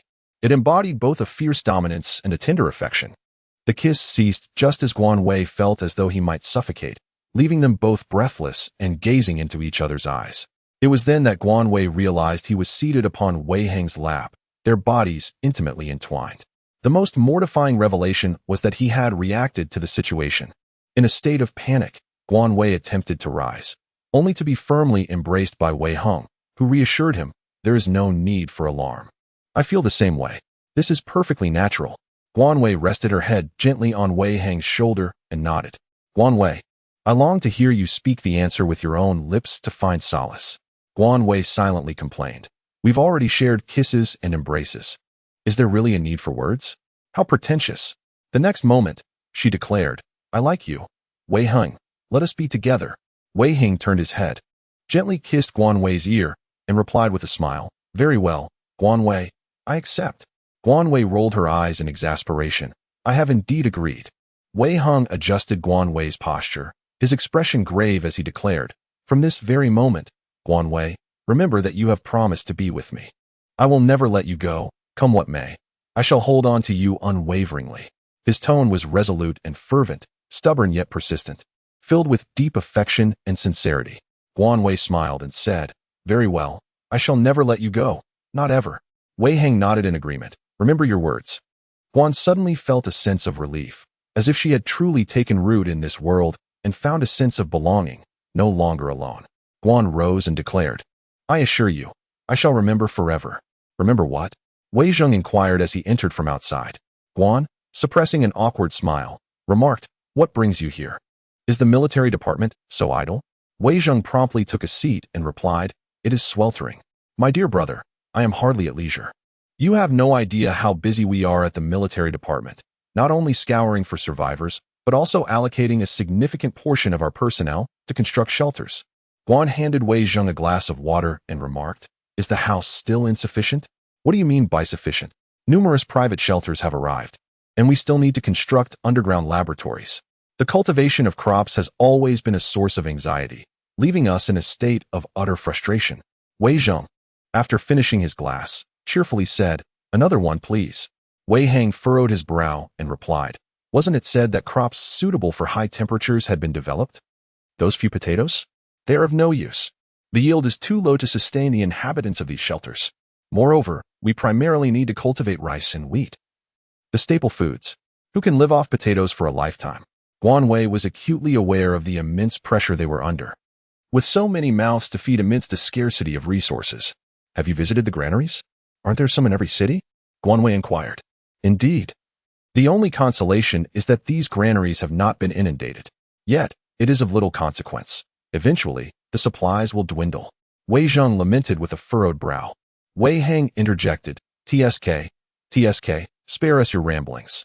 These are matters for you to worry about, and it is quite vexing to listen to. Wei Zheng pouted. Very well. I am merely being verbose. I came to ask how you plan to handle the Qinghua meeting. Wei Heng raised an eyebrow. Are you considering taking action? Wei Zheng quickly waved his hands. What nonsense. I cannot resort to violence. We are disciplined. Guan Weizhou furrowed his brow and remarked, Why can't you intervene when they oppress the common people?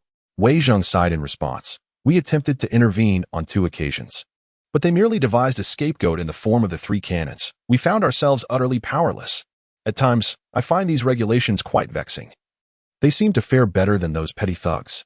Wei Heng interjected, I intend to seek collaboration with the Dragon Tiger Society. Upon hearing this, Wei Zheng chuckled. I think that's a splendid idea. The leader of the Dragon Tiger Society, He Sheng, is a decent fellow. My father has even praised his sense of justice. However, it is said that the Wang brothers, Wang Hu and Wang Wei, are backed by a deputy mayor of Panqing, so do exercise caution and avoid drawing too much attention. Guan Weidao inquired, who ultimately holds authority in the entire shelter? What is the situation with the leadership team? Wei Zheng paused for a few seconds before responding. The head of Pan City is surnamed Gong, and the others are leaders from various municipalities, each possessing a degree of influence. However, there is considerable intrigue and rivalry among them. During meetings, whether grand or small, they engage in fierce verbal exchanges. Nevertheless, the final decisions rest with Mayor Gong. Guan nodded slightly. Wei Zheng continued, As for me, a mere subordinate, I am unable to reach those matters. My sole duty is to obey. My father, poor man, is daily subjected to the foul language of those individuals, tirelessly toiling away, overwhelmed and unable to cope with the demands placed upon him. Guan Wei silently nodded. In a world rife with calamities, soldiers from various nations consistently stand at the forefront, enduring the most arduous tasks, whether they're elite commandos or local police officers. They bear the brunt of the dirtiest, most exhausting, and grueling duties. By the way, brother, our grandparents have asked you to return home for a meal when you have the time. Last night, they scolded you for half an hour. lamenting that even upon your return, you failed to stay at home. They think you've become too wild. Wei Zheng revels in this misfortune. Wei Hing nodded in acknowledgement, saying, "All right, I understand. You should attend to your own matters." Wei Zheng rolled his eyes and affectionately patted Duke's head, declaring, "I've met Hixing several times. I shall go and greet him. But you mustn't tell Dad about this." With that, he dashed away like the wind. After Wei Zheng departed, Guan Wei took a few eggplants, prepared a dish of sauteed eggplant strips, and tossed a salad. Once they finished their meal, the two of them, along with Duke, strolled around the courtyard to aid digestion. Wei Hung remarked, "I will make a trip home shortly. Do you wish to accompany me?" Guan Wei gazed at him in silence, pondering the notion of meeting the parents. Wasn't that a bit premature? Wei Hang discerned his thoughts at a glance and chuckled. "It's not as you imagine. I merely wish to take you on a stroll through the villa district. If you find it appealing, we could arrange for a residence." Guan Wei contemplated for a moment, considering that taking a look would be worthwhile, though 500 points seemed rather exorbitant. Wei Hang chuckled, suggesting they should merely observe for now, as a decision need not be made at this moment. Upon entering the villa district, one is immediately enveloped by a profound sense of tranquility. It stands to reason, as the rental costs for such villas are beyond the reach of the average individual, not to mention the substantial expenses associated with utilities. The walls of the villas soar significantly higher than those of ordinary houses, and the floors are composed of solid concrete, while the heavy, imposing doors indicate a commendable level of privacy. Wei Hang's grandparents resided with the Wei Zheng family at number 70. When they arrived, Elder Wei was engaged in a solitary game of chess, while the matriarch was in the kitchen assisting Liu, Wei Zheng's mother, in preparing the meal. Upon seeing Wei Hang return, the elder eagerly beckoned, "Come here, let us have a game." Only then did he notice Guan Wei standing beside him. Guan Wei promptly greeted, "Hello, Grandpa Wei, I am Guan Wei." Wei Cheng, with an impassive demeanor, assessed him with a glance and replied, "No need for formalities, please have a seat." At that moment, Grandma Wei and Aunt Liu emerged from the kitchen upon hearing the commotion. Grandma Wei, beaming with delight, exclaimed, "Has my eldest grandson returned?" Wei Heng hastily offered his greetings, "Grandma, Annie. Yesterday, Grandpa and Grandma were reminiscing about you." Aunt Liu, smiling, directed her gaze towards Guan Wei and inquired, "And who might this be?" Guan Wei promptly stated, "I am Guan Wei, a friend of Wei Hong. This is a small token of my appreciation. I hope you do not find it lacking." Guan Wei handed over the canned goods and health supplements for the elderly that had been brought back from space.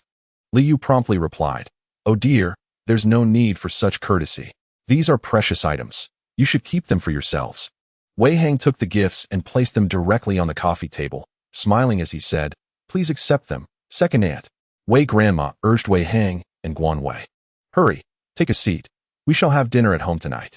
Wei Hang shook his head, "No, we just finished eating." Wei Cheng interjected coldly, "You will eat. Your second uncle and Wei Zheng will be back shortly." Liu quickly added, "Yes, have a little something before you leave. I'll hurry to prepare." With that, she rushed into the kitchen. Wei Grandma, seated on the opposite sofa, remarked, "Really now? Why don't you stay at home when you return? It's not as if you lack a place to stay." Wei Cheng snorted. He has gotten used to the wild. Wei Hang, unfazed, casually sat on the sofa without uttering a word. Guan Wei, feeling somewhat helpless, gently nudged Wei Hang's arm and whispered, "You should go play chess with your grandfather." Wei Hung raised an eyebrow and replied, "Aren't you bored?" Guan Wei shook his head and said, "It's nothing." Perhaps the Duke could no longer bear the solitude of the courtyard, as he barked a few times and scratched at the door. Grandma Wei, puzzled, inquired, "Is that a dog barking?" Wei Hing rose and approached the door, opening it, and the Duke swiftly dashed inside. Grandma Wei exclaimed in surprise, "Oh my, is this your dog? Quite plump, isn't he?" Upon hearing these words, Guan felt a chill run down his spine, an unsettling premonition that the Duke's life was in jeopardy. Wei Cheng rose and gently patted the Duke's head, inquiring, "What breed is this?" Wei Hung replied, "It's merely a local dog." The elder Wei Cheng, abandoning his game of chess, began to engage in play with the dog. Wei Hung reminisced, "We once had a dog at home, but it passed away." And the old master, heartbroken, never kept another. Guan Wei nodded in understanding. Wei Hang's second uncle, Wei Mingchuan, returned alongside Wei Zheng, standing nearly 6 feet tall. Wei Mingchuan possessed a piercing gaze and an imposing demeanor. Upon seeing Wei Hang and Guan Wei, Wei Jing smiled and said, "Brother, you both have arrived. Why did you not inform me?" Wei Hung remained silent, and instead turned to Wei Mingchuan, saying, "Uncle, this is Guan Wei." Guan Wei promptly greeted, "Hello, Uncle Wei." Wei Mingchuan, with his piercing gaze, turned to Guan Wei. She met his stare with composure, her heart racing. "I must not falter. Yet, I wonder if you would react violently if you were to discover my connection to Wei Hong." Wei Mingchuan withdrew his gaze, responding in a cool tone, Guan Weizhen is truly difficult to get along with." Wei Cheng led the Duke down from the second floor, saying, "You're back? It's time to eat."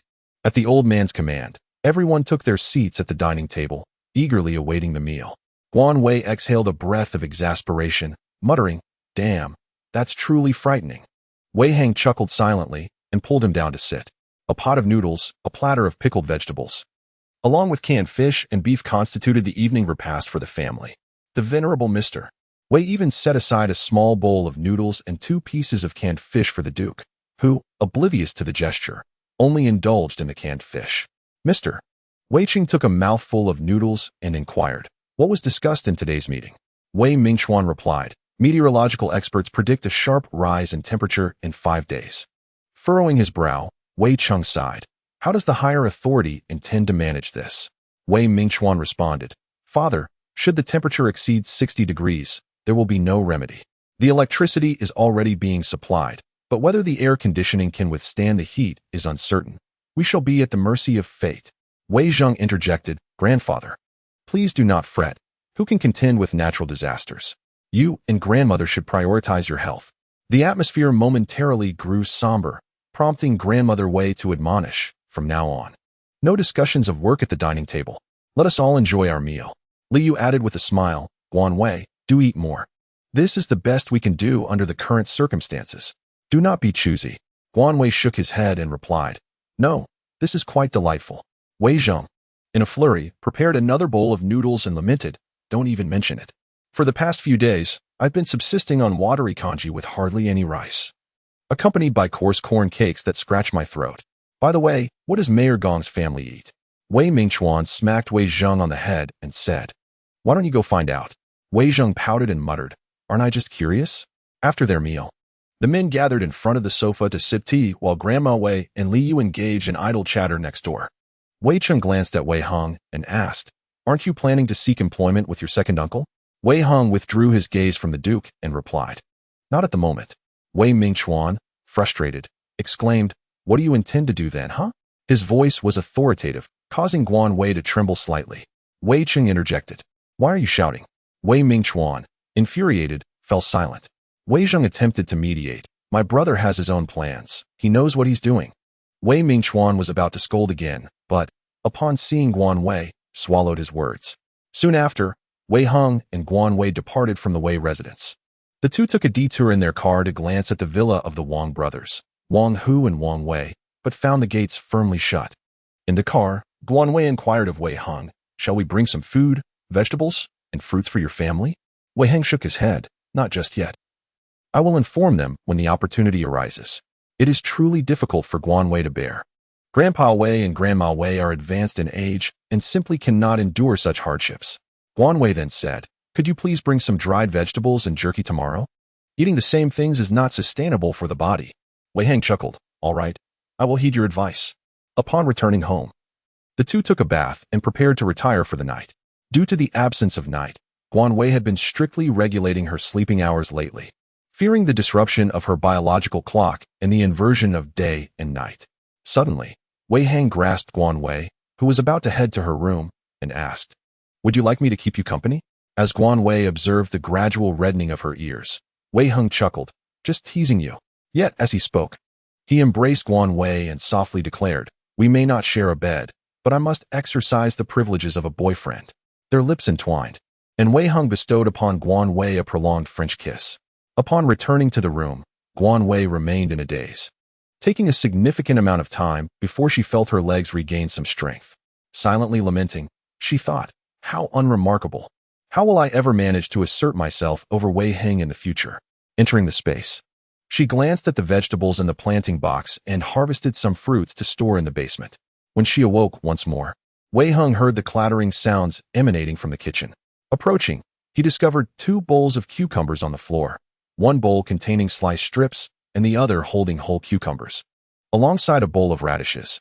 Guan Wei is slicing cucumbers, yet her patience seems to be dwindling, and she is becoming increasingly irritable. Wei Heng chuckled. What are you up to? Guan Wei's face immediately lit up with a smile as she said, You're awake? Hurry and wash your hands to help me chop.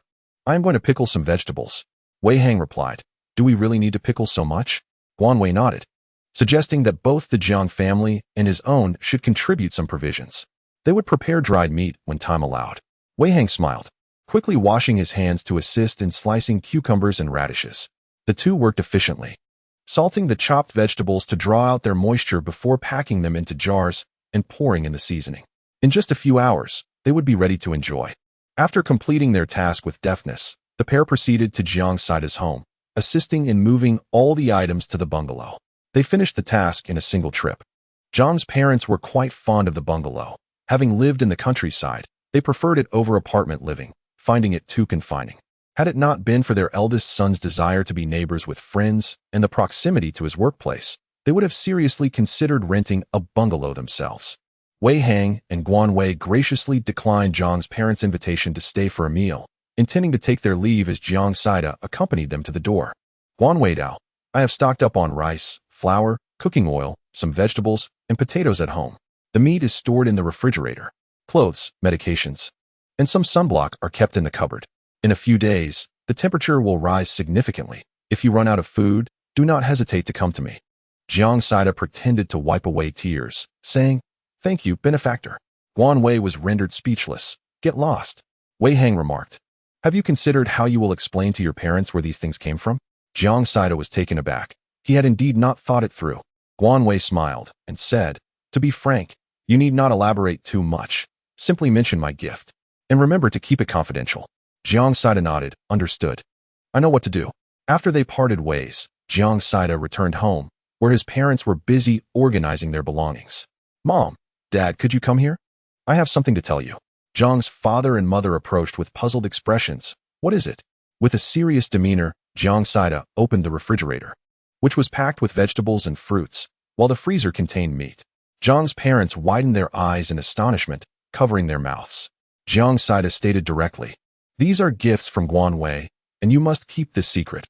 Otherwise, Guan Wei could attract the attention of malicious individuals. His parents nodded repeatedly, being honest people who would never harm Guan Wei, especially considering how long she had cared for their son.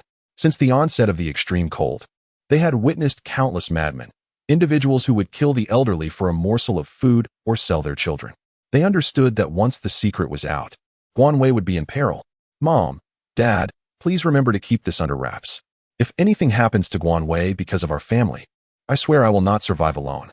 Son, we will definitely keep it secret. That child, Guan Wei, has a good heart. How could we repay kindness with malice? Are your parents such people? Jiang's mother quickly replied. I know, but I must remind you. When cooking, don't make anything too complicated. And keep the doors and windows tightly shut to avoid drawing attention from the neighbors. As for my brother, do not mention it. I will find an opportunity to speak with him, Jiang Saida continued. Jiang's parents nodded in agreement. Though they felt sorry for their elder son and grandson, they could not endanger Guan Wei and had to proceed cautiously. The household was in need of an iron pot, which Guan Wei's family had not purchased. Jiang Saida decided to go out and look for one, informing his parents before stepping outside. As Jiang's father watched his son's retreating figure, he sighed, Dear, we mustn't let anything slip. Our family has greatly benefited from her generosity. Jiang's mother playfully nudged him. I will certainly not. Have I not lived long enough to understand this? After exchanging a smile, they resumed their tidying of the house. With a hat pulled low and a mask covering his face, Jiang Saida hurried to the trading center. After circling twice without finding a vendor selling iron pots, sweat trickled down his neck. He removed his glasses and stowed them in his pocket, feeling somewhat disoriented as he stumbled toward the exit. Upon leaving the trading center, Jiang Saida began to feel dizzy and nauseous, realizing he was suffering from heat exhaustion. He wobbled, eager to return home, but his breathing grew increasingly labored. In his dazed state, he heard a horn blaring, and then he collapsed to the ground. What the hell? Is he faking? The driver inside the vehicle exclaimed. A man in the back seat furrowed his brow. What is going on? Boss, someone has fainted. The driver replied. The man referred to as the boss exited the car, followed closely by the driver, who promptly held an umbrella over the boss's head. The elder brother, elegant and refined, possessed fair skin, tall and slender.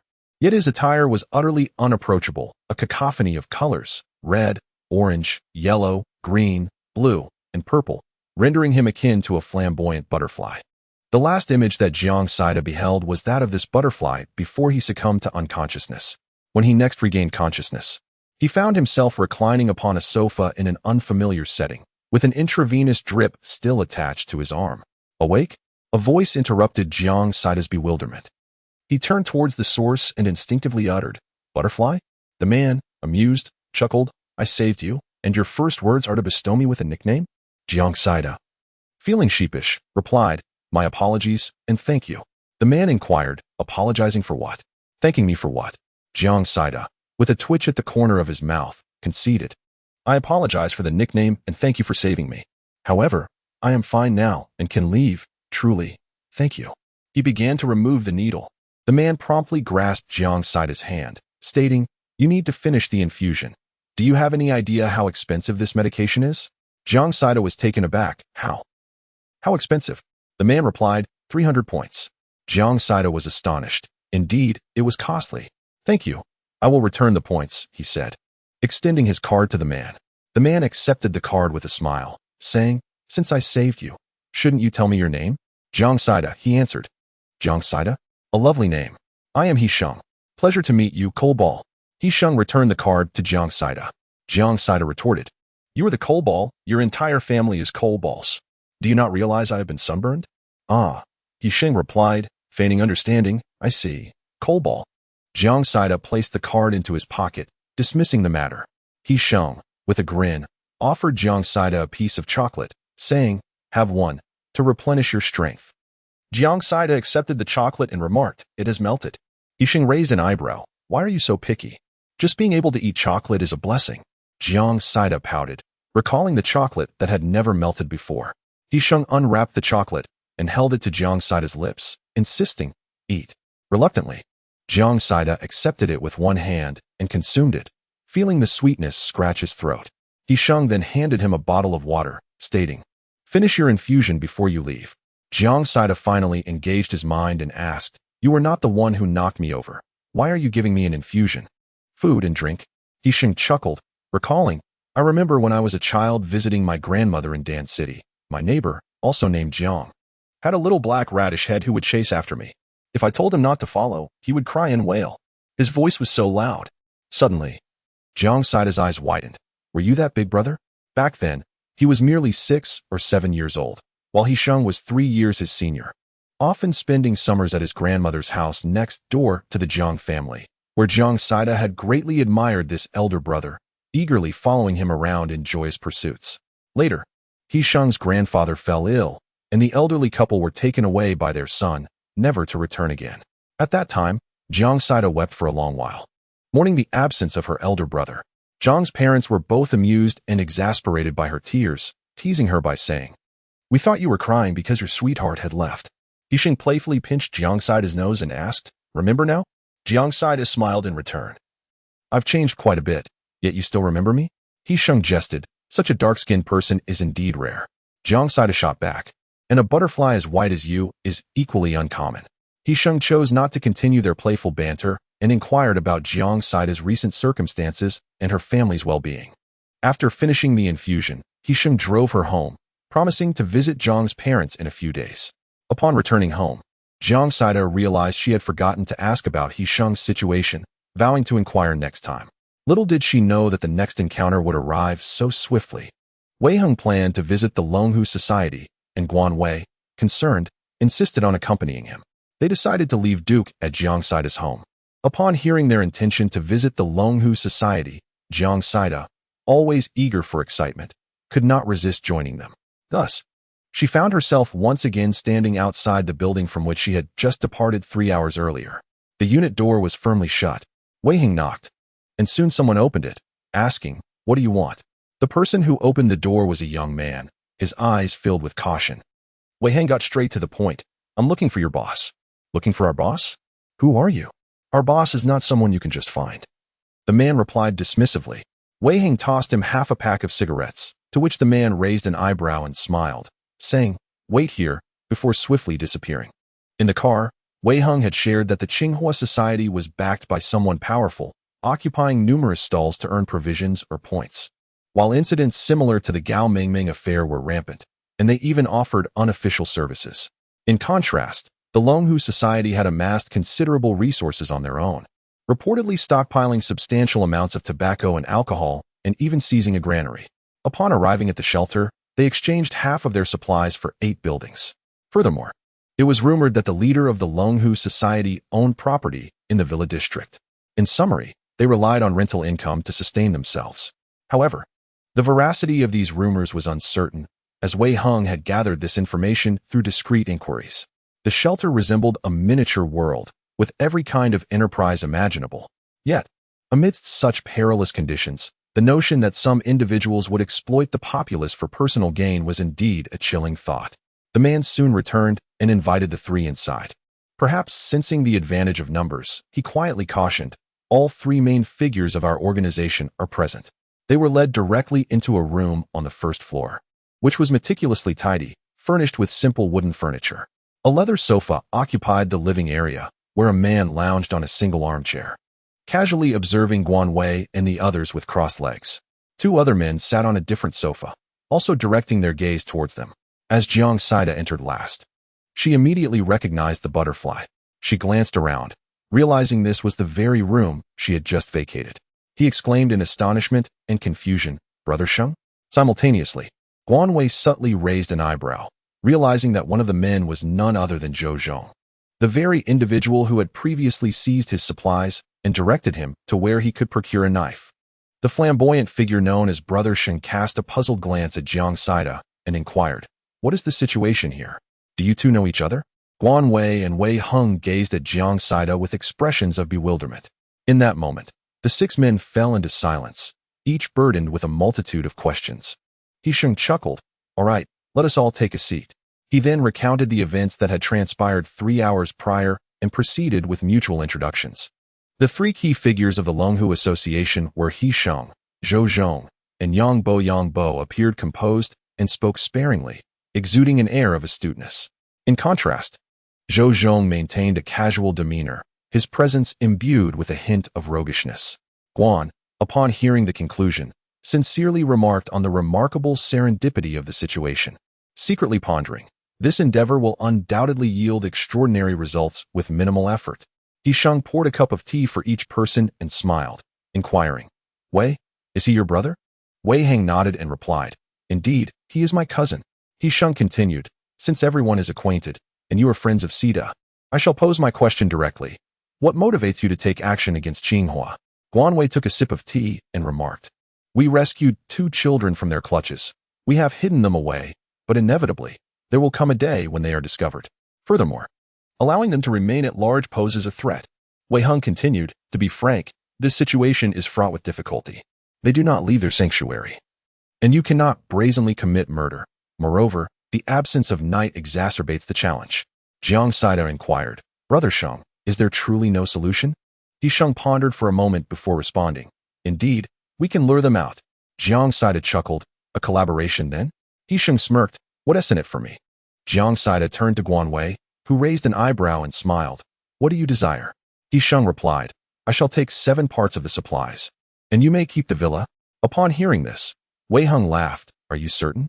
Guan Wei cast a glance at Jiang Saida, who promptly declared, "The resources shall be split equally, and the villa will belong to us." He Sheng squinted at Jiang Saida, while Zhou Zhong and Yang Bo fell into a contemplative silence. Jiang Saida added, "Brother Sheng, do you not trust me?" His gaze was pure and sincere. After a few moments, He Sheng chuckled, "Very well, it's a deal." Yang Bo furrowed his brow slightly, but Zhou Zhong became anxious, exclaiming, "Boss?" He Sheng immediately waved his hand, "I trust him." With that, he lifted his teacup and proclaimed, "Here's to our swift success." The others raised their cups and drank in unison. After a few people departed, Zhou Zhong inquired, "Boss, why do you choose to collaborate with them? We could manage on our own." He Sheng chuckled softly, "The old gentleman holds Wei Mingchuan in high regard, and I wish to present a token of goodwill to the little coal ball." Zhou Zhong and Yang Bo interjected, "Boss, we..." However, He Sheng interrupted, "I understand your concerns. Trust me, Having more friends opens up additional avenues. The actions of the Longhu Society unfolded more swiftly than anticipated. Early the next morning, Guan Wei practiced a set of martial movements when he heard Wei Heng announce, "Xing has dispatched someone to inform us of the location. We are also preparing to set off." Guan Wei nodded and said, "All right, I will prepare." Wei Heng embraced Guan Wei, his large hand gently caressing her hair, and softly remarked, "Be careful, do not get hurt. Rest assured, I will protect myself, and you must as well." Wei Heng tenderly kissed Guan Wei, their lips and tongues intertwining, breaths mingling in a symphony of intimacy. The pair delivered the Duke to Jiang Saida's residence and departed the refuge with him. The entrance and exit of the refuge buzzed with activity, as many survivors had just arrived, each appearing gaunt and weary. Anyone entering the refuge was subjected to scrutiny, while those exiting required no identification. After the trio successfully left, they continued to drive towards the right. The pipe did not provide each of the three individuals with a backpack. Their weapons were all contained within them. Jiang Saida retrieved a firearm and placed it in his pocket, inquiring, "Where is the location?" Wei Heng replied, "On the outskirts of the city, within a mountain. Your esteemed brother Sheng is quite remarkable. He has orchestrated the dissemination of numerous supplies throughout the mountains, along with false reports of wild boars to the Tsinghua Society." Jiang Saida chuckled. "Will the Wang brothers make an appearance?" Guan Weidao remarked. "Now that Sheng has emerged, they will not simply remain at home waiting." As Guan had indicated, the Wang brothers were mobilizing their men, intending to execute a strategy akin to a mantis ambushing a cicada. With the yellow bird poised in the backdrop, Wang Wei, with his shifty eyes and a rather unsavory demeanor, inquired, "Are there truly supplies? Might we be deceived?" Wang Hu, his visage marked by a robust countenance and a coarse voice, dismissively responded, "Not a chance. That flamboyant butterfly, Sheng, has already taken flight. It must be a substantial bounty." Wang Wei stroked his chin contemplatively. Indeed, that slothful fellow has never been inclined to leave his refuge. Yet this time he has ventured forth. He hastily commanded, "Is everyone gathered? Get in the vehicle. Damn it, we can't miss the heat of the moment." Wang Hu bellowed at his subordinates.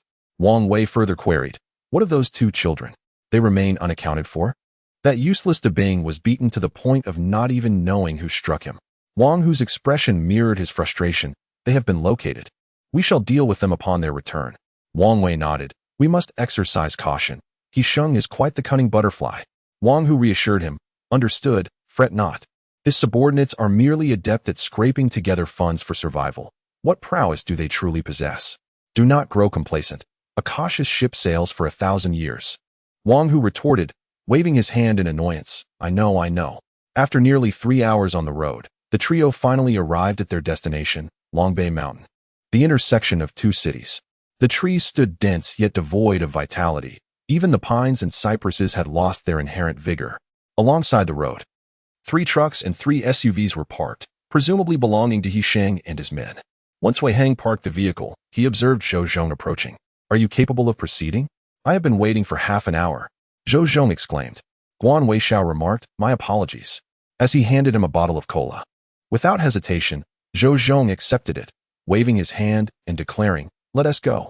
Longbei Mountain indeed harbored a cave, yet within its depths lay an impenetrable darkness, obscuring all visibility. Only a few boxes and numerous overflowing woven bags could be discerned at the cave's entrance. Jiang Saida inquired, "What is that?" Zhou Zhong chuckled. "It's all part of the act." To his surprise, Sheng had truly procured a considerable amount of supplies. One must not shy away from sacrifice if one wishes to achieve their goals. Guan Wei, Sanren, and Zhou Zhong lay in ambush 500 meters from the cave entrance. Zhou Zhong declared, "Let us wait here. Other locations are occupied. Exercise caution." The surroundings were eerily silent. Even though withered trees obscured part of the sunlight, sweat soon trickled down their cheeks. In that moment, Guan Wei suddenly grasped the arduousness of remaining motionless like a sniper in ambush.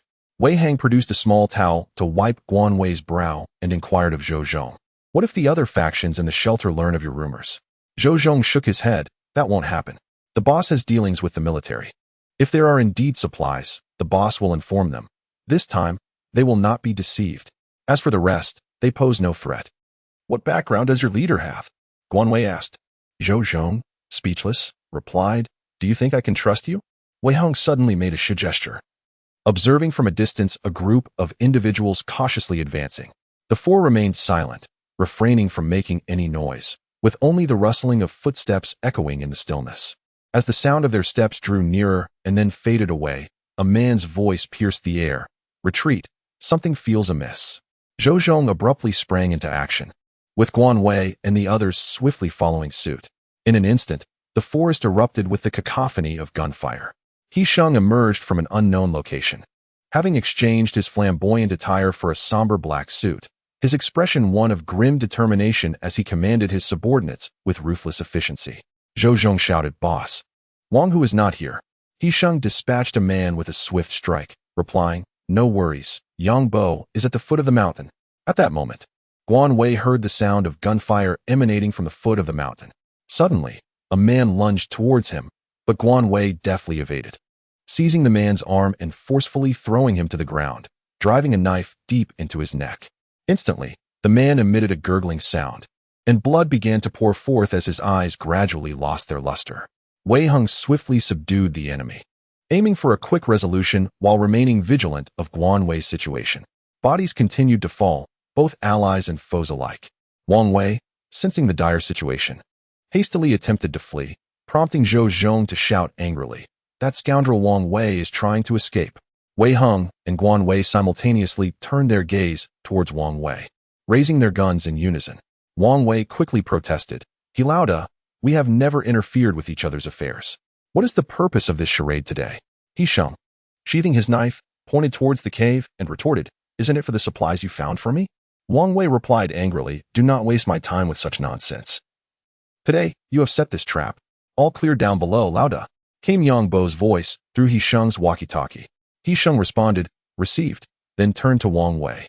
"So what if I orchestrated this? You cannot blame me. They are the ones who wish to kill you." Wang Wei glared fiercely at Guan Wei and Wei Hung, demanding, "Who are you?" Wei Hung stepped forward and declared, "We are the Lei Feng." The gun in Guan Wei's hand discharged, and 2 seconds later, Wang Wei collapsed to the ground. The outcome was predetermined. Guan Wei strode towards Wang Wei, meticulously searching him, uncovering a pack of cigarettes and an identification card. He also pilfered the necklace adorned with a blood-stained cross from Wang Wei's neck. Scattered across the ground lay dozens of bodies, sprawled haphazardly. As a group began to clear the battlefield, Yang Bo dispatched a messenger to inform He Sheng that everything proceeded smoothly. All the identification cards were taken by He Sheng, as the points within them must not go to waste. As for the bodies, their own would be buried in a discreet location, while those of the Qinghua society would be incinerated by the roadside. Yang Bo led a contingent back to the refuge, laden with supplies and weaponry. Wei Hung and a few others, drenched in sweat, sat beneath a tree, quenching their thirst with bottles of herbal essence, their demeanor resembling that of revelers. He Sheng's eyes were bloodshot from sweat, and with a sigh, he remarked, "I haven't felt this exhausted in a long time." Wei Hung chuckled, "You seem to be lacking." He Sheng, uninterested in debating his own capabilities, promptly stated, "The points I acquire will directly compensate our brothers and the families of the deceased. Is that acceptable?" Guan waved his hand, clearly indicating his lack of objections. The group returned to the shelter and each headed home. Guan Wei rushed into the bathroom to take a shower at the earliest opportunity. It was simply too hot. Guan Wei, having just finished his bath, glanced in the mirror only to discover that his face and neck were flushed a vivid red from sun exposure. In a hurry, he rummaged through his belongings to find some after-sun lotion to apply. Upon exiting the bathroom, he realized that the outdoor temperature had soared to 45 degrees. The rising heat had directly impacted their appetites, causing Guan Wei to frown as a sudden craving for ice cream overtook him. Stealing a sly glance at Wei Hung, he smiled and asked, "Do you know how to make ice cream? I don't have any ingredients in my space, and I really want some. Could you check if we have anything suitable? I'll give it a try." Guan unexpectedly discovered a collection of culinary books from space, along with videos he had once downloaded. Wei Hang ultimately found a remarkably simple recipe that required only milk, granulated sugar, and starch. Guan Wei did not hand the materials over to Wei Hung. Instead, she turned and entered the space. Upon entering, she discovered that the space had expanded yet again. The necklace that had adorned Wang Wei's neck was nowhere to be found, nor was the one from Wang Hu's neck, both having mysteriously disappeared. Remarkably, 2 crosses had the capacity to enlarge the space by nearly 10 square meters. It appeared to be of exceptional quality. With the Wang brothers now deceased, Guan Wei's sole intention was to amass more resources, for she would soon find herself unable to venture outside. The ice cream required storage in the freezer. Guan Wei and Wei Hong, with some leisure time on their hands, decided to deliver a modest offering of pickled cucumbers and radishes to the Wei and Jiang families. Upon their return, they encountered Zhou Zhong, who sat in the vehicle with an expression of palpable impatience, awaiting their arrival. "Brothers, let us depart. We have supplies to gather," Zhou Zhong proclaimed. Guan Wei exclaimed, "Your speed is astonishing." Zhou Zhong chuckled. "While we ascended the mountain, there were also movements on this side. Merely a few women and lackeys, of course. We acted swiftly and decisively." Guan Wei and Wei Hong exchanged approving thumbs up, commending the remarkable efficiency of their work. He Sheng was already awaiting at the villa of the Wang brothers, while several women huddled together on the ground. To their astonishment, Guan Wei unexpectedly spotted Tong Yin and her sister, clad in light silk camisoles that barely concealed their forms, revealing numerous bruises scattered across their bodies. Guan Wei was abruptly reminded of the scene he witnessed before his demise in a past life, where Tong Yin lay on Zhao Xian's bed, her body marred with marks. Seeing her once more filled him with an overwhelming sense of revulsion, a torrent of hatred threatening to spill from his eyes. Yet, upon catching sight of Guan Wei, Tong Yin's expression swiftly transformed from fear to shock, and then to a flicker of hope. Guan Wei, please save me," Tong Yin cried out in a desperate wail. He Sheng raised an eyebrow, exclaiming, "Ah, a familiar face." Guan Wei felt a twitch in his eyelid. Acutely aware of Wei Heng's sullen demeanor, exuding an aura of coldness. "I do not know her," Guan Wei replied with an impassive expression. Tong Yin, in a fit of desperation, pleaded, "I beg you, for the sake of our shared past, please save my sister and me. Our parents are already deceased, and we have no way out." The woman was devoid of her former pride, her face a disturbing tableau of tears and snot. Guan approached Tong Yin slowly, her tone icy. "In truth, I have long desired to eliminate both you and the Zhao family. But do you know why I have refrained from doing so?" Guan Weiling chuckled coldly, declaring, "Because I relish witnessing your torment in this apocalyptic world, watching you inch closer to demise." Sister Tong Yin, her hair disheveled, vehemently retorted, "You are nothing but a madman, worse than a beast." Without hesitation, Wei Heng delivered a harsh kick to the woman's abdomen, rendering her unable to utter another word of insult. Guan Wei cast a cold glance at Tong Yin and declared, "You all shall await your demise." With that, she turned on her heel and ascended the stairs without a backward glance. He Sheng waved his hand, and several women were swiftly rendered unconscious and unceremoniously tossed into a vehicle before being driven away. The Wang family's villa spanned no less than 500 square meters, featuring 6 bedrooms on the upper floor, each bearing signs of occupancy. In a few of the chambers, Guan Wei even discovered various human reproductive health items and, rather alarmingly, handcuffs.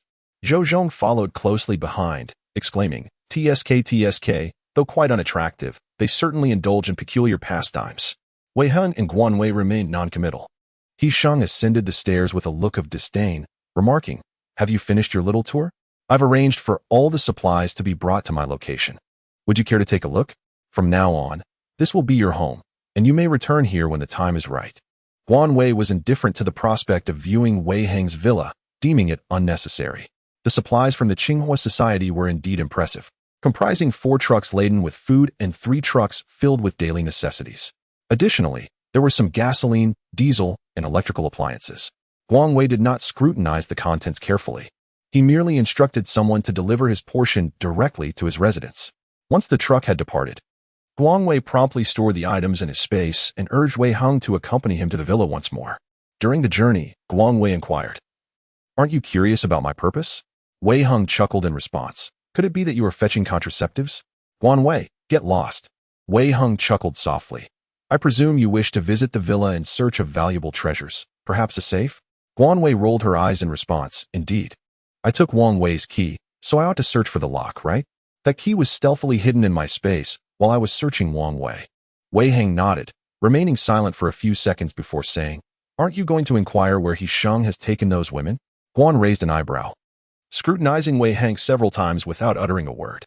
Wei Heng continued, "Why are you staring at me?" Guan Wei smiled and said, "I wish to take a good look at the handsome face of my Mr. Wei Hong when he is jealous." The phrase "my mister" Wei Hung significantly uplifted Wei Hang's mood. I paid it no mind, yet I suspected it would not be sent to a favorable destination. Guan Wei responded promptly. Soon, the two returned to the villa. They switched on the air conditioning and meticulously searched from the first floor, leaving no tile unexamined. In a bedroom on the second floor, Wei Hung exclaimed, "Here?" Beneath the wardrobe were two drawers, and surprisingly, there was a hidden compartment beneath them. Wei Hung retrieved two safes from the secret space, which were quite heavy. Guan Wei did not exchange a single glance with Wei Hung and directly stored it away in the space. Aside from this, Guan Wei and Wei Hung had no further gains. Guan Wei expressed his confusion, stating, "It's impossible. This key is not the key to the main door. There must be other places we have yet to discover." Wei Hung nodded in agreement and suggested, "Let us search again downstairs." The two spent another half-hour on the first floor, yet their efforts yielded no results. Guan Wei stood at the kitchen doorway, where chaos reigned. Rice, flour, and oil had all been taken away by He Sheng's whimsical butterfly. Suddenly, a jar caught Guan Wei's attention. Guan took a few steps forward and, with a forceful shove, discovered a dark, gaping hole beneath the vat. The aperture was just wide enough for a single person to pass through, and a ladder allowed direct access downwards. Guan did not summon Wei Hung, who was somewhat taken aback. Who would have anticipated that the entrance to the secret chamber would be located in the kitchen? Wei Hung said, "Hand me a flashlight. I shall descend first." Guan Vida cautioned, "Be careful." Wei Hung cautiously descended the ladder, the air imbued with the scent of charred remnants, yet surprisingly cool. With a flashlight in hand, Wei Hung illuminated the surroundings and discovered that the basement was equipped with a ventilation system and air conditioning. He located the light switch, and in an instant, the entire basement was awash with brightness. Guan stood closely beside Wei Hung. The basement appeared to be of similar dimensions to the upper floor, with an abundance of sand, cement, bricks, and various disordered construction materials strewn across the ground. Additionally, 3 rooms were situated side by side, their doors firmly shut. Guan did not take out the key, merely smiling. As the first door swung open, the two were astonished to discover barrels of oil and several large boxes that once contained home appliances. Wei Hang meticulously examined the contents, revealing that the barrels were brimming with gasoline. The boxes were filled with an array of goods, cigarettes, alcohol, sweets, tea, canned foods, and an assortment of vacuum-sealed dried fruits, vegetables, and mushrooms, alongside an abundance of meats. Among these provisions was also a box of salt, monosodium glutamate, and an aromatic blend of spices, including the renowned Lao Gan Ma. Guan had not meticulously examined the date. All were produced during the period preceding the extreme cold. Fresh dates. The ceiling of the room was densely adorned with an abundance of cured meats. The fear of crowded spaces began to overwhelm him as he rubbed his face and exclaimed, "How many pigs must have been slaughtered for this?" Wei Hung chuckled and replied, "What a tremendous profit we have made. Collected." Next one. Guan Wei meticulously stored away cigarettes, alcohol, sugar, tea, and food into the underground chamber of his space, while also securing gasoline within the wooden cottage. The two exchanged knowing smiles before opening the second door. "What on earth?" Guan Wei exclaimed, his lips twitching at the sight of numerous generators and solar panels. This particular generator had caught his eye before. It was a new model, low in noise with a high wattage, yet it was far too expensive for his budget. To his astonishment, there were over 10 of them here. Guan Wei grimaced, while Wei Hang affectionately patted his head and remarked, "But we acquired them for free, didn't we?" Guan Wei nodded, momentarily dispelling her irritation. The more she observed, the more poignant her feelings became. The affluent truly possess advantages. Gasoline generators, diesel generators, both large and small, and even wind turbines. Every conceivable type was present. There were even over 20 sets of solar panels. After completing the second residence, they proceeded to the third. Wei Hang and Guan Wei opened the door and were taken aback in unison. Inside, boxes of pharmaceuticals were meticulously arranged within the room. Additionally, there were 2 large refrigeration units, filled with various injections, similar to insulin. Guan Wei's heart had grown numb. After collecting the medications, she turned to Wei Hang and declared, "I intend to take all of those." Wei Hang followed her gaze, realizing she meant the sand and cement. He nodded, "As you wish." The basement had been thoroughly ransacked. Guan Wei's heart is remarkably open. After exiting the basement, he carefully concealed the entrance. Wei Hung inquired, "Would you like to stay here?" Guan Wei shook his head, saying, "No, the atmosphere here is too oppressive. Perhaps you could find Hisheng and exchange it with him. Wei Hang replied with a smile. What if he refuses to exchange? Guan pondered for a moment and said, let us seek out the zombies. As the two made their way home, they stumbled upon a large group of survivors heading towards the bungalow. Guan furrowed her brows and inquired, why are there so many people? Wei Hung shook his head and replied, I'm not sure. You should head home for now. I will find out what's going on. Guan Wei nodded and, from the space, retrieved a generous assortment of cured sausages, vacuum-sealed mushrooms, dried vegetables, and meat, all of which he carefully placed into a woven bag. Additionally, he procured a bag of rice and a bag of flour. Take these with you, Guan Wei instructed Wei Hung. Wei Hung smiled, grasped Guan Wei's hand, and replied, thank you. Guan Wei also chuckled, exclaiming, TSK, what is there to thank for? Ah, do fetch some more medicine. With that, he selected additional remedies to prevent heat stroke and placed them into his bag. Upon entering the bungalow area, the two soon realized that many of the vacant bungalows were already occupied. The neighbors next to Guan Wei's house were also busy tidying up, creating a lively atmosphere throughout the bungalow district. After delivering the items to Guan Wei, Wei Hung drove to his grandfather's house. Upon seeing his grandson return with 2 bags, Wei Cheng inquired, what have you brought? Wei Hung set down the bags and replied, food from Guan Wei. He then returned to the car to bring back another bag. Wei grandma descended from upstairs, exclaiming, goodness, you've brought back so much. Where did all this come from? From Guan Wei, grandma. What about Uncle Air? I have something to ask him. He hasn't returned yet. Wei Zheng is upstairs sleeping. Why not ask him? Wei Cheng suggested, eyeing the bags.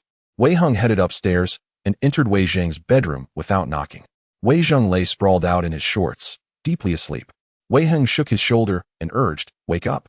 Groggily, Wei Zheng opened his eyes and, upon seeing Wei Hung, weakly protested, brother, I'm so tired. Wei Hung inquired, I saw many people on the road earlier. What is going on? The bungalows are packed. Wei Zheng sighed. Didn't you hear the loudspeaker? Tonight, the temperature is set to rise sharply. If the survivors don't come in, they'll perish outside. Tonight? Wei Hung replied, I was out with Guan Wei and didn't hear the broadcast. For the sake of the survivors, they've been treating us like livestock, making us gather water sources. We haven't slept in over a day. Dad hasn't been home for 2 days. Wei Zheng complained, squinting as he spoke. A bunch of useless fools. They've been working on the base station for so long. Does anyone still have a phone? I have one here. Take it if you need it. The signal should be decent in a day or 2. Also, brother, once you return, don't go out again. Make sure to cover the car with a sunshade. Wei Hang took 2 phones from the bedside drawer and turned to leave. Brother, I haven't used that foldable phone yet. Be careful with it.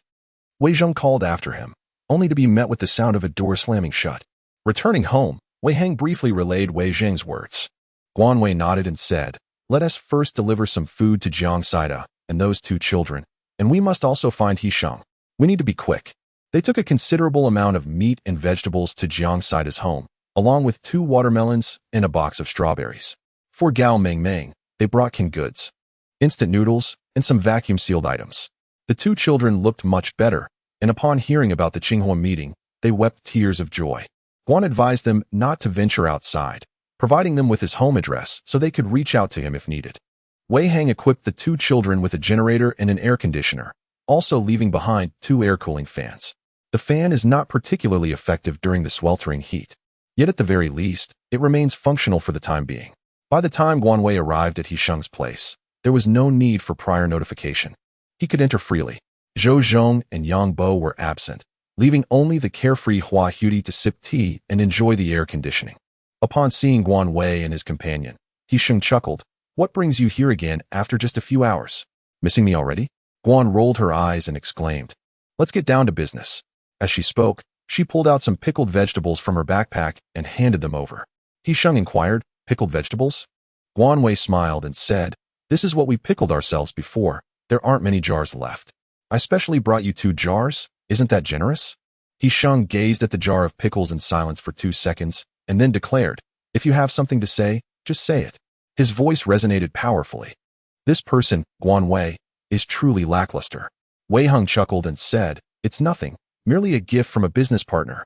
Guan sat on the sofa and inquired, what are your plans regarding the follow-up issues with Qinghua? Hisheng raised an eyebrow and replied, I have no particular plans. Guan Wei, rendered speechless, remarked, So many have vanished, and you have no plans? He Sheng chuckled. I have already donated a portion of the confiscated firearms and supplies to the military. Can I not give them away? Wei Heng furrowed his brow. I am quite curious about your identity. He Sheng took a sip of tea and replied with a smile. Dong Zhaoyan is my grandfather. Guan Wei and Wei Heng simultaneously turned their gazes towards He Sheng. Guan Wei was astonished that He Sheng, whose surname was He, could possibly have a grandfather with the surname Dong. Meanwhile, Wei Heng pondered over the figure of Dong Zhaoyan, the commanding authority of the military, whom Wei Mingchuan held in great esteem. He was known for his decisive actions and an unwavering resolve. It seemed likely that the downfall of Qinghua had his tacit approval. He Sheng, observing the expressions of the two, chuckled and remarked, there is no need for such surprise. I simply share my mother's surname. Guan Wei chuckled and nodded, saying, have you noticed this scorching sun? It's growing increasingly hot. You may continue to enjoy the air conditioning. We shall take our leave. After Wei Heng and Guan Wei departed, He Sheng glanced at the pickles, lifted the lid, and sampled a piece of cucumber. It was delightful, crisp, refreshing, and remarkably flavorful. He placed the pickles in the refrigerator and instructed his subordinates to prepare rice porridge for the evening. The combination of rice porridge and pickled cucumbers is truly exceptional. Upon returning home, Wei Heng asked Guan Wei to extract all the oil from the tank using a siphon and then covered the car with a protective tarp.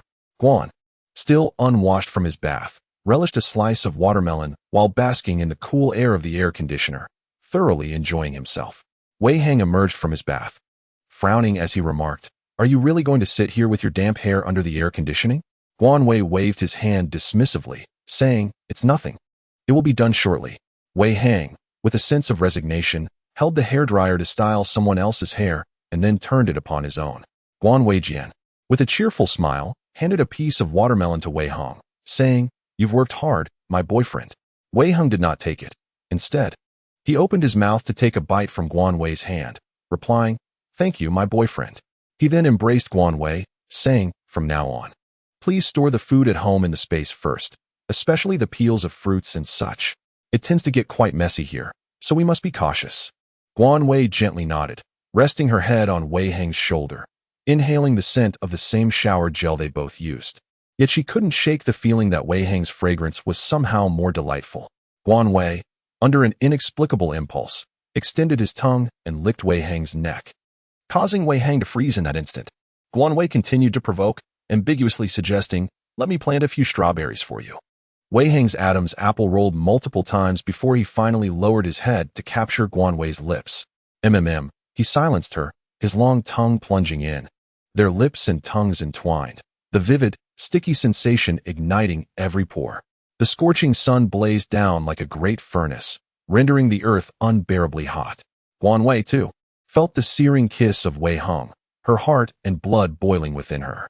The dark curtains cast a shadow over the small room, where moans, heavy breaths, pleas for mercy, and sweet whispers filled the air.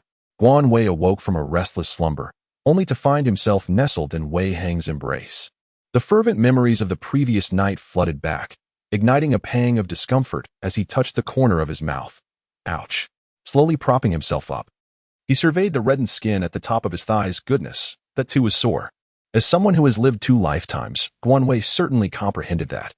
Aside from the final act, all had transpired. Yet, was there not something amiss? After all, I was the one who initiated the strawberry planting.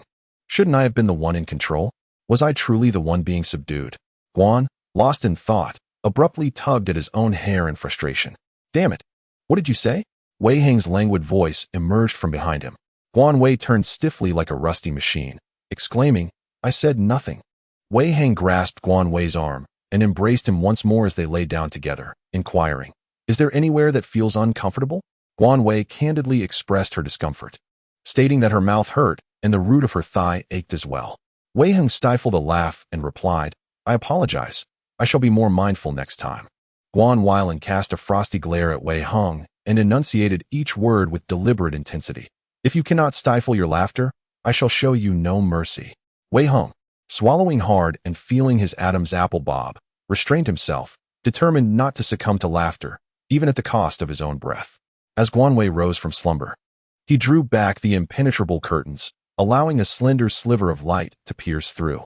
The intense rays of sunlight and heat enveloped him in an instant, imparting a fierce sensation of burning upon his face.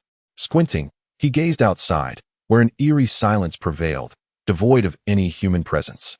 Turning back, he entered the bathroom and caught sight of the mottled red marks adorning his chest, neck, and collarbone in the mirror, momentarily lost in thought. Then, raising his middle finger to the reflection, he muttered a string of curses. Brute. Beast.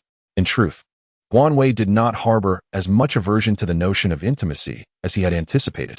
However, the events of the previous day had revealed to him that Wei Cheng possessed a certain finesse in manipulation, causing him to unwittingly lose himself. With no discernible path to escape, Guan Wei secretly curled her lips, intending to seek out some books for diligent study, determined to excel next time. The Duke swayed languidly outside the bathroom door, tilting his head in curiosity as he observed this peculiar human behavior. Likely pondering with disdain in the depths of his canine mind, Guan Wei engaged in a silent standoff with the Duke, exclaiming, "Step aside. A good dog does not obstruct the path." The Duke cast a languid glance at Guan Wei before silently turning away, swaying his tail as he departed. "Dear citizens, the temperature has soared dramatically today, reaching a scorching 53 degrees Celsius. It is strongly advised that everyone refrain from venturing outdoors to prevent sunburn or heat stroke." The announcement from the shelter resonated in every ear as Guan Wei savored his ice cream, remarking, "I fear many may succumb to heat stroke." Wei Hang replied, "Indeed. Even staying indoors in such sweltering heat is unbearable." The Duke lay despondently on the ground, tongue lolling, utterly devoid of hope. Guan Wei now suggested, "Let us give the Duke a haircut. It must be suffering in this state." Wei Hing looked at the Duke, this furry creature, and smiled. "All right." As the thick fur was trimmed away, the Duke shivered all over, appearing quite pleased with the transformation. Guan Wei and Wei Hung fell into a profound silence. It was truly unseemly. Although he had not succumbed to baldness, the drastic haircut rendered him quite ridiculous. Moreover, the pronounced circles around his eyes appeared even more conspicuous. At the moment the phone rang, Guan Wei was momentarily taken aback and turned to Wei Hung. Wei Hing picked up the phone and remarked with a smile, "The communication has been restored. It's a call from Wei Zheng." Guan was unable to locate his mobile phone immediately and discovered that Jiang Saida had also placed a call to him. However, his phone had been on silent mode, and he had not heard it ring. Guan returned a call to Jiang Saida, engaging in idle chatter that amounted to mere trivialities. After ending the call, Wei Hung stood by the window, holding his phone with a grave expression, responding occasionally.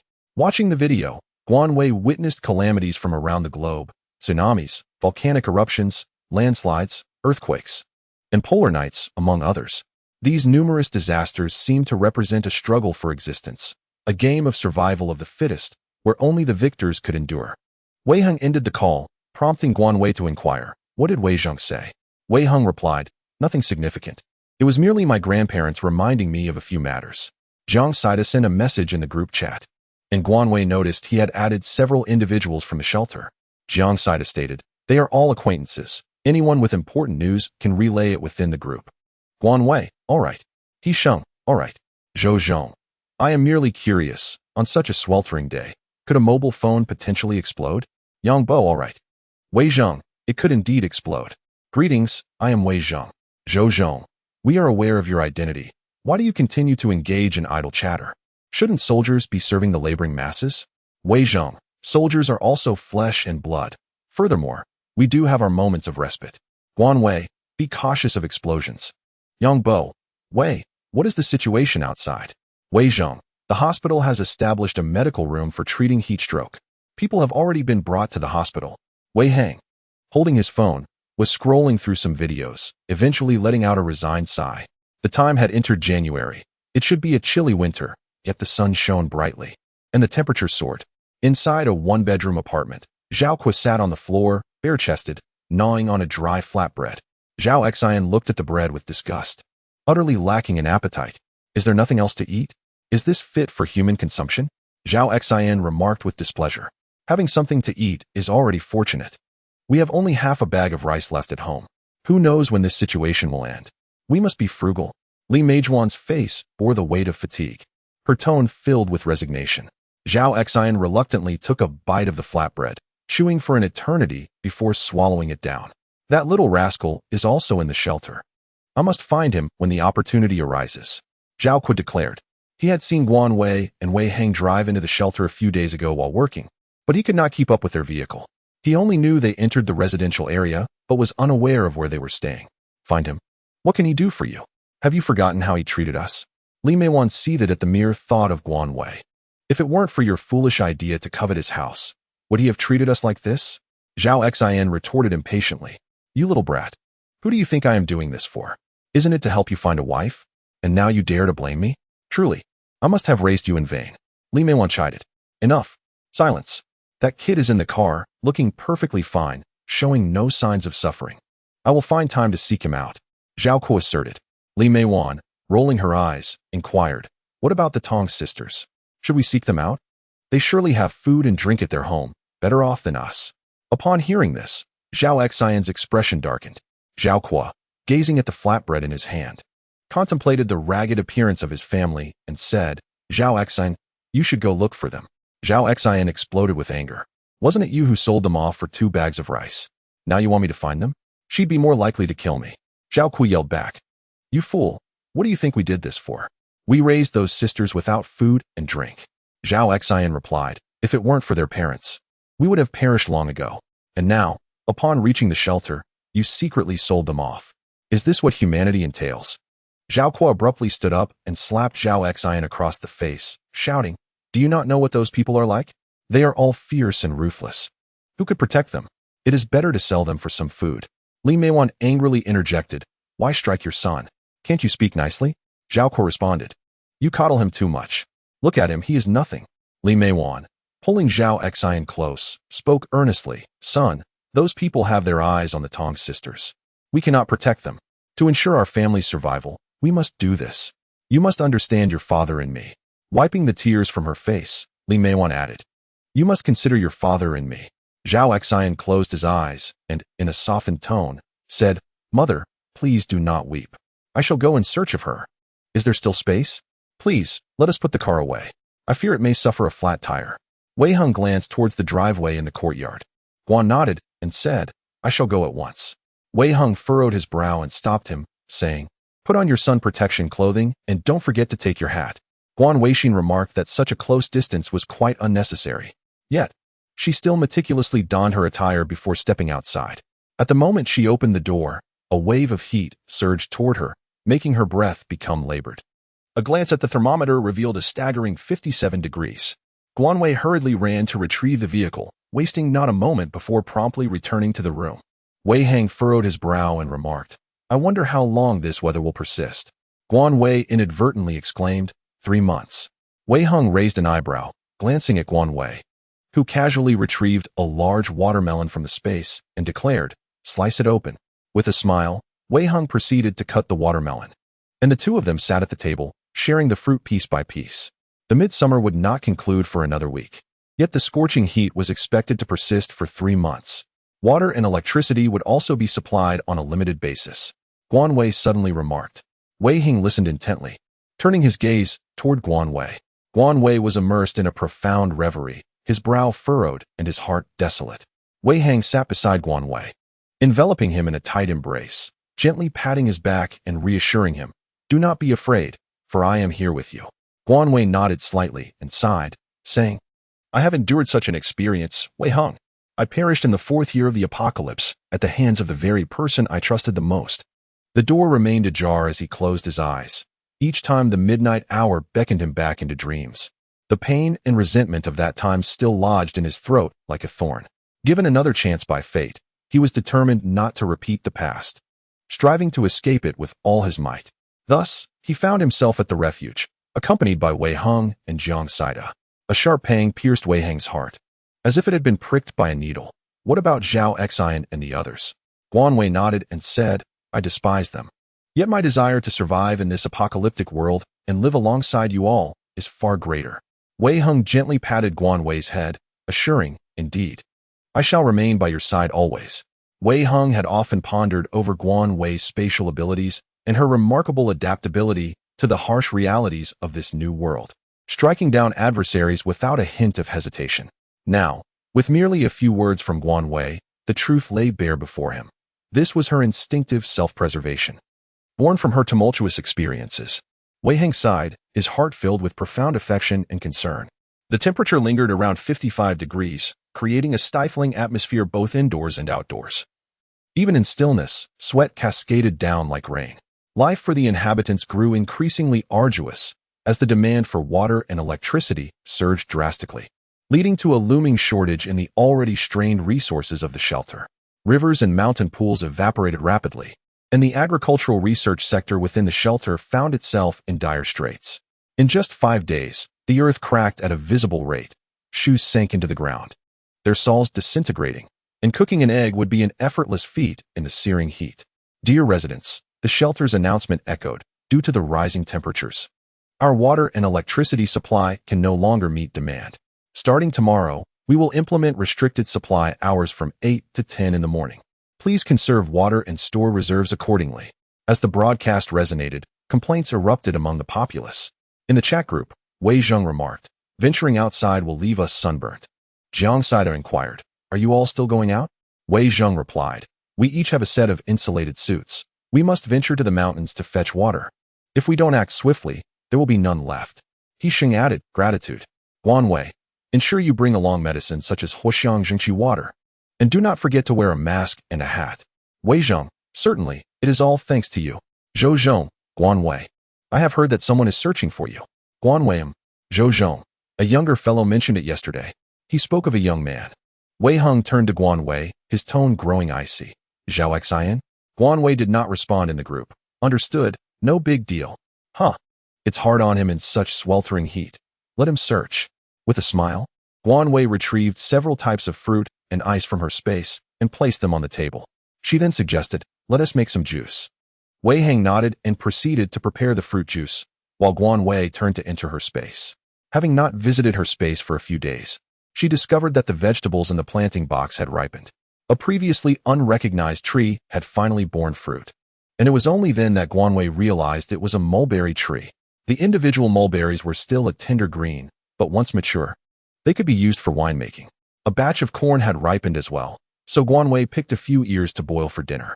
Grapes hung in clusters on the vine, their hue deepening to a rich purple. A sudden realization struck her, and she quickly harvested the grapes and stored them in the basement. The basement was already well stocked, particularly with vegetables and grains. Initially, due to financial constraints, meat had been purchased sparingly. However, later on, Jiang Saida had contributed a significant amount of money for purchases, and they had also acquired a substantial supply from the Wang brothers. Given the heat, both she and Wei Heng found themselves consuming very little meat. Guan contemplated for a moment before selecting a grass carp and a substantial piece of pork belly. The fish was intended for a spicy boiled fish dish, while the pork belly was meant to nourish the duke.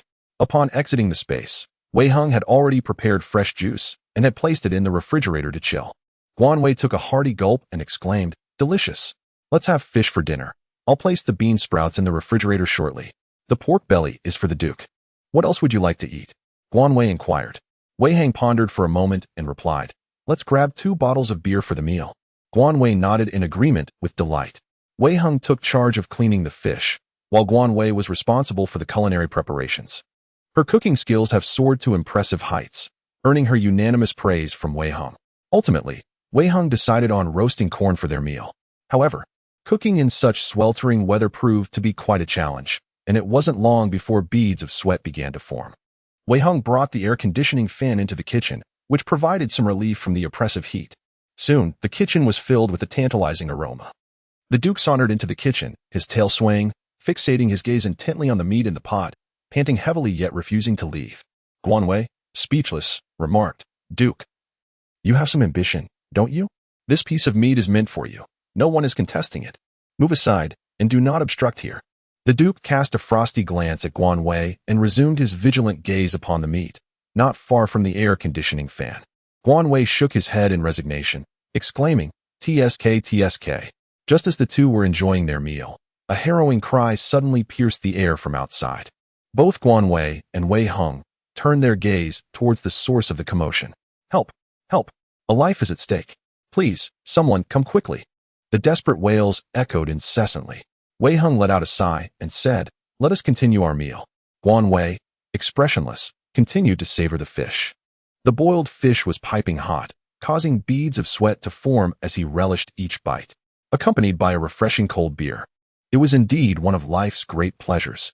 After approximately half an hour, Guan Wei heard the sounds of a car arriving and departing outside. The cries gradually faded away. Suddenly, Wei Hang's phone rang.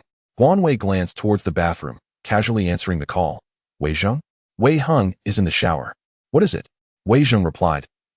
Oh, Guan Wei. The situation is as follows. Today, the number of patients at the hospital has surged dramatically, with many suffering from heat stroke. And some have even succumbed to it. You and my brother must not go outside. Guan Wei furrowed her brow and inquired. What about you all? How are things? Wei Zheng replied. Everything is fine. I just returned home and will not be going out again. Suddenly, Guan Wei heard a knock at the door, accompanied by the sound of someone mentioning grandfather. At that moment, Wei Hang emerged, wrapped in a bath towel. Guan Wei glanced at him and asked, What happened? Where is your father? Is he at home? How are the two elders? Wei Zheng anxiously responded, They are all at home. Grandfather is feeling a bit unwell and is experiencing dizziness. Guan Wei's expression changed instantaneously, and he hurriedly instructed, You must immediately have grandfather remove his clothing to lower his temperature. Administer saline solution. In a state of urgency, Wei Heng seized the telephone and declared, Follow Guan Wei's instructions. Have my second uncle contact the hospital. We must depart at once. Hurry. After hanging up, as he dressed, Wei Heng added, Bring the vehicle around and fetch my thermal suit. Remain at home and do not venture out. I shall go alone. Guan Wei paid no heed to him, swiftly donning her clothes and flinging the door open amidst a fervent discussion. She squinted, her hands deftly moving as she prepared the car for fueling with remarkable efficiency. The Duke dashed into the vehicle, and although Wei Heng intended to voice a thought, Guan Wei had already taken her place in the driver's seat, stubbornly fixing her gaze upon him. Wei Heng, not wishing to waste another moment, directed their course towards the hospital. However, en route, he received a call from Wei Zheng, who informed him that Wei Mingchuan had contacted the hospital. The doctor advised against visiting, as the facility was presently overwhelmed and the temperature soared above 30 degrees. Given that the elderly gentleman was exhibiting signs of heat stroke, it would be prudent to manage his condition at home while cooling him down. Wei Zheng was already on his way to the hospital to procure medication. Guan Wei did not change direction and headed straight for the villa area. Upon entering Grandpa Wei's bedroom, they found Li Yu fanning the air with a hand fan, while Wei Mingchuan diligently wiped the old man's body with a towel to help lower his temperature. Upon seeing her eldest grandson return, Grandma Wei hurriedly exclaimed, Xiao Hang, come quickly and take a look. The thermometer indicated an indoor temperature of 27 degrees. Guan Wei hastily retrieved ice cubes, wrapped them in a towel, and handed them to Wei Mingchuan, who continued to wipe the old man's body. He then passed a bottle of Huaxiang Zhengqi liquid to Wei Hang for him to administer. Guan Wei glanced at Grandma Wei and offered her a bottle of Huaxiang Zhengqi liquid as well. Guan turned to Li Yu and said, Second aunt, could you assist me in finding a few empty pots? Li Yu handed the fan to Wei Heng and turned to search for the pots. In no time, she returned with 5 pots in hand. Guan Wei did not simply extract ice from the space to pour it into the basin to lower the indoor temperature. Everyone, except Wei Heng, turned their astonished and incredulous gazes toward Guan Wei. At that moment, Wei Zheng rushed back, drenched in sweat, and inquired, How is Grandpa? Wei Heng nodded. Much better. The medications brought from the hospital included Huaxiang Zhengqi liquid, 10 drops, and several prescriptions of traditional Chinese medicine.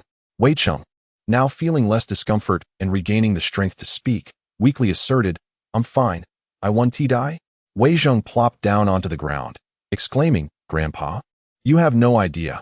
I had to push my way through a crowd just to get in. There were so many people. Many didn't team make it. Please take care of yourself. The scene at the hospital was indeed overwhelming, as the influx of heat stroke victims necessitated the establishment of additional departments. However, due to limited medical resources, some individuals, unable to afford treatment, ultimately succumbed to severe conditions. Heat stroke became one of the insurmountable challenges within the shelter. It was said that heat stroke was akin to subjecting the internal organs to extreme duress, with those afflicted enduring agonizing deaths. At that moment, the entire shelter was suffused with a palpable sense of despair and suffering. People, already burdened by the lack of money, food, water, and electricity, found themselves tormented by illness, leading many to unleash their pent-up anger and fear, resulting in frequent violent confrontations. In the hospital corridor, a woman soaked through with sweat wept hysterically, beseeching, "Doctor, I beg you, save my son, he's only 11. The doctor, perhaps long since desensitized, responded with an unchanging expression, "My condolences. I'm sorry. You brought him too late." Many others, drenched in sweat, rushed their patients to the doctor, leaving no time for the physician to comfort the bereaved, who could only helplessly move on to the next patient. The woman clutched her son's lifeless body, trembling violently, while those around her merely cast indifferent glances. Unwilling to linger, her body quaked like a rag doll, and soon she began to froth at the mouth, convulsing uncontrollably. In that cacophony of cries and curses within the hospital, she gradually lost consciousness, her grip on her son loosening until her hands fell helplessly to her side. Many initially thought it was merely a case of simple heat stroke. However, prolonged high fever ultimately led to organ failure, rendering recovery impossible. Wei Cheng experienced only mild heat stroke. Once his body temperature decreased, a few hours of careful observation would suffice. The atmosphere at home finally shifted from tense to more relaxed, with the grave expressions gradually fading. The ice melted rapidly, significantly lowering the indoor temperature, as Guan Wei replaced the basin with a second round of ice. Wei Zheng suddenly widened his eyes in alarm. "Guan Wei, where did you get the ice?" Everyone in the room focused intently on Guan Wei, while Wei Hung coldly interjected, "What business is it of yours? Children should refrain from prying." The others, in unspoken agreement, averted their gazes. Guan Wei smiled gently and said, "Wei Hung, we are family. There is no need for concern." After speaking, she produced several cups of watermelon juice, exclaiming, "Each of you shall have one." This was freshly pressed by Wei Hung. Wei Hung, with a resigned shake of his head, extended his hand to accept the offering.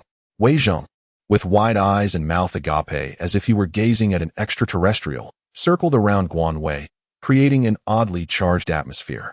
Wei Hung distributed the watermelon juice among the group, advising, "Wei Zheng, keep your distance. This matter must remain confidential." Wei Zheng promptly closed his mouth and, cradling the chilled cup of watermelon juice, gulped it down eagerly, beaming, "Is there more?" "Guan Wei, I would like another cup." Wei Hung replied curtly, "Scram." Yet, Wei Zheng gazed longingly at Guan Wei, who, with a smile, provided him with another cup. Wei Cheng looked toward Wei Hung, while Wei Mingchuan wore a serious expression.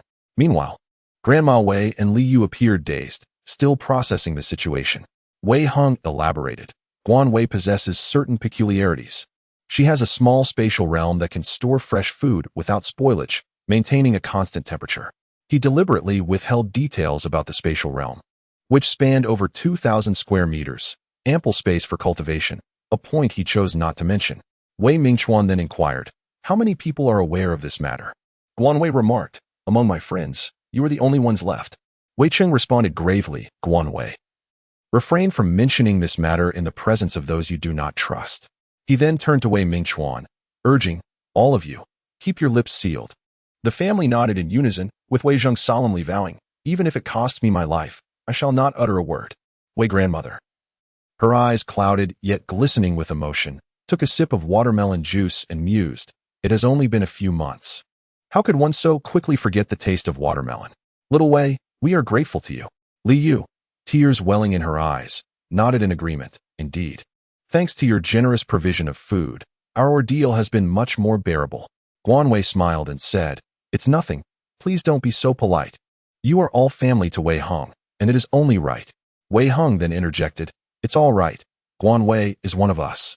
As these words lingered in the air, the atmosphere in the room grew tense once more, silence hanging heavily, as if one could hear a pin drop.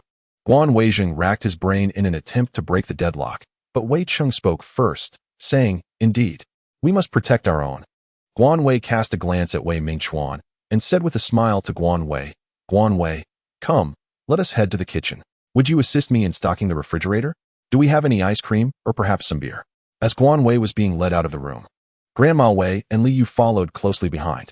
The refrigerator contained little, and Guan Wei was contemplating adding some vegetables when Grandma Wei grasped her arm and said, "Don't add any. The power will be cut off starting tomorrow, and anything left over will spoil." Wei Zheng chuckled, "I forgot. Guan Wei, do you have any meat? I am craving dumplings filled with chives." Guan Wei nodded and brought forth a substantial piece of meat along with chives, and also a bag of shrimp. placing them elegantly upon the dining table. Additionally, he presented the ice cream crafted by Wei Hung, accompanied by a selection of fruits such as watermelon, strawberries, apples, bananas, and grapes. Wei Zhong, unable to contain his eagerness, seized the ice cream and began to indulge. Liu playfully slapped his hand, chiding him with a smile. All you ever think about is eating. Sit down with Guan Wei. I will wash some fruit. We shall make dumplings tonight. Wei Zhong, pulling Guan Wei along, swiftly settled onto the sofa and declared, Guan Wei, do not leave. Stay with my brother at home. I simply cannot bear the thought of you departing. Guan Wei, with a hint of resignation, remarked, this is entirely up to your brother. My words hold no weight. After a little over an hour, Wei Hang descended the stairs, trailing behind Wei Cheng and Wei Mingchuan. Wei Hang observed Guan Wei with a cheerful expression, yet his gaze fell upon a heap of fruit peels on the coffee table, causing him to frown slightly. Wei Mingchuan playfully smacked Wei Zheng on the head, exclaiming, aren't you worried about an upset stomach after indulging so much? Wei Cheng's demeanor improved significantly as he cheerfully took a seat and began to enjoy some watermelon. In the kitchen, Liu was busily preparing dumpling filling, the robust aroma of chives wafting through the air. Wei Cheng inquired, are we having dumplings with chive filling? Rubbing his head, Wei Zheng replied, that was my suggestion. Guan Wei also has shrimp. Wei Cheng, with a warm smile, said, Guan Wei, since we are now family, I shall dispense with pleasantries. Come with me. With that, he made his way towards the study. With a perplexed gaze, Guan Wei looked towards Wei Hung, who smiled and said, let us proceed. After uttering those words, he took Guan Wei's hand and followed Wei Cheng into the study. Once the door to the study was closed, Wei Zheng inquired, Father, what is the situation? Wei Mingchuan, rubbing his temples, felt too weary to respond, his heart a tumult of emotions.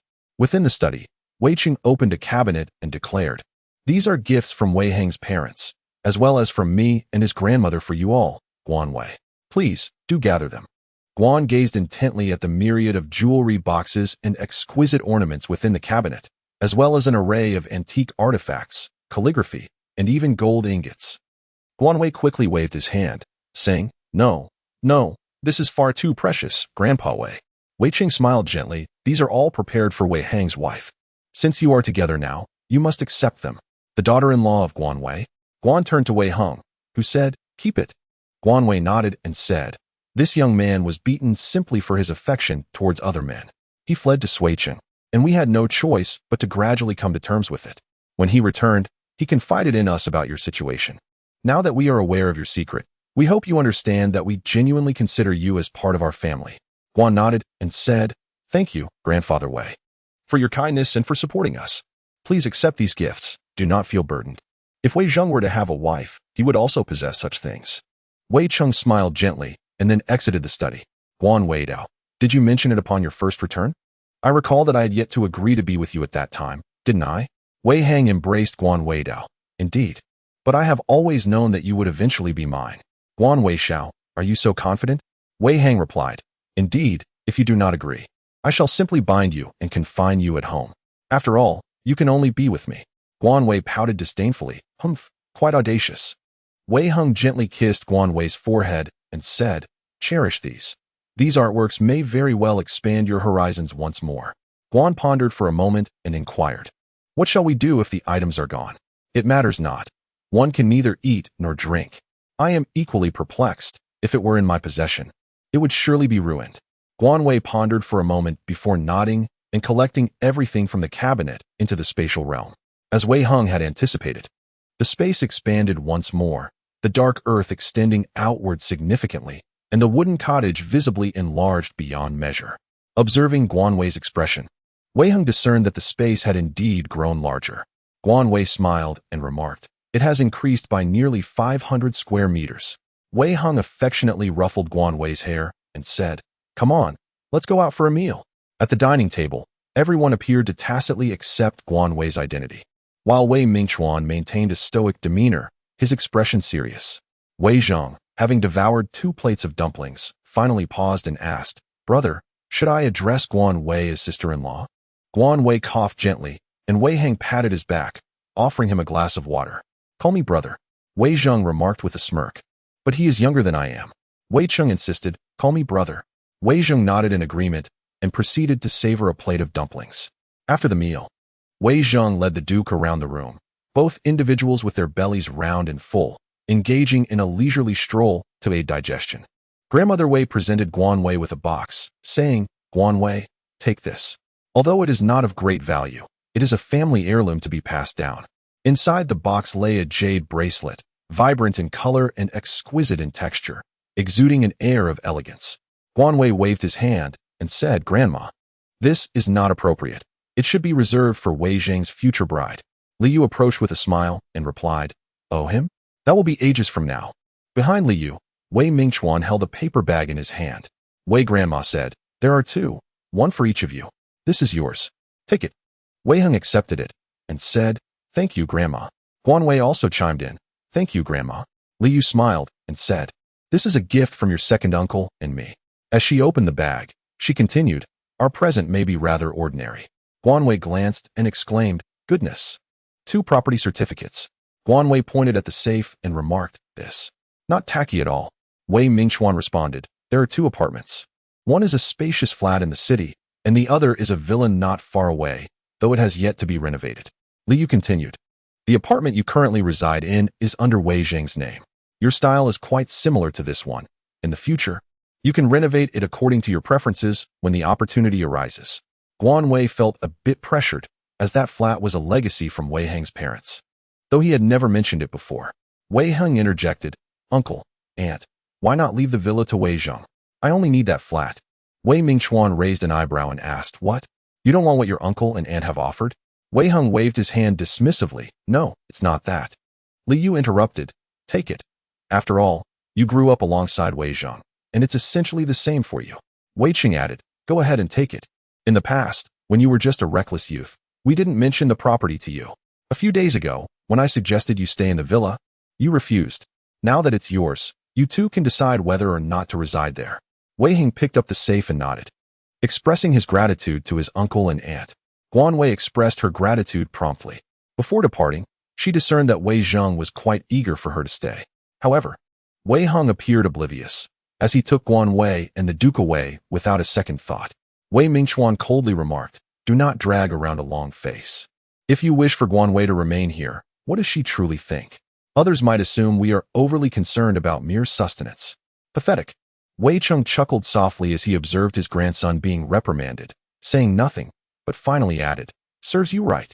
He was also apprehensive that Guan Wei might misinterpret their intentions, fearing she would think they had ulterior motives for supporting their relationship. On their journey home, Wei Heng was at the wheel, and Guan Wei inexplicably sensed a shift in his mood. Just as she was about to inquire about his well-being, the car came to an abrupt halt. Before she could lift her gaze to assess the situation, Wei Heng's arm instinctively shot out to prevent her from lurching forward uncontrollably. The Duke whimpered softly a couple of times. Guan Wei glanced back at the Duke, concluding that it was likely inertia that caused him to slip from his seat, and he appeared unscathed. Guan Wei's gaze was fixed ahead, where a man stood, cradling his daughter and blocking their path. She was weeping, pleading, "Please, take us to the hospital. My daughter is in dire condition. I beg you." Wei Heng frowned, beads of sweat trickling down his face, his eyes stinging from the heat. "Please, take us to the hospital. I will repay you generously." The man continued to beseech. Wei Heng glanced at Guan Wei and said, "I will go check." He exited the vehicle to assess the girl's condition. The man, drenched in sweat, his skin even sunburned, was filled with hope. "It's too late. She has no breath left," Wei Heng announced under the blazing sun. The man froze for a moment before desperately checking the little girl's pulse. A heart-wrenching wail escaped his lips, reverberating throughout the street. He clutched his daughter tightly, engulfed in indescribable anguish. Wei Heng spoke again, "It's time to go home. Take care of yourself." The man showed no response, his head bowed, his grip on his daughter tightening.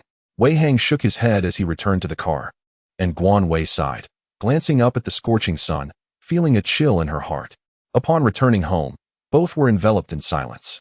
After showering, Guan Wei poured 2 glasses of juice and urged Wei Heng to sit on the sofa with her. "What's wrong? Are you feeling down?" she inquired. Wei Heng took a sip of juice and adjusted the air conditioning down a couple of degrees. "No, it's just about what happened today at my place." "Thank you, Guan Wei." Guan Wei smiled gently. "Why be so polite? They are your family." Wei Heng fell silent for a couple of seconds. "Just don't misunderstand. They did not agree to our union solely because of your family status. They are fully aware of the situation. Please do not overthink it. I often feel like I am an outsider, unworthy of someone from such a distinguished background as yours. Guan Wei interjected. Wei Heng shook his head. You are exceptional. In my heart, you are the epitome of perfection. Guan Wei, perched upon Wei Heng, swayed her feet with a sense of pride, exclaiming, of course. I believe I am quite splendid. Wei Heng tightened his embrace around Guan Wei's waist, his gaze growing increasingly profound. In that moment, she resembled an oasis amidst a parched desert, captivating him utterly. Guan Wei gazed into Wei Heng's eyes, his nose, and lips, then lowered his head to kiss him passionately. The Duke, witnessing the intimate exchange between his masters, wagged his tail and quietly lowered his head. Suddenly, Wei Heng stood up, causing Guan Wei to lose his balance. And instinctively, he wrapped his long legs around Wei Heng's waist, his arms tightly embracing Wei Heng's neck. What are you doing? Guan Wei inquired. Wei Heng chuckled softly. To the bathroom. We still need to bathe. As they took a few steps into the bathroom, Wei Heng lifted Guan Wei's arms above his head and pressed them against the wall, while his other hand firmly gripped Guan Wei's waist, kissing him fervently, as if he sought to consume him entirely, merging their very essences. The coolness of the tiles contrasted sharply with the warmth of Wei Heng's kiss. Initially, Guan Wei struggled for dominance, but soon his lips began to tingle, his legs weakened, and he was thoroughly subdued by Wei Heng. In a dazed state, Guan Wei heard Wei Heng murmur, Darling, take out the things you've carelessly stored in your space. I desire them. In a moment of confusion, Guan Wei unwittingly handed Wei Heng a bottle and 2 small boxes. Wei Heng planted a heavy kiss on Guan Wei's Adam's apple, his voice tinged with curiosity. Good boy. Just as a fleeting pain registered, Guan Wei shivered and cursed at Wei Heng. Damn you. Wei Heng caressed Guan Wei's slender waist, his breath heavy as he declared, Guan Wei, I love you. And with that, he kissed him once more. All the profanities were stifled, and once again, I found myself submerged in Wei Heng's tenderness. The air was filled with the sounds of heavy breathing, soft moans, and the gentle splashes of water, enveloping the entire bathroom. The Duke perked up his ears and boldly strutted to the bathroom door, using his plump little paws to scratch at the door. The sounds within persisted. Yet the 2 occupants offered no response. Disheartened, the Duke drooped his ears and returned to his cozy nest, surrendering once more to his sweet dreams. Guan Wei felt as though he were adrift in a sea of uncertainty that night, his mind clouded as if filled with glue, devoid of clarity. It seemed that someone had been feeding him water and porridge, after which he sank into an unbroken slumber. When he finally roused, beads of sweat adorned his forehead, and through a haze, he opened his eyes to find Wei Heng gazing intently at him, unwavering and unblinking. Guan Wei Gang was about to speak when he suddenly felt a sharp pain in his throat. His lower body seemed to lose all sensation, and an indescribable discomfort lingered in his chest, accompanied by a faint, nagging ache. Guan Wei's eyelid twitched violently as he coldly addressed Wei Heng. Get lost. Wei Heng swallowed hard and replied, If you fetch me some medicine, I shall attend to your wounds. He added with emphasis, anti-inflammatory medication. Guan Wei took a deep breath and declared, I will count to 3. 1. Wei Heng immediately replied, Please do not be angry. Let us tend to the wound first. 2. It is my fault. Let us apply the medicine, shall we? 3. Without hesitation, Wei Heng turned and exited the room. Guan wiped the sweat from his forehead, pondering to himself, the allure of male beauty leads one astray. Who can be blamed? After all, I am but a nobody, unable to resist temptation. Hissing in frustration, Guan grimaced as he rose, casting a glance at the crimson marks adorning his skin. Gritting his teeth, he declared, Let it all perish. With that, he closed his eyes once more and reclined back down. Guan Wei, unable to locate the anti-inflammatory medication, felt an overwhelming urge to will it into existence. Come in. Wei Heng immediately opened the door and approached Guan Wei, his expression tinged with concern. What's wrong? Are you feeling unwell? We should go to the hospital. Guan Wei was reluctant to embarrass himself to the point of requiring hospitalization.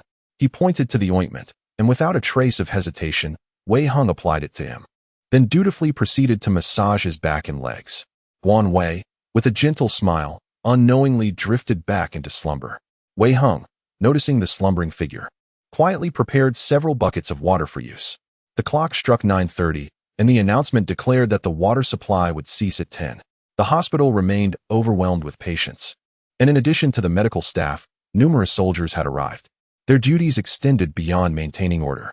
They were also tasked with transporting the deceased to a nearby deep pit for unified cremation. The soldiers, clad in protective gear, endured the relentless sun, a formidable challenge indeed. Most of them were special forces, possessing exceptional physical resilience to withstand such trials. Wei Zheng was among them, drenched from head to toe.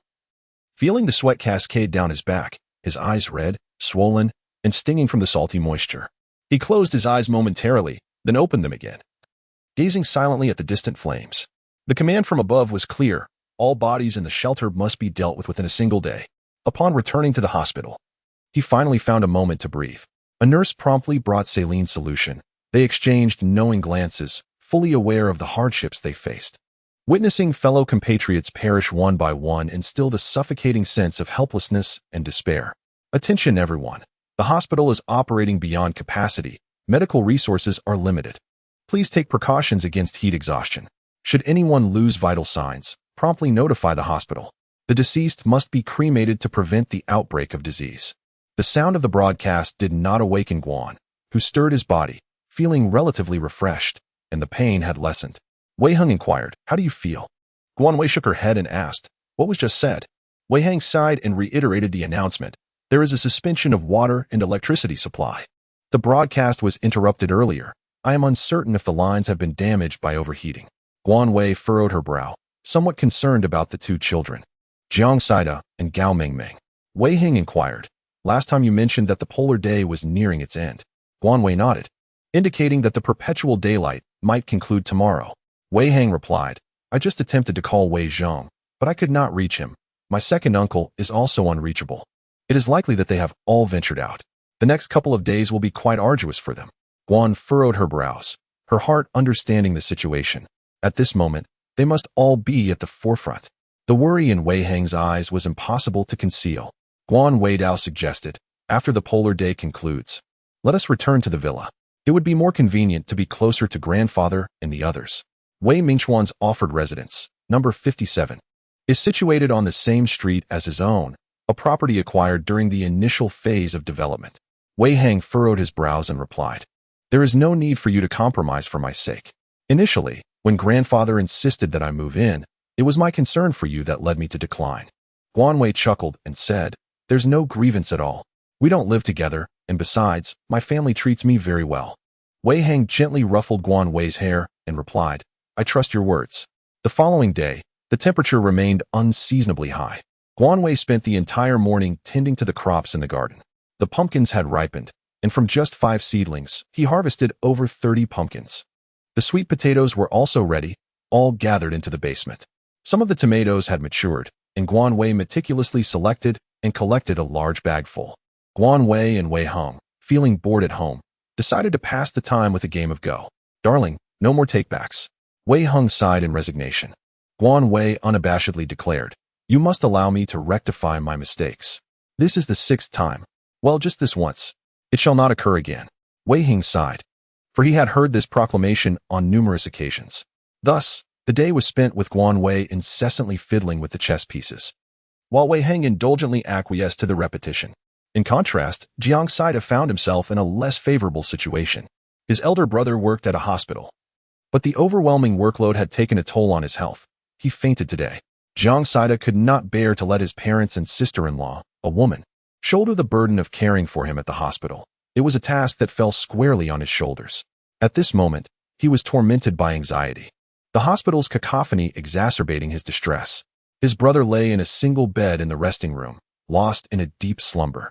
The doctor assured him that there was no serious concern and that he would awaken after receiving intravenous fluids. The small resting room was saturated with the acrid scent of sweat, foul odors mingling with the sharp tang of disinfectant. Jiang Saida grimaced in discomfort, fanning his brother while lamenting the wretched environment. After enduring for half an hour, he could no longer withstand it and stepped outside. Emerging from the room, Jiang Saida's countenance darkened further, for the chaos of the hospital was overwhelming. The wards were already filled to capacity, and the corridors were lined with patients suffering from heat stroke. The adage that one could witness the essence of humanity within the hospital resonated profoundly with him. He observed a man berating his ailing wife, striking her while hurling insults. "You are a harbinger of misfortune, incapable of doing anything. Now that you are ill, I must care for you." Who do you think you are? Just die already. The woman appeared emaciated, her eyes sunken and devoid of life, not a flicker of anger present.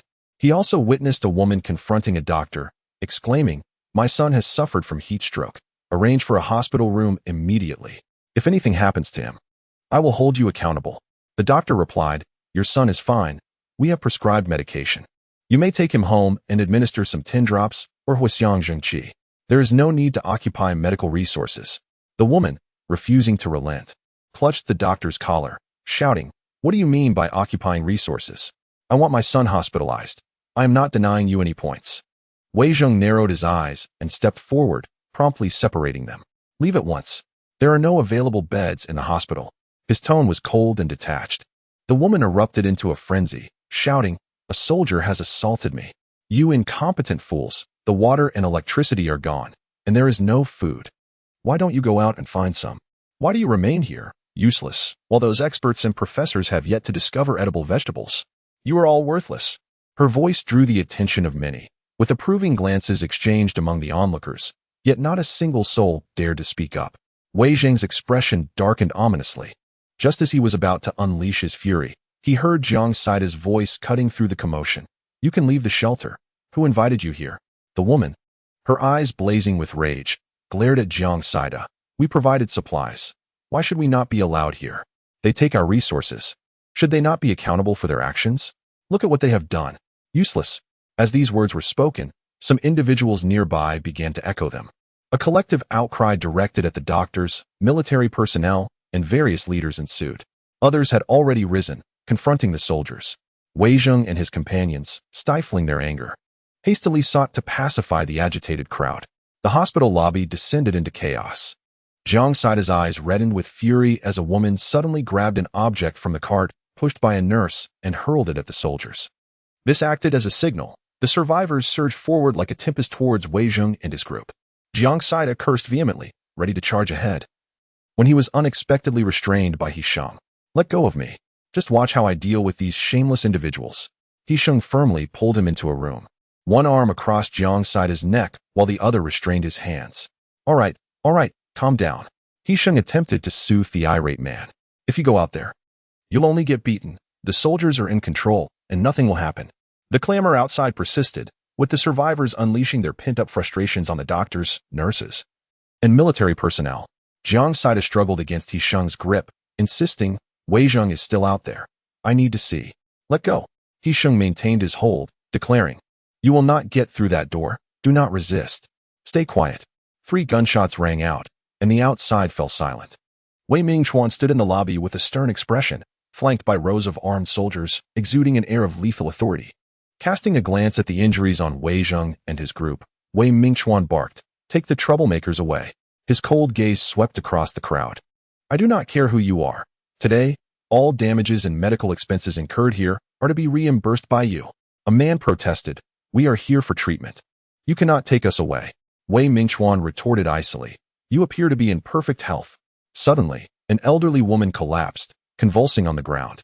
A woman screamed in terror, "They are killing people. The soldiers are killing." Wei Mingchuan smirked, and gunfire erupted once more. The elderly woman's convulsions abruptly ceased, and she lay still. Wei Mingchuan made a gesture, and a group of people was swiftly escorted away. The hospital fell into an immediate hush. Wei Mingchuan declared, "In this world, survival is already a challenge. Do not seek trouble. If you require medical attention, attend to it, and disperse." His voice was grave and commanding, finally restoring silence to the hospital. At that moment, Hisheng stood outside with Jiang Saida, observing, "That is Wei Mingchuan." Jiang Saida cast a glance at Wei Mingchuan, the embodiment of a stern enforcer, radiating authority. "No wonder Wei Heng carried himself in a similar manner," Jiang Saida muttered. Wei Mingchuan's piercing gaze swept over, causing Jiang Saida to momentarily falter. Beside him, Hisheng stepped forward with a smile. "Uncle Wei?" Wei Mingchuan's tone softened slightly. "Xiaosheng? What brings you here?" Hisheng remarked, "My grandfather is feeling a bit unwell and is currently receiving treatment." "Sir, how is he now?" "I shall go take a look." Wei Shu interjected, "Please, do not. My grandfather merely suffered a bit from heat stroke. He insisted I keep it to myself, being quite stubborn. Just pretend you are unaware." Hisheng quickly added. Wei Mingchuan nodded. "All right, I will visit your home when time permits." Have you moved back yet? Hisheng smiled. Not yet. The weather is too hot. I do not wish to stir up any trouble. Wei Mingchuan acknowledged. Very well. If you need anything, contact me or Wei Zheng. I must be on my way. I have a plethora of matters to attend to. Hisheng chuckled. Thank you. Uncle Wei, take care of your health. After seeing Wei Mingchuan off, Hisheng noticed Jiang Saida hiding at the doorway and teased. Coward. Jiang Saida rolled his eyes. Seeing a soldier instills an innate fear in me. Hisheng laughed. What did you do in the past? Jiang Saida retorted. Get lost. Hisheng chuckled again. I shall check on my grandfather first. What about you? Jiang Saida replied. My brother fainted, but it's nothing serious. Hisheng nodded. All right, you go ahead. After parting ways, Jiang Saida returned to the lounge to find his brother already awake. Jiang Sixing looked at his younger brother, his voice weak. What happened outside? Jiang Saida recounted the events, and Jiang Sixing sighed. I suddenly feel it's not worth it. After a prolonged silence, Jiang Saida suggested, Brother, let us go home and rest for a few days. As they exited the hospital, they were surprised to find Zhou Zhong waiting for them in a car. Zhou Zhong, with a roguish demeanor, said, The boss asked me to wait for you here. Let us go. I'll drive you back. Jiang Saida smiled. Thank you for your trouble, Brother Zhou. Zhou Zhong waved his hand dismissively. Don't call me brother. Just use my name. As the sun set, Wei Zheng was in his office enduring a stern reprimand from Wei Mingchuan. Wei Zheng, do you understand what mistake you made today? Wei Mingchuan asked with a serious expression. You should not have clashed with the survivors. Wei Zheng replied. Nonsense. Your greatest error was not carrying a weapon. Had you been armed, could you have let someone scratch their face? Wei Zheng scoffed. I went to handle a corpse. What need have I for a weapon? Wei Mingchuan retorted angrily. Is your mind filled with mush? What kind of world is this? A weapon is for self-preservation. Wei Zheng fell silent. It's not just you. Your entire team did not carry weapons. If something had truly gone awry, how would you account for it? I understand. He conceded. I will deduct 3 months' points. Now leave. Wei Zheng sighed. Fine, I accept. Suddenly, the sky darkened, and Wei Zheng abruptly looked out the window. Wei Mingchuan, with a hint of a smile, remarked, The sun has set. At that moment, the entire shelter erupted with excitement. The sun had finally dipped below the horizon. The rhythm of life, working at sunrise and resting at sunset, had returned. Jiang Saida exclaimed in the car, The sun has finally set. Brother, it has set. Zhou Zhong chuckled. It seems there is a glimmer of hope. Jiang Sihong's complexion was pallid as he nodded slightly. After escorting Jiang Sihong home, Zhou Zhong swiftly drove Jiang Sadai straight to the bungalow district. From a distance, he noticed the front door wide open, and an ominous premonition washed over him. Even before the car came to a complete halt, Jiang Sadai anxiously dashed into the courtyard, prompting Zhou Zhong to switch off the engine and follow suit. Inside the modest bungalow, chaos reigned. Items were strewn haphazardly across the floor. Zhang's parents lay motionless on the ground, and the kitchen floor was littered with spilled rice. Jiang Sadai hurriedly checked on his parents, discovering their weak breaths, blood on their heads, and visible injuries on their faces. Zhou Zhong, Jiang Sadai cried out, his eyes burning with urgency. Zhou Zhong rushed into the kitchen, swiftly lifting Jiang's father onto his back, while Jiang Sadai cradled his mother and rushed back to the car, heading to the hospital once again.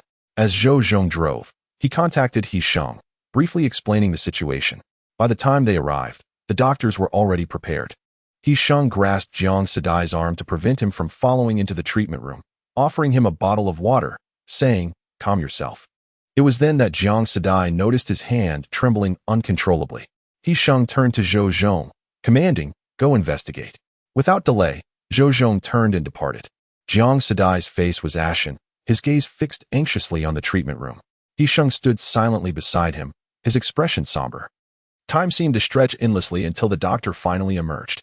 Jiang Sadai stumbled forward to confront the doctor. The physician, glancing at Hisheng, removed his mask and stated, There is no immediate danger to life. They have mild concussions and were rendered unconscious due to blows to the head, which caused the bleeding.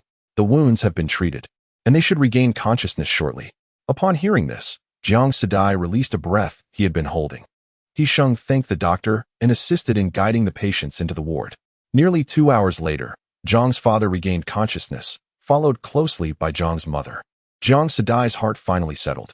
Hisheng, after offering a brief greeting, inquired, Uncle Jiang, do you recall who attacked you? Jiang's father nodded. There were 2 men. One was about my age, the other younger. They entered demanding to see Guan Wei. We certainly cannot admit to knowing Guan Wei, and moreover, we have no idea where he resides. Zhang's mother added.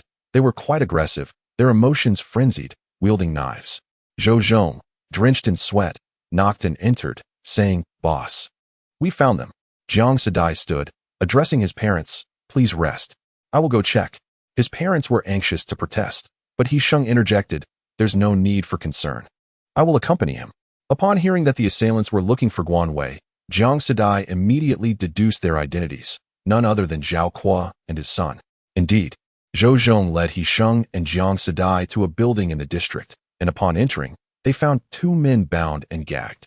Yang Bo stood nearby, arms crossed, observing with a disdainful expression. Enraged, Jiang Sadai charged forward, planting a foot on Zhao Xian's ankle, exclaiming, "Are you seeking death?" Zhao Xian wailed incessantly, while Zhou Zhong let out a cold scoff, producing tattered cloth from an unknown source to stuff into Zhao Xian's mouth. Zhao Kuo pleaded, "I beg you, let us go. We are merely seeking Guan Wei. I am his uncle. His aunt passed away just 2 days ago, and we find ourselves utterly destitute, devoid of food and water. We cannot endure any longer. I implore you, have mercy and release us." Jiang Saida, upon hearing this, became even more infuriated. He unleashed a flurry of punches and kicks, cursing, "Why are you so shameless, haunting us like this? Guan Wei has shown you too much mercy. Today, you dared to harm my parents. By heavens, I shall ensure your demise." Each blow landed with force, leaving Zhao Kuo bruised and bloodied, his mouth spilling crimson, while Zhou Zhong winced in pain. Standing by with gritted teeth, He Sheng restrained Jiang Saida, reflecting that even the leader deemed the actions excessively brutal. Yet, the leader merely patted Jiang Saida's hand, saying, "Do not strike further. Does your hand not ache?" Zhou Zhong, Yang Bo, and Zhao Xian struggled ceaselessly, emitting muffled sounds of distress. Zhou Zhong approached and removed the cloth from Zhao Xian's mouth, asking, "What do you wish to say? Your last words?" Jiang Saida glared fiercely at Zhao Xian, who was drenched in sweat and tears, yet stubbornly retorted, "You cannot kill us. Guan Wei will not permit you to do so." Jiang Saida turned to He Sheng, commanding, "Call Guan Wei, Brother Sheng." After which, he resumed his assault on Zhao Xian, declaring, "Today, you shall understand whether Guan Wei cares for your lives or not. You shameless beasts. What are your orders, boss He?" Guan Wei's voice resonated from the phone. He Sheng activated the speaker, drawing closer to the Zhao family. Jiang Saida boldly stated, "Guan Wei, would you object if I were to kill the Zhao family?" There was a brief silence on Guan Wei's end, during which he could hear the pleas and whimpers of Zhao Xian and Zhao Kuo. What had transpired? Guan Wei's voice echoed once more, devoid of warmth. Jiang Saida let out a cold laugh, remarking, "You have managed to find your way to my home." Guan Wei chuckled lightly. "You ought to have informed me of this matter beforehand. It would indeed be quite regrettable not to witness their demise. Guan Wei, save me, Guan Wei." "Rest assured, I shall record the video for you," He Sheng interjected. "Do not allow their deaths to be too merciful." Guan Wei's voice turned icy as she abruptly ended the call. Jiang Saida remarked with a smile, "Did you hear that? My brother insists that you shall not meet your end so easily." In the end, He Sheng failed to capture the video, for Jiang Saida had invited the 3 of them outside to serve as guardians. The first guardian, clutching a phone, called Guan Wei, while the second and third guardians listened to the heart-wrenching cries from within, their lips twitching ever so slightly. Before the connection was established, the air was filled with desperate cries and the commentary of Jiang Saida, tinged with both animosity and a hint of delight. "This strike is from my father. This one is from my mother. This blow is for the torment you inflicted upon Guan Wei. This is for Auntie, and this one for Uncle Guan. And this is still Guan Wei's. You scoundrels, Guan Wei has endured worse than a dog in your household. All this flesh belongs to Guan Wei. Return it to me." Guan Wei and Wei Heng listened intently as He Sheng stifled a laugh before ending the call. The voices on the other end continued, but the cries gradually diminished in intensity. Zhou Zhong, with a hint of exasperation, remarked, "Boss, is this truly the virtuous, timid, and tearful child you spoke of?" He Sheng, maintaining a composed demeanor, nodded affirmatively. "Is he not innocent? He resorts to striking others without even considering a stick." Zhou Zhong could only think, "He is indeed remarkably pure." "Yang Bo, you are the leader. The final decision lies with you." Guan Wei and Wei Heng exchanged a resigned smile. Wei Heng remarked, Jiang Saida has avenged you. I can't shake the feeling that my role as your boyfriend seems somewhat superfluous. Guan Wei smiled and said, my boyfriend is unparalleled. There's no need to fuss over these matters. Wei Hang replied, wait a moment. Please call He Sheng and inquire about the situation. Guan Wei nodded. 2 hours later, Guan Wei grasped the entirety of the situation, feeling a pang of apprehension. Ultimately, it was his own fault for not addressing the father and son duo sooner. Otherwise, many of these complications could have been avoided. He heard He Sheng's voice. Do not worry, Jiang Saida's parents are not a significant issue. I have already sent him home. The bungalow is indeed not a safe place. Guan Wei Dao. My esteemed friend, regarding the residence, I wish to inquire. I have decided against acquiring the Wang family's villa. You may keep it for yourself. He Sheng raised an eyebrow. What? It is rather uncharacteristic of you to forego such a grand villa. Guan did not directly state. How about letting Jiang Saida's family stay? However, it remains uncertain whether Jiang Saida would agree, as he seems to possess a slight tendency towards cleanliness.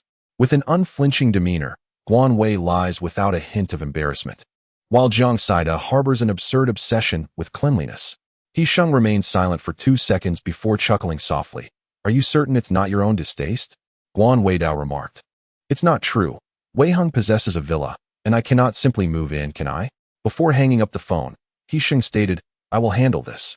After putting away his phone, Guan Wei flashed a mischievous smile as he glanced at Wei Heng and said, He Sheng certainly warrants further investigation. Wei Heng nodded gravely. Indeed. Let Wei Zheng look into it. As night fell, the temperature dropped several degrees, plummeting to 48 degrees. Guan Wei and Wei Heng brought along some supplements, as well as fruits and vegetables, and first made their way to Jiang Saida's residence. Guan Wei harbored a deep sense of guilt regarding the matter and offered a sincere apology. However, Mr. and Mrs. Jiang waved their hands dismissively, assuring that there was no need for apologies. After all, no one wished for such events to transpire, and their well-being was what truly mattered. After approximately an hour, Jiang Saida escorted the couple out. Guan Wei inquired, has he passed away? Jiang Saida nodded. Indeed, utterly deceased. The body was handled by He Sheng. Guan nodded, his heart finally at ease. For the following 3 days, they made their way to Villa 57 each evening. The interior was quite similar to Wei Mingchuan's residence. The master bedroom was a suite, while the other rooms were guest quarters, each equipped with its own bathroom and shower. On the ground floor, there was a maid's room, followed by the kitchen, a restroom, a living room, and a study. The essential furniture and appliances were already in place. They merely needed to tidy up and procure some everyday necessities. Guan did not hesitate to present the generator he had collected from the Wang brothers' villa for Wei Heng to install, and the solar panels had already been set up. The Duke gleefully darted up and down the stairs, ultimately coming to rest beside the sofa on the ground floor. As Guan Weijing diligently wiped away the dust with a cloth, he was suddenly alerted by the barks of Duke. Understanding the cue, he promptly arranged the doghouse and food bowl, allowing Duke to wag his tail and settle down. Once everything was in place, they moved in.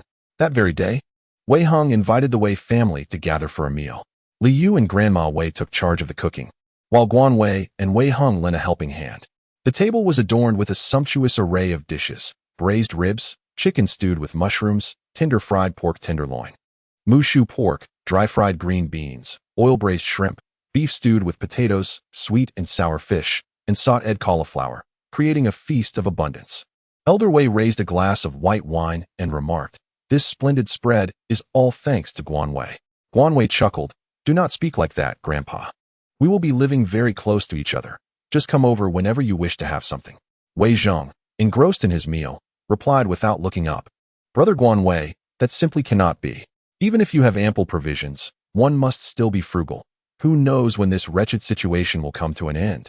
Wei Heng inquired, "Second uncle, is the progress at the shelter laboratory going smoothly?" Wei Mingchuan took a sip of wine and said, "Potatoes and sweet potatoes are satisfactory, but the yield of vegetables is lacking."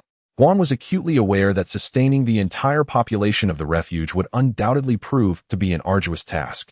Even with the population having diminished by half, the pressure remained immense. Wei Zhengdao lamented, "In recent days, many have perished within the refuge, and the grievances of the survivors resonate throughout. Conflicts arise daily. I find myself contemplating the prospect of relinquishing my responsibilities entirely." Wei Mingchuan cast a glance at Wei Zheng, yet remained silent. Guan Wei gradually comprehended the psychology of survivors. Natural disasters are unavoidable, and even in shelters, survival remains a formidable challenge. The military personnel became the primary targets for their frustrations. Yet, they overlooked the fact that soldiers are human too, powerless against the forces of nature. Days later, Jiang Saida informed Guan Wei that his family had moved into a villa area. He Sheng ultimately did not allow Jiang Saida to reside in the Wang brothers' villa, but instead arranged for them to occupy one of his own properties. Number 45, merely 2 rows away from Guan Wei's residence at number 57. Meanwhile, He Sheng and his family settled into the adjacent villa at number 46. Guan Wei and Wei Heng managed to find some time to visit Jiang Saida's home. The Jiang family of 3 had also relocated there. Upon seeing Guan Wei, Xiao Yuer greeted her with a cheerful smile, his eyes continually darting towards the bag in Guan Wei's hand. With a beaming smile, Guan Weiman produced a bag of candy and placed it into his embrace, to which the child, with a sweet innocence, politely expressed gratitude. He Sheng, Zhou Zhong, and Yang Bo, seemingly informed of Guan Weiman's arrival from some source, joined the gathering with an assortment of packages in tow. With the presence of He Sheng and his companions, the group feasted on home-cooked dried vegetables, canned meats, and the cured meat brought by He Sheng. After the meal, He Sheng extended an invitation for everyone to visit his home. Jiang Xihong, perhaps feeling unfamiliar with the group, graciously declined. 10 minutes later, 6 individuals found themselves seated upon the sofa in He Sheng's residence. Wei Heng spoke first. If there is something to discuss, please proceed. He Sheng replied with a smile. For individuals ventured out of the shelter the night before last, yet only one has returned, bearing noticeable injuries. He claims to have encountered a wild boar. I wish to inquire if any of you would like to accompany me to investigate. Wei Heng raised an eyebrow. Did you not inform your grandfather? He Sheng shrugged. Why should I? I have over 100 people under my command who need to be fed. Guan Weixiao inquired. Why seek our assistance? As you mentioned, you have over 100 subordinates. Does it truly matter who you choose? Zhou Zhong replied. Well, you are friends, and naturally, one thinks of you when there are benefits to be gained. Guan raised an eyebrow, clearly skeptical. Yang Bo remarked. It is said that not just one wild boar is involved. Moreover, the old gentleman has taken away the firearm. Wei Heng turned to He Sheng and inquired. What heinous act have you committed? Zhou Zhong pointed an accusatory finger at Jiang Saida and exclaimed, Is it not because of his murderous actions? He Sheng scoffed. I do not know which neighbor alerted the authorities, but once they arrived, they immediately identified me, and naturally, my father was made aware. Jiang Saida offered an awkward smile. It wasn't exactly an unspeakable crime. Guan Wei, feeling helpless, remarked, It appears the cause lies with me. So when shall we depart? Perhaps tomorrow evening, He Sheng replied. Wei Heng pondered for a moment and said, You should inform your family. It could be quite troublesome if wild boars attack the refuge. He Sheng nodded nonchalantly. We'll discuss it once we leave. To be honest, I have no desire to share any wild boar meat with others. Laughter ensued among the group. The answer was patently clear. In these times, fresh vegetables and meat were highly coveted, nearly impossible to procure. Wei Heng and Guan Wei chose not to return home directly after leaving He Sheng's residence, but instead made their way to Gao Mingming's place. The 2 children had not sought them out during this period, and they were uncertain about how they had been faring. Upon seeing Guan Wei and Wei Heng arrive, both children's eyes glistened with tears. In the dim light provided by the flashlight, Guan Wei frowned as she surveyed the kitchen. The rice sack contained only a meager amount, while the table held a few dry pieces of tree bark, with no other food in sight. Let us gather your belongings, Guan Wei suggested. Gao Mingming shyly replied, There is no need. We can manage on our own. Sun Tianju quickly shook his head in agreement. What is there to fear? Are we going to sell you? Wei Heng said, instilling a sense of innate dread in the 2 children, who hesitated to respond. Gather your things, Wei Heng reiterated. The air conditioning fan had already broken down, and Guan Wei did not take it. Ultimately, the children departed with only a few articles of clothing, bedding, cookware, and a generator. Guan Weiyuan initially intended for Gao Mingming to reside on the ground floor, while Sun Tianjua occupied the second. However, Sun Tianjua was adamant about not going upstairs, insisting on sleeping on the sofa. Wei Heng sighed and suggested, Once the study is vacated, we shall place a bed there for Sun Tianjua. The 2 children nodded in agreement. It is indeed inconvenient for Gao Mingming, a young lady, to share a roof with 3 grown men, yet for the time being, there appears to be no alternative but to arrange matters in this manner. Guan Wei addressed them, saying, The weather is exceedingly hot. You should refrain from venturing out during the day and exercise caution at night. First, take a shower and change into fresh clothes.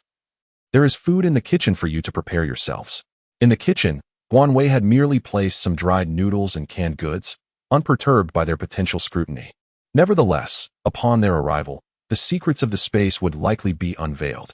Guan Wei remained unconcerned, but Wei Heng was quite apprehensive. After bathing, Wei Heng lay in bed, enveloped in silence for an extended period. Just as Guan Wei was on the verge of drifting into slumber, he suddenly heard Wei Heng declare, "It's no matter. Should they inflict harm upon you, it is best to eliminate them." Guan Weimin chuckled softly and said, "Don't worry, the two children are fine." Wei Heng remained silent, embracing Guan Wei as he drifted into a peaceful slumber. Though the temperature remained high, the absence of the sun rendered the night particularly tranquil. The following morning, as Wei Heng and Guan Wei descended the stairs, they heard Wei Zheng's voice. "Who are you two?" Gao Mengmeng replied softly, "I am Gao Mengmeng. And this is Sun Tianzhu. Why are you at my brother's house?" Wei Heng descended the staircase and inquired, "What is the matter?" Wei Zheng, holding a small pot, replied, "My mother made dumplings and asked me to bring some for you too." Guan Wei Xiao remarked, "Annie is up so early making dumplings?" Wei Zheng replied as he set down the dumplings, "Indeed, my mother and grandmother have been busy since dawn." Wei Heng addressed Sun Tianzhu, "Go fetch some bowls for our meal." Gao Mengmeng cautiously interjected, "We can eat something else. You should dine with Guan Wei." Wei Heng frowned, prompting Sun Tianzhu to swiftly dash into the kitchen to retrieve 4 bowls. Wei Zheng chuckled, "See how you've startled the child." Wei Heng inquired, "Aren't you working?" Wei Zheng shook his head, "We have a day off today, and besides, our shifts begin in the evening." Guan held up a bottle of vinegar and inquired, "Shall we share some?" Wei Zheng shook his head, replying, "I have already eaten." Gao Mengmeng and Sun Tianzhu felt somewhat uneasy, clearly out of their element. Guan Wei smiled and said, "You both should eat more." Wei Heng frowned and replied, "Eat." Sun Tianzhu, with his head bowed, dared not speak. A small basin of dumplings lay before them, yet Guan Wei and Wei Heng had barely touched them, as they truly lacked appetite in the morning. Wei Heng urged the two children to finish the remaining dumplings. Once the children returned to their room, Wei Zheng inquired, "Brother, why are you keeping these two?" Wei Heng responded, "I saved them under the auspices of the Qing Hua Society.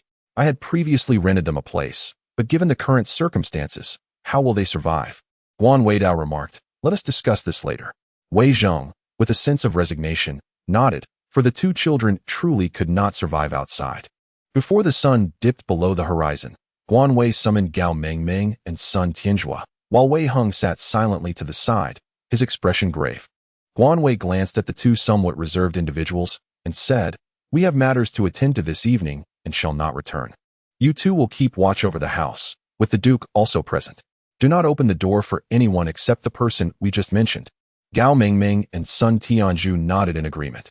"There is no need for such formality. Starting tomorrow, you will begin to learn the art of cooking, and you must also engage in physical exercise in the evenings.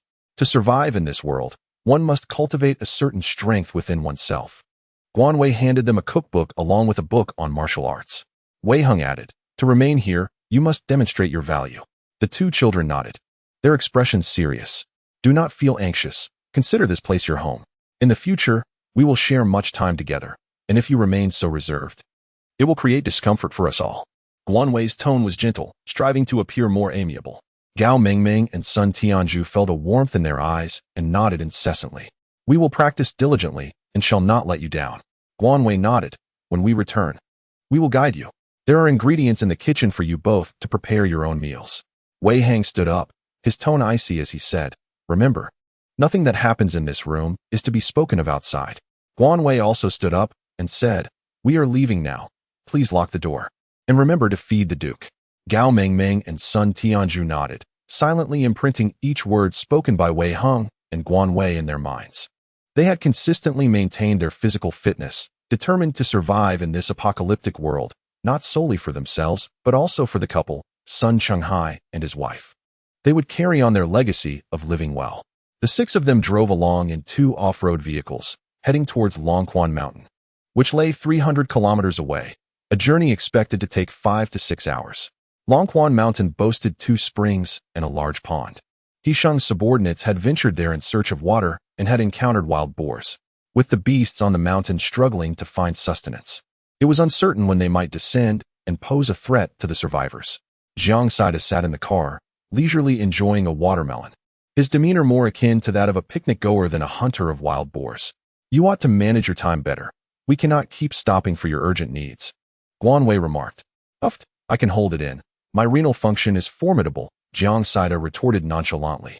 Wei Heng firmly grasped the steering wheel and inquired, by the way, what kind of person is he, Sheng? Jiang Saida replied boldly, he's quite decent. He even offered us his villa out of concern for our safety. Oh, he mentioned that he traded it for the Wang family villa. That shows good intentions. Otherwise, who would willingly exchange their own villa for a dilapidated house buried under 8 layers of debris? Guan raised an eyebrow. Well, that sounds quite favorable for you. Indeed. It must be, Jiang Saida replied proudly. After all, we have known each other since childhood. Guan Weixiao remarked. It should be childhood sweethearts. Jiang Saida retorted. Do not deceive me. I too am a university graduate. Childhood sweetheart specifically describes a romantic relationship between a boy and a girl. Wei Heng chuckled and said, truly clever. 6 hours later, they finally arrived at their destination. After a brief respite of 3 hours, they prepared to set forth once more. The surroundings were engulfed in darkness, and with headlamps illuminating their path, they beheld the encircling mountains, their branches withered and the earth cracked, devoid of life. Zhou Zhong, leading the group, urged, let us proceed. But tread carefully. They ascended the narrow and rugged trail, accompanied only by the sound of their labored breaths and the rustle of footsteps. After nearly 2 hours of arduous climbing, the group was drenched in perspiration. Wei Heng, bringing up the rear, suggested softly, let us take a moment to rest. They sought a slightly more spacious area to recuperate, sipping water and consuming some provisions to restore their energy. Jiang Saida inquired, how far have we come as dawn approaches? He Sheng handed him a bottle of water, replying, we are halfway up the mountain. We must venture further. Zhou Zhong remarked, once we have rested sufficiently, we should set off again. The sun will soon rise, bringing with it oppressive heat. We must act swiftly. Wei Heng, taking Guan Wei's hand, stood up and said, let us go. The 6 of them trekked for another hour, as the horizon gradually lightened. Suddenly, Wei Heng commanded, stop. Instantly, they halted, hearing a rush of heavy and urgent sounds behind them, causing the very ground to tremble. The group immediately became alert, drawing the firearms that Guan Wei had provided. Before them appeared 2 colossal wild boars. The beasts were immense, their sturdy limbs resembling solid stone pillars. Their tusks glinted with a menacing sheen, and their eyes burned with a fierce, primal fury, exuding an air of untamed wildness. As Guan Wei felt a peculiar twitch in his eyelid, he estimated the weight of the approaching beasts to be around 300 pounds. Was this truly a case of having nothing to eat? 2 wild boars charged directly towards them, as if they had already fixed their sights on their prey, one pursuing Guan Wei while the other chased He Sheng. The 6 individuals were scattered in disarray, and Guan Wei's adrenaline surged as he sprinted forward with fervor. The wild boars, once in motion, displayed an even greater speed, with Wei Heng trailing behind, shouting, Guan Wei, climb the tree. Before Guan Wei could even reach the tree, he found himself face to face with a wild boar that had appeared in the blink of an eye. His heart raced as he instinctively sidestepped, attempting to evade the boar's assault. However, the creature's tusks still tore through the fabric of his trousers, inflicting a sharp pain upon his leg, leaving the wound drenched in blood. Guan Wei, Wei Heng, and Jiang Saida hurriedly dashed towards him, their expressions filled with urgency. Ignoring the pain, Guan hastily drew his firearm and fired, the bullet striking the tough hide of the wild boar. The creature let out a piercing scream, yet it remained undeterred in its pursuit of the prey before it. Guan Wei was suddenly dragged down by a powerful force, his gun slipping from his grasp and falling to the ground.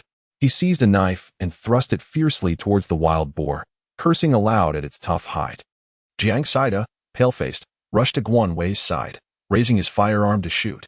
Fortunately, one shot struck the boar in its eye, eliciting a series of guttural roars from the creature.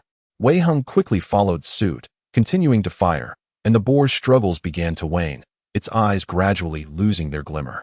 With a grim expression, Wei Heng hastily lifted Guan Wei, resting him against a tree, tearing open the leg of his trousers to disinfect, apply ointment, and bandage the wound. The gunfire continued, and once Jiang Saida confirmed that Guan Wei was no longer in danger, he turned his attention to He Sheng and the others. He Sheng's arm was bleeding, and despite the wild boar being severely injured, it still bared its sharp tusks and let out a ferocious howl before charging at Hisham. Jiang Saida dashed to Zhou Zhong and the others, who all raised their guns to shoot. The boar collapsed, panting heavily, and Yang Bo stepped forward, plunging his knife into the creature's neck to end its life. Jiang Saida finished bandaging Hisheng's wound and breathed heavily, exclaiming, "What an exhilarating experience." Hisheng managed a wry smile, replying, "I don't wish to experience such exhilaration again." Guan Wei's leg bore a deep gash, his pallor accentuated by the pain that furrowed his brow, yet he remained silent, for Wei Heng's complexion was even more ashen. The sun had risen, casting its light upon the desolate surroundings, where the group sought refuge in a shaded area to rest momentarily. Wei Heng offered a bottle of water to Guan Wei, who subtly scratched the palm of Wei Heng's hand, managing to conjure a faint smile. Wei Heng sighed, urging, "Drink some water." Jiang Saida glanced at Guan Wei's injured leg and remarked, "You both need to return to the hospital for proper disinfection." Guan Wei turned to Hisheng and inquired, "How are you, Hisheng?" Hisheng smiled faintly, replying, "It's nothing serious. The wound is not deep." Jiang Saida, having found a place to address his personal matters, returned and suddenly remarked, "I believe I just heard the sound of water." Zhou Zhong chuckled, "You were just relieving yourself, my friend. Of course, you could hear water." Jiang Saida scowled, "Do I appear foolish to you? I genuinely heard something." Hisheng, with a languid demeanor, remarked, "Wild boars often frequent the water's edge. Perhaps there truly is water." Zhou Zhong nodded. "Then I shall accompany Yang Bo to investigate." 10 minutes later, they heard Zhou Zhong's call, "Boss, there really is water. Come and see." The four exchanged knowing smiles, and Hisheng said, "I will go with Jiang Saida. Guan Wei, since your leg is injured, you too should remain here." After they departed, Guan Wei commented, "I should fetch the wild boar. If it spoils, my injury will have been in vain." Wei Heng, after a brief moment of silence, embraced Guan Wei and walked towards the wild boar. Once Guan Wei had finished, he carried Wei Heng back to the shade of the tree. Guan Wei leaned her head against Wei Heng's shoulder and said, "During my leg injury, you won't carry me around like this all the time, will you?" Wei Heng replied, "Do you have any objections? It doesn't seem appropriate, considering we have 2 children at home." "Protests are futile," he declared, lifting Guan Wei and heading to join Hisheng and the others. "Carry me on your back, not in a princess hold. It's rather embarrassing. What if you bump into my injury while carrying me?" "Protests are futile," Guan Wei reiterated. Meanwhile, Hisheng and the others were gathered, exchanging glances until they heard the footsteps behind them and turned to look at Wei Heng and Guan Wei. Hisheng chuckled lightly, while Zhou Zhong teased, "Oh my, what splendid treatment." Yang Bo cast a sidelong glance at the pair without uttering a word. Jiang Saida, however, offered little reaction, merely commenting, "The water flow is somewhat diminished." The water in the pool had evaporated, leaving only a small stream trickling through the crevices of the stones, with a patch of wet ground nearby. Wei Heng set Guan Wei down and asked, "You can hear that sound?" Jiang Saida replied cheerfully, "Of course. After all, this is a water source. We should cherish it." "Young one." Hisheng squinted at the sun and suggested, "Let us head back. We can find someone to help with this small stream later." Wei Heng nodded. "Whoever comes should bring equipment. There might still be wild beasts lurking in the mountains." Upon reaching the area where they had encountered the wild boars, Zhou Zhong inquired, "Where are the 2 large pigs?" Wei Heng raised an eyebrow. "They've been secured. It's too hot, and I'm worried they might spoil. Let us move on." Wei Heng carried Guan Wei as they departed, with Jiang Saida following closely behind. "What about Hisheng?" "Zhou Zhong, Yang Bo." Zhou Zhong glanced at Hisheng. "Secured? Boss, I think they're at a loss for words." Hisheng shook his head. "They'll understand when we return. Keep up." During the return journey, Jiang Saida drove while Wei Heng changed Guan Wei's bandage once again. The wound was palm-sized, red and swollen. Wei Heng frowned. "No more bandaging. The heat will hinder the healing process." Upon reaching the shelter, Wei Heng immediately took Guan Wei to the hospital, where fortunately, there was no infection. They proceeded with disinfection and medication. "Just rest at home, and you'll be fine." After a long day and night, everyone was exhausted and decided to head home for some much-needed sleep. As they entered the house, Duke suddenly lunged at them. Though his clipped fur had grown back a little, he still looked rather unappealing. Wei Heng blocked Duke's advance, scolding, "Do not come over. Can't you see she is injured?" Gao Meng Meng, noticing the wound on Guan Wei's leg, felt her eyes welling with tears, her expression filled with concern. Sun Tianju stood beside Guan Wei and asked, Guan Wei, how did you get hurt? The wild boar is not a significant concern, said Guan Vida. A wild boar? The two individuals exclaimed in astonishment. Guan Wei nodded and said, tomorrow we shall indulge in meat. Today we are simply too fatigued and must first take a rest. Gao Mingming quickly interjected, I have prepared dumplings. Would you care for some? Guan Wei nodded and said, let's eat. The sauerkraut-filled dumplings prepared by Gao Mingming were quite delicious. Both Guan Wei and Wei Hung devoured a plate before retiring for the night. They slept soundly, only awakening in the late afternoon around 3 o'clock the following day. Guan Wei, after rummaging through the space, lay languidly on the bed, showing no inclination to rise. With a sigh of resignation, Wei Hang carried him to the washroom and then proceeded to change the dressing. Yet, Guan Wei returned to his prone position once more. Not getting up? Guan Wei shook his head dismissively, exclaiming, I can't be bothered to move. Wei Hang sighed, allow me to carry you down. Let's indulge in a bite to eat. Guan reached out and gently grasped Wei Hang's finger, saying, I am not hungry. Just lie down with me for a while. No sooner had the words left her lips than there came a knock at the door. Time to get up, exclaimed Jiang Saida, the rascal. Wei Hung shrugged and opened the door, and in bounced Jiang Saida, followed closely by the Duke. Guan Wei's gaze lingered on Jiang Saida's hand, where he surprisingly held a crutch. Jiang Saida raised the crutch with a smile, saying, Am I not considerate? Guan Wei shook his head, exclaiming, I do not desire it. Jiang Saida, with a look of bewilderment, remarked, TSK, this is your third leg. Ah, no, it is the fourth leg. With it, you could traverse effortlessly. For only $9.90, you cannot incur loss or deception. Guan Wei coldly remarked, Get lost, brother. Naturally, Jiang Saida could not retreat. He forcefully placed the cane beside the bed, swaying it about. At last, he uttered a serious statement. Is there any need to conceal matters concerning the space from Hisheng? Guan raised an eyebrow and remarked, Did you not say he was quite a decent fellow? Childhood friends, I believe you. Jiang Saida rolled her eyes and retorted, Rough, and yet you speak of innocent camaraderie. Guan Vida remarked, If the wild boars are not given space, they'll start to stink by the time we return. Jiang Saida nodded with a simple-minded expression and replied, Indeed. Then, pointing at the wash basin, Jiang Saida raised his voice and asked, Did you two sleep together? Guan Weifu pressed his forehead, while Wei Hung stifled a laugh. Jiang Saida's eyes widened like brass bells as he exclaimed once more, Why are you sleeping together in this heat? It's not as if there aren't other rooms available. What a madness. Guan Wei, with clenched teeth, realized how rare such a brilliant mind was to find. From downstairs, Zhou Zhong's voice echoed, Wei Hung. Guan Wei isn't coming down. We have arrived. Wei Hung lifted Guan Wei and remarked to Jiang Saida, Why can't we live together while in love? With that, he made his way downstairs. Jiang Saida, frozen in place, felt a wave of emotions wash over him, his expression shifting dramatically as he grappled with this significant revelation. By the time Wei Hung had set Guan Wei on the sofa on the first floor, Jiang Saida's anguished shout pierced the air, My family's cabbage has been trampled by pigs.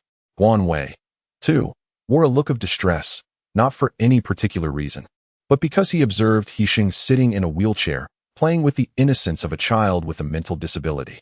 Zhou Zhong inquired, What happened to Jiang Saida? Wei Hung, while preparing tea for everyone, chuckled.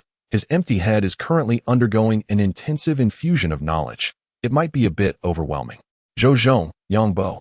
And Hisheng glanced toward the second floor, and Zhou Zhong remarked, Guan Wei, I have tested this wheelchair for you, and it works splendidly. As Guan Wei's eyelid twitched fiercely, he remarked, There is no need for that. At this moment, Jiang Saida had already digested the information, muttering as he descended the stairs. I offered him a crutch, and yet he still found it unsatisfactory. Zhou Zhong chuckled, Indeed, it is quite reasonable to be dissatisfied. Jiang Saida rolled his eyes. Choosing to ignore him, Wei Hung poured each person a cup of tea and stated, Since we are all gathered here, let us address the matter at hand. The wild boars are with Guan Wei, but I implore you to keep this a secret. I consider all of you as friends. Wei Hang's piercing gaze swept over the crowd. Apart from Jiang Saida, everyone else nodded solemnly. Then, with a swift motion, Guan Wei raised his hand, and a wild boar materialized before them. An eerie silence ensued, broken only by the sound of the Duke gnawing on his toy. Guan Wei surveyed the expressions of everyone present with keen eyes, noting the youthful features of Gao Mingming and Sun Tianzhu, whose emotions were vividly displayed. Hisheng remained the calmest, merely raising an eyebrow with a hint of amusement, while Zhou Zhong and Yang Bo struggled to maintain their composure. Though surprise lingered in their eyes. After a minute, Zhou Zhong exclaimed, "What the hell?" Yang Bo echoed, "What the hell?" He Sheng remarked, "Impressive." Jiang Saida stated, "This matter is known only to our families. We have refrained from disclosing it out of concern for Guan Wei's safety." He Sheng nodded in understanding, assuring, "We comprehend and rest assured. Today's events will remain confidential." Zhou Zhong and Yang Bo both nodded in agreement. Wei Heng's dark eyes fixated on Yi Sheng, who responded with a smile, "I won't disclose anything to my grandfather either." Wei Heng inquired, "Dealing with wild boars can be quite troublesome. Did you enlist someone to handle it?" Yi Sheng nodded, "Of course. Do you intend to keep it for consumption or exchange it for points?" Wei Heng pondered briefly. "Let us reserve a portion for each family, and the remainder can be exchanged for points or seeds." Yi Sheng affirmed, "Very well. Leave it to me." Guan Wei smiled and said, "My dear friend, you have worked hard. Come to my place for dinner tonight. There will be wine." The crowd chuckled and dispersed in a lively manner. Wei Heng then sent Gao Mengmeng and Sun Tianzhu to assist. In a fleeting moment, the villa was left with only Wei Heng, Guan Wei, and the Duke. Wei Heng embraced Guan Wei and said, "After today, take a good rest for a while. He Sheng and the others can be trusted. Even if the matter of the space becomes known, I will ensure your safety, so do not worry." Guan Wei was not troubled by the issue of the space. Even if it were to be exposed, he possessed the capability to safeguard himself. Guan Wei smiled and said, "Do not worry, do not overthink it." Guan playfully wrapped her arms around Wei Heng's neck and said, "Carry me to the bath. I feel sticky and uncomfortable." Wei Heng chuckled in response, "It is my utmost honor and pleasure." Before long, the sounds of their laughter resonated from the bathroom. "Guan Wei, Wei Heng, could you refrain from biting me? Are you a dog?" Wei Heng, "Woof woof. The pipe is not yet completed." Guan Wei, "Where are you biting? By heavens, are you a reincarnation of a beast?" Guan Wei, "Wei Heng, leave me at once." Wei Heng, "Darling, please be careful not to touch the wound." Guan Wei lay on the bed, feigning death, his face flushed and his lips sore after 2 hours. Wei Heng chuckled softly as he removed the cling film from Guan Wei's legs. Fortunately, it was still dry. His gaze drifted upwards, the mottled marks on Guan Wei's thighs igniting a fervor within him. Yet, contemplating Guan Wei's injuries, he sighed, choosing to endure for the moment. Within a villa, Dong Zhangyan stood silently by the window, listening to the discussions of those behind him. Each individual sat upright, exuding an air of authority, their military demeanor unmistakable. The situation was dire. The relentless heat had rendered many in agony. The supplies at the refuge were visibly dwindling, placing all pressure on the military. Resources needed to be gathered, corpses had to be cremated, and water sources sought after. Many soldiers had fallen, only to be replaced by another batch, yet the resources allocated were scant, leading to widespread discontent. "Chief, we can't be expected to endure this kind of hardship. Now we're being asked to construct buildings. Do they think we have superhuman abilities?" A man in his 40s exclaimed. "Indeed, during meetings, they speak eloquently, but ultimately, all the heavy lifting falls to us." "Chief, my men can barely stand without dozing off," another added. "Now, regardless of the divisions, the military and police are one family. We're all struggling." "I'll coordinate with Mayor Gong," Dong Zhangyan replied, his hair graying, but his voice resonant. "What is the status on locating survivors?" He continued to inquire. "We're still searching. Some individuals are unwilling to come to the refuge, but more have perished, and the bodies have already been cremated." A lean man responded promptly. Dong Zhangyan nodded. "All right, disperse. Let us get back to work." After the crowd had left, He Sheng cheerfully called out, "Chief." Dong Zhangyan did not turn around. "I saw you coming from afar. What is it?" "I caught 2 wild boars. Will you take them?" He Sheng asked directly. Dong Zhangyan turned to appraise He Sheng. "How did you manage to kill wild boars when I took your gun?" "I have my ways. Will you take them or not?" "What do you want?" "I need weapons and seeds." "You can cultivate seeds? Go to the agricultural department for that." "I don't have any." Dong Zhangyan raised an eyebrow. He Sheng grinned. "Only one of the pigs is mine, Chief. Leave some ribs and thighs for me, and I'll take the rest to distribute among my men. The other one belongs to a friend. I'll exchange the remaining food for seeds. Could you help me inquire?" Dong Zhangyan, exasperated, retorted, "Why don't you listen? Is your little gang opposing me? Are you planning to revolt?" He Sheng sighed. "Chief, just look outside. Spare yourself the worry. Do you think we're still in peaceful times? The government does as it pleases. Survival is for those with the strength." Dong Zhanyan raised an eyebrow. So what? Are you implying that the military is the ultimate authority? He Sheng chuckled with a rogue charm. If I were you, I would have declared myself the leader long ago. Why endure this indignity? Dong Zhanyan kicked He Sheng's thigh and exclaimed, Get lost. Dressed in such gaudy attire, it's utterly irritating. He Sheng patted his thigh and replied, Please calm down. I will have someone prepare the pork and deliver it to you. I beg you, assist me in changing the seeds. Dong Zhanyan retorted, Get lost. As He Sheng reached the door, he added, Grandfather, do remember to return my gun. I promise not to harm anyone in the shelter again. With a bang, a thermos flew towards him, prompting He Sheng to swiftly exit and take a few steps before quietly closing the door behind him. Have you angered your grandfather again? Nurse, how could I dare? Please don't upset him. He has been under much stress lately and is quite irritable. With no news from your brother. It's even more worrisome. The old lady is incessantly nagging. He Sheng hesitated for a moment, then linked arms with his grandmother and said, Why must my grandfather burden himself? At his age, wouldn't it be more pleasant to simply retire and enjoy life? Such a worrying life, the grandmother sighed. Dong Zhanyan watched as his grandson drove away, letting out a gentle sigh.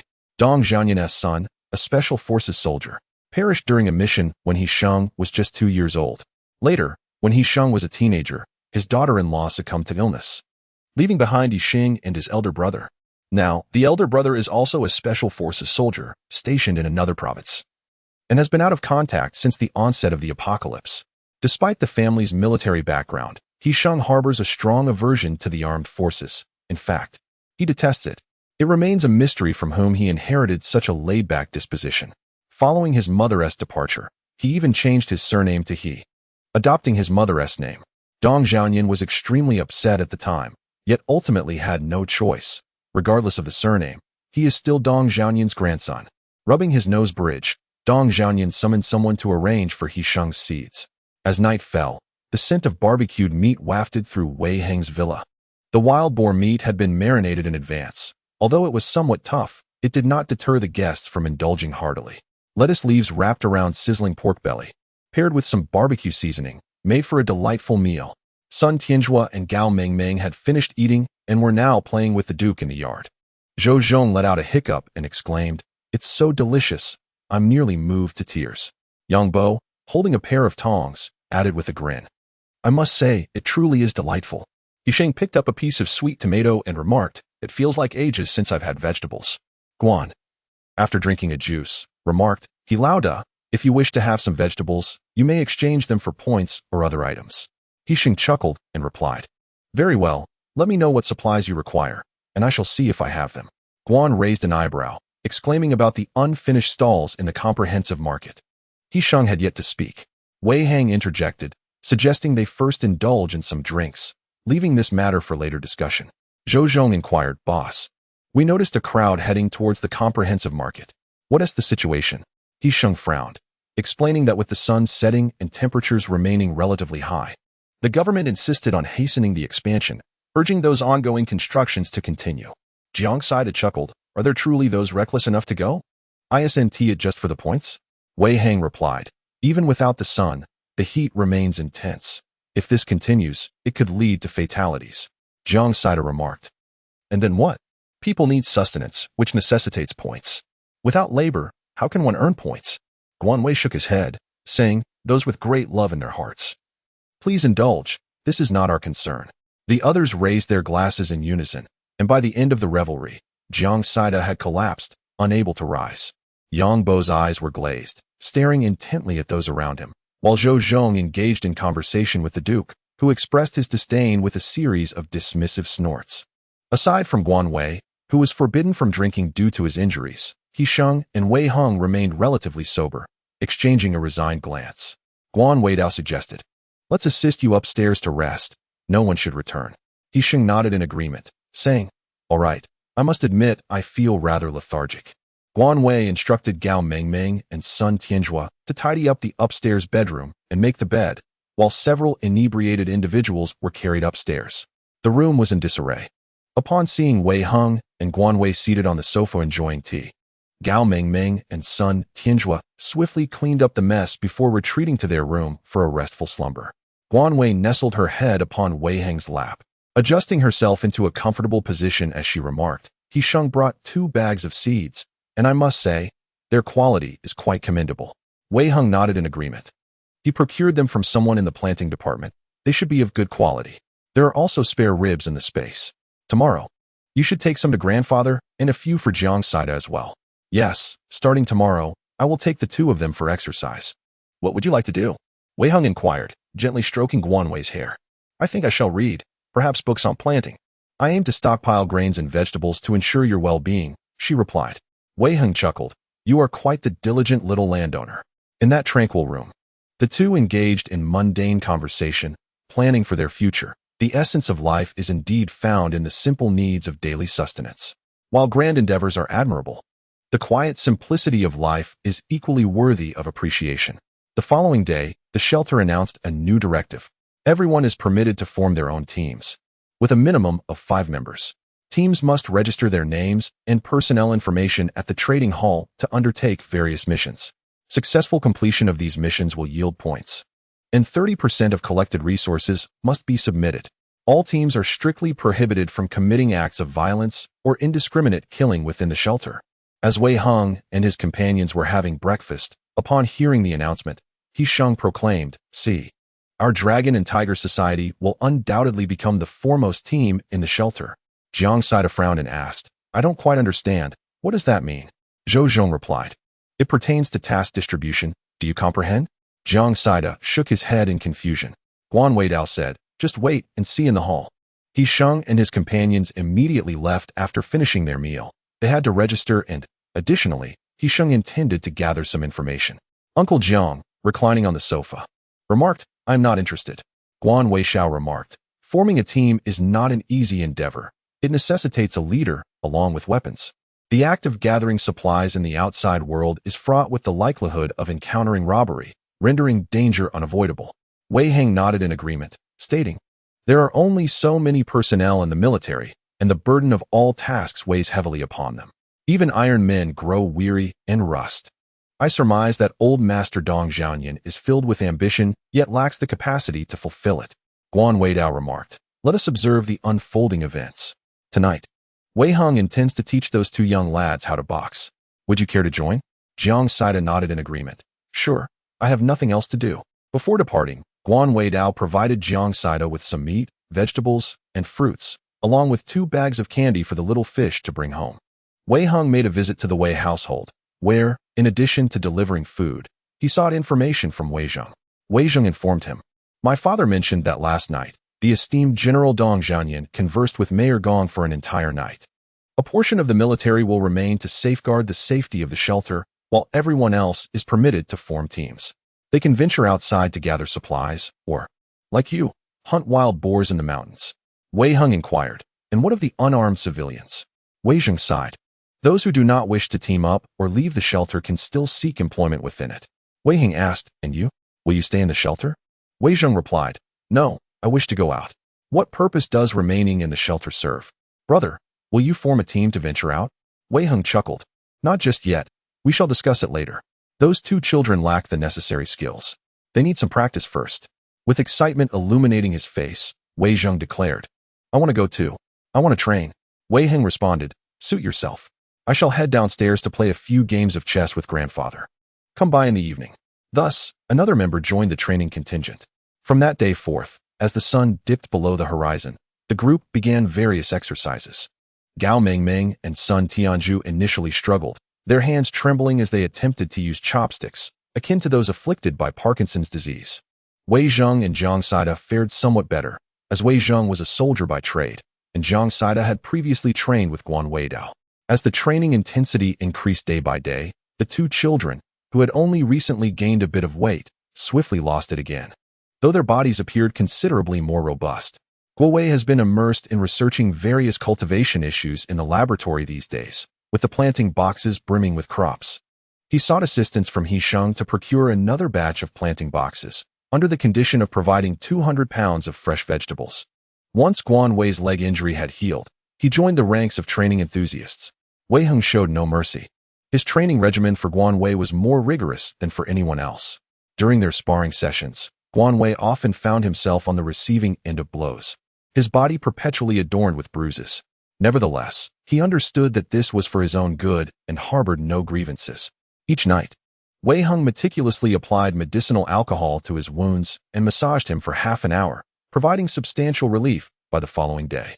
On this particular day, the sun shone brilliantly, with outdoor temperatures soaring to 60 degrees. Due to their late-night training, Guan Wei and his companions remained enveloped in slumber. Suddenly, they were jolted awake by Gao Mingming's high-pitched voice, followed by the sound of shattering glass. Wei Hung and Guan Wei leapt from their beds, donned their nightclothes, and armed themselves before rushing downstairs. As they stepped outside, they were met with the ominous sight of two dark gun barrels pointed directly at them. Guan Wei and Wei Hung raised their eyes to behold two tall figures clad in black.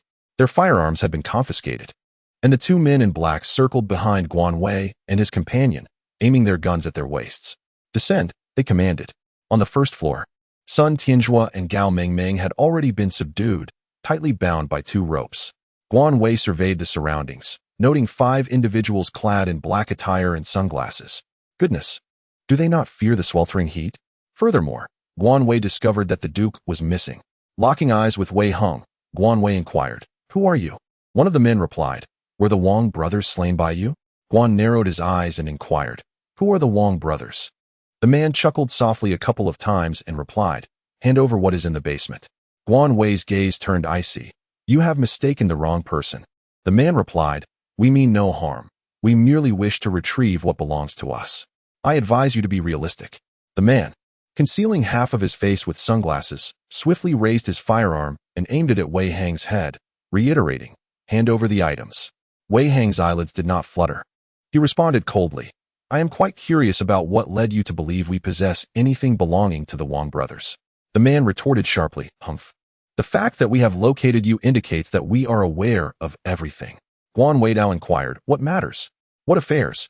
The man, his expression as grave as the depths of the ocean, retorted, "Do not waste my time. Where is the item?" Suddenly, the sound of barking resonated from the courtyard, and as the man turned his head, Wei Hung and Guan Wei instinctively shifted to the side, seizing the wrists of the assailant behind them who brandished a gun at their waists. With a sharp crack, the assailant's wrist shattered. They deftly snatched the firearm and swiftly dispatched the 2 adversaries behind them. The remaining 3 retaliated with gunfire, prompting Wei Hung and Guan Wei to seek refuge behind the sofa. Simultaneously, in the courtyard, Wei Zhang's breath came in rapid gasps as he managed to injure a figure clad in black. The tide of the confrontation shifted abruptly, leading to the swift resolution of the last 2 assailants. Approaching the injured man, Wei Hung demanded, "Speak. Who are you? Who informed you that we were responsible for taking the Wang family's possessions?" Wei Zhang crossed his arms and gazed at one of the corpses, pondering, "Why does this face seem so familiar?" The injured man, clutching his gunshot wound with sweat beading on his forehead, remained tight-lipped, his lips pressed firmly together. Guan Wei did not release the 2 children, retracting all weapons as he coolly remarked, "Let it be. Wei Zhang, investigate who this person is and who else is in their household. Eliminate them all." The man's gaze was fixed on Guan Wei, his eyes burning with rage. Wei Zhang raised an eyebrow. Understood, a trivial task. Yet, before Wei Zhang could depart, the man spoke menacingly, "I must say."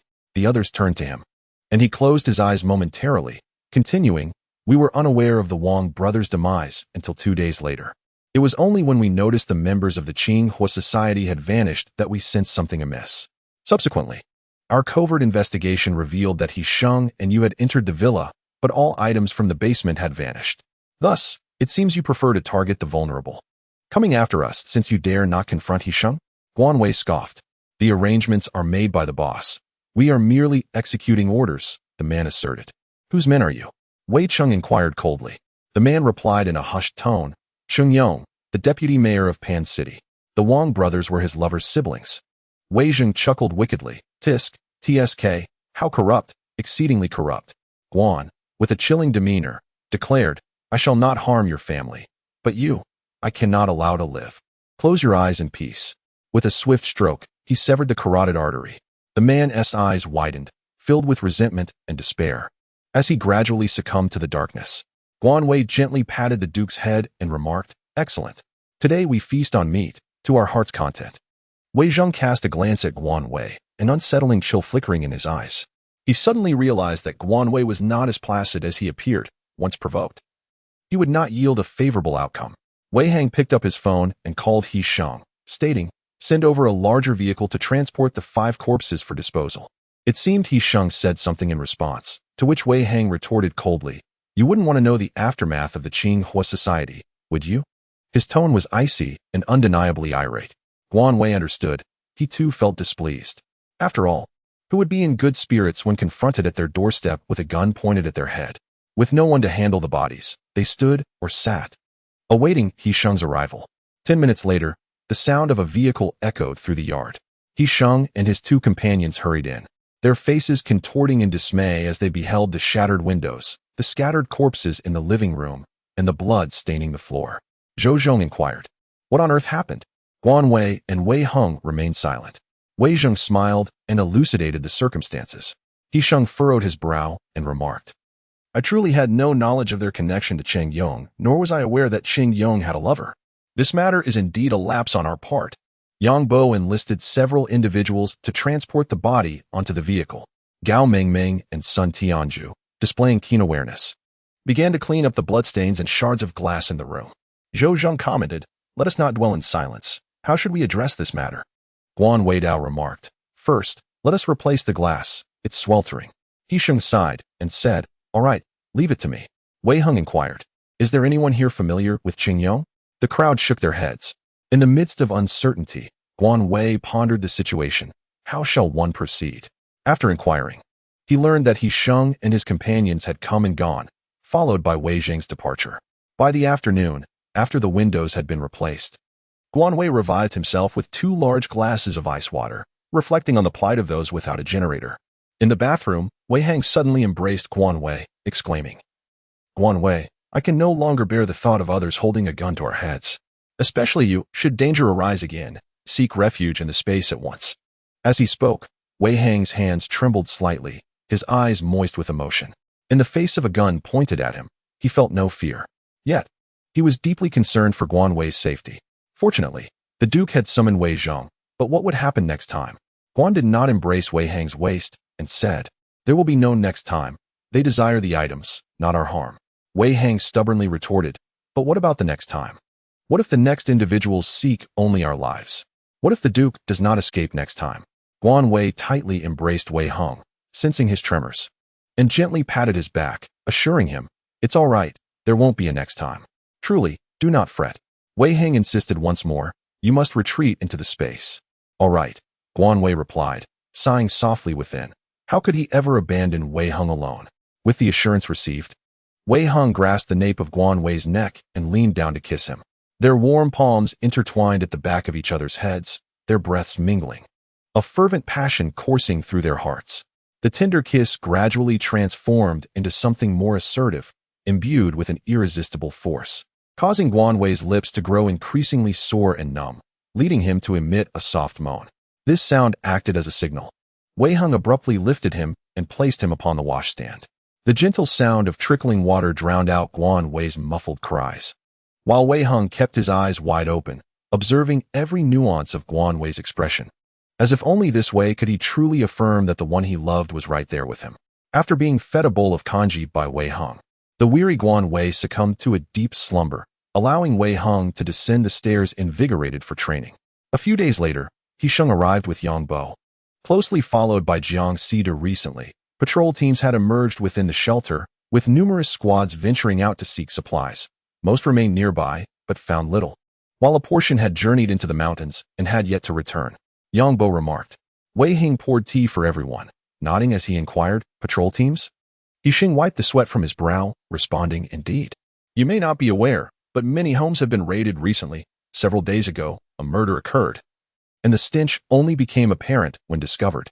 Guan took a sip of water and inquired, "Is it possible for a villa community to be robbed?" Yang Bo replied, "Indeed. The man left for work, leaving his wife and child at home. The woman was assaulted and now lies in a coma in the hospital. The doctors have indicated that she suffered a severe head injury and is likely to become a vegetative state. Tragically, the child has also passed away." Wei Heng furrowed his brow and asked, "Have they found the perpetrator?" He Sheng shook his head. "There isn't even any surveillance footage. Where can we search? Nowadays, Most people are at home during the day and leave for work at night, which unfortunately makes it easier for those beasts. Jiang Saida remarked, in this weather, even if there were cameras, they would likely be damaged by the heat. Guan Wei showed little interest in those matters and inquired, what is the situation with Cheng Yong? He Sheng replied with a cold laugh, that old fellow is quite shrewd, with a sharp face and a cunning demeanor. He resides in room 117 at the back, always surrounded by a throng of protectors, making it nearly impossible to approach him. My grandfather mentioned that he is a favored confidant of Mayor Gong. Yet I know little about him personally. Guan Wei furrowed his brow, expressing our predicament. He Sheng nodded in agreement and remarked, I suggested that my grandfather establish a separate stronghold, yet he remains unconvinced. What purpose does it serve to be surrounded by individuals who are incapable of bearing burdens or taking action? Wei Heng shook his head, countering, that perspective is rather narrow. Even if the old leader were to take his people away, it would prove futile. Resources are finite, and once depleted, they cannot be conjured anew. Can they magically produce sustenance? Jiang Saida chuckled, suggesting, then let us simply seize both the supplies and the personnel. Yang Bo sipped his tea and commented, you might as well propose we allow the old leader to take over the refuge, thus rendering those individuals obsolete. Jiang Saida pondered for a moment, then stated earnestly, indeed. I believe that would be the most prudent course of action. He Sheng laughed. Cobal, your intellect has not been in vain. Wei Heng interjected. My concerns lie solely with how to eliminate Cheng Yong. He Sheng inquired. I am quite curious. What lies within the basement of that villa? Guan Wei's expression remained unchanged as she remarked. I truly have no idea. I was unaware of the existence of a basement.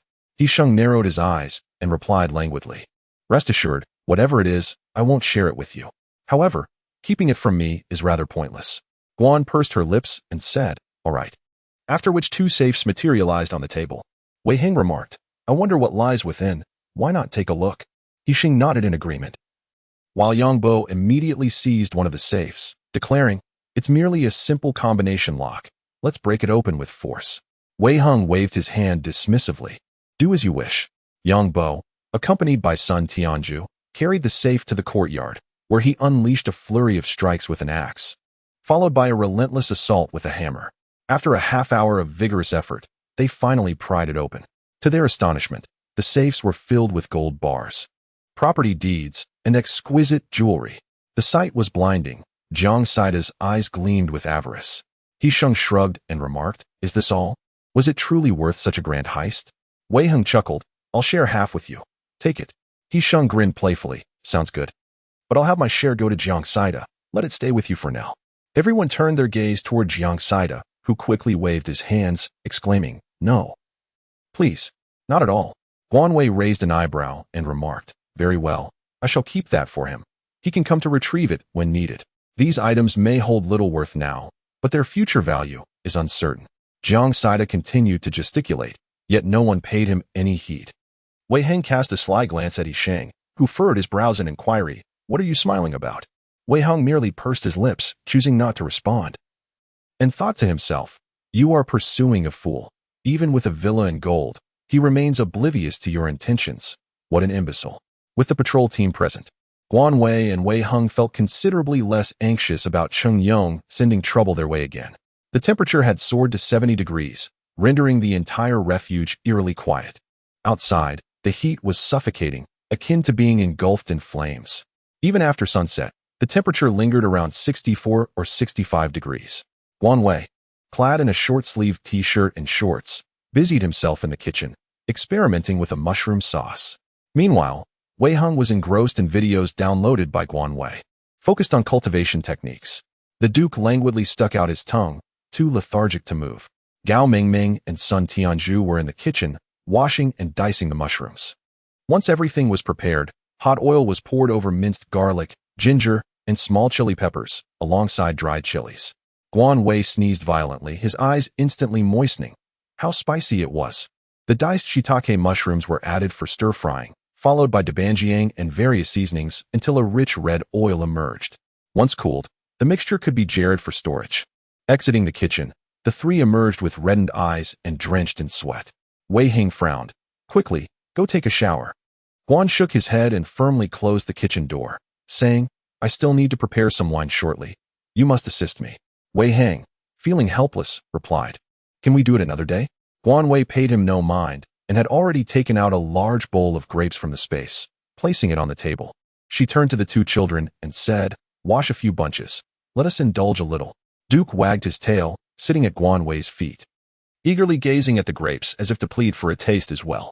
Guan Wei patted it and remarked, "Greedy dog." Over 2 hours after finishing the wine, Guan Wei finally put away the mushroom sauce before heading for a bath. From that day forth, Guan Wei seemed to have developed an obsession with exploring recipes, diligently preparing numerous dishes and even pickling a multitude of salted eggs. The four of them lived in comfort and ease. However, during their days of seclusion, the refuge was far from tranquil. The death toll continued to rise, and the sweltering heat appeared to drain life from the entire world. Not only were plants and water sources suffering, but humans and animals also lingered on the brink of death. Many small groups ventured out, never to return, leaving behind only the elderly, women, and children at home. The supplies in the refuge dwindled visibly, with the rations decreasing each day. Robberies and thefts became frequent occurrences, instilling a sense of unease throughout the entire sanctuary. One day at the end of January, while the four were still peacefully asleep, they were startled awake by the Duke's cries. Wei Hing opened his eyes immediately and glanced towards the courtyard. The main gate was tightly shut, suggesting that no one had intruded. Guan Wei furrowed her brow and asked, "What is it?" Her voice carried a husky tone, reminiscent of someone just awakened. Wei Hing halted a shaking of the head and said, "Hand me the telescope." Upon receiving the telescope from Guan Wei, a sudden jolt of alarm surged through him as he exclaimed, "There's a fire." The blaze was not near them, but through the lens they could discern wisps of dark smoke rising into the air. Guan Weiming sat up abruptly, exclaiming, "Is there a fire?" Wei Hung replied, "It appears to be at the villa in the forefront." As Guan Wei momentarily eased her heart, she feared the flames would extend to their vicinity. The arid weather, coupled with soaring temperatures, made the outbreak of fires all too likely. It was not until the evening, when Wei Zheng informed them, that they learned of 4 incidents that had already transpired, 2 in the shantytown, 1 in the apartment district, and the last in the villa area they had witnessed. Most of the fires ignited during daylight, leaving many to suffer burns or sunstroke while fleeing for their lives. Not to mention the scarcity of water in the shelters. Who possessed the courage to brave the sweltering heat exceeding 60 degrees to combat the flames? Even attempting such a feat would be tantamount to courting death. Misfortunes occurred daily, and neither Wei Hung nor Guan Wei had the energy to empathize with others. They merely wished for the oppressive heat to subside swiftly. Wei Zheng gazed out at the night sky and sighed. "We are now utterly powerless." Guan Wei Dao inquired, "Has Uncle Er not ventured out recently?" Wei Zheng shook his head, plucking a grape as he replied, "Even Chief Dong finds himself powerless in this situation. After all, soldiers are but mere mortals." As Wei Zheng offered the Duke a slice of watermelon, he continued, "My father mentioned that the higher-ups demand their patrol teams remain vigilant, promising additional points or supplies. Yet this is utterly impossible." The old chief outright refused, stating before everyone that they must patrol themselves and should not be treated like beasts of burden for a production team. Wei Hung furrowed his brow. Have matters escalated? Wei Zheng replied with a wry smile, "Regardless, everything has come to a standstill. Before my arrival today, I was unable to reach anyone by phone. There is no signal, and the wires are scorched. We have been without power for a week." Guan made 2 clicking sounds. They did not require the electricity of the refuge and were utterly oblivious to it. Guan Wei contemplated the passage of time. The sweltering heat would persist for another month, which was exceedingly frustrating. A few days later, the salted eggs finally sizzled and oozed with oil. Taking advantage of the cooler evening temperatures, several families distributed a few, and I also managed to procure some vegetables. To my surprise, Zhang Saida was not at home. Zhang's mother informed me that he was at He Sheng's residence. When Guan Wei and Wei Hung arrived at He Sheng's house, drenched in sweat, they unexpectedly discovered the 4 of them engrossed in a game of mahjong. Zhang Saida, his face adorned with notes, looked at Guan Wei with pleading eyes and lamented, "I have suffered such a devastating loss." Guan Wei's lips twitched slightly as he glanced at the other 3. He Sheng's face bore a solitary expression, while Zhou Zhong and Yang Bo were adorned with numerous expressions. Wei Hung chuckled lightly, setting down the items in his hands, and remarked, "I wonder if you all have been so quiet lately because you've been hiding at home to gamble?" Guan Wei stood beside Zhang Saida and inquired, "What is the wager?" Zhang Saida pursed his lips and replied, "The individual with the most notes must agree to fulfill 3 requests from the one holding the least." So, what 3 things did you agree to? Guan Wei asked, his eyelids twitching in disbelief. Jiang Saida raised a fist and declared, not 3, but 30. Guan Wei felt a sudden darkness envelop his vision, pondering what kind of unfortunate soul this was. Zhou Zhong, shaking with laughter, exclaimed with unrestrained mirth, in a round of mahjong, 3 matters are at hand. Yet the leader has yet to determine any course of action and has already accumulated 30 issues, implying he has lost 10 rounds. Yang Bo, stifling his laughter, added, I have truly never encountered someone so utterly devoted to the game of mahjong. Jiang Saida, devoted? Wei Heng pursed his lips and remarked, your choice of words is quite astute. After observing the game, Guan Wei and Wei Heng sighed countless times. Finally realizing that Jiang Saida was indeed quite sincere, he was a person entirely incapable of comprehending the rules. Guan Wei, exasperated, said, Child, let us cease this frivolity. 30 matters shall suffice. If we continue, you shall find yourself devoid of even your undergarments. He Sheng, clad in a flamboyant tank top, replied nonchalantly, that cannot be. I refuse to allow him to run about in the nude. His tone was boastful, undeniably infuriating. Jiang Saida, his face plastered with notes, looked at Guan Wei with tearful eyes and implored, Father, please assist me. Wei Heng, lifting him effortlessly, declared, step aside. Your other father will take over. 2 hours later. As the game concluded, He Xing had accumulated several more notes on his face, while Zhou Zhong emerged as the most unfortunate loser. Jiang Saida, with obsequious enthusiasm, began to massage Wei Heng's back, exclaiming, Oh, esteemed father, your intellect is truly unparalleled, your strategies astute and cunning. Wei Heng waved his hand dismissively, enough? Child, refrain from such games in the future. Your connection with mahjong ends here. He Xing tossed aside the notes and exclaimed, What is this nonsense? Are you here to disrupt? Guan Weiheng chuckled. As the esteemed leader of the Dragon and Tiger Society, are you truly willing to sacrifice your dignity? He Sheng smiled slightly. Well, 30 matters are not too shabby. Have you come for a specific purpose?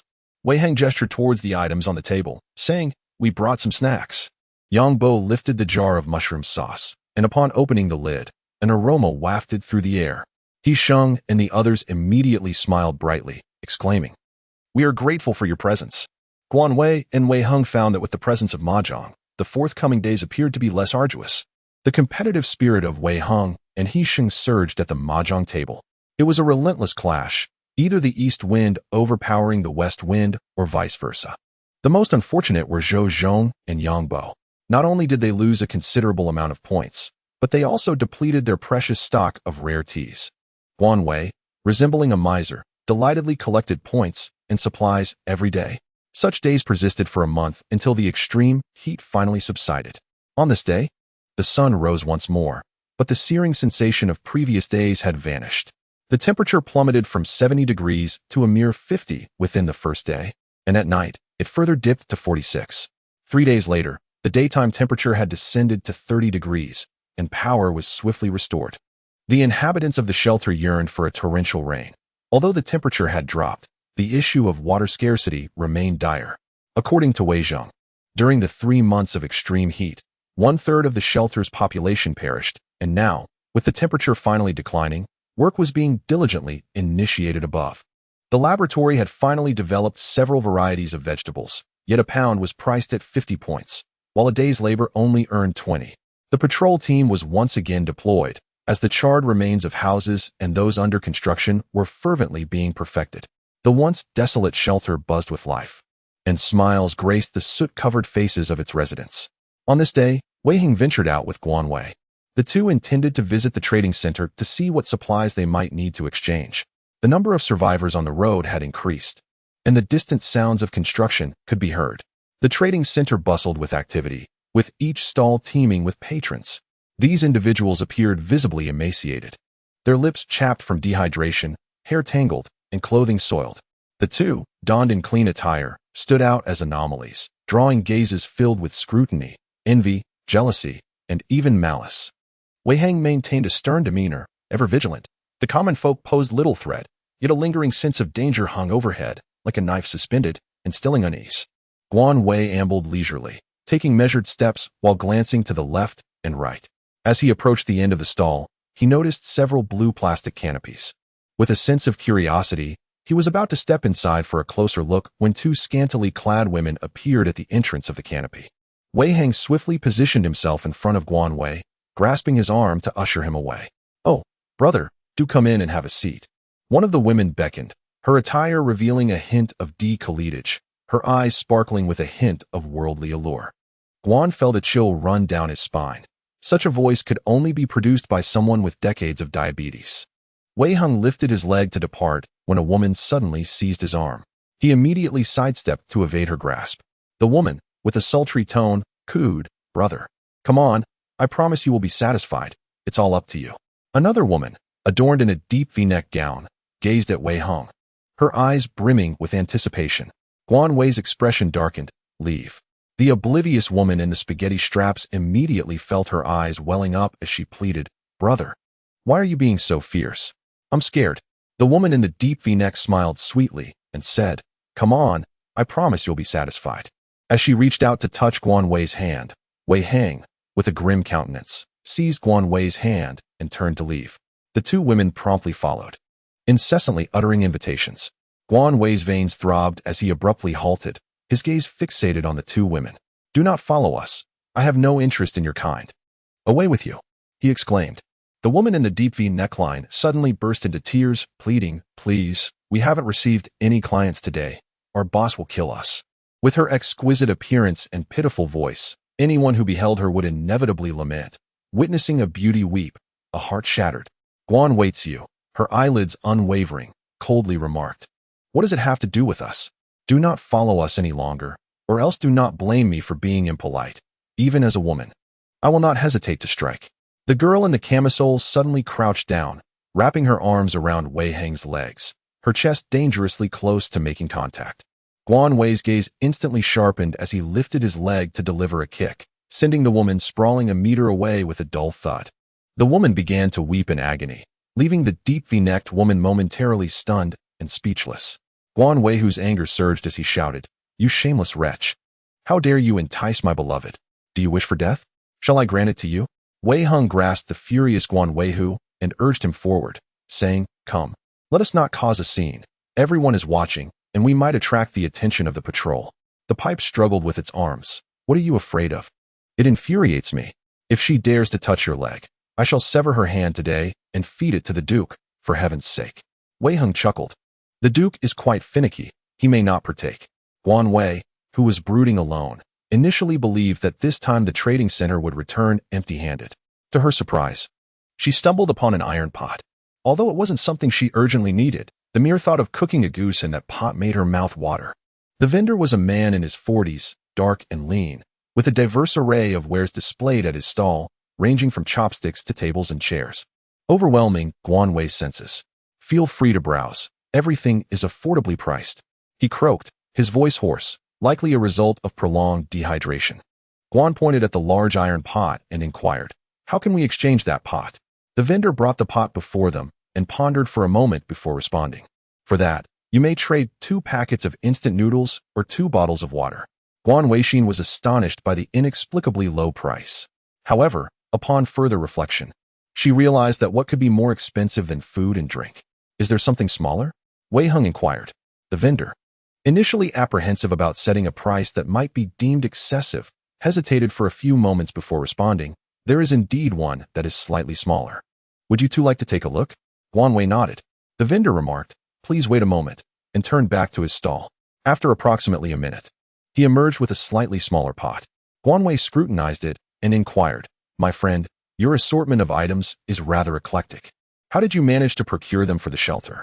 The vendor chuckled softly, the creases on his dark face deepening as he replied, "I salvaged these from a shop in the urban area of Pan City, transporting them back with a cart." Guan Wei smiled and remarked, "You are quite impressive. It is not close to the city here. Indeed, I was utterly exhausted and could not find anything to eat at that time. I thought about exchanging some items for food and drink, but there were not many buyers." Wei Hung inquired, "We will take both of these pots." The vendor was momentarily taken aback, but immediately broke into a broad smile, repeatedly exclaiming, All right. In the end, Wei Hung exchanged 2 bags of instant noodles and 2 bottles of water for the 2 pots. Each of them carried a pot back home. Upon their return, Gao Mingming had already prepared a meal. Her culinary skills had improved significantly, and the dishes were both visually appealing and delicious, much to Guan Wei's satisfaction. The two children had grown considerably, their faces no longer displaying the shyness of days gone by. With the recent drop in temperature, they had taken the initiative to train daily, honing their skills remarkably. Just yesterday, Wei Hing had begun teaching them how to shoot, and it wouldn't be long before they became two capable little assistants. After dinner, Guan Wei entered the space and harvested a batch of ripe vegetables and fruits. Previously, He Sheng had given her 2 bags of seeds, some of which he had planted. They had now sprouted lush green leaves, and Guan Wei identified green peppers, lettuce, and cabbage among them. She had only planted 2 rows of beans and 2 rows of cucumbers and loofah, which would be ready for harvest in about 5 or 6 days. Guan Wei felt an immense sense of contentment. Crops that would normally take 3 to 4 months to mature could be harvested in less than 2 in the spatial realm. And the days of scarcity were now a distant memory. While the exact date of the earthquake eluded her, she recalled that it typically occurred about half a month after a heatwave. Standing in the wooden cabin within the space, Guan Wei surveyed the supplies around her. The ammunition was insufficient, although there was an abundance of meat that still required replenishment. The more fuel, the better. As her gaze swept over the pile of resources belonging to the Wang brothers, a glimmer of thought crossed her mind. Perhaps the time of the earthquake would serve as the perfect opportunity for a nefarious act. Upon exiting the spatial realm, Guan Wei placed the fruits she had retrieved into the refrigerator. She then sliced 2 oranges and, with a sticky demeanor, settled beside Wei Hong, saying, "Have some fruit." Wei Hing nodded appreciatively, replying, "Thank you," as he reached for a piece of orange. Guan Wei Dao, when you have the time, seek out He Sheng and see if it's possible to acquire a batch of ammunition. Additionally, I am in need of 3 types of protective fabric, particularly anti-corrosive material. The more, the better. Wei Hong pondered for a moment and replied, "All right, I will inquire with my second uncle to see if he can procure it." Guan pondered for a moment. The 3-proof fabric should be obtainable, but procuring bullets is quite a conundrum. If necessary, I can exchange them for dried vegetables. I still have several sacks of the dried produce I sun-dried, while the rest have already been given to He Sheng. Very well, I shall take care of it. However, my dear, it is time for us to bathe. Wei Heng's tone was remarkably casual, with an exceedingly direct shift in conversation. Guan Wei contemplated for a moment and said, "I wish to be on top." Wei Hong raised an eyebrow with a playful smirk and replied, "Very well, my dear wife." Guan Wei, in an instant, flared up, "Get lost." Wei Hong found her boyfriend amusing. Certain specific words or particular moments could easily make him blush furiously. For instance, at this moment, Wei Hong spoke in a low voice. "My dear, are you comfortable?" Guan Wei, "If you call me wife or spouse, I shall end you." Wei Hong, in another instance. At the trading center today, when a woman approached Wei Hong, Guan Wei would immediately become agitated, reminiscent of the way Su Yi once made her furious. The battlefield then shifted to the bedroom, where Guan Wei, panting, nestled in Wei Heng's embrace, murmured, "I am exhausted." Wei Hong chuckled, rolling over to change their positions, as the night enveloped them in a captivating embrace. "What do you need the cloth for?" "It's not raining," He Sheng remarked, lazily reclining on the sofa, still half asleep. He was jolted awake by Wei Heng's relentless knocking, his face a portrait of fatigue tinged with impatience. Wei Hong sipped his tea and inquired, "Can we procure it or not?" "I'm in a hurry." He Sheng opened his eyes and replied, "What about Guan Wei? Is he still asleep?" "Don't dawdle." Wei Heng's patience was wearing thin. He Sheng waved his hand dismissively. "Understood. I shall go find it immediately." Wei Hong continued, "What about the bullets?" He Sheng coughed, "Brother, do you think I am a wealthy patron who can procure anything for you?" Wei Hong chuckled lightly. "We could trade for some dried goods." He Sheng fell silent for a few seconds, dryly stating, "I am not after food." Wei Hong raised an eyebrow. "Make it quick." With that, he turned and departed. He Sheng narrowed his eyes, observing Wei Heng's retreating figure, deeply furrowing his brow, fingers stroking his chin as if pondering something. Jiang Saida entered, asking, "Brother Sheng, was that Wei Hong who just left? What was his purpose?" He Sheng's contemplation was interrupted by the arrival of Jiang Saida. His previous impatience vanished, replaced by a smile. "Ah, he asked me to help him gather some materials, including waterproof fabric and bullets." Jiang Saida, puzzled, asked, "What does he need those for?" He Sheng shook his head. "I am not certain. Didn't Guan Wei mention it to you?" Jiang Saida seated himself, saying, "No, Guan Wei always acts on whims without explanation. After a brief silence, Yixing suddenly raised an eyebrow. Little Kohlball, you still owe me 30 favors, remember? Jiang Saida's expression darkened. I remember, and do not call me Kohlball. I am not dark-skinned. Fierce and intriguing, he appeared even more captivating. Yixing bit back laughter, his throat bobbing several times. Jiang Saida, observing the blush creeping onto Yixing's fair face as he suppressed his laughter, cursed inwardly. Damn, compared to you, even the Duke's dark circles seem pale. Yixing covered his face. I was merely jesting. Do not be angry. Jiang Saida's gaze shifted to Yixing's hands, which were fair and slender, with distinctly defined knuckles. Quietly glancing at his own hands, he mused, TSKSK, although my hand shape is decent, it has indeed darkened twice. Jiang Saida shook his head, wondering why he was comparing himself to others. What do you want me to do? Jiang Saida asked. Yixing pursed his lips and shook his head. Nothing. Just a reminder so you don't forget. Jiang Saida rolled his eyes. Fine, I'm leaving. With that, he turned and walked out without looking back. Yixing sighed silently, pacing back and forth in his home before finally heading out, for he had promised to fulfill his commitments. Wei Heng did not return home directly. Instead, he made his way to the administrative hall, eager to ascertain the current scale of the various teams within the shelter. From a distance, he spotted a large, rolling screen displaying the names and numbers of each team. A cursory glance revealed a considerable number of teams, yet most had not ventured outside. Only a few teams were marked with a yellow designation, indicating they were on an expedition, while green signified those remaining within the shelter. To the left, a throng of people had gathered around a task directory primarily focused on resource collection, emphasizing the demand for essentials such as medicines, building materials, and water sources. Nearby, a table displayed maps of surrounding cities, highlighting major factories and large supermarkets. Wei Heng casually picked up a map, intending to review it later.